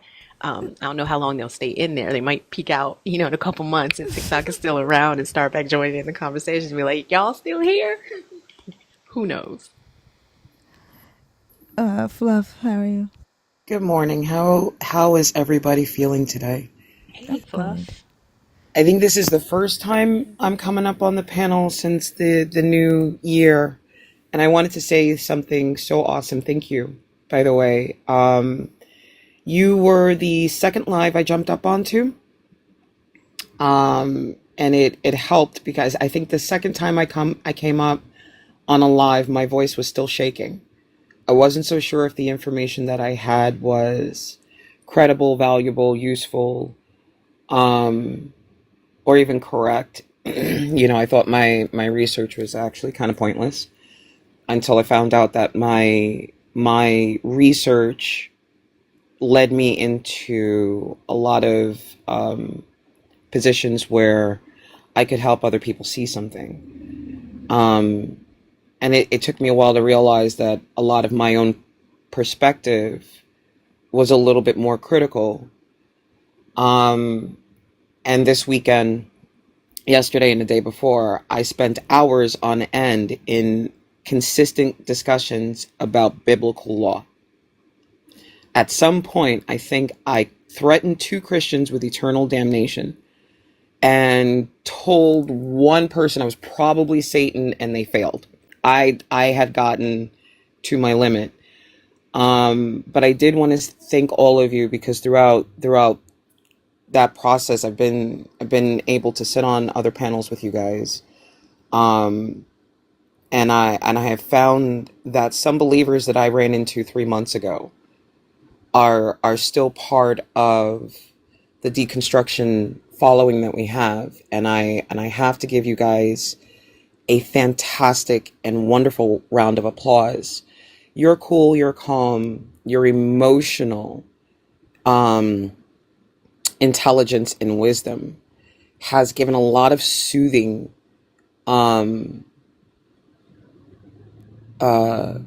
solace. It's given a lot of solace to so many other people that I have found that the most staunch opposition comes back to ask more questions. And I have discovered that our sharing of information has done something more beautiful than just say, look what we know. It's humbled me to the point where I've said, look at the things I thought I knew and they were wrong. Look at the things I didn't know, and now my information pool is enriched.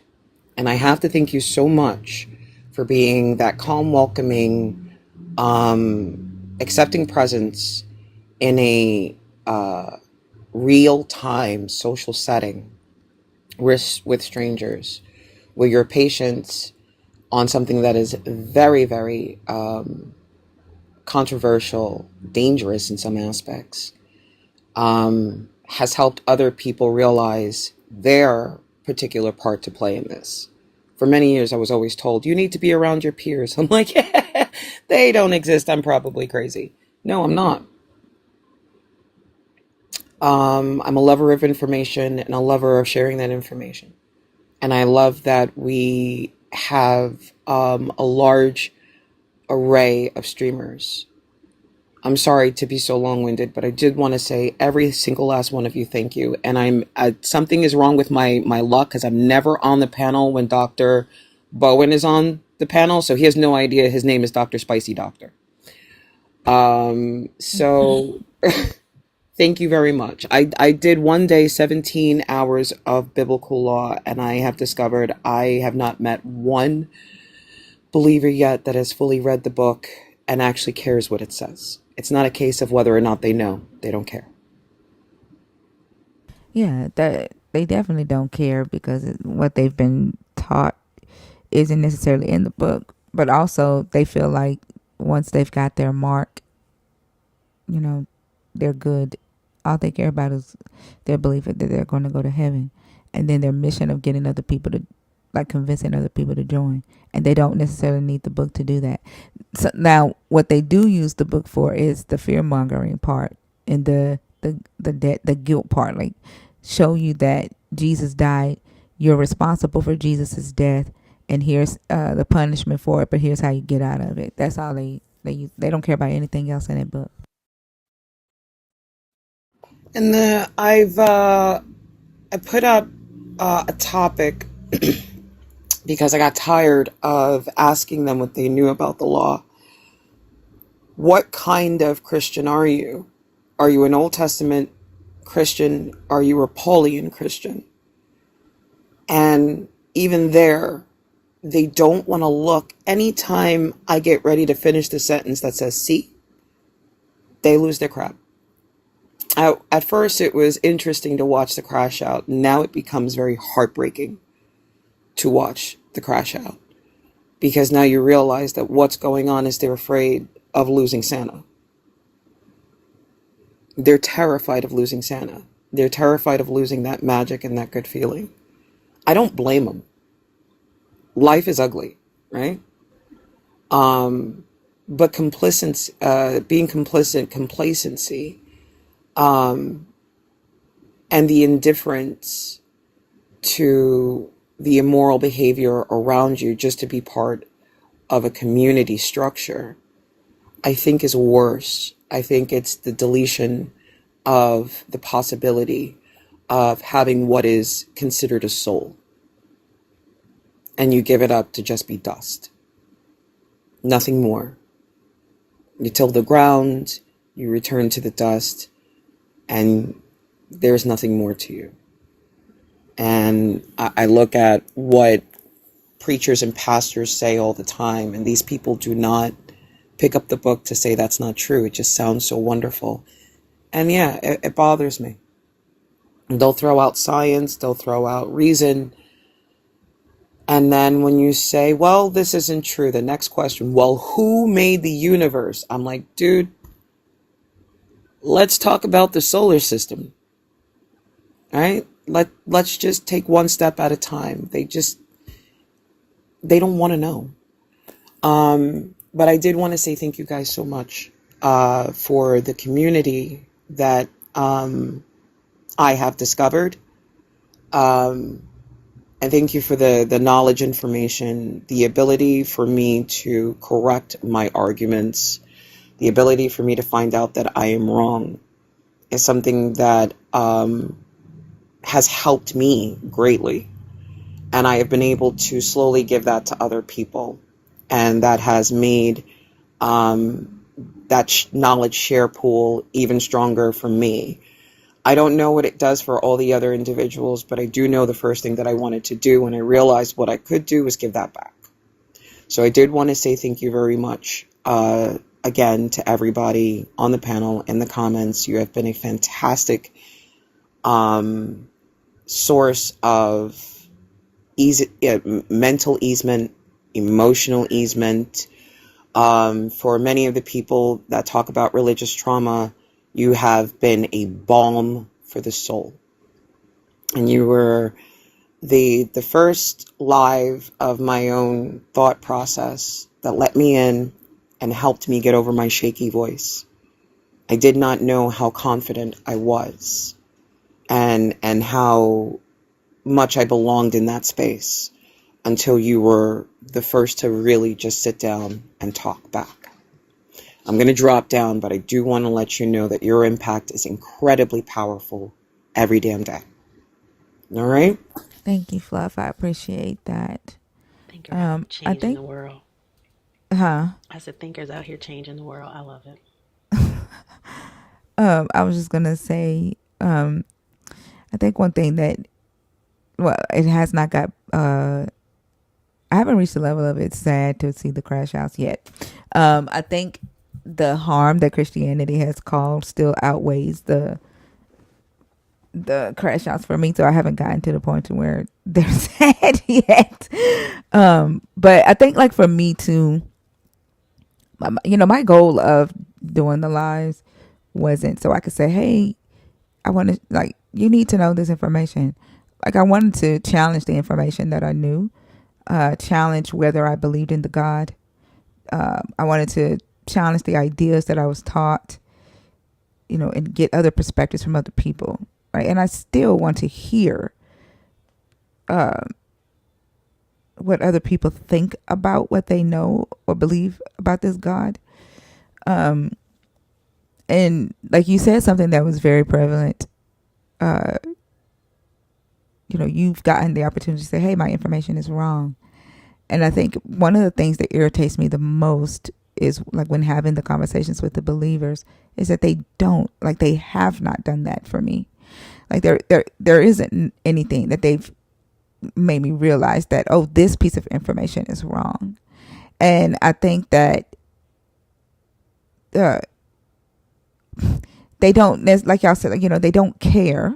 I think the thing that I've learned is that they just haven't cared enough, and that they're out here taking half-ass information and ruining people's lives with it.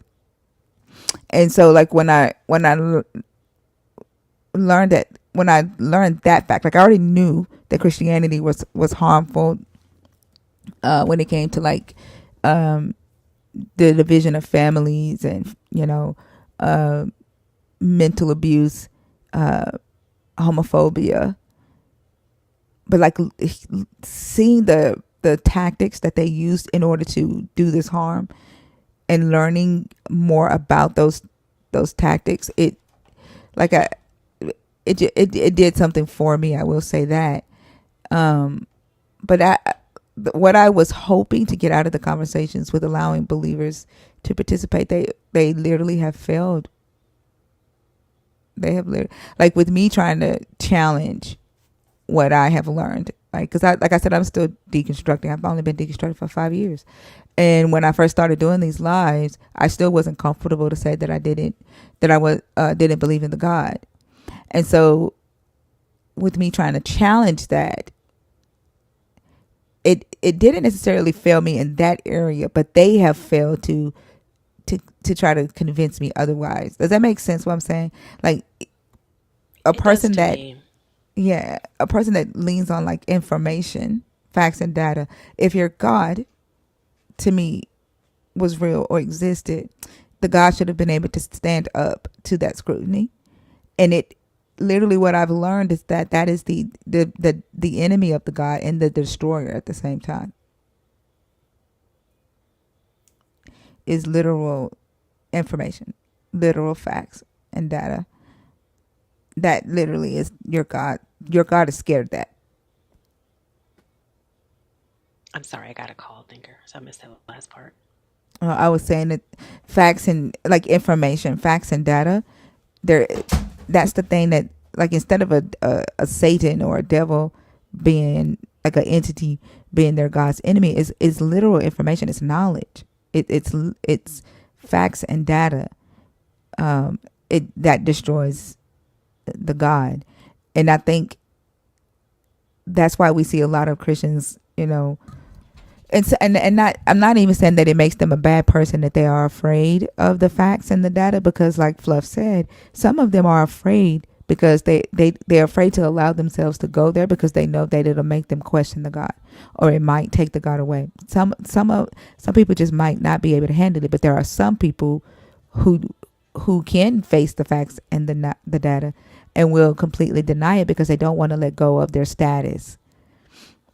They don't want to let go of whatever truth they've convinced themselves that, a God gave them dominion over women, and therefore they, women should bow down to them, or they are the strongest on the earth because they're a man, right? Or even a woman thinking that, she's supposed to be a 2 Timothy wife and, have as many kids. Like she believes that that's, where her purpose is, and she doesn't want to let go of that, so she'll deny information in front of her.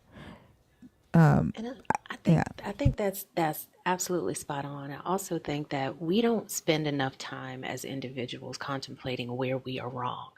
We usually think about things through the lens of how can we prove ourselves right.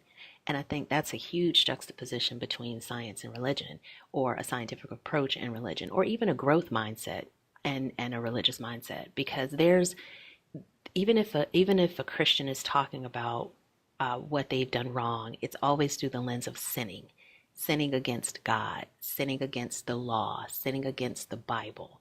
It's not about the character and your nature and what moves you as a person. What are your natural desires? What are the things that make you feel good? And what are the things that make you feel bad? What are the negative thoughts that you have in your mind? We don't spend enough time in that space, and I think that that's what these conversations do. It kind of shines the light on these long held belief systems that sometimes people don't even realize that they have, and the entailments of those belief systems. So I think you're right that the devil isn't the enemy of God. Knowledge is the enemy of God. Being able to ask questions, inquiry is the enemy of God. And if inquiry and knowledge are the enemy of God, what does that say about God? Because if a thing is true and a thing is beneficial, again, it's going to be true and beneficial after you investigate it. And anything that's pushing you to not investigate, but just accept and do in every other aspect of your life is going to be problematic. You're going to look at it very skeptically, but they don't do that with religion. And I appreciate what Fluff was saying as well, because there's such there's an isolation that comes with thinking in a way that the vast majority of humanity does not think, that is sometimes hard to even articulate. It's almost like you feel like you are on an island. You can be in the presence of people but still feel alone. I can remember sitting at work or sitting with a group of friends before I started deconstructing, and they're saying these things, and outwardly I'm agreeing, but inwardly I'm like, but there's that doesn't make any sense because blah blah blah, but I can't say it. And it's various reasons why I can't say it. I can't say it because I won't be accepted. I can't say it because I fear what will happen to me based on what I've been told God will do. Like all of these things. So being able to find a community where these types of thoughts are encouraged. We bounce off of each other. We challenge each other. I think that's what growth, that you can't have growth without that. But if growth is not the goal, then this type of space is not going to be comfortable for you. absolutely. And I don't, how people, how, like, if a company makes a claim that something is durable, right, and that it would never fail, and then they do the commercial and they're showing like pouring stuff on it, they're hitting it against the wall, driving over it. You know what I'm talking about? Like they're putting that thing through like the toughest situations to prove that you can count on it and it'll never fail. Exactly. Yeah. And I think Christians don't realize that, like, even when atheists ask them these hard questions, the very fact that they're running away from it, running away from these hard questions, or uh, you know won't even allow themselves to put their own selves, like their own faith or their own God, through these durability tests, to me just proves that they know that they have a faulty product. I think it does too. And I think they're realizing that as well because of these conversations and because of these spaces that have been curated for these discussions. And that's uncomfortable for them. I mean, it was uncomfortable for me. It was extremely uncomfortable and terrifying, to be honest, when I realized that, okay, hold on. Like, what is it that I'm really supporting? What is it that I'm claiming to know a thing that I've never tested? I'm claiming to know a thing that I can't even demonstrate. And I ultimately had to make a decision on, am I comfortable continuing to lie to myself, or do I trust that what I believe will hold up to scrutiny? And I trusted that what I believed would hold up to scrutiny. And I think that's the piece that the vast majority of believers don't recognize either. They think that we're out here just trying to disprove the Bible. Vast majority of us started this deep dive to prove that what we believed was true, but it just didn't hold up. It failed that test, and that's not our fault that it failed the test. But when you say that, Exactly. then you're the problem. Yeah, exactly. Like they're mad at us because they're failing the test, or their God, or their claim. You know, I don't like, you can argue all day long the uncaused cause. Like, I don't give a fuck about that. Like, how does this entity affect my daily life? Right? Your claim that I should pray to this entity and expect back, or your claim that this entity is going to judge me at the end of my life, right? Or that I owe this entity something, or that I'm inherently evil. Like, I don't give a fuck about, you wanting to prove to me that the God that you believe in created humans. Okay, so let's say he did. Let's say that God does exist and that God did create humans. Now the fuck what? Exactly. That was a conversation I had with the guy on Dugal's live a couple of days ago. He was like a Phil bro, and he was going through this. I don't know if it was the tag argument for God. I'm not sure what it was, but he was kind of slow walking through it. And I'm like, let's just, for the sake of argument, say I agree with everything that you said, and we land at God. Is that going to make child cancer go away? Are babies now going to not be hungry? Like, what are we going to do with the information? Going back to usefulness, how is it useful? Even if you are correct, how is it beneficial to anyone on this planet if this esoteric God of the gaps or God somewhere actually does exist? Okay, like you said, now the fuck what? Yeah, and that's what they haven't been able to answer without fear mongering. Like, and then even with their fear mongering, they haven't held up to the the test, and they get mad because they can't fearmonger you. They can't mind fuck you. How many people have said, you better not say that, God's going to strike you down? How many people have you seen struck down by God? When has that None. ever happened? You're Never. fearing this imaginary thing that you've been told happens. You've never seen it occur, yet you're guiding, or you're actually restricting the only life we know we get because of this threat. And when the fear stops being effective, I don't know what they're going to go to next. Well, Kenny in the comment says we have a hardened heart because their God failed the durability test that we put it through. But Our heart is hardened, like, how is because my they heart failed. hardened though? Because we won't allow ourselves to be gaslit, and we won't, like, we have hard hearts because it's not easy, right, to convince us of nonsense. It's not easy to lie to us. Like, we don't just accept what they say and not fact check it. You know what I'm saying? Not ask for evidence of the thing that they say. That means that we have a hard heart. We should just accept what they say. We should just be willing, right, to believe their claims of miracles or coincidences that they describe as supernatural intervention. But because we don't, because we ask questions, because we seek the logic in it, that means our hearts are hard.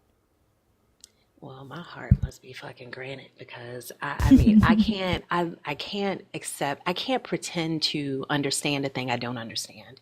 And I'm not going to just blindly follow something you tell me I'm supposed to follow. I need to understand it. And I don't understand why that is a difficult concept. It's almost like they want us to turn off the need to understand something and just do it. And if we do that, who does that benefit? And then what could the implications of that be? And I think we're seeing it. We're seeing where, like somebody in the comments, what if it's not fear? What if it's love? How can you ever conflate fear with love? What we see the implications of it, because we have people apologizing for slavery. We have people saying it's not a bad thing because they worshiped other gods. Well, I don't care what they did. To own another human being is wrong. And when you say that, I'm not sure what part of their brains can't comprehend that, but it's something. So I don't know if that's indicative of a hard heart, but I'll keep my hard towards God if it's going to make sure that my heart is soft towards humans, because I interact with humans on a daily basis. Well, I guess according to the guy with the orange PFP, went by so fast. Jesus is useful to keep people from putting up a strip pole next to a school. Is that what you said? What? Like, yeah, God is useful because if humans had it their way, there'd be strip poles next to a school. Like fuck the fact that there are pastors touching kids. God is worried about strip poles going up next to a school. Like, do you see how that makes absolutely no sense? And then because we don't allow ourselves to think lightly of things that we actually see happening in the world today, we have a hard heart. But I would say, if that means that we have a hard heart, I would say your heart is too fucking soft, because you're not paying attention to the harm that's happening to children within your own religious organizations. Exactly. Like if a relationship with your God means that I have to abandon common human decency, I don't want a relationship with your God, and I don't know why you do. Well, he said he'd rather trust God than human activity. But if I bring up the fact that he's not necessarily trusting a God, that he is still trusting a human, because your God needs humans, right? You will deny that, and then you will get mad at us for pointing out the obvious, right? The obvious is that your God can't talk without a human. And so the things that you are trusting is still human.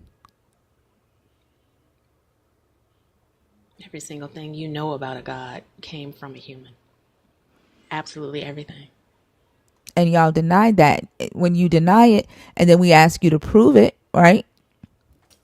Prove that your God can talk without a human. You get mad at us for asking you that question. That's your belief, Kenny. That's not proof. I can tell you I don't look like a he. And So what part of that's a his lie right image? there. Yeah, what part of his image are we created in when you've never seen him? So that's like if someone says you look just like your daddy and you've never seen my daddy, how the fuck do you know I look just like him? So if you've never seen him, what part of his image are we created in? They just say shit without even realizing So that I they got a don't know what question. I'm No, stop listening. talking. And you I talk was when I just say that about you can talk. You heard her I was talking. just about to say this right here is going to be a problem, but Oh, I brought him up because he my said fingers on he's the gonna mute. cook. I'm gonna let him cook. Oh, I'll But let him feet, cook. Yeah, yeah. I was just gonna say they just say things that they've heard said to them, and they don't stop to think about what it actually means. And that's all I was saying. Go ahead and cook. Okay, so you said, how do we know that God is actually talking to us because human beings talk to us, right? I did say how. No, that's not what I said. I did not say that. Okay, well I know then what y'all you have an said. issue. I'm gonna tell you what I said, but I know y'all have an issue with actually hearing, right, or listening, and applying the words into the right context and in the right meaning. All right. What I said was, your God needs a human to talk in the physical world, right? And what I Do you know said why? was, let me finish talking. This is why you're going to answer something I didn't ask. Okay? And what I said was, believers will deny that your God needs a human to talk in the physical world. And when we ask for a believer to prove to us that your God can talk to us here in the physical world without using a human, and that we can all hear his voice audibly, y'all get mad. That's what I said. We can hear his voice. You can or you can't. We can. It's called the Okay. still calm voice that All God right. told Well, Elijah ask him when to he was on the talk. mountain. Ask him to talk right now so we can all hear what he has to say without using He you. does talk in the still calm voice. Ask That's him what to the prophet talk. Isaiah says. Sure. Ask him to talk right now. He is. Fee, do you hear a voice? No, so Energizer, we hear you speaking, right? Like I heard Yes. thinker, Now I remember heard when the heck. Israelite, now hold on. Listen, dude. Stop No, hold One at a talking on. while time. she's Hold on. talking. I will Now, explain it. if you want to cook, you will respect the rules of the live. Y'all come out here, y'all come up here and y'all crash out. All right. Now we're telling you, I have no shame whatsoever in telling you that I think y'all fucking failed. Okay. Now I can have a respectful conversation with you, or I can have a disrespectful conversation with you. That is your choice. What I was saying is that you can hear my voice. I can hear Thinker's voice. I can hear Simone's voice. We can hear your voice. There's no way, unless you're telling us that all of us simultaneously can hear God's voice. That is what Thinker is asking for. Because ultimately, what you're saying is that God speaks to you in your head. And he clearly doesn't say the same Okay. thing to all How did believers. how did God say to Elijah how to hear his voice? You're just proving what we said, right? How Even did if, shut Elijah, how up. did If God I'm talking, you don't fucking talk. I, I am answering your fucking question right now. Even if Elijah says that your God says it's a still small voice, it is not a still small voice that everyone in the room can hear outside of your own head. it didn't say your head. He said, how do you hear my voice? In the still calm wind. That is how you hear his voice, in stillness, in patience, in quietness. That is how you hear the voice of the Lord. That is You're not being real Everybody, patient everybody be or quiet for quiet the right next now. everybody be quiet for the next 60 seconds. Let's hear the voice of God. Yahweh, there are 3 boxes open on the stage. Everybody is going to sit here in quietness for 60 seconds and we're going to hear Yahweh's voice.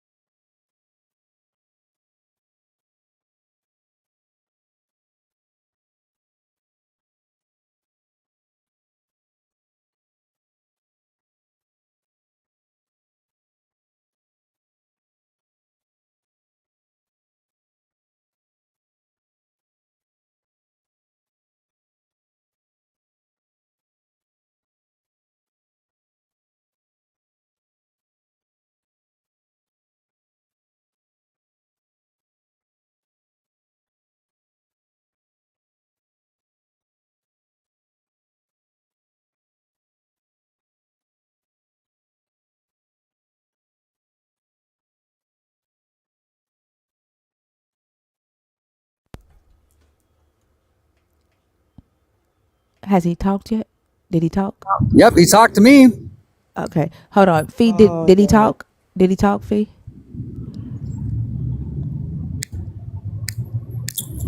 Fee, you there?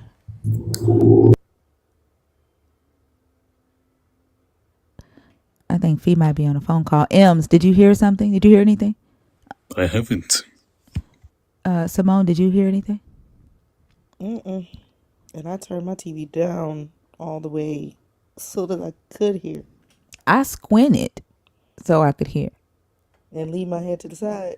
Yeah. I ain't hear Oh, shit. But can I but make but another here's the point? thing. But here's the thing. Like Now, can you're I make gonna another say, point? hold on, I'm talking right now. Like you're gonna say, right, that he talked to you, right? Because you believe in him and you have the Holy Spirit, right? No, I'm not And going to so say I'm that. talking right now. And so you're gonna say, like you already said, that he talked to you, right? Except you are the only person, Energizer, that heard whatever you say Yahweh said. it Oh, it's that's it's actually not what I was mind going to dependent. say. Your God cannot talk without Yes, he a can. human mind. No, he Have can't. you read the Old Testament where the people of Israel said, Moses, tell God to directly talk to us. Then God said, I will come to the people of Israel in person, and he came in a thundering cloud. God speaks with thunder and lightning. That is how he physically talks to Small human voice. beings. Okay, That hold is on what for the a Old second. Real Okay, small Testament says. voice. hold on for a second. Hold on. We're gonna let me get a video of Yahweh's voice right quick. Hold on.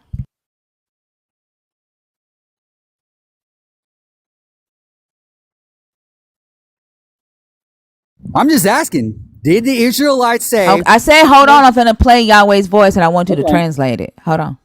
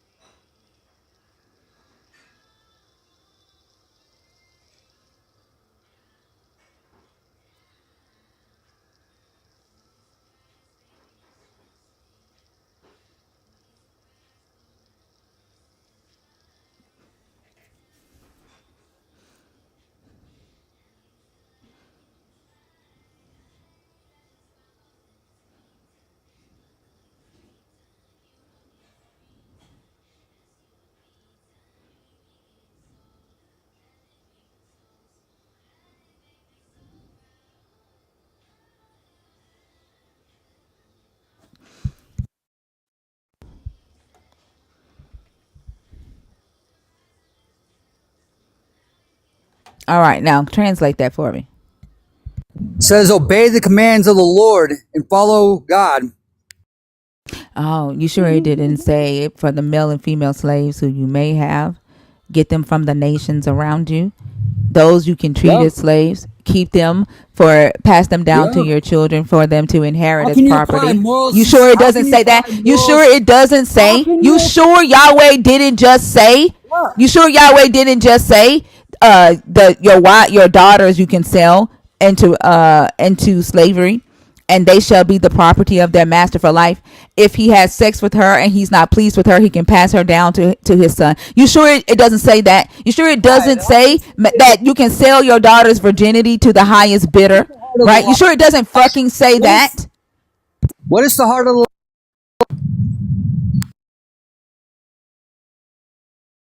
He just muted What himself. did Jesus say is the heart of the law? Thunder, rain, snow.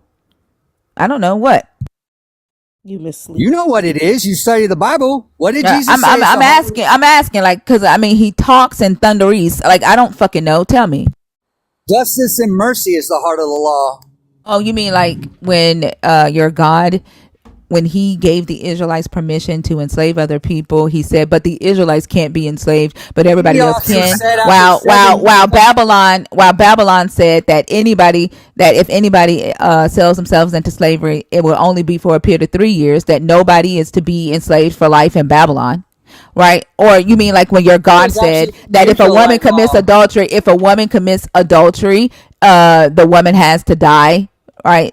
But the man and woman has to die. But in Babylon says the husband can show mercy to the wife and not initiate the death penalty. Like, where is your God's mercy? Babylon. Why was your God's mercy in Babylon? Huh? What Why happened? were the Babylonian gods more merciful than your What God? happened to Please explain. Nebuchadnezzar? What does your God, since your God speaks thunderies and What happened to lightning, since Nebuchadnezzar? your God speaks thunderies and lightning, like did he get the definition of mercy wrong? Did y'all What happened to misinterpret did Nebuchadnezzar? y'all misinterpret what mercy meant when he clapped?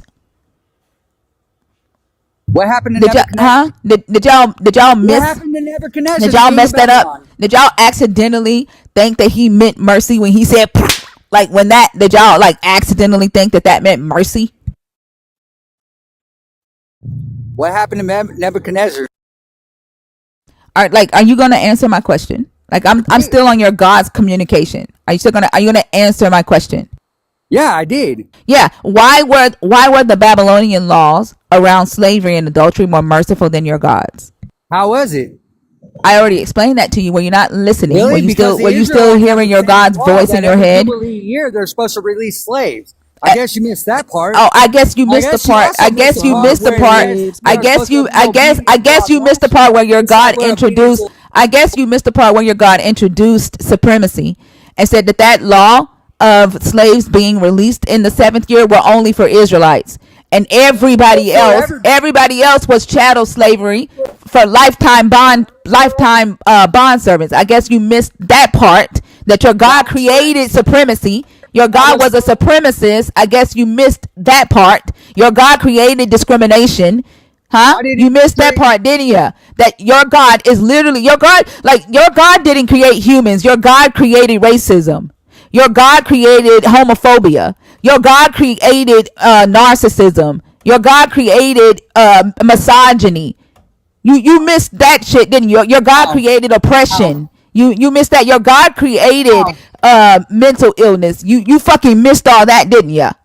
That's what your God created. How? By also creating believers like you that don't fucking read his book. Do read his book. How do you think I knew how the Lord speaks? If you read How do his you book, think then I knew how what does your Elijah understood if how you to read hear the his voice of the book, Lord? if you read his book, what How the did I fuck does he know say? that? If you read his book, what the fuck did your God say in Leviticus 25:44 through 46? What did he say? I shouldn't have to fucking tell you that if you read the fucking book. Hey, tell me I'm not gonna tell you to ask the thunder. again. What is the heart of the law? Ask the thunder. Do What is you the need me heart to of the bring law? Yahweh back? Do you need me to bring Yahweh back on YouTube phone? What is the heart of the law?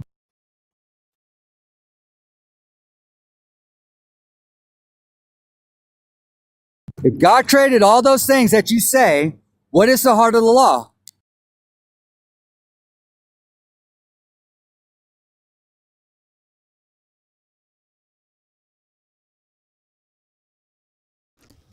Did he tell you yet? Did he tell you what Leviticus 25:44 through 46 I don't says? have to know. Why don't you tell Did me? he? Did You're he? the I one that shouldn't made have the to claim. fucking tell you that. I just put Yahweh on the phone. I shouldn't have to tell you that. So what is the heart of the law?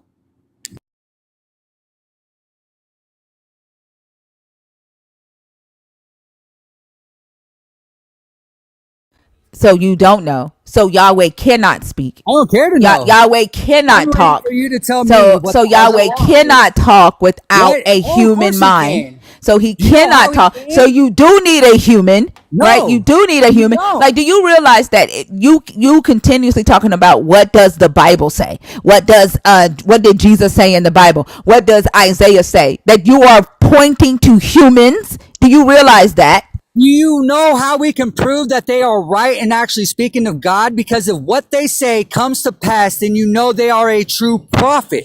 These Oh, are let me laws. ask you a question, Energizer. Let me ask you a question. So when Isaiah gives these prophecies in the Bronze Age, right? You know, what century did Isaiah give his prophecy?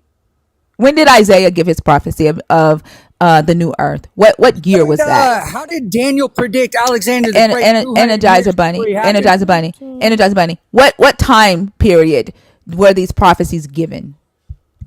They were what, late BC? In the Bronze Age. I'm just gonna go and give you that. In the late Bronze Age, right? Now, Isaiah, okay, is giving a prophecy to people who live during the 7th century, the 8th century. I think Isaiah was the 8th century, 7th century, right? He's giving a prophecy to these people at that time, right?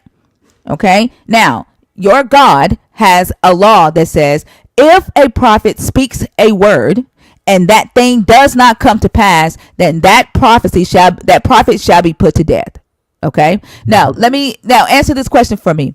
If Isaiah is giving a prophecy that something is going to happen, how in the fuck would the people alive at that time know whether Isaiah was speaking a true word if the prophecy ain't gonna come to pass for 4,000, 3,000, 5,000, 10,000 years? Because y'all don't fucking know when this new world, new Jerusalem, whatever, is supposed to come. So what is the fucking point? They never What prophesied is the about point? Hold on. How would you know, right, that Isaiah was a true prophet, okay, if his prophecy doesn't come to pass and the time frame that he gives for the prophecy, like for the people that's alive? Explain that to me. because there are prophecies before Isaiah that still prophesied the coming of the Messiah. I said, how would, if somebody gives a prophecy and it does not come to pass for 10,000 fucking years, Because others how still would you be able to prophecy say, too. that person is a true prophet? Because Huh? of the other, Huh? because of the If other I tell prophets. you, Energizer Bunny, if I tell you, right? Because of the other If I prophets. say it's gonna rain Because tomorrow, of the other, right? If I say it's gonna rain tomorrow and it rains tomorrow, does that make me a prophet? yes. Does that okay? And then if I tell you, Energizer Bunny, you're gonna die within 24 hours and you don't die, am I still a true You're prophet? not. Exactly. So how in the fuck, when Isaiah gives a You just think, prophecy oh, that y'all Isaiah's don't expect prophecy. to come to pass for 10,000 fucking years, is someone going to say that Isaiah is a true prophet? Did Please explain Isaiah's that to me. prophecies come true? Explain that to me. Answer the question. He was still proven a prophet regardless if it happened 10,000 years later because what he said still came to pass. What There's prophecy no happened time with God. okay. What prophecy that Isaiah gave that came to pass 10,000 years later? He didn't prophesy anything 10,000 years. So answer my damn question then. If he gives a Can prophecy I answer your about, if he question gives a if you didn't make prophecy, the if point? Isaiah gives a prophecy about a new Answer your earth, question if if you Isaiah, shut the fuck up, you are getting on my nerves. If Isaiah gives a prophecy about a new earth and new heavens and new Jerusalem, right? He gives his prophecy in the 7th century and that shit haven't happened, then who the So fuck, what was the prophecy? is alive? Who the fuck can say that Isaiah was a true prophet? right? Isaiah was like, he's He never telling made these, those claims. yet see, you don't know your word. You maybe you should stand out in the fucking rain more. Maybe you should stand outside when the lightning strikes, and Isaiah, then you'll be closer to Yahweh and you'll Isaiah understand, because you prophesied. don't pick up the book. You don't fucking read. All right, like, you need to stand outside. Put the fucking umbrella Come to down. pass like Put the Isaiah fucking said. umbrella down. You need the rain to touch your ass because you don't pick up the book, Isaiah's right? prophecy You came to don't pass. pick up the book. Like, it's literally in the book. Jesus was born in Bethlehem, right? Where did Isaiah said the Messiah would be born? He did not. He was not talking about the Messiah. I'm done. I'm disappointed. You said you was gonna come up here and cook. Did you had a full Okay. crash out? Now Yep, I again, did. where did Yep, Isaiah say the I Messiah would did. be born? Energizer Bunny. I think I'm full. The guest box is filling up. I think we're gonna get some more logical, hopefully logical believers in the Yeah, and I'm on waiting for you stage. to understand. Okay. Hey, Understand on the way down. They don't understand when you say you're done.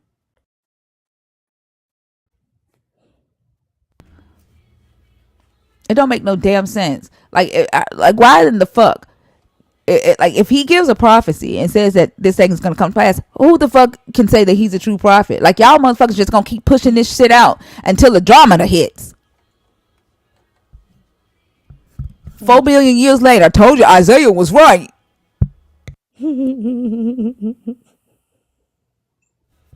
Wendy, how are It's you? What are you finna say, Selena? I said it's the still small voice that became thunder and lightning to me. That's crazy. And then, like, Still small voice. literally that scripture says, like, like Elijah says that he wasn't in the thunder, like he wasn't in the lightning. It was a still small voice. But then he goes to, how did the Israelites hear him? Like, because they heard thunder and lightning. Like, you got to make up your mind. Is he fucking talking in the thunder and lightning, or is it not in the thunder and lightning? Wendy, how are you?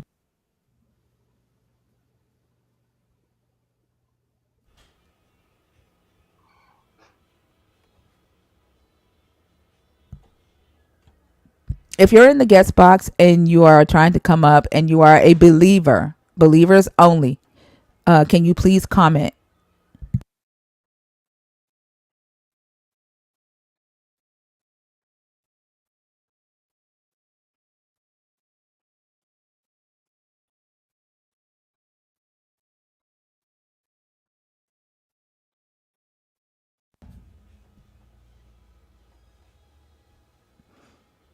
Did all the believers gone?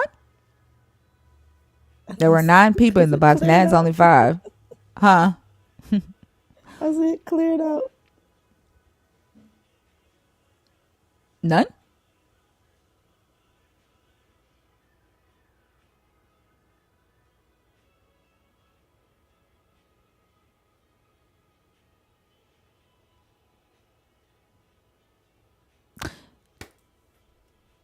Alrighty.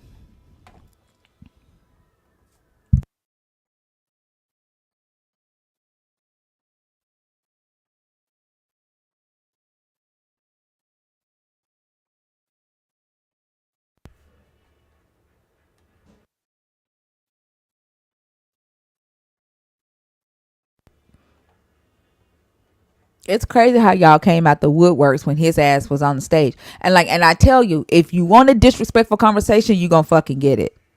If you want to have a respectful conversation, I will do that. I would prefer to have a respectful conversation with you. But if you want to talk over me while I'm talking, and you want to not respect the rules of the live, don't expect me to respect you. Don't expect me to be nice and just allow you to do it. But y'all were all in the comments when he was on stage.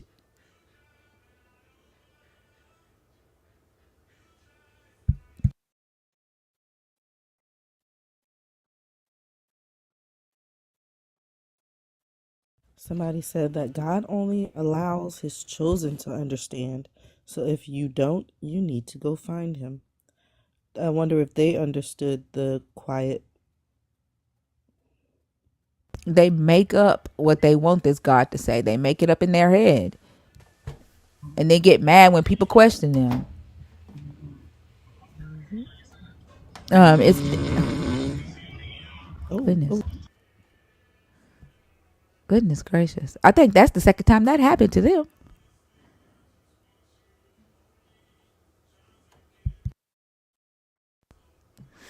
That sounded like some good sleep. yep. That's that turnover sleep.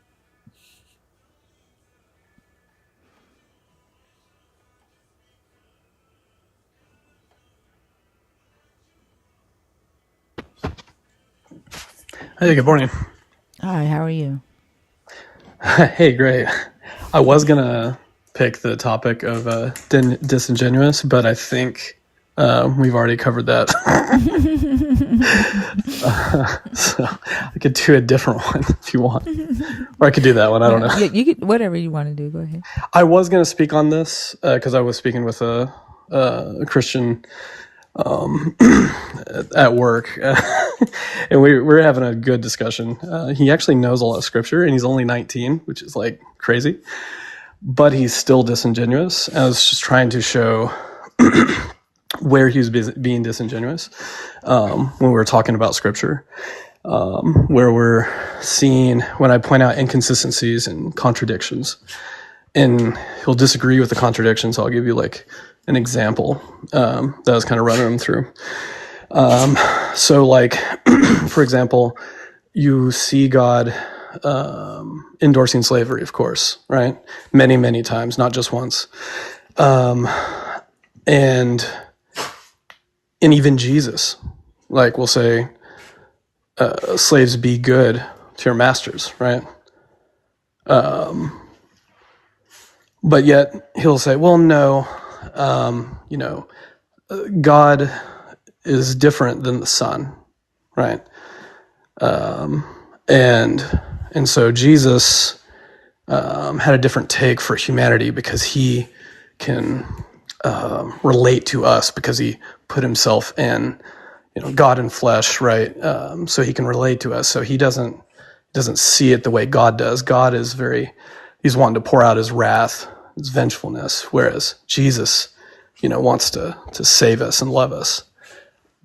But I'm like, well, that's a contradiction because you believe Jesus is Yahweh, correct? And he's like, yeah. I'm like, okay.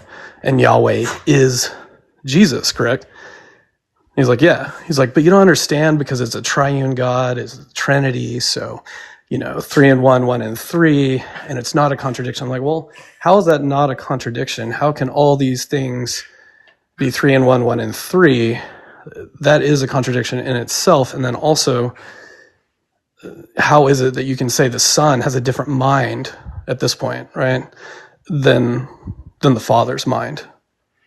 Doesn't make any sense. So I was trying to have him make sense of it. And then he's like, well, I don't think it's a contradiction. I'm like, well, this is just, to me anyway, this is being another example of being disingenuous. Absolutely, it's another example of being disingenuous. I think they've got to see the illogicalness of saying that it is one God, but then try to separate their Jesus from the atrocious acts that this God did in the Old Testament. And then this is what I say. That's the moment that they do this negotiating with themselves, and they decide to lie to themselves, and then lie to the person that they're talking to, or everybody else. But it's definitely them being disingenuous. My mom did this to me. My dad did this to me all the time when I was growing up, and I asked lots of questions, and they didn't like that very much, and it frustrated the shit out of them. So I've been gaslit my whole childhood. It makes me want to fucking scream. And even to this day, I'm like shaking just talking about it. That's how I grew up. And many of us, I think, in here have probably some similar stories, Mm-hmm. I remember there was a time where my dad, we were all having like home church Bible study and all that, and we were going to go pray. And I was talking to my dad. I was like, I just feel, I think I was like 12. And I was like, man, I feel like I'm speaking to a wall. I don't feel as if I'm speaking to anyone.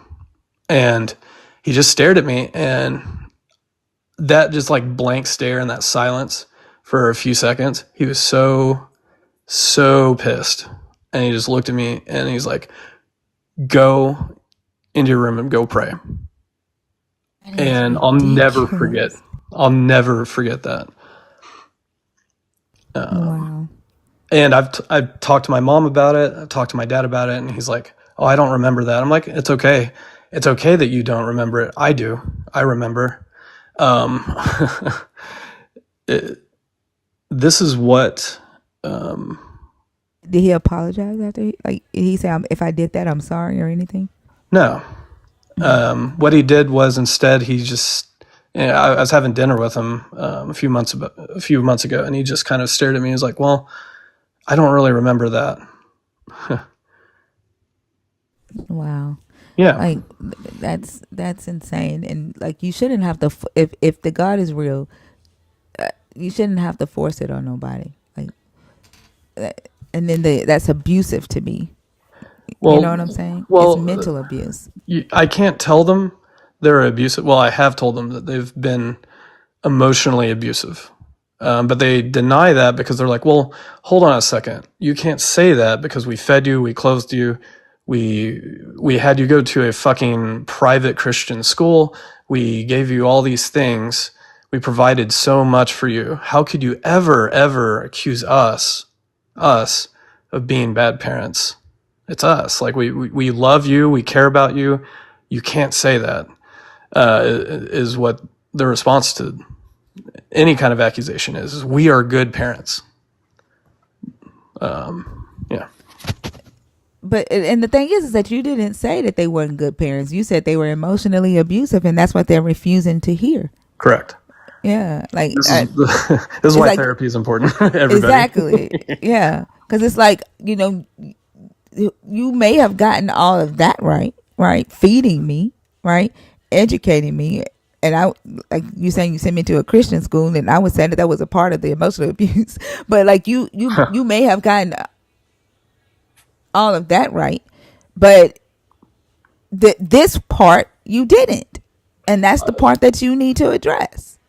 And even my dad admits, he's like, well, I'm not very good at talking about stuff like that, is what he told me. Like, I'm not very good at talking about,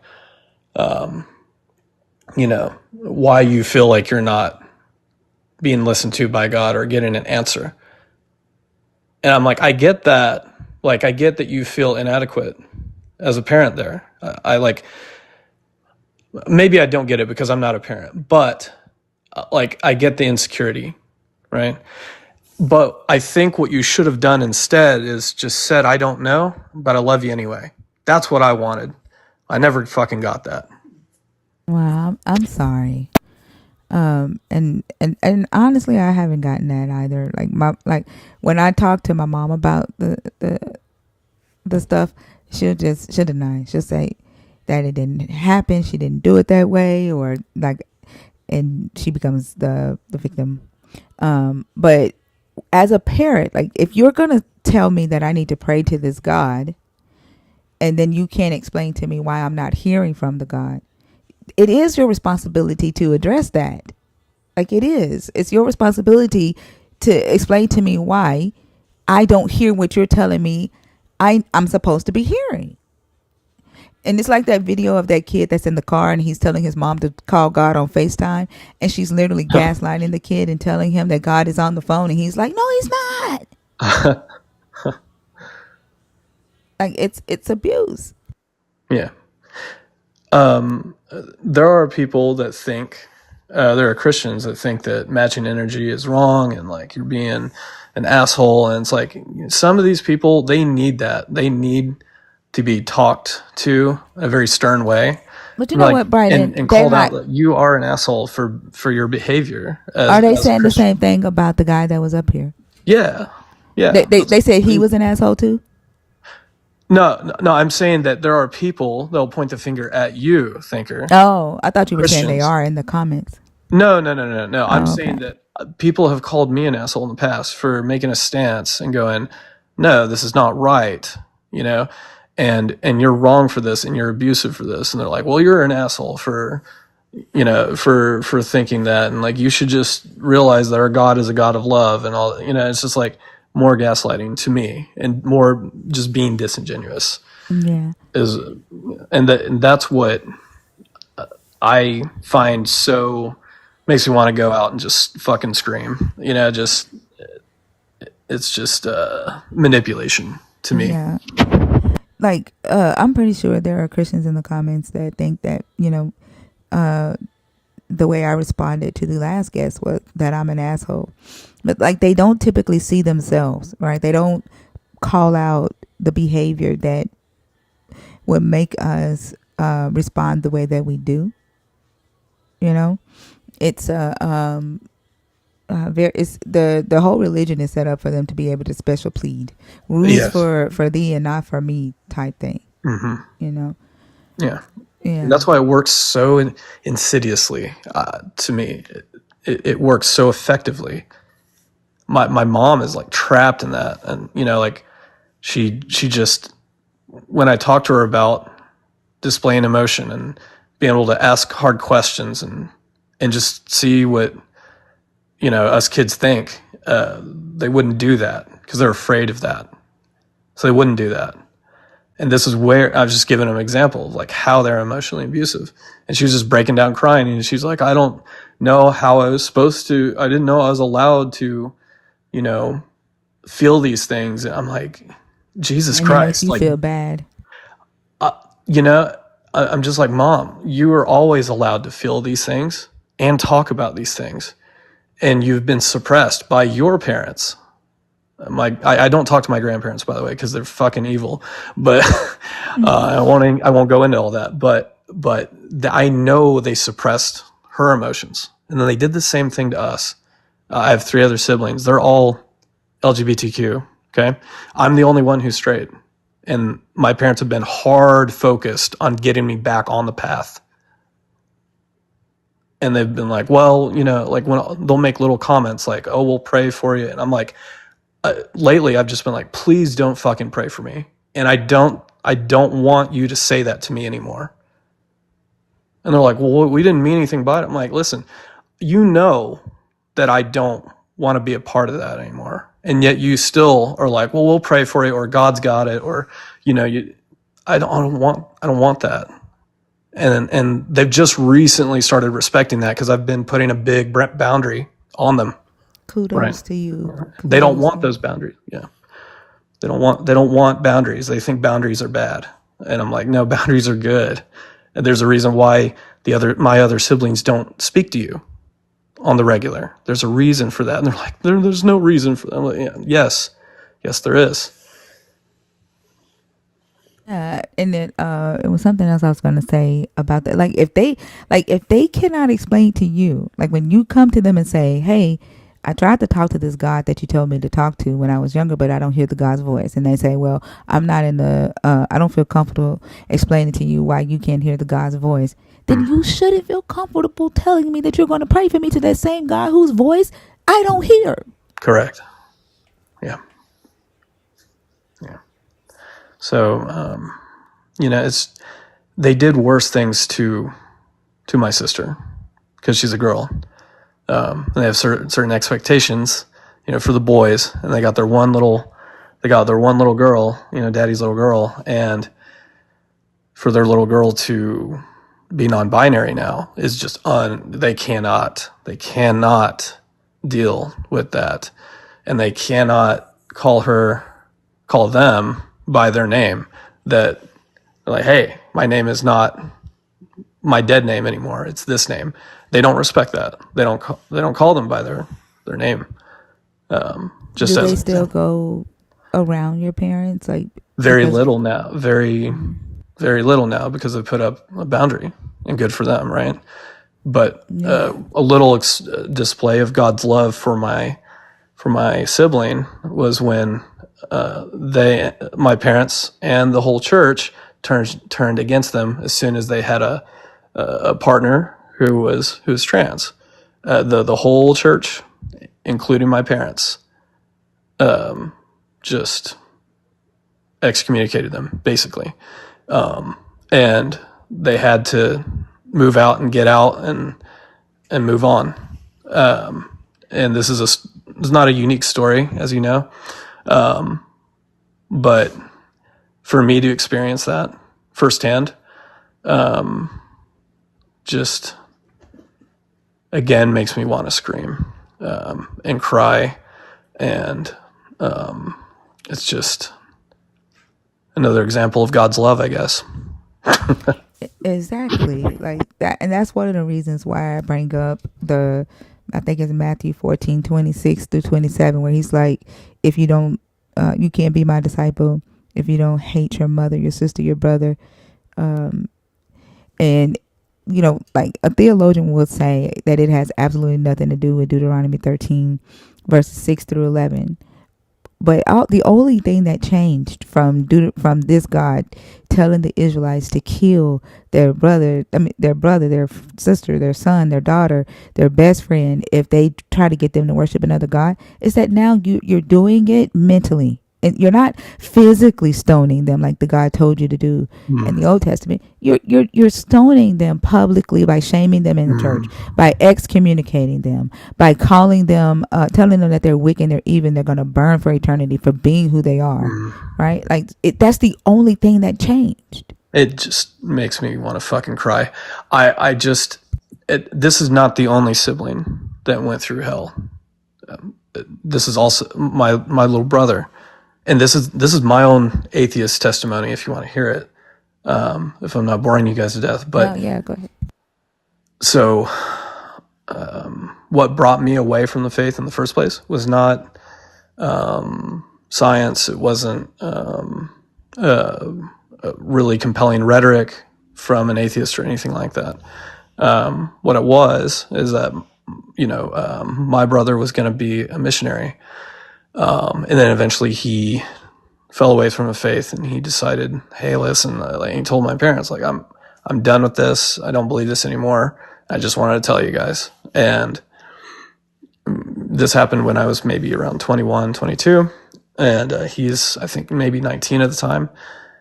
And then I'm thinking, fuck, this is mind blowing. And then I had to think, well, wait a second. This means that the God that I love and serve is going to send my brother to hell now because he's done this.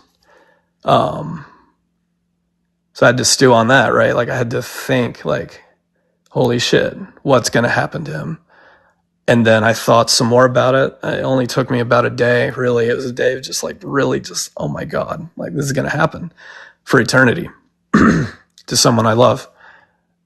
And that's what it took for me to go, holy fucking shit, I got to snap out of this. Like, I'm not okay with this. And I was super angry. And I remember going to my parents going like, listen, like, do you understand what's going to happen to him? Do you understand the weight of this? And they're like, yeah, we do, but we're praying for him. I'm like, fuck that. I'm like, I don't want to be in an afterlife without my brother. I will not do that. I will look God in the face and tell him to send me to hell if he's going to send me to heaven. Do you understand me? That's what I want. I want to be in hell. How about that? And that's when I decided. Hold on, you said that to your parents? Yes. Did they like clutch the pearls? They don't know how to handle that.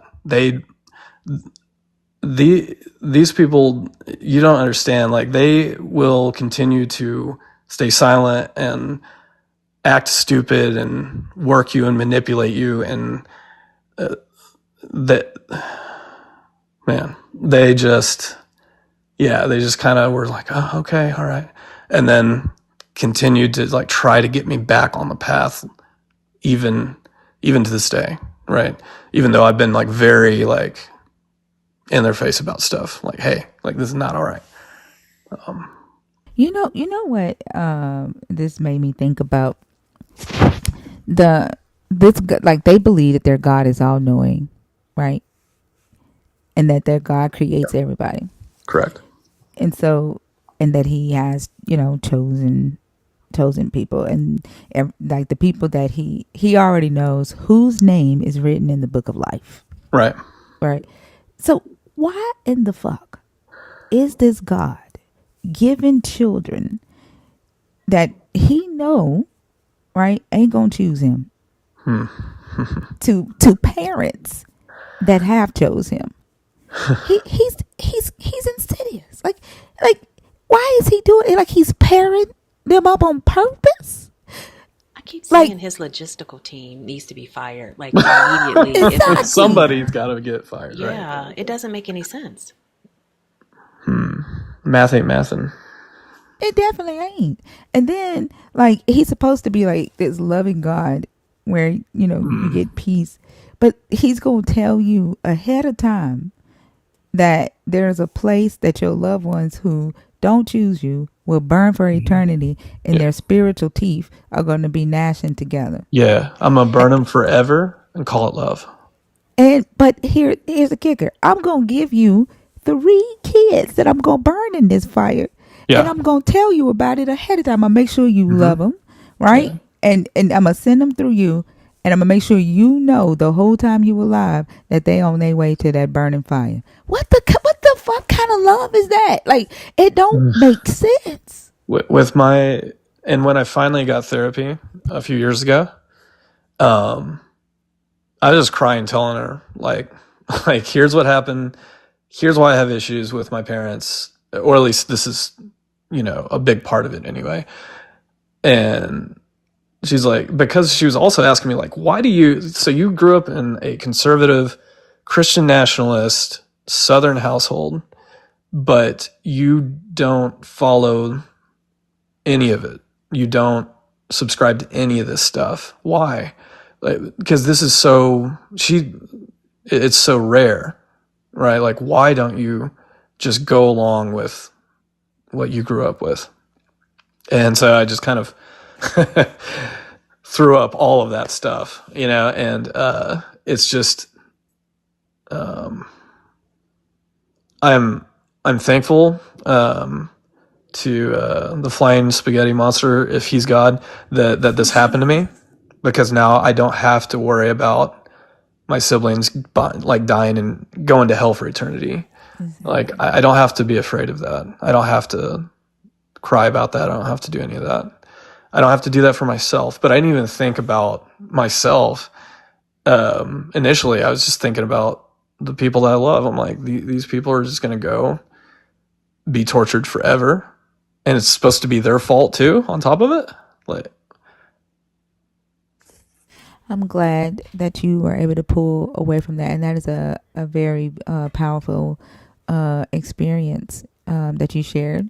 And I think like it helps a lot of people. I see people in the comments saying thank you, because some people don't think about it that way, right? Like when you said, I didn't even do it for myself. Like, it wasn't even the fact of like, I don't want to burn in hell. It's like you telling me that these people that I love, that I have to like remember and think about the fact and anticipate that they're going to burn for all of eternity, and I'm supposed to go on about life on this rock, right? Like, I'm in peace. Yeah, and then I'm supposed to go party it up in heaven with God, right? Popping champagne. What the fuck? Are you kidding me? It's so crazy. And then that's what I don't get. Like, when I found the scripture that said that the serpent was going to be on the new earth with the same curse, and then I see like as I started having that conversation with believers, and they are like totally okay with the serpent partying with them on the new earth. Yeah. But they are also at the same time okay with humans burning for all of eternity. Brothers and sisters burning. Yeah. You know what I'm saying? Yeah. And then they will defend the serpent's right to be on the new earth, because that's the decision that their God made in this book. While saying humans deserve to burn for not believing in a God? So this is why I am convinced, and there is a study, but I'm going to misquote it. I'm not going to, but there is a study out there. You guys can use the internet and Google it yourselves. But there is a study out there talking about actual brain damage being caused by I fundamentalist know what study Christian you're talking belief. about. Yeah, Yeah. me Correct. too. Yeah. And I can guarantee you, like, or at least I know this is anecdotal, but for myself, I have suffered. I have suffered and suffered and suffered I think, from it.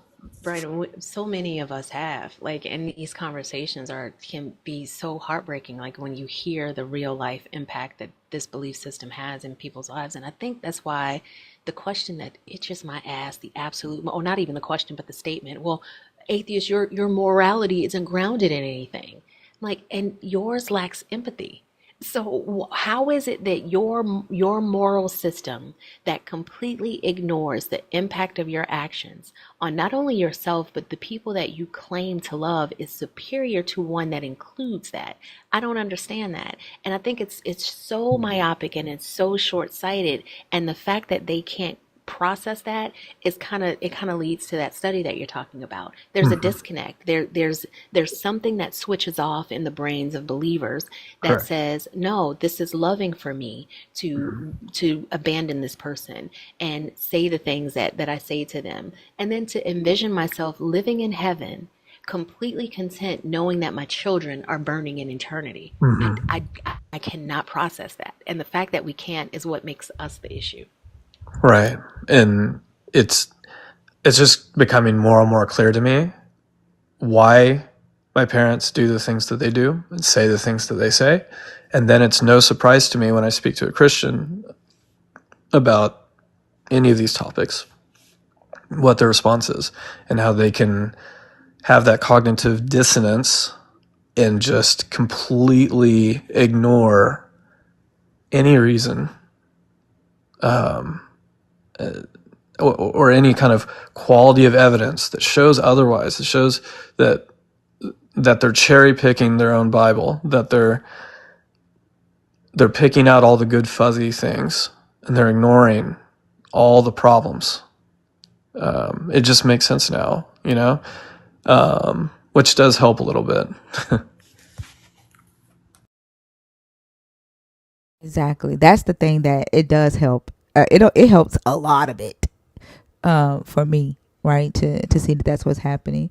And then I think like the conversation with the last guy, like putting that on Front Street, because the one thing that I've just wanted Christians to acknowledge is that you are listening to humans, right? There are humans here, and so you should question if you have a belief. It's a human saying a God said this, a God said Right. that. And so putting that, when he said the thunder, like I'm so glad that was on Front Street, because like literally you are telling people that a God is talking to you, that a God said this. And I hope that there were, Christians in here that say, you know what, that right there makes sense. Now I feel at least a little bit comfortable questioning things. Like that's just it. Mm-hmm. Like Mm-hmm. question what you are being told, Mm-hmm. question what you are reading. That's it. And then in your questioning, right? Then you may be able to see some of the stuff that we're saying. That is how you can spot a dangerous belief, right? Is when they say they have the thought terminating answers, right? When it's like, well, um, God's ways are higher, or well, he's mysterious. You know, that's thought terminating. There's no real answer there, and so it's to get children, especially like myself, like when I was a kid, to stop asking questions. Mm-hmm. That's how fucking dangerous this belief system is. This worldview is. And I think too, we've talked about, me and Thinker have talked about the frustration that we feel when engaging with believers. And I was talking to my sister the other day. I was like, one of the things that I try to keep in mind is to realize where, or to remember that I was where they are currently, to an extent, not to that extent, like some of those that come up here and say the things that they say, but I believed it because I didn't know any better. And I believed it because I was indoctrinated to believe it. Mm-hmm. And in the same way that I wouldn't, like when I think about my mother, for example, my mother's not particularly religious, but I know a lot of people have this issue with their parents. But In the same way that we wouldn't expect a parent that was born with some sort of physical limitation, we wouldn't be mad at them for the things that they are incapable of doing. We would be Right. a lot more empathetic for them. Right. So I try to tap into that when it's the same on a mental perspective. When we're talking about belief systems, they don't know how to critically think. All Right. they know is, okay, the thought terminating response. Okay, that's the end of it. But then you have to let them know there's so much real estate beyond that. You have to first identify that this was a thought terminating response, but let's talk about it. Like let's engage with it. But it's hard to do that when every point of concern that you raise is met with some sort of canned response from a preacher or something that they've been indoctrinated with. So it's absolutely frustrating. And I respect you, so much for people who are able to say, no, this doesn't make sense. I'm erecting a boundary and I'm getting the help that I need to make sure that I don't fall into this type of thinking in any other areas of my life. It's so much work that needs to be done. And I think it's these spaces that actually start the work. Yeah, that's why I'm so thankful for spaces like this, for Thinker, for everyone involved with helping others with deconstruction, and also not being afraid to stand up to rude-ass Christians and rude-ass people, and putting them in their place and saying, listen, you think that we're these pompous intellectuals because we believe in science or whatever it might be. That. Oh yeah. They hate that. But it's like, you're the asshole for not having a civil conversation, for yelling and screaming that your God is correct. Because it hurts, ultimately it hurts their brain to start thinking outside the box they've been trapped in. And that's why my mom broke down at the table and was like, I didn't know I could have these emotions. I didn't know I was allowed to be able to feel that. And I'm like, Mom, you are. But then she'd turn to my littlest brother, and she'd be like, well, I like the way Bailey treats me because Bailey doesn't, he doesn't speak to me this way. And Bailey just, he just loves me. And I'm like, you were so close to being genuine just now, and now you are going straight into what you guys always do and shifting. Let me ask you a question. Does Bailey just if he doesn't agree with something your mom does he just not say anything? So Bailey is the youngest brother who has not left their house yet, but Bailey is awesome because Bailey does stand up for himself, but he also is very gentle about it. I'm very blunt. So they don't like my bluntness. Now, in my opinion, this is what they've always needed. They don't need to continue to get away with manipulating and gaslighting us. They don't get to do that anymore. Yeah. At least not while I'm around. And see, I'm the only one out of all of my siblings. I have 11 of us. It's 11 of us. But my mom and dad had 7 together. They adopted 3 of my cousins when their parents died, very young. And then I have a stepbrother after my mom remarried after my dad died. My stepbrother is the youngest. He just graduated college, so he's 22 right now. But I'm the only one out of all 11 of us that will speak up when the gaslighting happens, right? When all that happens. I'm the only one. And then I used to cry because when the things would happen with me and my mom, none of them were like, Mama, that wasn't right. Nobody would be like, Mama, don't do that. Even though they would call me and tell me, I'm sorry that happened to you. Mama shouldn't have done that, blah, blah, blah. But they won't say it to her. And then I have the brother that's a pastor. He always would take my mama's side. So I wouldn't only just be going, fighting with my mom. I had to fight his ass too, argue with him too, because they would always team up. And it got to the point to where I stayed away from my family for 2 years. Yeah. And talked to there was just one brother that I would talk to. and I kind of gave him a pass because he's very gentle. Like he hates Yeah. conflict, and Yeah. so I know why he won't say anything. Hmm. To my mom, and plus I see it like they're afraid to speak up and say something because one, they don't want to hurt her feelings, but two, they feel like it would be disrespectful for them to do that because that's how what we were indoctrinated into. Yeah. And like when she would call me, like, and we would be into it, she'd be like, I'm your mother, I'm not gonna let you disrespect. I'm like, I'm not disrespecting you, and you still my mama, and I Did still love you, but you're not gonna treat me like this.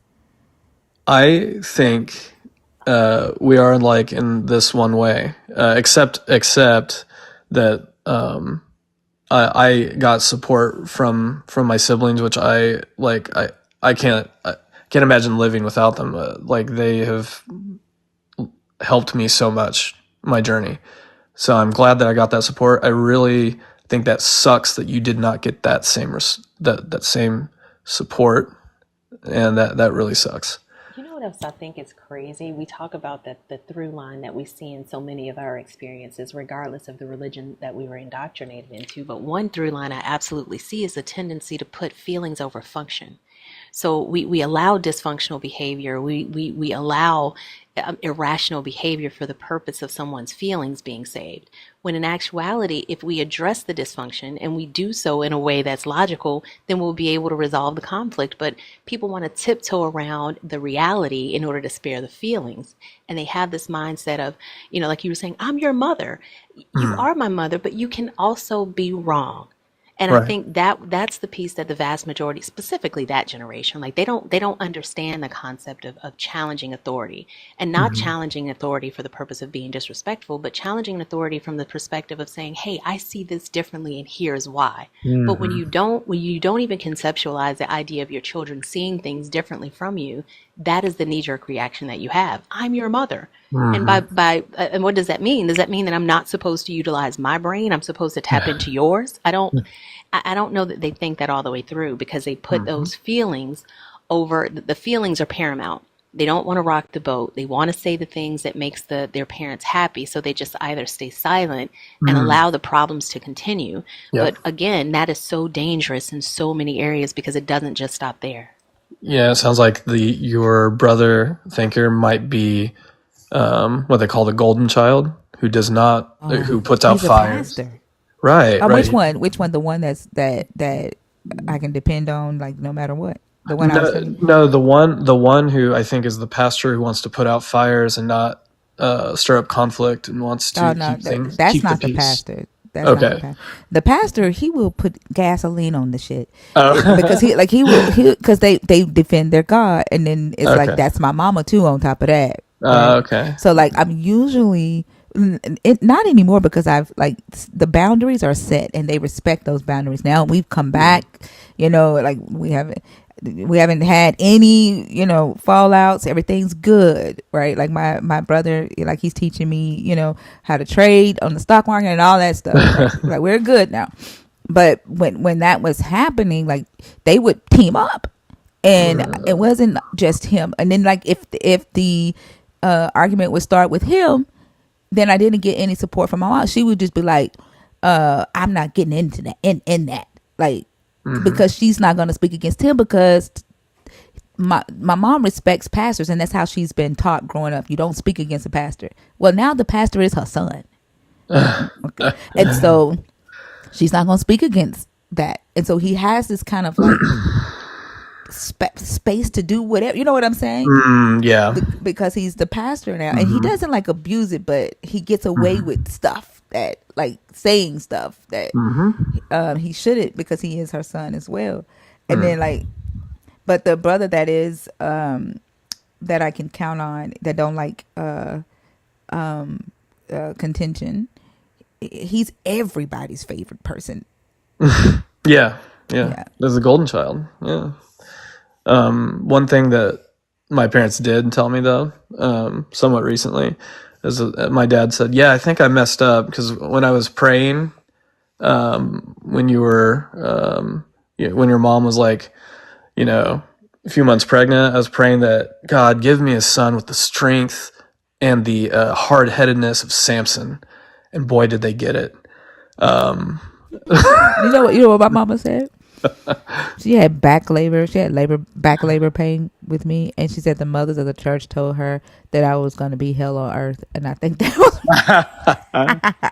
so. Yeah, Yeah.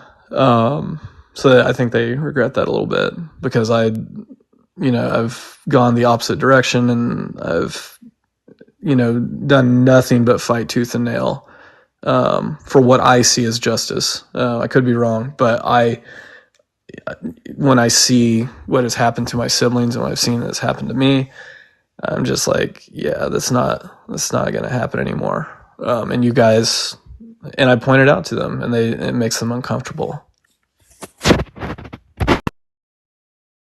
yeah.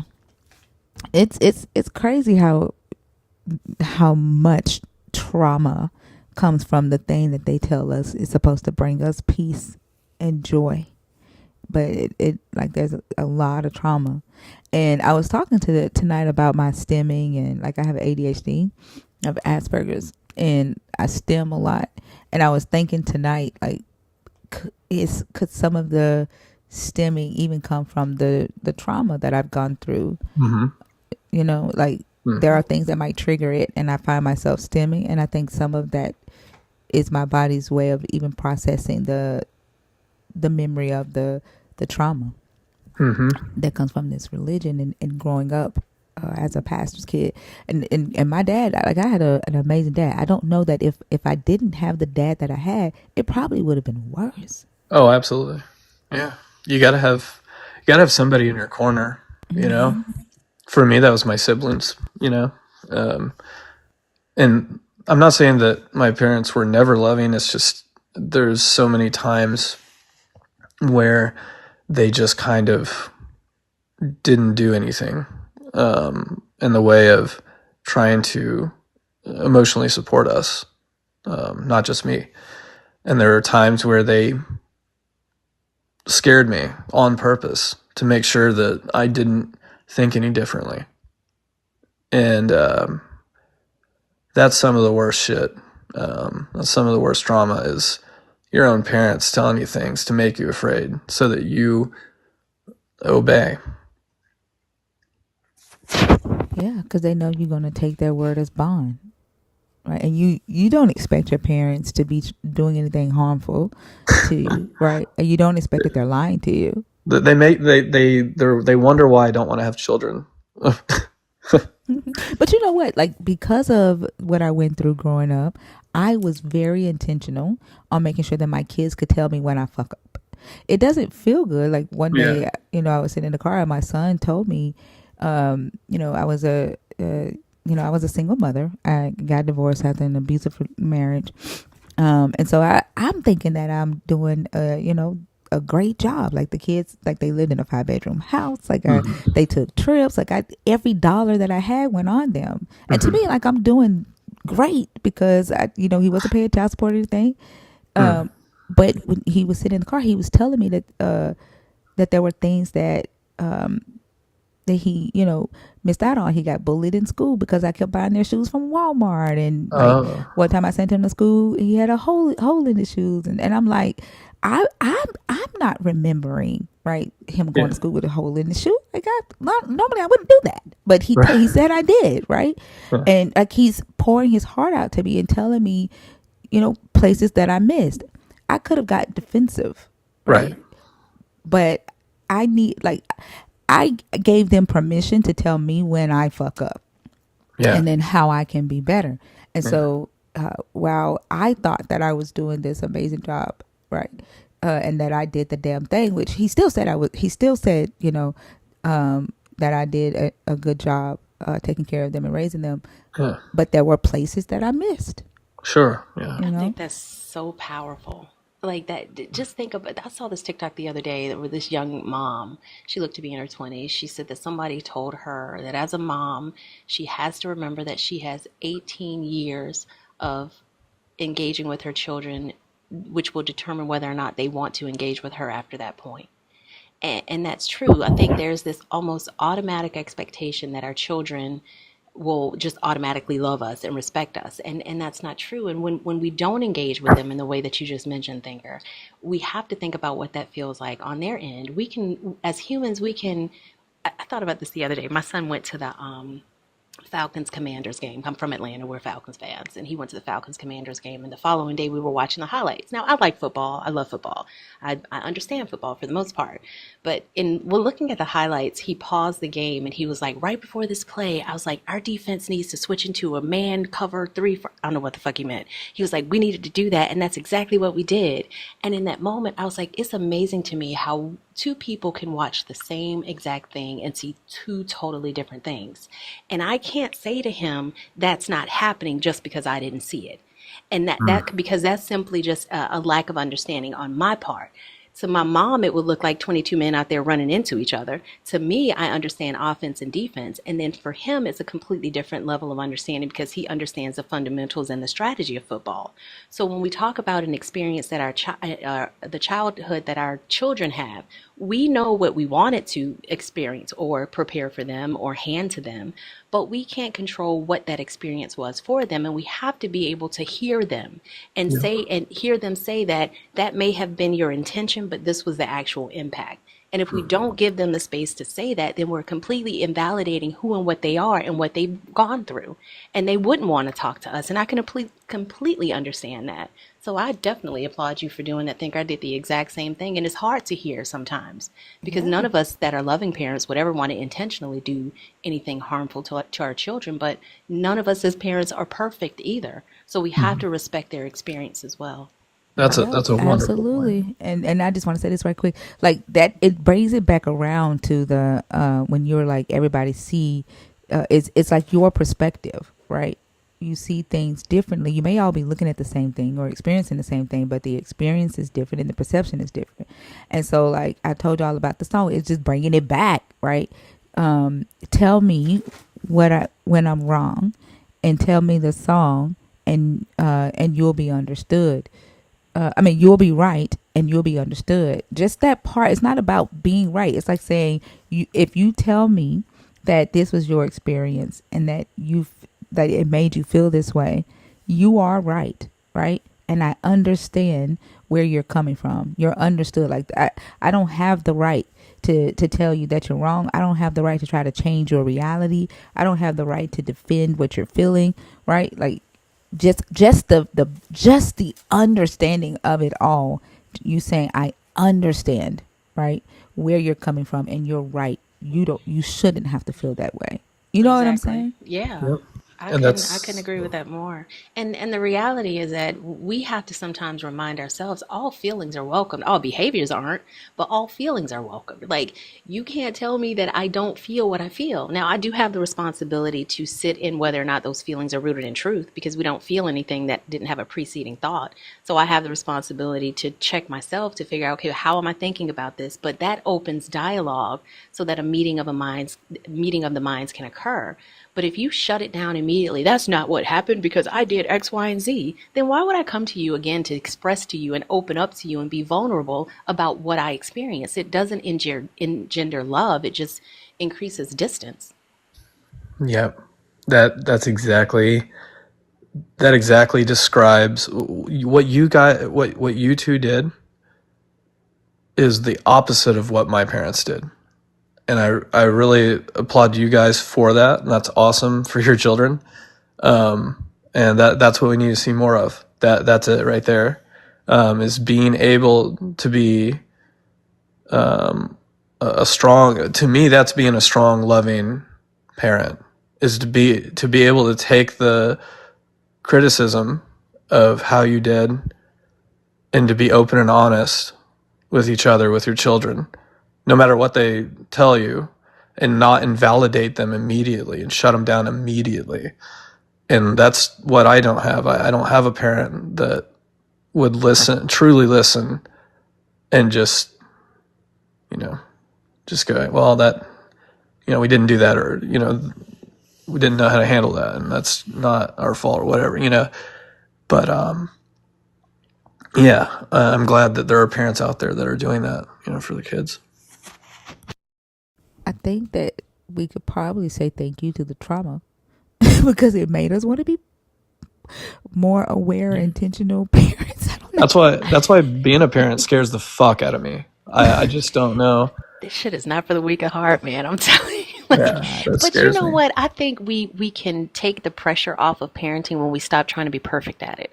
Yeah. When we Yes. take off this veil of perfection and I'm never going to make a mistake. Like when we put down that expectation for ourselves and we don't like put that expectation in the heads of our children. Like I tell my son all the time, I don't have all the answers, kid. Like I just got here today too, just like you did. Like I've never been this age before until right now. So I'm trying to figure it out too. And I think that there's this expectation as parents is we're supposed to be able to answer everything. We're supposed to know everything. It's almost like we're supposed to be the God of the Bible. No, we're not. Right. Like I can be wrong. I am Yeah. often wrong. I want to know when I'm wrong. And I think that's when we're able to lean into those experiences and say, okay, yeah, I got triggered. Why did I get triggered? What is that coming from as opposed to running away from the trigger? Because we can't grow if we're running away from the things that cause our growth. So I think it makes it it doesn't make it less scary. I think parenting is always going to be scary because there's so Yeah. many uncontrollables and variables that we can't do anything about. And we love our children and we want the best for them. But Yeah. I do think not looking at it through the lens of I have to get everything perfectly right, that makes it a whole lot easier. At least I it did for agree. me. Yeah. I agree. Yep. I always tell my kids like I don't even like say like I'm your parent. Like we grew up. They grew up with like I'm your guide. Like I got here first. I know a little bit about this place, and then I'll share, with you what I know. My job is to keep you safe and make sure that you don't, go out there and get yourself in trouble or get yourself hurt. Other than that, we're learning at the same damn time, and I learn from them. I tell them all the time that I've borrowed from their faith. But they had like this ability to be able to be optimistic about a lot of shit, and I learned from that. I learned how to be optimistic about the future from my children, and so we were learning from each other. The house that I built for them, when I had promised them a house. We were living in a 3-bedroom apartment after I got divorced, right? And I had promised them a house. They wouldn't let me forget that shit.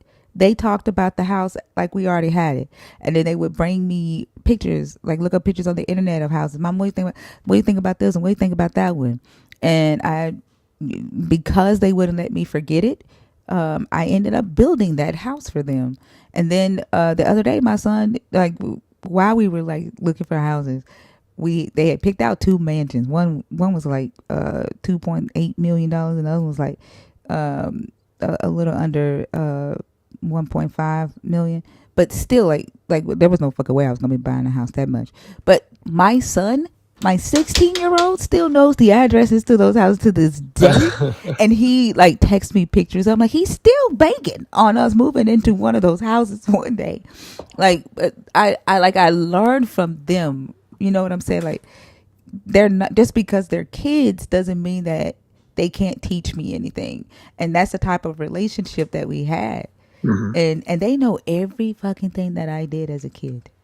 Me too, Every thinker. fucking thing that I did. And the reason why I shared all that with them is so they would learn from my mistakes. Like there was no Hmm. need for me trying to pretend like I was this perfect kid, or like I'm this perfect adult. They know every fuck up I did, every dumbass decision that I made, and they took that into consideration too while they were out here, being teenagers. They weren't perfect teenagers, but they took a lot of my decisions into consideration. And I think it helps them bounce back from their errors too. Like when they see that, like my dad, you would have thought my dad was like an angel because he never talked about the shit that he used to do, and he got into plenty of it because I think our parents' generation was like, oh, we don't want to let them know we did all these things, but there's a certain level of transparency that I think we're utilizing in our parenting skills now that our parents didn't utilize, and I think it's beneficial because it shows our humanness.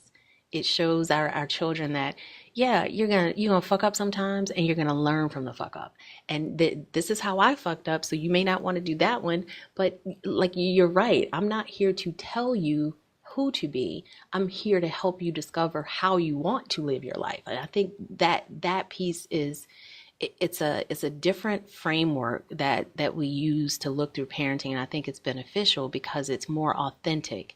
I can sit here and tell you all day long, oh, I never did this, so you should never do that. No, like that's not what I'm going to say. My parents told me, oh, premarital sex is bad. You shouldn't do this, you shouldn't do that.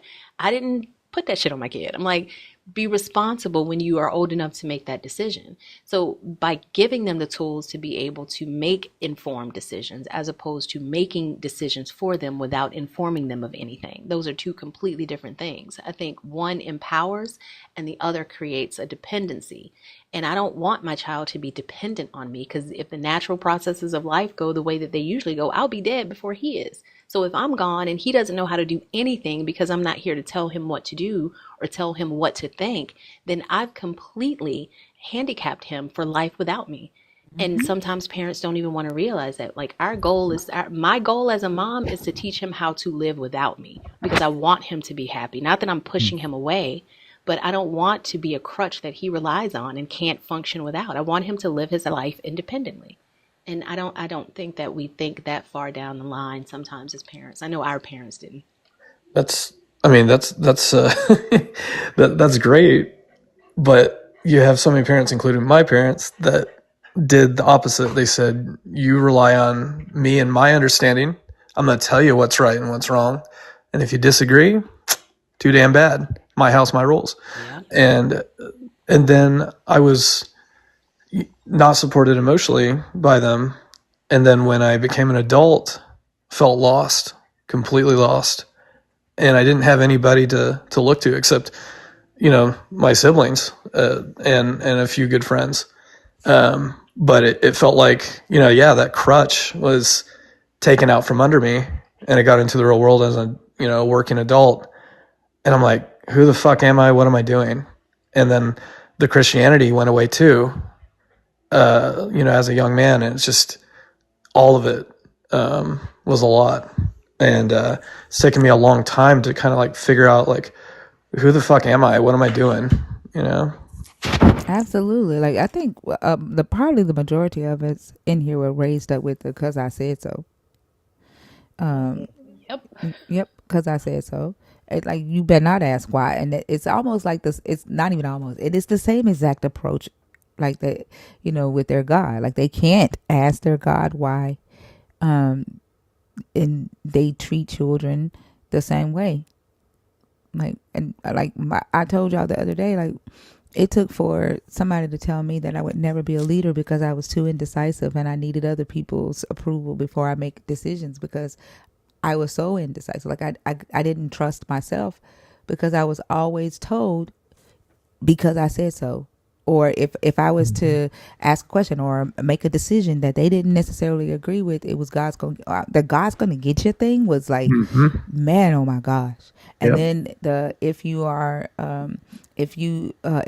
devil got you, if you're not going through anything, like, I was constantly looking over my shoulder doing like suffering checks, making sure that shit was going bad in my life.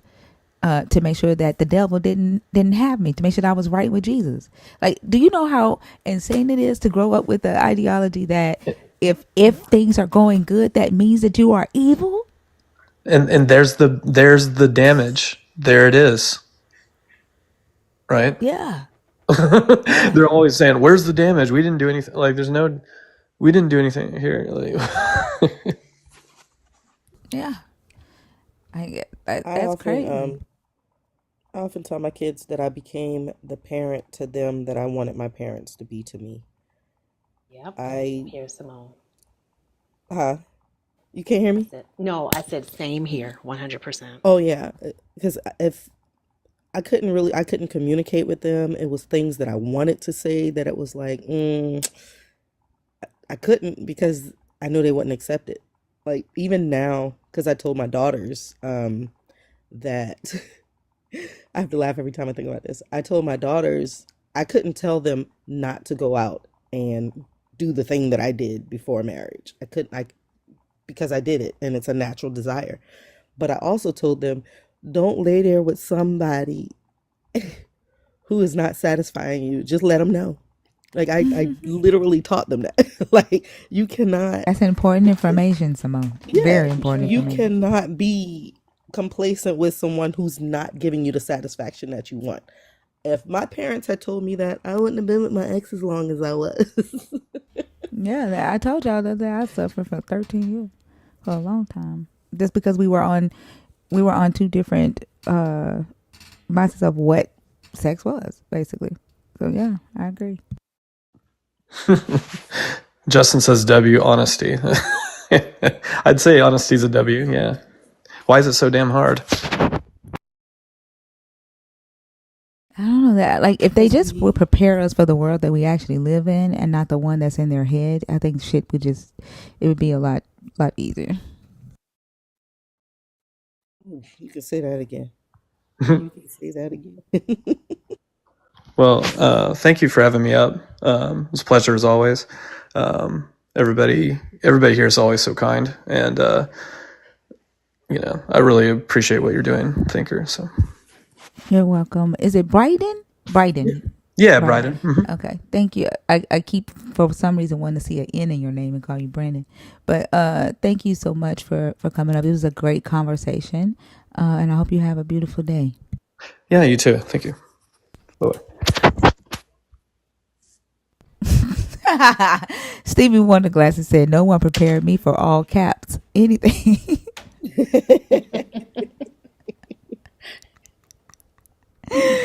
I think they want to type it in all caps. They're like, picture this in all caps. Yep, she does that all the time. They do that all the time, and I love it. All right. If you're in the guest request box, could you please comment so that we can bring you up? Thank you.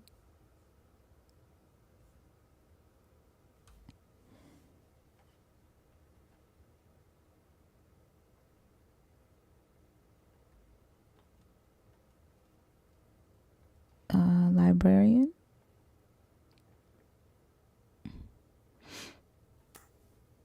Hi. Hey, Sorry. how are you?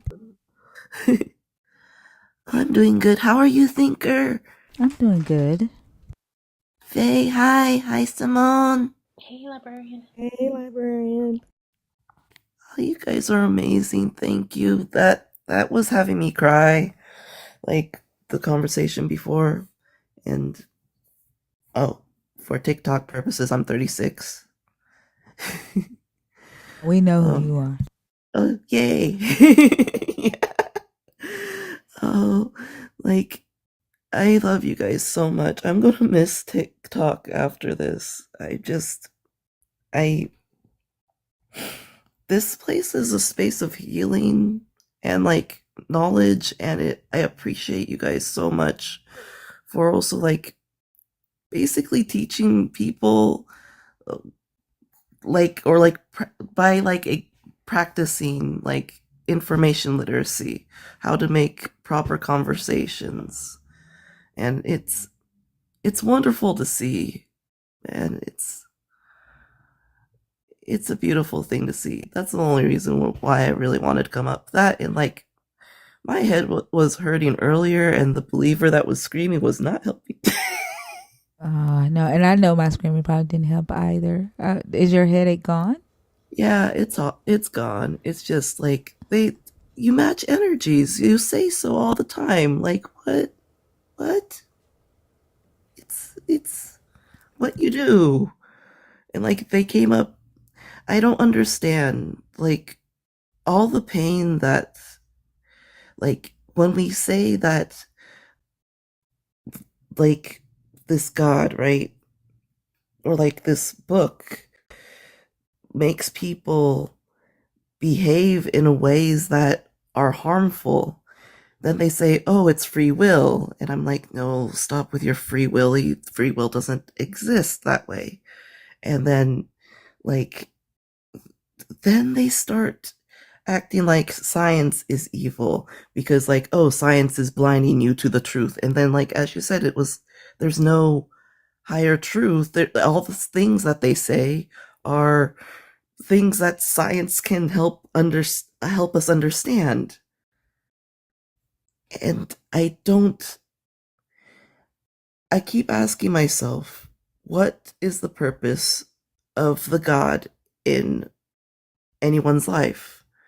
And the only time recently where I was like, oh no, I should pray, was when I was on the airplane and there was a lot of turbulence, and I started like knee-jerk reaction, started saying the Holy Mary. And I was like, why did I do that? The only people saving me are the stewardesses, the person flying the plane, the people who engineered the plane.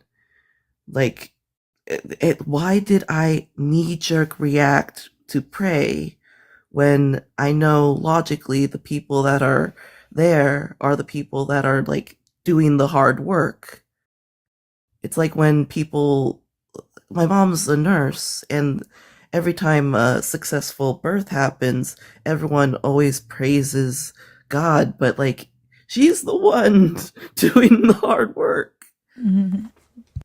She's the one like with the baby, with the mom, making sure that there's like, all of the complications get taken care of. And they don't say like, praise the nurses who work overtime and skip Christmas to work overtime. Or like the ER nurses that keep us alive when we do crazy things like dip a whole turkey into like the fire. It's maddening. And then I I felt ashamed right after why did I do that? I know logically like there is like no God there. There's no deity helping during that like turbulent moment. But that knee-jerk reaction still happened, and I wondered if it's like through indoctrination, through like the constant like neural networks like in my mind that was established when I was young. Yeah, like subconsciously it's like still there. And is that what other Christians are always like grappling with? Like other people who are trying to deconstruct, but they're not in spaces like this where it's safe to ask those questions. Yeah, comfort ritual. I think it was the case for me at the beginning of my deconstruction process. But I'm over 20 years in now, so mostly when stuff goes down, it's like, oh shit, like it just doesn't happen anymore. Like I think it ultimately fades away. But it was a gradual progression. Like it was first intentional. Like and I would judge myself, absolutely. Like when I would just go to automatically pray. It's almost like muscle memory. It's something that you've been indoctrinated to do most of us our entire lives, and it's just what has been expected. So you don't even think about it. It's almost this unconscious response to stimuli. It's not anything that your brain is intentionally doing. It's just like this subconscious reaction.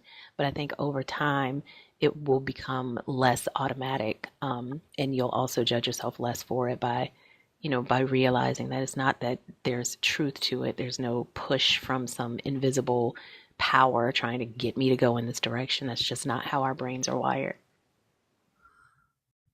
Oh, so like, will also that weird, like sometimes it feels like as I'm deconstructing, it feels as if like there's this weird knot of fear, and I've sat with it and I kept asking my body, why are you reacting this way to like, especially whenever I talked with my mom and she's like, oh, can you please pray for your sister? And like, I know nothing bad will happen if I don't do like a rosary for my sister or light a candle for my sister. I know there won't be anything, there's no physical connection to that. But that like not feel is like there. And I'm like, okay, will something bad happen when after my mom tells me this today? And then like, why am I looking at that? What is that? Is that also part of like that training that happened in our youth? And like, I want to get rid of this fear. It's like this weird knot in my stomach. It's definitely a symptom of the or a ramification of the indoctrination.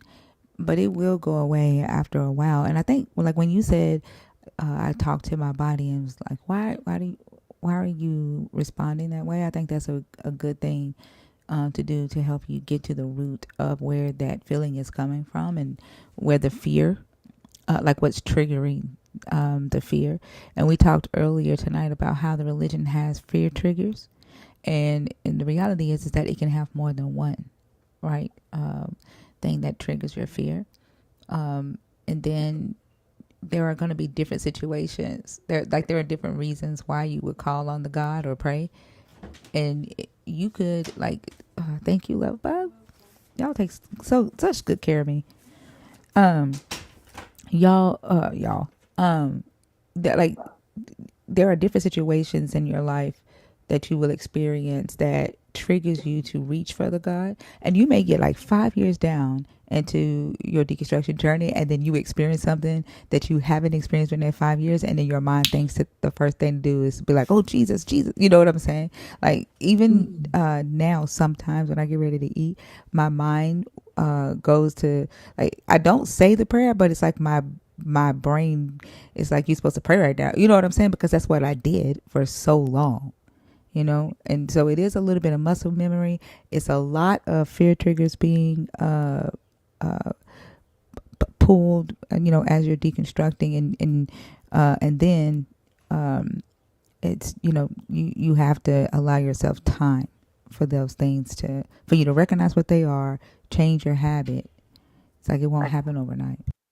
I also think kind of diving into why they're happening, that was beneficial for me, like realizing that there were neurological and evolutionary factors that made these rituals impact me or land in a certain way. Like rituals that we have been conditioned to believe are true our entire lives, their dopamine receptors are activated in our brain when these things happen. So much of what we do is predicated upon previous experiences and how we were indoctrinated. So I think questioning the fear, questioning, okay, what is my brain doing when this happens? And for me, that was critical in understanding, because I think, like you, librarian, I'm like, well, why would this happen based on religion? Why would this happen if it wasn't true? It's just so consistent. But then I had to realize, okay, am I thinking through this critically? What is my brain actually doing? What does neuroscience tell us about the impacts of religious indoctrination on our brain? Why do our brains even process information that way? So I think what is beneficial for one person may be slightly different for another person. But I do think leaning into those fears, like what is it that I'm truly afraid of, and feeling comfortable with staying in that space for a minute and going deeper to figure out what's the actual cause of what you're feeling is super beneficial. And then, of course, finding communities like these, being able to have these conversations where we often hear finding like-minded people. I'm not looking for a person that thinks like me, but I am looking for people who are open-minded to considering other perspectives and sharing information with me that I don't have that will help me through my journey. So I think that's another benefit of these types of conversations that we have. Yeah, and that's what I've been finding, why I come back almost I try to be in the live every day, because hearing the conversations and hearing how other people have been asking these questions, been filling it out, and also even realizing I think a couple of times I didn't know what Sidakma stood for, and I wasn't sure about for a while I was in spirituality, that circle, and through listening to these lives I was realizing, wait, I might be doing I might be doing with spirituality what children typically, in childcare, you would do with children as a transitional item. Here's your transitional item before I take it away so that you can be more comfortable in this space. So it feels like, oh, was I using this study of spirituality as a transitional item to when I'm oh, fully accepting that there is not there is no I don't know, woohoo out there, if that makes sense. I think, Thinker, you said that you did that. I know I did. I Mm-hmm. went I'm not a religious, I'm spiritual. And then I'm not spiritual, but I believe that there's the universe. And then like the more I educated myself, the farther away I got away from it. And I think it's really, I love the way you put it, librarian. It is like that transitional support. And there's nothing wrong with a transitional support. Like nobody's saying that you have to like get up out of the wheelchair and start running a race. Like sometimes we have to realize that in these indoctrinating beliefs have crippled us in a way. And when I say that, I mean it's impacted the way our brains process information. And sometimes we do need something to hold on to while we navigate these new waters because we've never been here before. And if that is spirituality, that's perfectly fine. Some people delve into spirituality and they stay there, and that's perfectly fine as well. Wherever your journey leads you is your journey. So you get to determine what that destination is and how you get there and what resources you use in order to arrive. And there's absolutely nothing wrong with that.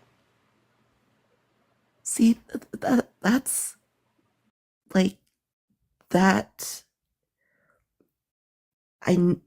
It's odd because I'm now like I'm a full grown adult, but like still having somebody outside of myself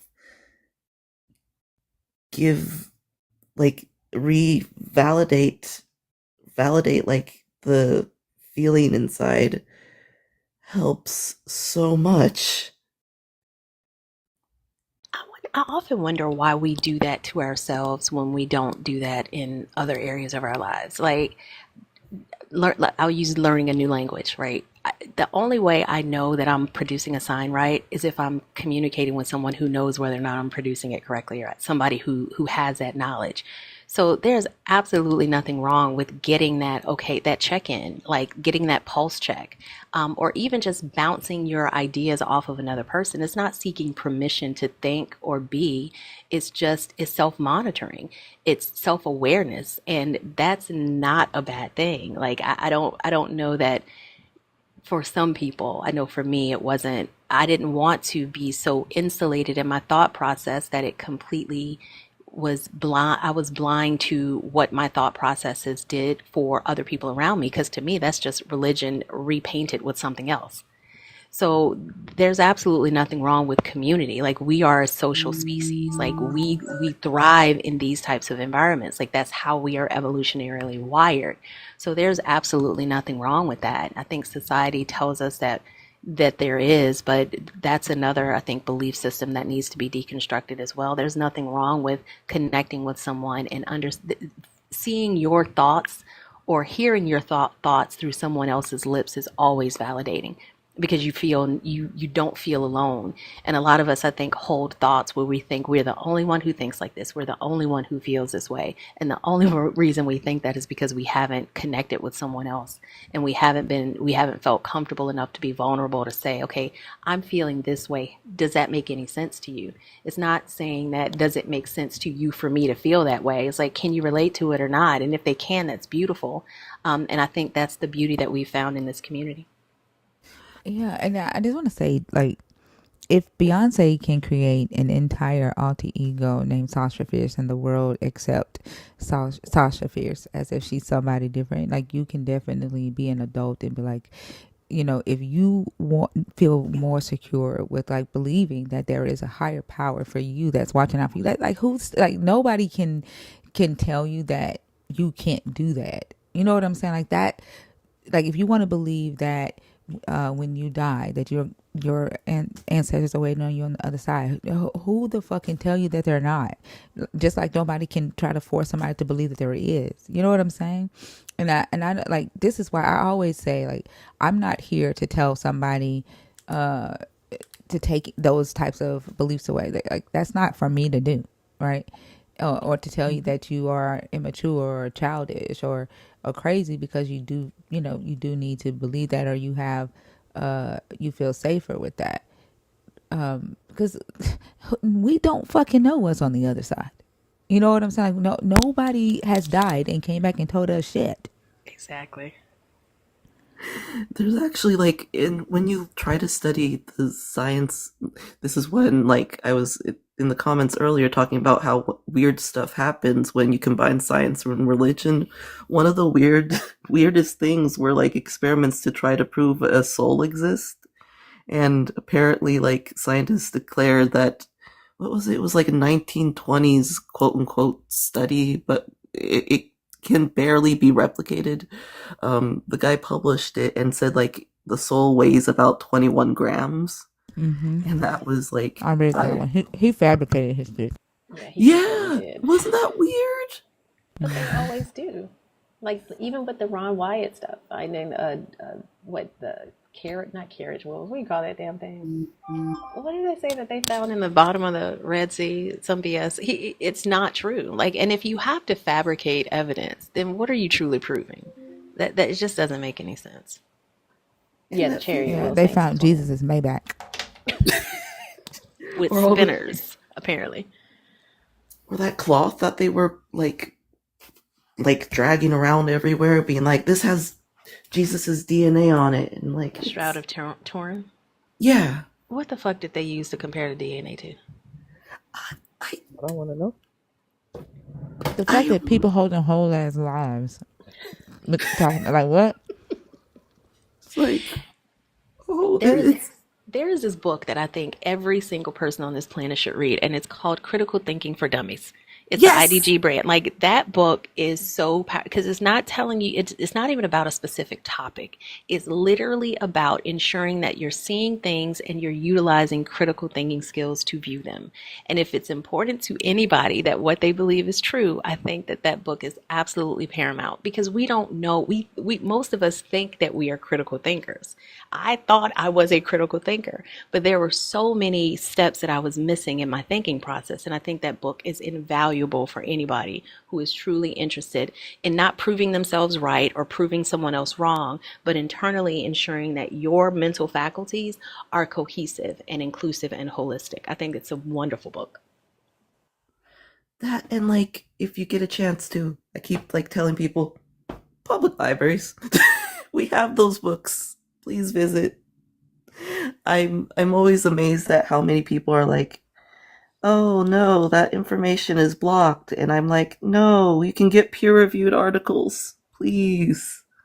Like, and if they're digital, you can just borrow them on your smartphone. Like most public libraries have apps that you can borrow ebooks or audiobooks. Like the access is there, the information is there, and there's really no excuse in 2025 that people claim that this stuff is hidden or, it's just, I think it's intellectual laziness, honestly.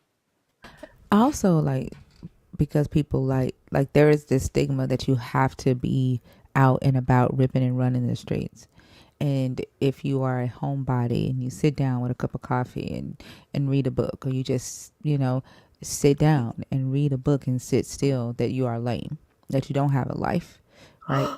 That's the stigma of it. You have to be out ripping and running the streets, shopping or at a club or at a party, or you having lunch, having dinner at somebody's house, up under some man, up under some woman. If you're not doing that, then you are lame and you are unloved.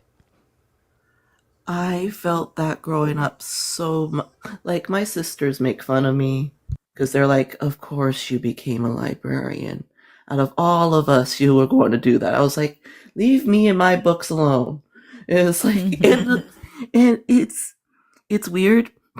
This is a funny story. So, like, the only critique besides me, like, moving away from religion that my mom has, like, the big one that keeps, like, and my anxiety, there's a lot of things. She keeps nitpicking the fact that I have books. She's like, there's more to life than books. And I was like, yeah, but I can look at all of life through books or through, like, other media. And she's like, why don't you go, like, out dancing? When I was a teenager, she's like, why isn't my daughter, like, why is this one daughter not going out partying? Go party. And I was like, no. Right. Like I'm having a party with the book in my mind. I'm good. Like, they don't understand. Like, they don't get it. Like, give me a book, leave me alone. And I'm happy. And I think that was a belief system I had to deconstruct from as well, because I I didn't realize how much of the way I saw myself was through the eyes of other people, because I was the same way. Like, when I tell y'all I would not leave my house if I did not absolutely have to now, I really wouldn't.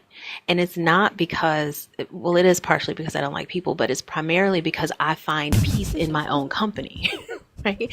Because people be getting on my nerves, I'm not gonna lie. Like if I don't have to deal with them, I absolutely will not. But when you stop trying to force yourself to be the version of you that other people want you to be, and you walk in your own path and you direct your own steps, there's a comfort and a contentment that comes with that allows you to get to a space where I don't give a fuck how you see me, and how you see me is literally none of my business to begin with. So you and your thoughts can stay wherever you are. Give me Libby and Audible, and I'm good to go. That part. That's why I taught my daughters, don't ever give your value to anybody to control, because like, and I teach them that, like, they don't get to decide what, if you're valuable or not, right? They don't get to tell you, right, whether you're valuable, what your worth is. And because the moment that they get mad at you, or they think that you're not valuable in that area, they're gonna take it back, and you're gonna be trying to figure out how to get it back. You're gonna be like, feel like you owe them and you're stuck with them, or you're gonna go try to go and fill that space and get that value from somebody else. You own your value. Fuck what other people think about you. That ain't, like Fee said, that's none of your business. Like, they either like it or they don't. Yeah, like I think that's also part of what, like, the weird thought police. I don't know how else to phrase it. Like, the part of like deconstructing is like realizing there is no thought police.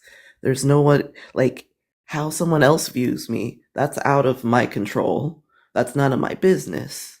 And also how I think is none of their business.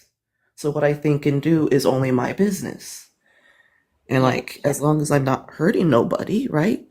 And I'm also under no obligation to make sense to you. I have literally no responsibility whatsoever to make sure you understand me. I have to make sure I understand me because I live with me, but I am under no obligation to make sure that you understand me.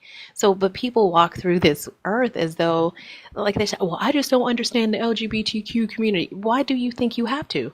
What part about them living their lives makes you think you have to, includes your understanding? But I guess it gets back to that. I think that's a core concept of religious indoctrination. There's this expectation that everybody thinks the same way, and there's safety in that for them, regardless of how uncomfortable it is for everyone else. Yeah, and I'm kind of dealing with that at work right now, because like, there's a coworker who, for some reason, keeps policing everything I do. She's the only one. Everyone else is chill with me. And I'm like, why? Like, just even asking a question, just like a confirmation question, going like, hey, the policy for this is this, right? And she's like, yeah. And I was like, good, thought so. That caused a whole nother conversation that did not need to happen. And I was like, and I'm blindsided. Like, she wants to know the logic behind me asking that question.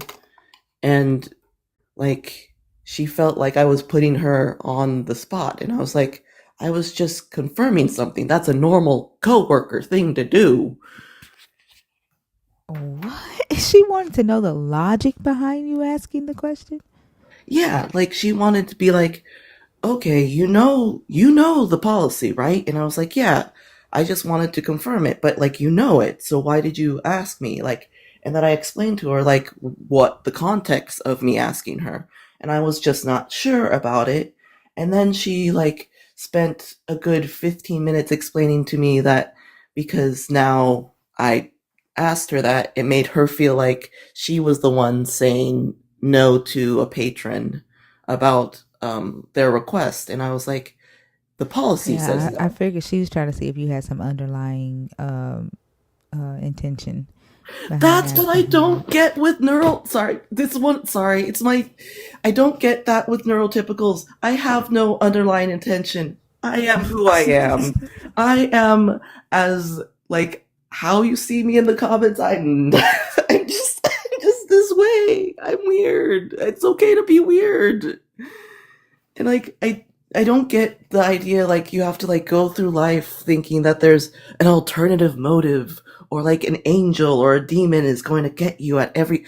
It makes you paranoid, it makes you anxious, it causes so much stress. And when I began like not thinking that there's a devil or somebody's like scheming against me every 2 seconds, I became so much more calmer. And you know, I think that's why I don't like this lady. She triggers all of that. But they do it with the wrong shit though. It's like you're suspicious of me, but not suspicious of the stuff that you should be suspicious about. Those things you just let go.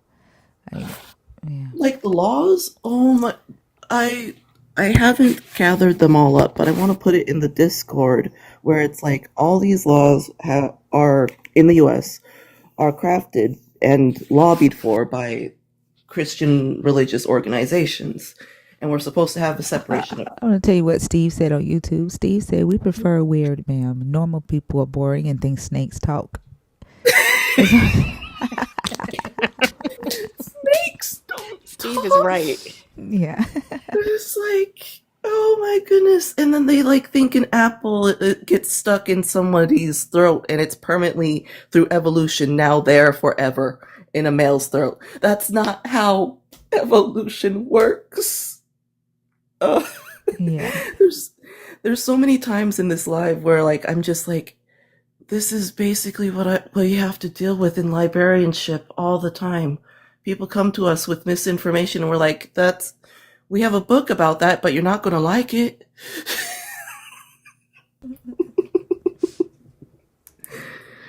Ooh, it's like, yeah, that's why it's called Adam. But I'm going to drop down because I got to get going. It's early for me here. But thank you again so much. You guys are amazing. And I'm still in the Discord. You guys, I'm following you already I'm subscribed to your live thinker. I'm not live, YouTube. Well, thank you for coming up. I appreciate you for sharing your story, and I hope you have a beautiful day. Okay. You too. Take care now. All right.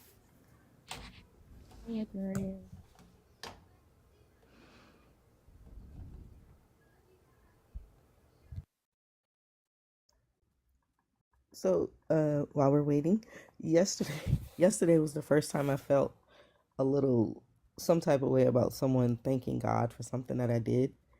Um, I was leaving the campus yesterday, and this young lady came running up to me, and she says, "Excuse me, do you have jumper cables?" And I'm like, I said, "Yeah, let me go look in the back of my truck." And she said, "Oh, wait, I think I have mine. If I do, can you give me a jump?" So I'm like, "Sure." So I'm helping her um, jump her car, and it's like, okay, so she had no idea how to do it at all. She didn't even know where the cables connect to, so I'm teaching her all that. First of all, she didn't know how to open her hood because she has one of the latch things that you have to go under and release before you can lift up the hood. She had no idea. And I thought it was cute because she was like, "Oh my God, I have no idea what I'm doing." So I helped her out with that, got the car cranked, and I left. But when I got to the stop sign, she came running back to, well, before I left, she says, "Oh my God, thank you." She said, "I thank God for you. Oh my God, I thank God for you. You are a blessing." So I was like, "Oh, you're welcome." And I got in the car and I was driving off. So then she came running after me. She says, "Oh, it died again." She turned the car off. I was like, "Okay, yep." I said, "Well, I have I to would say, get to well, work." yeah, this time you have to ask God to send somebody else. You know? Right. I had to, I had to go to work, and I said, "You know what? I felt bad because she was young, and I like, it was my child out there. I would want to help her." So I turned around because I was like, "Well, maybe her battery doesn't have any water in the it doesn't have any water in it, or maybe it's her alternator. Maybe we could try to figure something out." So I turned around, fought through traffic to get back to her. When I got back, she was like, "Oh my God, you came back.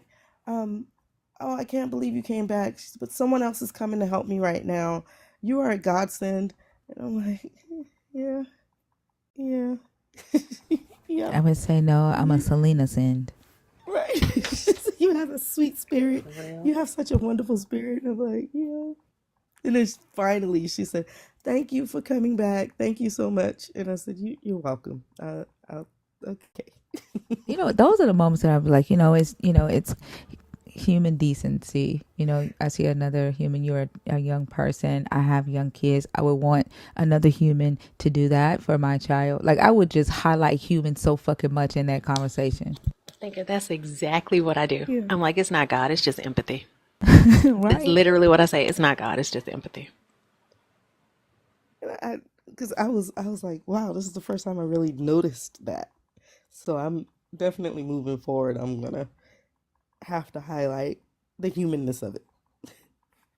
Yeah, because they have a problem with seeing the human, and then they find themselves on TikTok talking about they hear God and thunder. I chill. How are you? I chill too. I just sent you an invite to unmute. I chill. When you came up, it was a lot of background noise, so I muted you. You got to unmute now. I wonder if they came up on accident because I could hear their background. Okay. I don't think they know that they're there.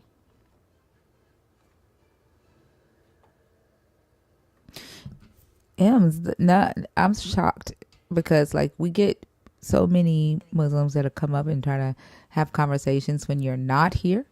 And like you've literally been on stage for like the last 2 hours and not one have come up. I'm so shocked. It is Allah protecting them. I guess so. Wait, does that mean Allah's real, Ems? I mean, he must be. It'd be crazy if this next guest is a Muslim. Oh my goodness. Well, it says the guest does not exist. That guest is gone. Hold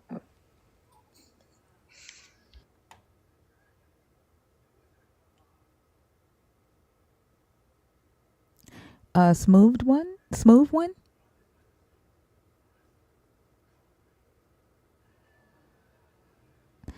Okay, they're not there. Can somebody take them down?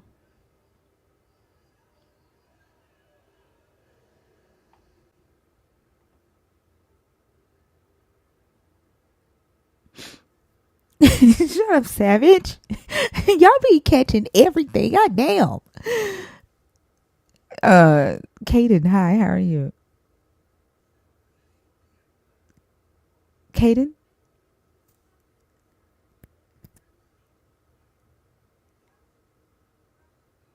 Okay, not there.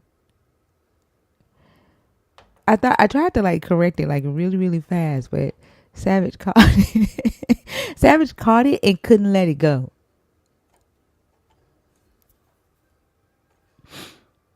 I didn't even hear it. What was his name?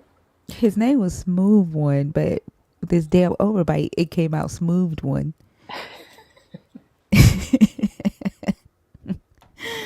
And then like I be smiling like really big, and so like because I have like a really big smile, sometimes the words just do not come out right. Omni Kevlar, how are you? But I love my smile. I think I smile so big because I'm in love with my smile. But the words don't come out. They don't come out right. Omni Kevlar? Hey, how's it going? Can you hear me? Yes. It's going good. How are you? Doing well this morning. Thanks for asking. Going to that last guest a while back with Energizer. That was oof. Yeah, I can remember times when I used to be a Christian where like I would have this like word of knowledge. I came from like the charismatic background. And it was funny because I remember, there'd be times I'd give people a prophecy about like, oh, I see God going, he's like going to protect you and keep you safe. And the guy was like, oh, you don't understand. Like I've had a lineage of family where there's a bunch of illness, and this just gave me the boost of confidence I needed. And, at the time you're like, wow, oh my gosh, like God must be speaking to me. But then I can remember other times where I use that exact same methodology of how I thought I was speaking to God, and people go, nah, I don't think that was from God. Maybe you made a mistake or so. And, I remember just thinking, like, when I'm talking to people, I rarely don't ever question, did I understand them correctly or whatever? Like, I'm pretty confident I'm having a conversation with them. But when it comes to God, it's like this really difficult thing here that why is this such a hard thing? And yeah, then you eventually find out later on, you're like, oh, that was just my own brain and me like pattern seeking and like connecting dots that were only in my head. Yeah, absolutely. So when they would tell you that, hey, no, that's not me, like, would you defend it and try to convince them that it is them, or like, how did you approach that?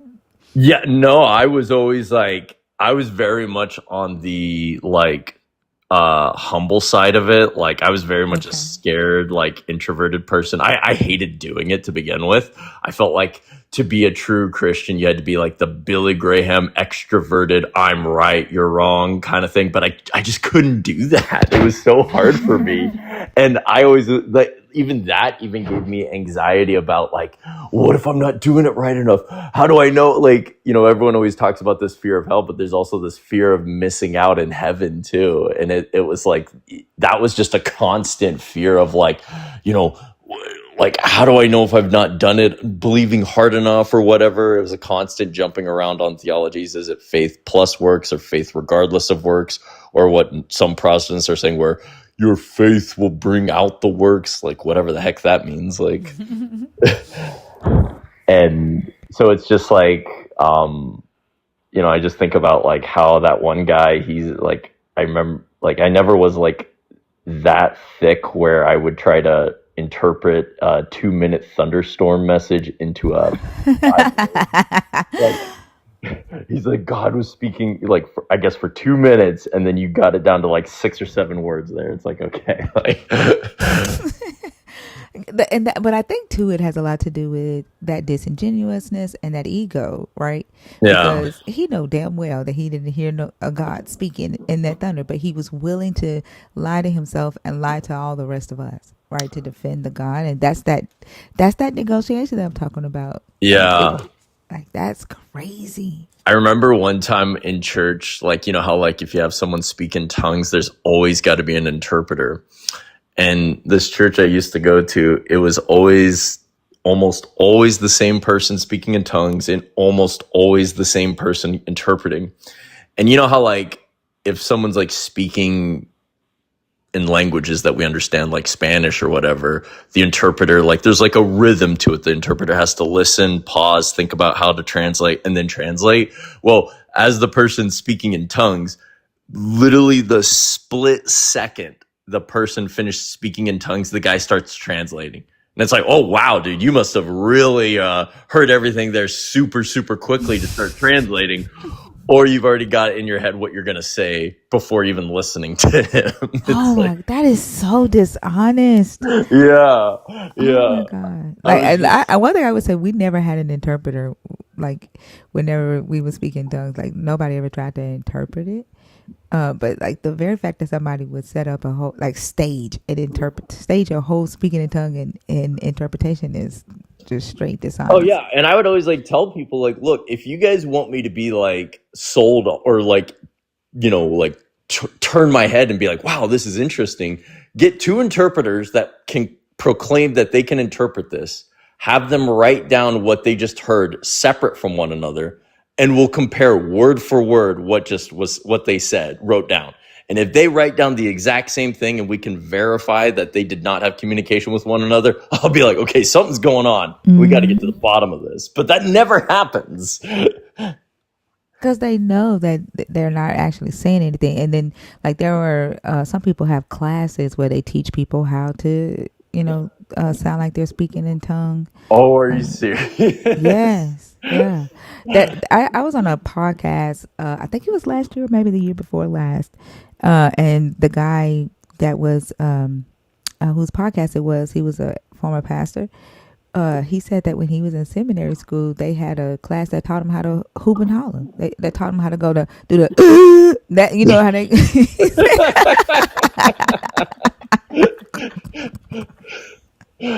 Oh It's my like they did. Like that is wild. Well, I attended, and maybe this is like now that I think about it, this is just as goofy now or crazy as I attended like how to give prophecies too. Like I went to a course like that in church, and like this is how you pray for it, and this is like, and it was just at the time, like I said, you think you're doing like you're like on the soldier for Christ or whatever, but then you're just like looking back on it, and you're like, dude, this is just all in our heads. And oh yeah, but like I said, at the time, it just doesn't feel like that. You're not aware of it all, So it's like it's one of those things where I've learned to be like, okay, we gotta do the best you can. When you know better, do better, right? You gotta learn to like kind of let that stuff go and realize we're not all gonna be like recognizing of that stuff and how powerful indoctrination can be.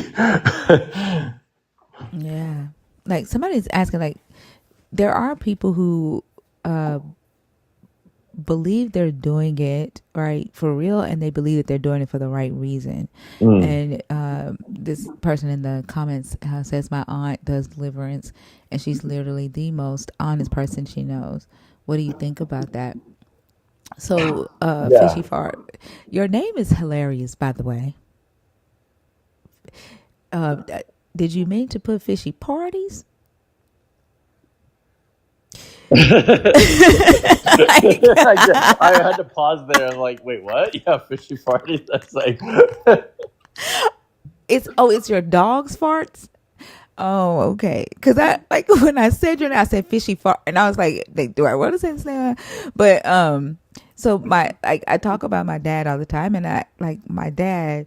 Like when I was a Christian, my dad would always be called like a man after God's own heart, because he did it because he loved people. Like he loved God too, and he was my dad's favorite song was "I know the Bible is right, somebody's wrong." Like in fact, they sung it at his funeral. So like that was my dad's favorite song, and he believed in God, but he was one of the most honest people that I knew, and had a heart for humans. Like he had a heart for people.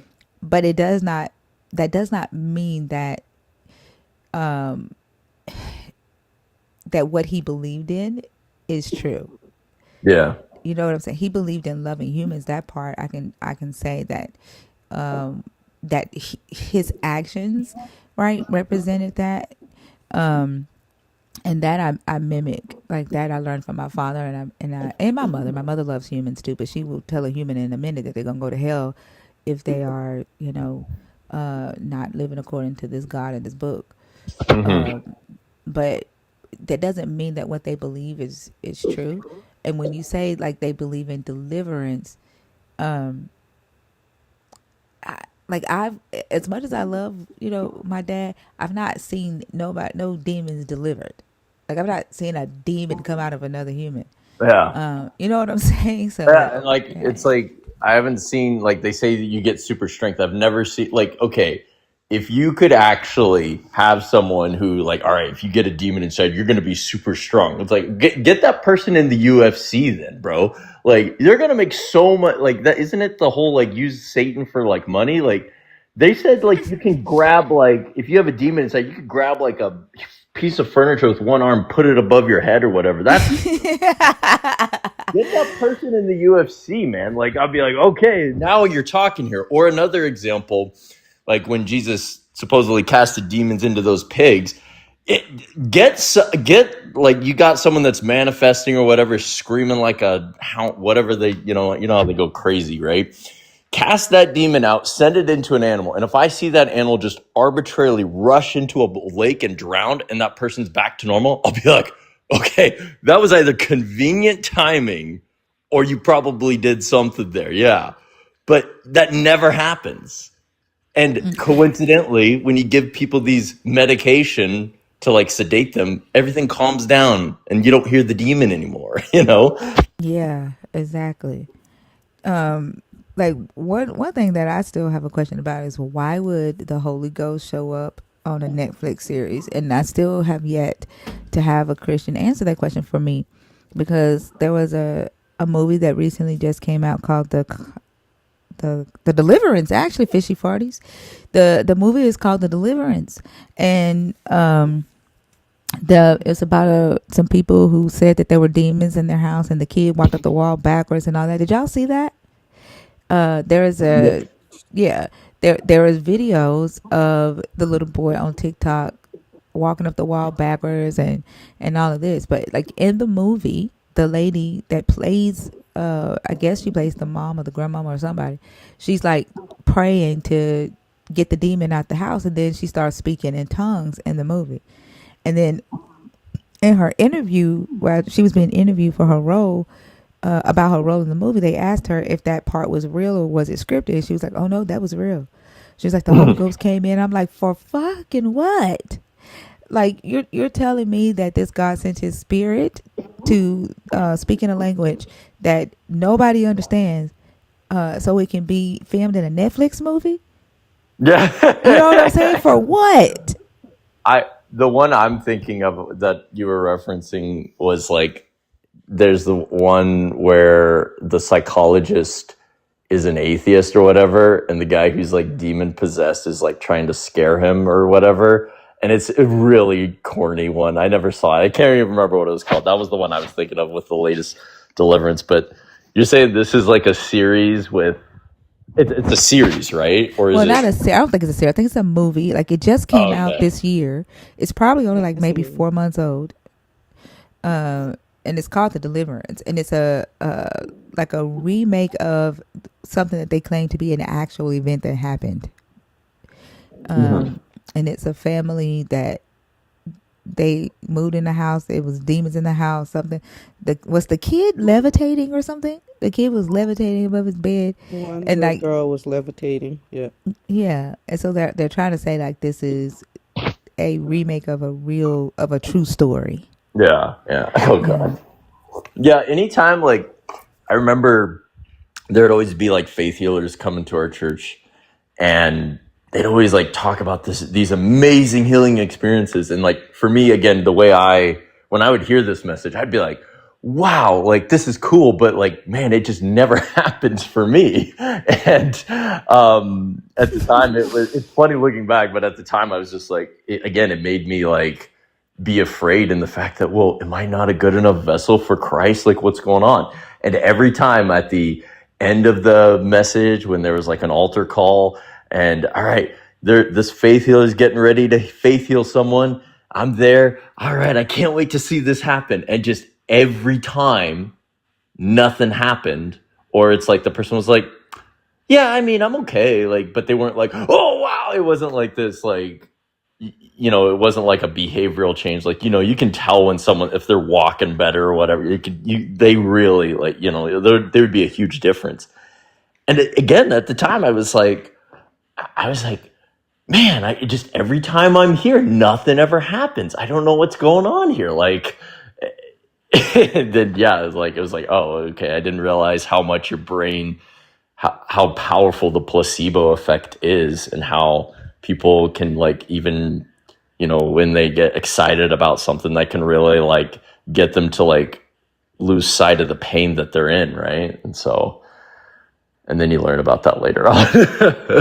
So. Yeah, I don't know if you how long you've been watching the show, but we have an auntie in here that her name is Auntie Charlene, and she said that at her church, a lady had like her eye was like cocked to the side, and she went up to get prayer. She said the pastor called the lady up to the altar and was like, "God's going to heal your eye today." And so the lady like went up to the altar. The pastor prayed for her, and the lady got to shouting. But like after church, she said it looked like the lady's eye was straight, like the lady could see straight. But she said, I think she said like the next day she came to church, she came back to church and she was cockeyed again. But like the way, I cannot tell the story the way Auntie Charlene tell it, but now they call her cockeyed Lois or something. Like I Oh don't know. god.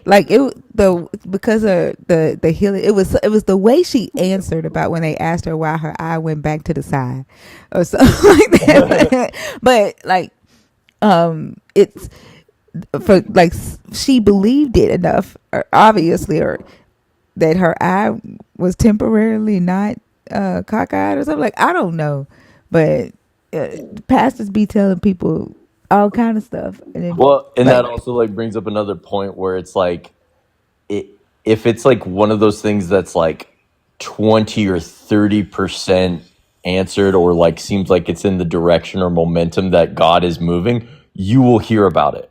But if it doesn't come to, like, if someone's like praying for a job and they're like, oh, I got an interview, praise God, this is awesome, I got an interview. But if they didn't get the job, they're not going to come to the front of the church and say, hey guys, yes, I give credit to God that I got the interview, but I didn't get the job. So, you're not going to hear that. right, yeah, You're not going to hear those bad times when prayer doesn't work out. They only want to talk about the times when you pray and it does work out, right? And yeah, it's just one of those things where, like, there's those excuses set in place where only good comes from God, so this must be the result of a sinful, fallen world. But it's like, it, there's no way to recognize this. There's no way to, like, tell the difference. And like, one of the things I've had to learn to do different when I like deconverted is like, I've learned to grieve differently now when I have a hard time or difficult moments, right? Because it's like, I can't just be like, oh, I know for sure everything's going to work out because God's there or whatever. But it's like, there's like 15,000 children that unalive every day from malnutrition. I'm not any more important than any of them. And it's like, clearly, if there is a God, he doesn't have any priorities on his list. So it's like, I got to just try and figure this out, do the best I can, and recognize that that's what we're doing, And so, I think you made a very good point about having to learn how to grieve differently, because you do have to approach life different once you no longer have this belief system or this uh, excuse or protection of the God. So I think that's a very good point that a lot of people don't think about.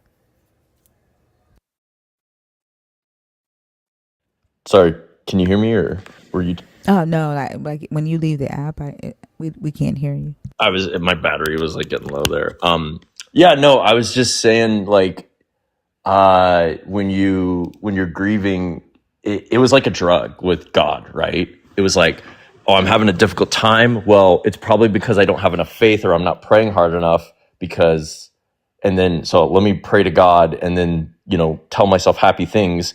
That kind of numbs the problem and makes me feel good. But when you do that, what it made me do is it just kind of made me kind of run away from my problems, right? Oh, I've got this problem here. Let me run away, go to God, and okay, I'm told God's going to fix it. God's going to make everything right. Great. Now I don't have to think about this anymore. And it was just like a numbing effect. And it didn't make me be like, no. You have to sit with this. You have to face this head on. And if you don't figure it out, nothing's getting done. It's the problem's still there. And so you have to think about how you're going to deal with that. But just praying about it or asking someone to help, that's not going to solve the problem. And the more you do that, little by little, it gets a little bit easier, right? But when you just flip your world upside down, it's just like, oh my gosh, like, duh, this is so hard, right? But if you find a way to like tolerate that pain, then, it just gets a little bit easier, right? And I understand why people don't want to leave. Yeah, absolutely. That's why I said that's an important thing to highlight, because you are training your body and your mind to experience life in a very different way and to depend on itself to get yourself through some of the toughest things in life and face the problems, the big issues, Yeah. and not hide from it. So yeah, I agree. Yeah, so that's a little bit of like kind of the stuff here. I love your stuff thinker. I haven't watched it a ton, but like from the little bit I've always heard you from other places, and I was like, I need to check her out and like listen. And when I saw you just going at Energizer, I was like, I love this. She is cooking. Wait, what other places? What other? So I heard from Deconstruction Zone. Okay. And then I heard from Joyful Apostate. Okay. And then Dr. Josh Bowen. I was like, I've listened to his books on the atheist book to the atheist handbook to the Old Testament. Yeah. And so Dr. B, that's our homie. Yeah. Like, well, I remember when I was like listening to when I was trying to like when I would see those slave passages back when I was a Christian, I was like, oh my gosh, I don't know how to deal with this. And the apologists would be like, oh, don't worry, it's not actual slavery. I'm like, okay, we got answers. I don't have to worry about this. But then when I was like deconstructing and be like, okay, I actually have to face this. I can't just listen to what people tell me to think. I have to look at this and think for myself. And when I listened to Dr. Josh Bowen break this down, I was like, dude, we cannot make excuses for this. This is like, this is horrible if we do that. It's sad, but it's like I'm like laughing at it to like tolerate it, but it's like, it's horrible that people do that. And I was shocked the first time that I heard somebody actually excuse it away. And then I was like really, really shocked that it was a young black girl that was like, well, we deserved it. And I was like, what the fuck? Oh my I was gosh. like, did you really just say that? Like, that didn't just come out of your mouth. And she like doubled down on it. And she was really timid too. That's the crazy thing. Like, when she came up on stage, like, she was so sweet, so nice, very timid. And then when we got to the slavery part and she said that if God said it, then we deserved it. And then she doubled down on it. I was like, holy shit. So who's the guy who's got the pink beard right now? I forgot his name. Bash. He's my co-host. Yeah. When he was talking to another black person about slavery, and they got up both of their arguments, and then Bash said, it is the slave owner's job to be making excuses for this, not another fellow gone. And I almost cried. I was like, I can't believe what this religion has done. It's like these people would be on the side of the Confederates.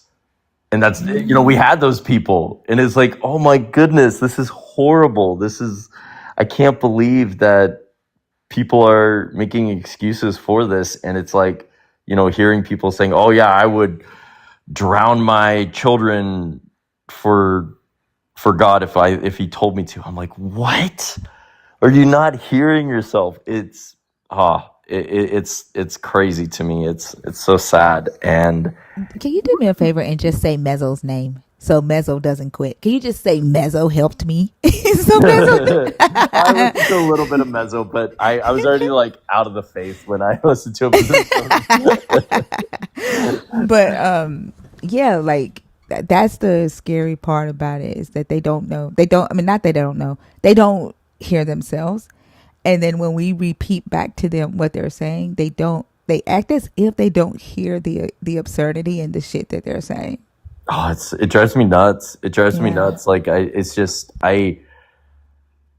don't know. I'd like to think, because like I always think back to the steps when I was a believer, because I remember I thought I had all the answers, and I often think like when I was growing up, they taught me about evolution, right? And they told me like, no, don't fall for this. Like they gave me like some preamble ahead of time, like don't listen to these people, right? And so in the back of my mind, I knew if I heard evolution, my brain switch that off, don't listen to it, right? And then once I learned about the critical scholars from the Bible, and I realized like, wait, there's people that studied this Bible. Like when I learned about like Mark and priority theory, the fact that some of the Pauline epistles might be forged, the fact that Jesus was a failed apocalyptic preacher, some of the verses shouldn't be in the Bible, and the fact that the church never taught me that, I was like, oh my gosh, like this is obviously false. But then I often wonder, if Christians today start getting indoctrinated like I was about all this other stuff about, no, you're going to hear about these scholars and just ignore everything they say, I often wonder, like, does new information have to keep coming out to get some of us out that way? Because if we all just get preamble, I think if I just got preambled with all this, hey, don't listen to these people, kind of like a cult. Well, it is a cult, information control, right? I wonder, like, are people going to be able to get out? Because, like, I think about if we, Man, that's a really good question. you know what I'm saying? Because, like, Yeah. I think if we ever replicate abiogenesis, that's going to, like, cut out a certain portion of people being like, okay, I'm done with religion now. Or if we find aliens outside of life outside of Earth, I think that's going to be the next, like, swoop of, like, okay, that's going to get a certain portion of religious people out, right? But I just think it's going to be with us forever. Where, like, am I wrong on that? Do you guys think, like, it's just... No, you're not wrong. April, one of your friends who have a YouTube channel said that we're cursed or that we curse. And see, they go and they do stuff like that to scare them and say, don't go talk to them. Yeah. Because they're cursed or they're demonic. Yeah. Right? Yeah. Like that's how they keep, and really they do it because they're afraid of losing the power that they have over other people. And then they know that they're getting paid from it. They're getting money. Yeah. And if they lose these people, because these people have gained their own ability to think for themselves back, then they lose their money, they lose their lifestyle, they lose their power, their value, their status. Yeah, and it's just like I think even Paul, there's a couple of times in time where Paul's like, don't listen to anyone who says anything against what I'm saying, or like says I heard from an angel. Just default to ignore what they say. It's like, okay, like he's like trying to cover all his bases here for his home base right now, right? And I just think back to my time where, if anyone tried to bring up any argument with evolution, to me it was just like a non-starter like thing to take seriously, because that's how I compartmentalized it in my head. But when someone came to me or when I found out new information about the Bible, about like, wait, why wasn't I ever taught this? Like, this is kind of important information here. And then I was like, okay, like something's off here. I need to like look into this. And then that's what, caused me to look at this as if it's not 100% correct, right? And then you recognize like, oh, okay, like a lot of people, it's hard for people to do stuff like that. And I just kind of am like, I don't know, like it's hard because like when I talk to my friends about this too, it's like some of them, they just don't even, it's a non-issue for them. They're just like, whatever. Like, I'm like, you guys don't care? Like, does this not matter to you? And so I think like some of us, we just have this thing where I heard this thing from this one person where it's like they say we're all born atheists until we're indoctrinated, but I heard someone also say we're probably not all born atheists, but we're all born superstitious, because there's this thing within us, like if you take a group of us and put us on an island, we may believe in a God or not, but we'll definitely have a lot of stories to be telling and who knows where those stories develop into, So. But I think that's just an indication of curiosity of humans, right? I do think that we are all born atheists because ultimately atheism is just lack of a belief in a God, and nobody is born with a belief in a God. You may be born with a curiosity that's going to lead to you questioning about a belief in a God, or questioning where we came from, or all the big questions that we ask ourselves as humans. But I do think that you're right. Like, we see this too frequently in pockets of civilization. Like, there are very few cultures that don't have some sort of belief system or some sort of origin story. And I think that in and of itself tells us that this one that has colonized this world and spread its itself through, abhorrent means, it's just not the ultimate truth. Yeah. Yeah. You don't argue about things. Like, you don't have apologetics for the sun. Like, it's No, like you seriously. don't have Yeah. now, I'm going to say you don't have sun deniers, but based on what we hear people say, maybe you do. Like, and I do think, like, to your point, even when science progresses to the point that we've identified abiogenesis, or we've replicated abiogenesis by whatever means we do so, you're going to have people that say, nope, that's not true. They Yeah. can't. Yeah. We have folks now saying, you can't know how far the sun is from the earth. We don't know how far. And when they haven't even looked into the systems that are used to determine those things. Exactly. I literally was like trying to tell that to a friend. I'm like, look, like there's like the star distance problem that is glaringly a problem for the young Earth hypothesis.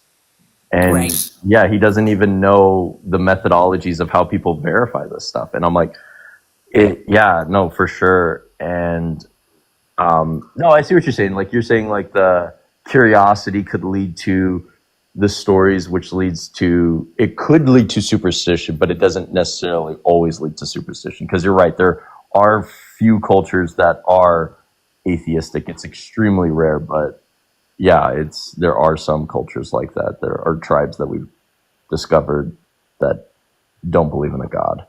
And the thing is that, like, to me, and I know everybody's interests are different, like, to me, that's interesting. Like, even just the idea of how we calculate the distance of objects in the sky, like, we can do it with ourselves. Like, hold your finger out, close one eye, and then go back and forth between, one eye to the other. Like, that's the parallax. Like, you can calculate the distance of what you're looking at by doing that. It's not rocket science. It's not as complicated as people make it seem like it is, but nobody wants to put forth even a cursory amount of effort to understand it. They just want to refute it without even investigating it. And I think that they think that we approach religion in the same way that they approach science. It's like, oh, I don't understand it, so it must not be true. When that's not the case. Like, we've done the work. Like, we've given it a try. We've investigated the claims, and they just didn't hold up to scrutiny. Yeah. And it's unfortunate, because that usually is the end of most conversations about that. Yeah, You it's know, always like, what's so crazy? I'm sorry. What, like, Z-Bay just put something in the chat that's like, gods are usually much more capricious and pretty and human. Like, the fact that,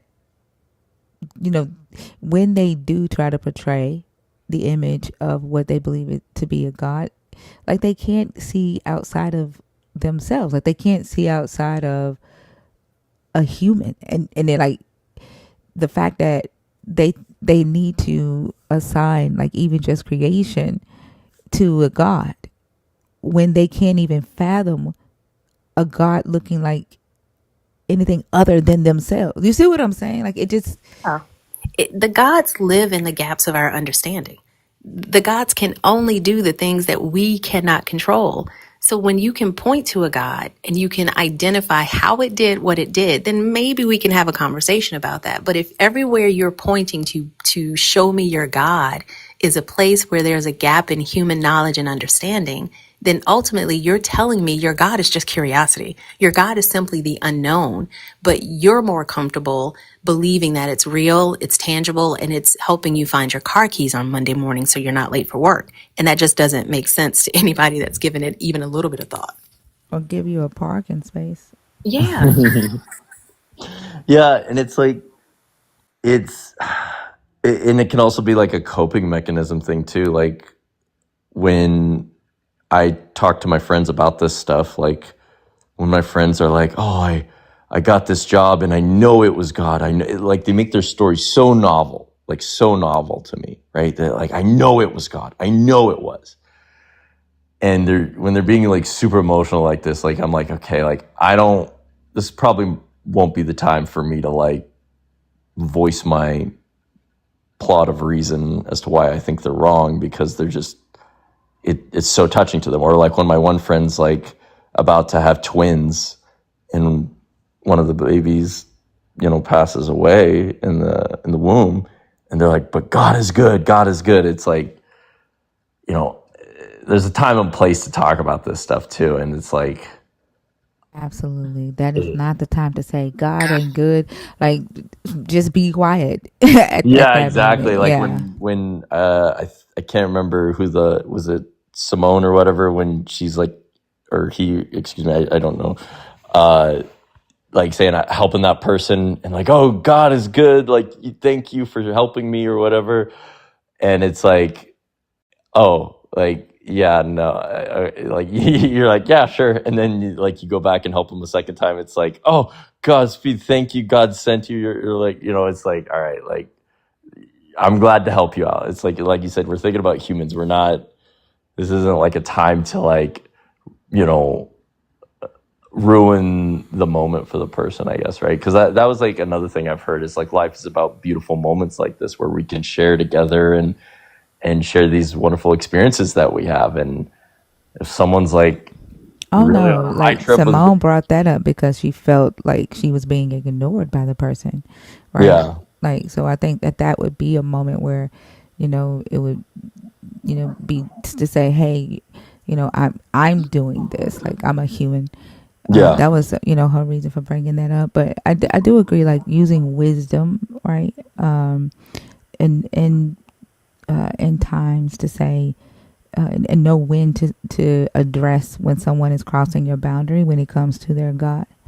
Like, wisdom is always important when addressing these things.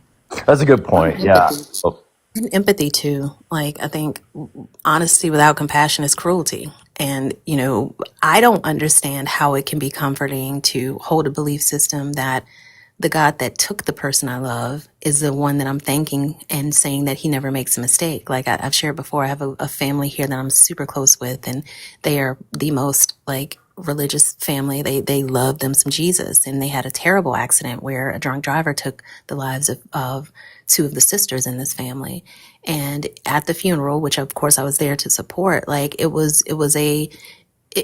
think it stunts the grieving process because it doesn't allow you to go through all the stages of grief when you believe that the God that you worship and you love and you feel like cannot make a mistake has taken someone so precious from you. So what does that do to your mind when you're simultaneously trying to grieve because you've lost someone that you love, but you also think that you only lost them because God needed them more than you? Like yeah, I can't wrap my head around that, and I can't imagine what that feels like in someone's body. totally. Yeah. I'm sorry. Yeah. That you went through that happened. Oh yeah, it was they're beautiful women. Like both of them were they're just a loving family and like Hmm. accepting. They've got members of the LGBTQIA community in their family. Like I think they're more progressive Christians, but they love Jesus and the logical pieces of Jesus and the belief system. It doesn't bother them. So I don't talk about that when I spend time with them. Like I don't want to make them feel bad about their faith. I see that it brings them Mm-hmm. joy and they're Yeah. not hurting anybody. I mean, I think the Yeah. belief system on a larger scale absolutely hurts people, but I wouldn't go to an event with them when they're praying and be like, "Hey, doing this shit." No, I just sit there quietly and let them do what they're doing. Exactly. Yeah. Yeah. I think I could totally get along, and I do with some of the few progressive Christians I know. There's like some of my friends, most of them though are like the conservative, the other side spectrum, if you will. And it's just so frustrating because like, they try to say, oh, it's about love. We're doing this. Like, look, I don't make the rules here. And I'm like, but dude, like these arguments that you're bringing forward are the same arguments and conversations that took place before the Civil War. The Confederates were convinced they were doing things within God's law as well, just like you are. They were convinced just like you.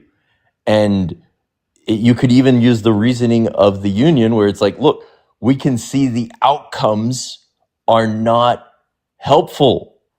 You don't need to, the way you're going, like the whole hate the sin, not the sinner, that is verbally abusive. We see it happening in the LGBTQ plus community. It's emotionally harmful to them. Does that bother you that the method you're going about doing this is hurting someone like that, even though you think this is what God wants you to do? And yeah, it usually doesn't get anywhere from that, but Exactly. Like we keep saying it though. because Yeah. it'll get it to somebody, right? Yeah. That'll end up that's still in the in group with them, and then Yeah. they'll be able to like get people to think differently from the inside. But Hmm. like that is so true, and we say it all the time in here. Like the hate the sin, love the sinner does not help, and you are still saying and doing the same shit. Like you're still thinking the exact same shit, and you're and like you're still calling them a sinner, and Hmm. still saying that you're better than them. You know what I'm saying? Like that Yeah. your life is right and theirs is wrong. That any sin that anything that you think is a sin that you still fucking do, theirs is bigger than that sin. Like shut the. Sometimes I just be want to say shut the fuck up. Yeah. Like it's very harmful. That saying is very harmful. Well, and let me know if I'm on the right track here, thinker too. Like, let me know if you agree with this, because I understand our morality is subjective here, and I always I'm learning to do this as an atheist, where I listen to other sides and tweak mine accordingly.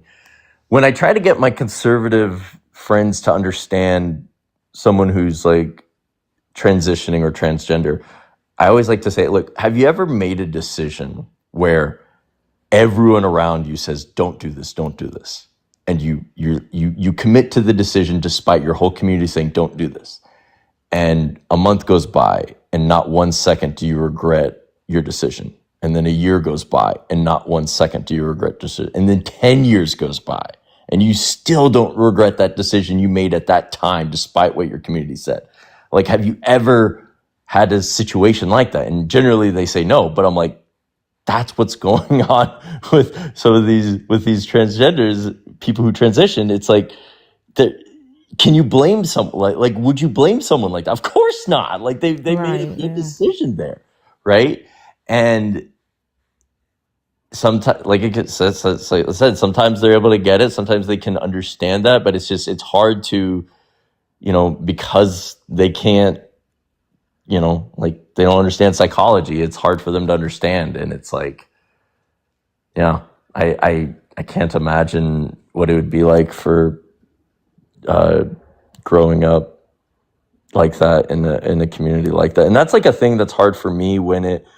I've heard some atheists say things like, where they say they're not really for progressive Christians because they're worried that can be provided as cover for the bigots.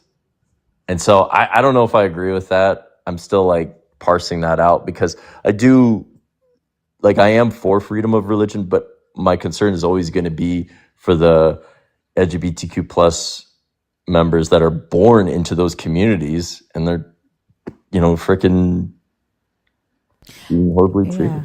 I don't think like I'm as so like when I say that I don't care if a person believes in a God, I'm not saying I don't care if a person has a religion. Like fuck religion. Like these systems, I'm not for them, and I'm not championing them at all. But like I can understand if a person needs to still believe that there is like a God that is watching over them. You know what I'm saying? Yeah, absolutely. Yeah. No, I think I agree with that, because like I've had people like, there's ways that we have to cope with this suffering, and I understand that they need to tell themselves that, and I can understand that there's ways that you have to, we face our problems, and if someone's like, prior to the sports game they need to just take a knee for a couple of minutes, go for it. You know what I mean? Like, go for it. We all have our rituals, right? So, but we like, like just do. I don't know. I still think that even that should probably be done in like private. Sure. Like, I'm not saying like let me give a speech here now. No. Yeah, like, well, what was it? Somebody said, somebody commented on my post and was like, "Why do you atheists keep trying to push your lifestyle down our throat?" And I was like, now where did this come from? Where have I heard this from? Because like it's the same thing they say about like LGBTQI. Like y'all, they shouldn't be able to be who they are or love who they want to love, or you know what I'm saying? It's like they're pushing their lifestyles down our throat. But like even just not believing in a God, even just holding alive and just freely talking about not believing in a God. You pushing your lifestyle down our throat, like, but they don't see themselves and trying to like make everybody think like them, live like them, believe like them. That's not pushing their lifestyle down our throat. Like the laws, right, are literally based off of their belief system, right? They vote based off of what they believe to be right and just with their God, but they're not pushing their lifestyle on everybody else. But lo and behold, we exist. And Just our existence is pushing our lifestyle on them. And even when we say, like, no one is saying you can't have your religion. I will fight for freedom of religion tooth and nail, but I think freedom of religion also means freedom from religion. And until they can realize that and recognize that and leave us the fuck alone, then we will continue to have these conversations. I'm not telling you you can't believe what you want to believe. If it works for you, that's fine. But I also don't think you get to believe what you want to believe, inflict damage on other people, and then expect others in society not to speak on it. That to me is unfair. And I think that's the position that most Christians want to be able to have. And they need to understand that, freedom from religion isn't just you don't get to go to church on Sundays. It's also you don't get to say these people can't get married, so. Exactly. Yeah. Yeah. Anyways, thanks for your time. Thanks for the space, thinker and ladies, Simone and Neferi. It's just me. See, okay. It's just me. You ladies have a great week. Thank you. You too, Omni. Thank you for coming up. Everybody is tripping off of your name, Fee. I know, right? I think I might need to change it. I think I'm gonna put an H in it when I change it the next time. Make it like more phonetic. Neferfiti. I don't know. I like it. I like the way it looks. Yeah, that was a pretty good conversation. I've got to go. Christina is in town, so I want to get some sleep to see if I can catch up with her before she goes out. Let me see. She's messaged. Okay. Yeah. So I want to at least try to get some sleep so I can connect with Christina before she goes out tonight. But I thank y'all for all the likes, the shares, the gifts. It was some good conversations tonight. It was kind of slow. It took forever. I don't know if we're gonna get Christians to be willing to come back up and talk to us. We seem to have scared all of them out. The majority of them.